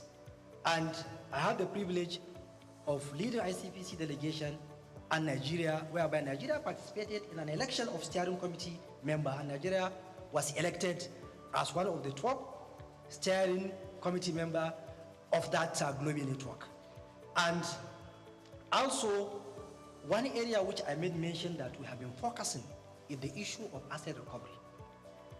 Asset recovery is really area whereby we in Africa, we must focus on it. Because we have seen how our own resources have been taken outside the continent, going to the global north. So that was why at the African Union level, if you may recall, in 2015, there is Thabo Mbeki high-level committee, whereby the heads of state of African countries agree that there is need for a forum of asset recovery practitioners in Africa.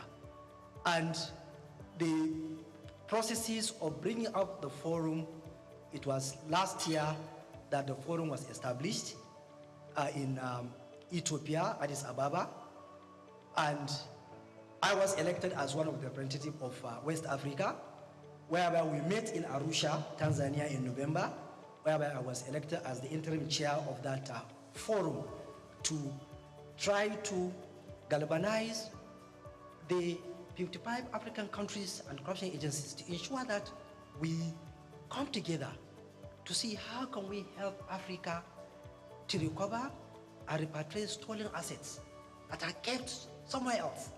And we agree that, look, apart from slavery, which is our own human resources that was taken to other continents, there are a lot of stolen assets of Africa outside the shore of Africa. And we know what is happening. Whenever you want to trace and recover, the experts outside Africa will charge you huge amount of money to recover all professional fee to recover those stolen assets. So that was why we say, no, we need to come together as Africans. Let us identify our experts within the continent. If we need somebody to trace, Nigeria doesn't have the expert. It can look for Ghana, Kenya, or any other African country. Do you have the expert? Yes. So that's why we are coming together to see that we trace, recover, and repatriate the stolen assets. Also, we'll keep on raising this issue of stolen assets at various fora, because the United Nations Convention Against Corruption has already backed the issue of stolen assets that we need to recover it. So this is an area whereby that I'm chairing now, and we are trying to see how we will make efforts to see that it has seen the light of the day. And distinguished editors, we know that corruption thrives where there is silence. or in silence. But your voices are the ones that can shatter that silence. Your role in shaping public perception and holding institutions accountable cannot be overstated. The more Nigerians see what you write, what your opinion about this issue of corruption, the better for us.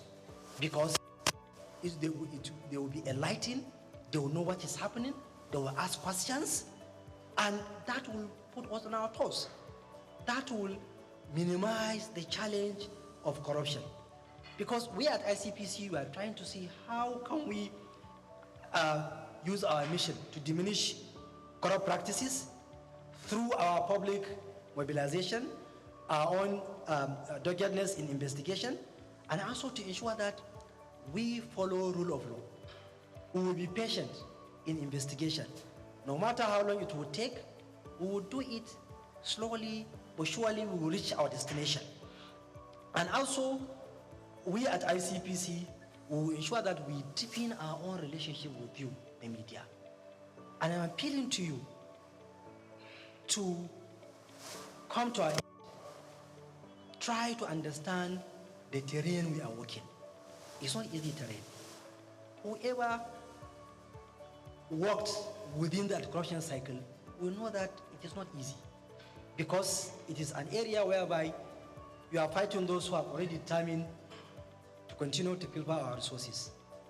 It's an area whereby those who engage in corrupt practices are really determined to peddle information that are not correct in order to try to bring controversies so that to divert the attention of the main issue.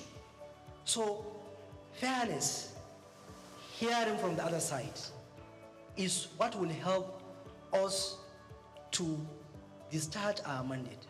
And ICPC, for the past 25 years, has consistently maintained ensuring that there is fairness and the fair hearing, and also we do not engage in anything that will bring damage to people because of allegation against them. We will continue to ensure that we will be fair. If you ask questions, we will answer. And like I said, we are appealing to you to reason with us because of the terrain we are operating, which I know I don't need to elaborate. So that is why there is no way we will not come close to you. There is no way, because we need you, because Nigerians need to know what is happening. That will project the good image of our country. That will make foreign direct investment to come into our country. That will make our youth to have job. We know what is happening in this country. We know that a lot of youth are roaming on the streets looking for job. And the youth are the future leaders of this country.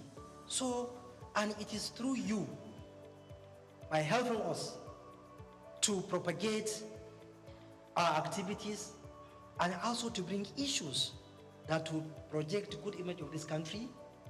By doing that, we'll make Nigeria great, and also we'll tackle the challenge of our corruption. And conclusively, I want to emphasize that you mean a lot to us, and that we count on you as dependable partners in ensuring that Nigeria is corrupt-free, and also I'm sure that partnering with you will continue to help ICPC to move forward, and also ICPC will continue to record achievements, and we hope that the aspiration of Section 15 of the Constitution will be realized, where Nigeria will be a country free from corrupt practices and abuse of office. Thank you so much. Money and property last year. And I even know, even this year too, we recovered some amount of money and also property. Even currently, we are tracing and marking some assets in one of the states where some people diverted public funds. Even this morning, I know that there is an amount of money which we recovered from the diversion of public funds. So we are talking about both the fixed and movable property. That is if you are talking within Nigeria. Even abroad, it is the same thing. Although during my time, ICPC did not recover any assets from taken outside the shores of Nigeria. But I know that we are collaborating with one of the African countries about money that was brought into Nigeria from that country. We are tracking and to trace the money so that we will see how the money can be taken back to where it was brought in here. So this is what I can say. And some of the issues you raise are part of the problem. Like I said somewhere else, and I kept on saying, I will say it here. My first contact with public office is when I was Attorney General. That was when I now realized that all what I was thinking, when I came into contact with the reality, then I now realize that we Nigerians are part of the problem. One of the issues you raised about societal pressure. I'm not saying that it's a justification for any public officer to engage in corruption. But if you, I'm sure you have had one or two discussions with those who are holding public office. The kind of stress and pressure that public officers are undergoing in this country is too much. Because the family, the friends, associates expect you to give them money. And this is one of the factors that is now pushing those in public office to go into that. And I noticed that any public officer who resists, you are considered as awkward, very difficult, and they will keep on pressurizing you that if only people that are strong that can stand that pressure. And also some people too, they are even daring, will tell you, I was a victim when I was Attorney General. And I want to say it here, maybe the person who did it will hear an issue which I say, look, AG, we want you to do this thing. I say, sir, it's not even in public office, it's not even a public officer. I say, sir, I can't do this thing because my conscience will not allow me to do it. After they put pressure from different angles, okay, you are a young man. How? I don't want to destroy your career. And I say, sir, my career is not in your hand. It's in the hand of God, my Creator. And I left. What followed, it wasn't pleasant. I had to battle for more than 1 year of series of blackmail, from one blackmail to another, just because somebody wants to get money. And you can only get that money through me. And I was put under intense pressure to succumb, which I did not. What followed was I was put under serious stress. Now, the second problem is there is this theory. Whenever the corruption, if you look at it, if the benefit is high, the risk is low, people will keep on to engage. If people know that if you engage in corruption, it is really highly risky, you will lose your reputation in public. People will never consider you as somebody who has reputation in the society. People will be careful. If you know that the punishment is going to be very harsh, people will be careful. But if the risk is very low, the benefit is high, so people will continue to engage.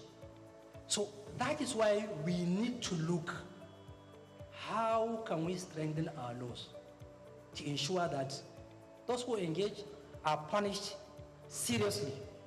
And also, you, the media, you have the role to play in sensitizing Nigerians that those who are trying, please try to support them. And distinguished, I want to tell you that there are good people in this country. Every part of this country, there is no part of this country that I did not come across people that detest corruption, people that are serious, people that help me. I met a lot of people that are trying to see how can we help this thing, how can we fight this corruption, Chairman. But the problem is that the support from the public, sometimes people are not willing to support because they feel, you know, what you are doing is not worth it, and also because of the pressure, so people feel like, okay, let us leave you, go and do what. So this is second problem. And also, we need to see how can we fasten the judicial process, because it's law. It is not the law that is the problem, but rather some of us within the system, we try to put stumbling block in the judicial processes, bring in series of applications, truncate, so that you will see one case will take many years. Even the witness will be frustrated. You call a witness today, the matter is adjourned, and I'm not saying that it is the fault of the judges. No, it is all of us, the lawyers, and also other stakeholders, that we know if your client has an issue, as a lawyer, you know, because once you look at the facts and the proof of evidence, you'll be able to know that my client has an issue. Okay, how can we help him to face justice so that all the process of justice, the court and the system should be fair to him? But you will see that that slowing down is also another factor. That you will see somebody engage in corruption, when you take him to court, it will take many years. And before you know it, you will see another corruption case. And also another problem, especially in the public sector, I now notice, is that our public service rules also has a problem, because it has given a leeway that people engaging in corruption, there is no specific provision which provides that, look, once you are engaged in corruption, you should automatically be dismissed. But some, you will find that after ICPC are investigating an issue, it has taken somebody to court, even if you secure conviction, you will not realize that the agencies are not willing to edge out those people. They will leave them to continue working. Because I feel any public officer that is convicted, he is not supposed to continue working in public agency. He should go. if the Constitution would say that conviction of embezzlement and fraud attracts disqualification for a certain period of time, I think there is need. Any convict should not be allowed to work within the public service. It should just be aged out. And that is why now, as chairman of ICPC, we are now going to exploit the Code of Conduct, Bureau, and Tribunal. Any public officer with secure conviction and the agency refuses to edge him out, we will send him to Code of Conduct because they have the power to edge him out. So there is another way so that we don't allow people to continue. So these and other issues are part of the problem why the problem of corruption will keep on coming and coming and coming. And also the institutions are really weak because there are a lot of vulnerabilities where people are exploiting in order to commit corrupt practices. That is why we need to focus on technology. Technology will be able to give you the thread. You will be able to know some of the things that are happening, most especially around procurement. This is an area whereby there is serious problem because of the laxity and the challenge around that. So that's why you will see that almost you will be seeing issues around procurement be raised in public sector. So this is also another factor that is bringing this issue of corruption to keep on going. And also there is international dimension too. Because if those who are taking or stealing the humongous amount of money, they don't have a place to hide it, then it will reduce. But they know that they can wear it somewhere else. And those countries, I keep on saying, when you say that we have challenge of corruption, why are you keeping the process of crime in your country? Why can't you turn them back? This is process of crime. Please take it back to your country because there is United Nations Convention Against Corruption. And it is a global legal instrument. But you will find out that when they wear the money outside the country, there are a lot of technicalities. MLA, other things that you will be frustrated because the legal mechanisms are made in such a way that it's even very, very difficult for you to recover. So if they know that they cannot take it somewhere else, I think the problem might reduce.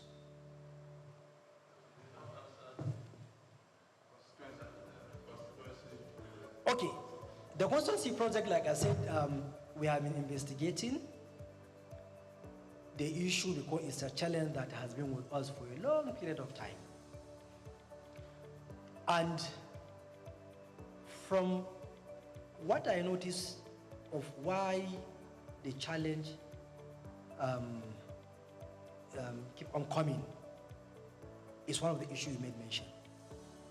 Because there was a time when member of National Assembly, he told me, say, Chairman,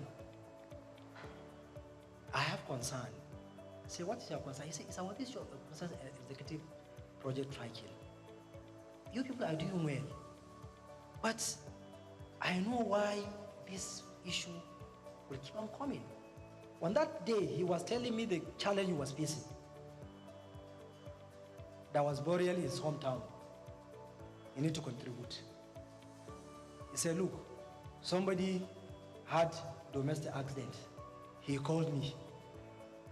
And so he kept on mentioning, he said, I'm not justifying, but the societal pressure on us is too much. That's why only those who are strong will resist. And I don't know whether that is part of the reason why we are having this challenge. And to be frank with you, we have noticed areas whereby some of them did not execute the projects. We have noticed whereby some of them, they did shoddy job.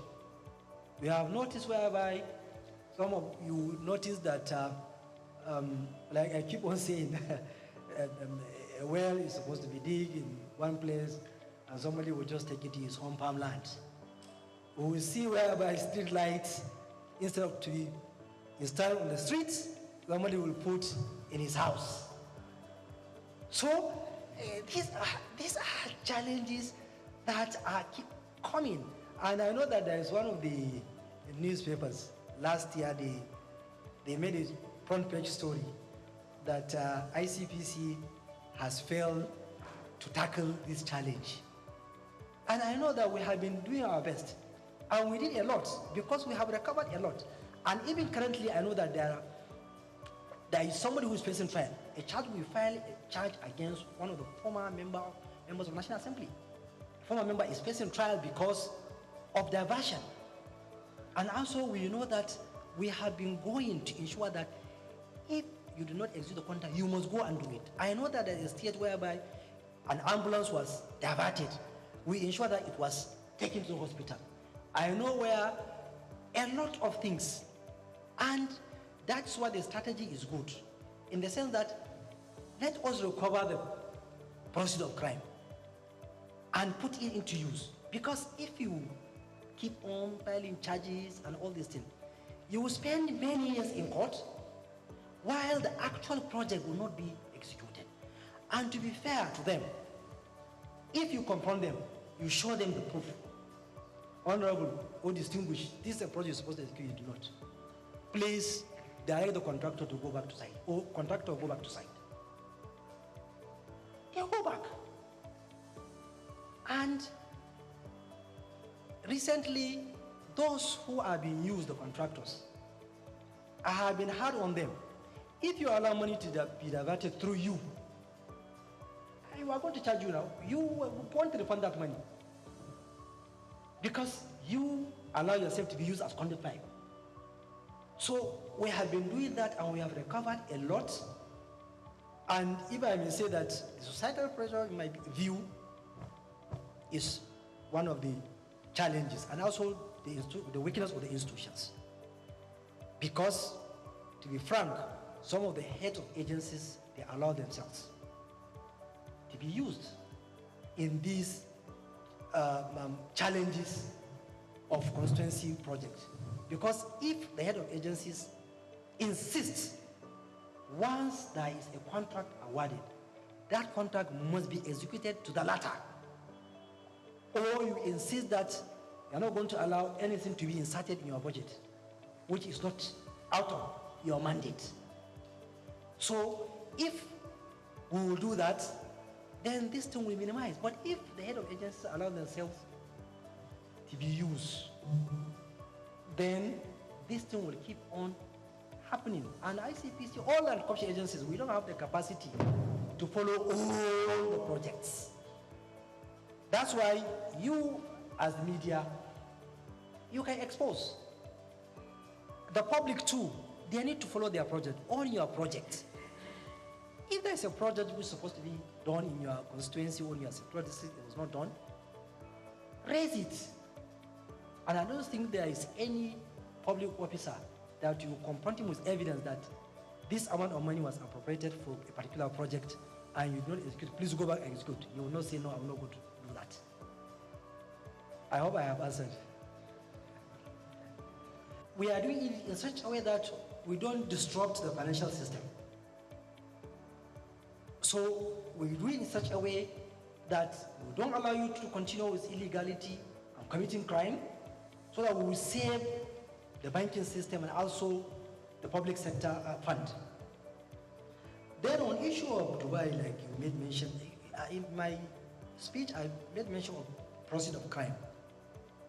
And I alluded to the fact that the international legal regimes, the various laws of countries are the problem.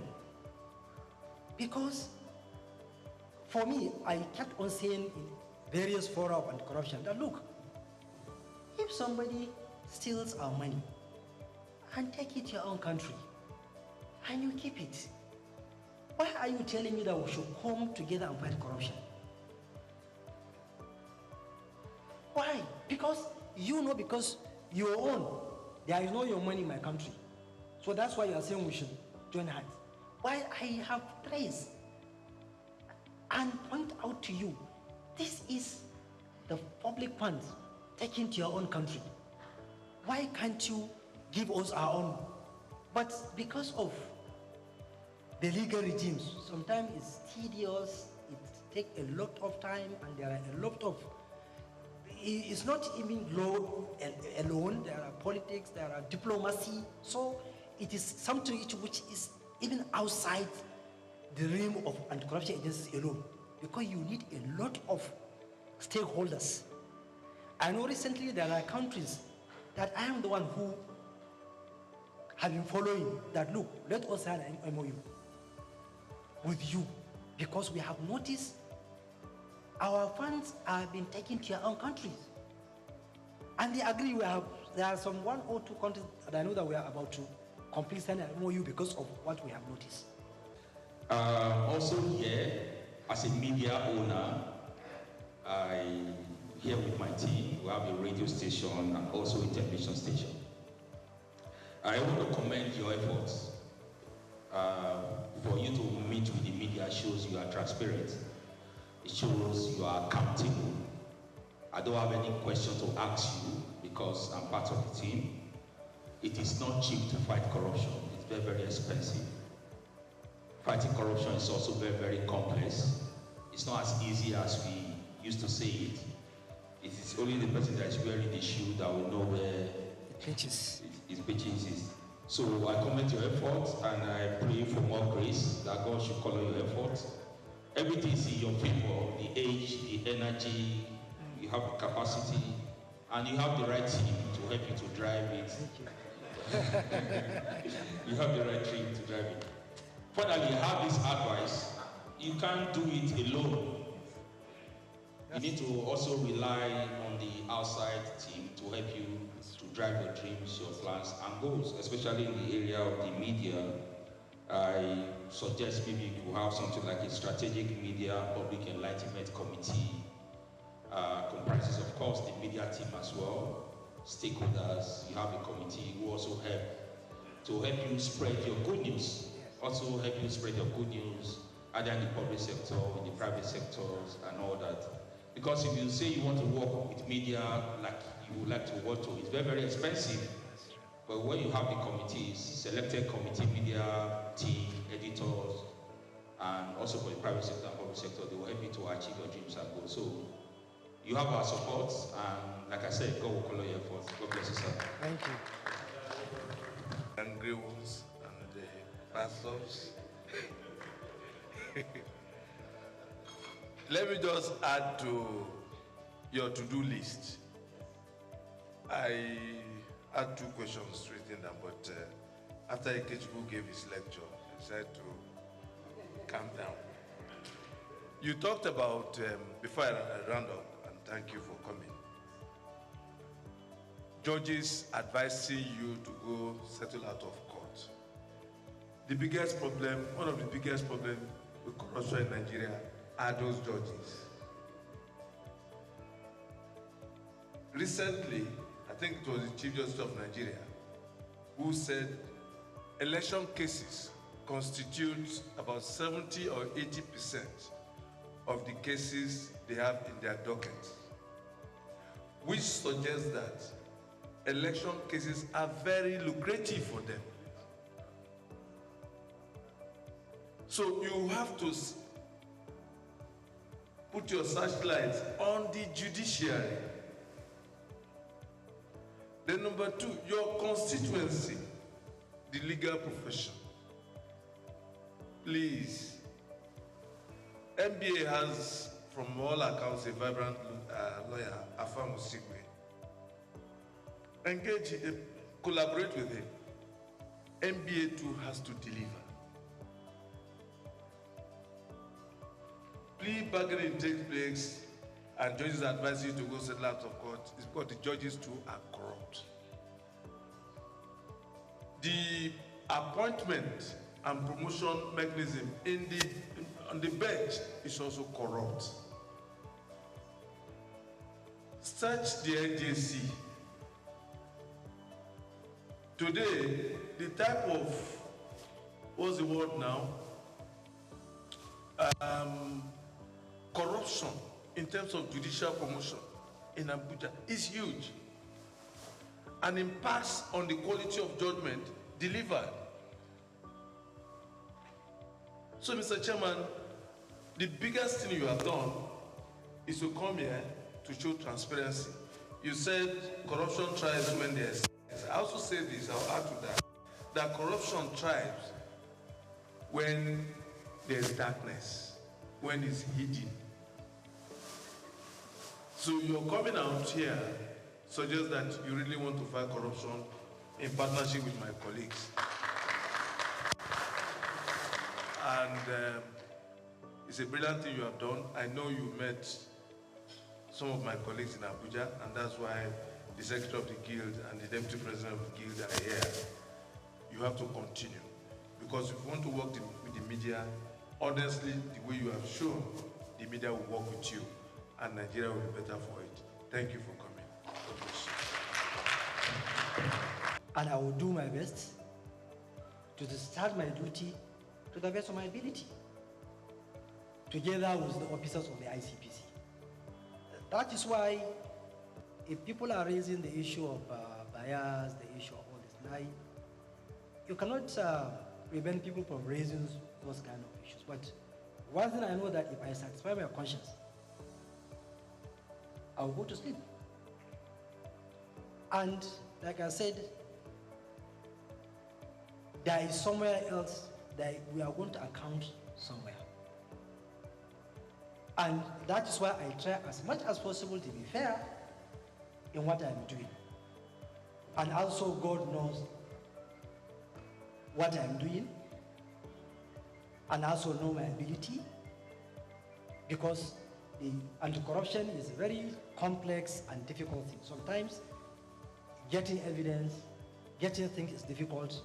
Even if you're investigating issues, somebody will look like you are targeting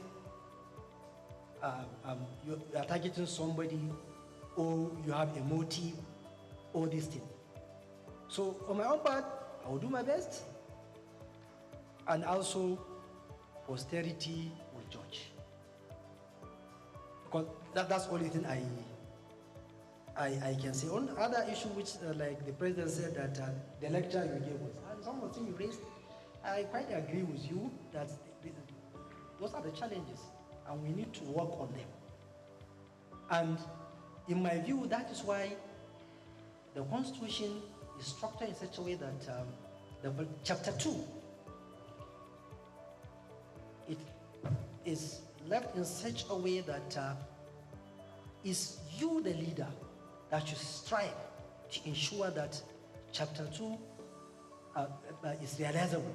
You attain that aspiration: education, healthcare, good environment, all other social amenities. You as a leader, you must think outside the box to ensure that you reduce the poverty level, which I agree with you. The level of poverty is really high, and we need to tackle it, because without tackling the poverty, we will continue to face this challenge of corruption that keeps on coming. And also, we are not justifying or depending the public office holders or the politicians, like you said, that we are saying that there's societal pressure. Like you said, it's a fact. We can't deny it. Myself as ICPC chairman, if I show you the number of text messages people are sending to me every day, you'll be shocked. In fact, I am even thinking that some they have even forgotten that I am the ICPC chairman. Maybe they are thinking that I am chairman of one local government or a state governor, because they will keep on sending. So, and also they will keep on calling, because the number of calls are such that they are unbearable. And We are part of the society. Even if we deny, there is such a thing that even if you deny, it's a reality. And I agree that poverty is one of the factors. But also we have to keep on telling people that they need to consider public office holders. And also, we, the public office holders, also, we need to live a simple life. Because some of us, the way we are living a very larger life, that's why people would keep on pressurizing you. But unfortunately, it is also us, the Nigerians, that are pushing people. Like that member I cited an example, he told me that my constituents were telling me that, look at this man. He has finished house order, he has an old car. Up to now. So people are even looking at you, there are certain things that even if you exhibit as a public officer, people will look at you that is strange. So why? Because it is the society that are pushing people to adopt a life that will put you in trouble. And once you resist, like I said, they will say you are awkward, you are difficult. You know, all these things. And we are all human beings. And that is why we need that support from you, the media, in your own writings, articles, and opinions, and also the public too. They need to support public officers that are transparent, that try to live within their means and within the ambit of the law. But without that, you will find one or two people that because of that, they will derail. Because of that, that's why always I will raise this issue of pressure. Last week when I was in Gombe, and I told the chairman, don't allow anybody to put pressure on you to dip your hand in public purse. Let them say whatever they want to say. Because one day you are going to leave. It's better for you to leave, you go home and sleep well, than for you to leave and something to follow up which will not be nice.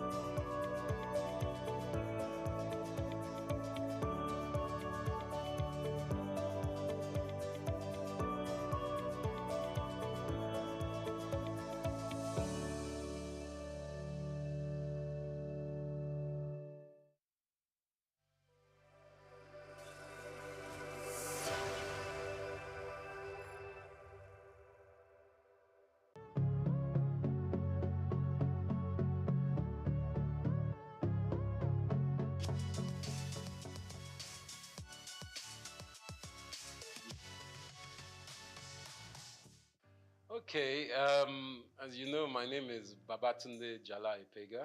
I shortened it. That was part of my journey to Baba Jala Epega.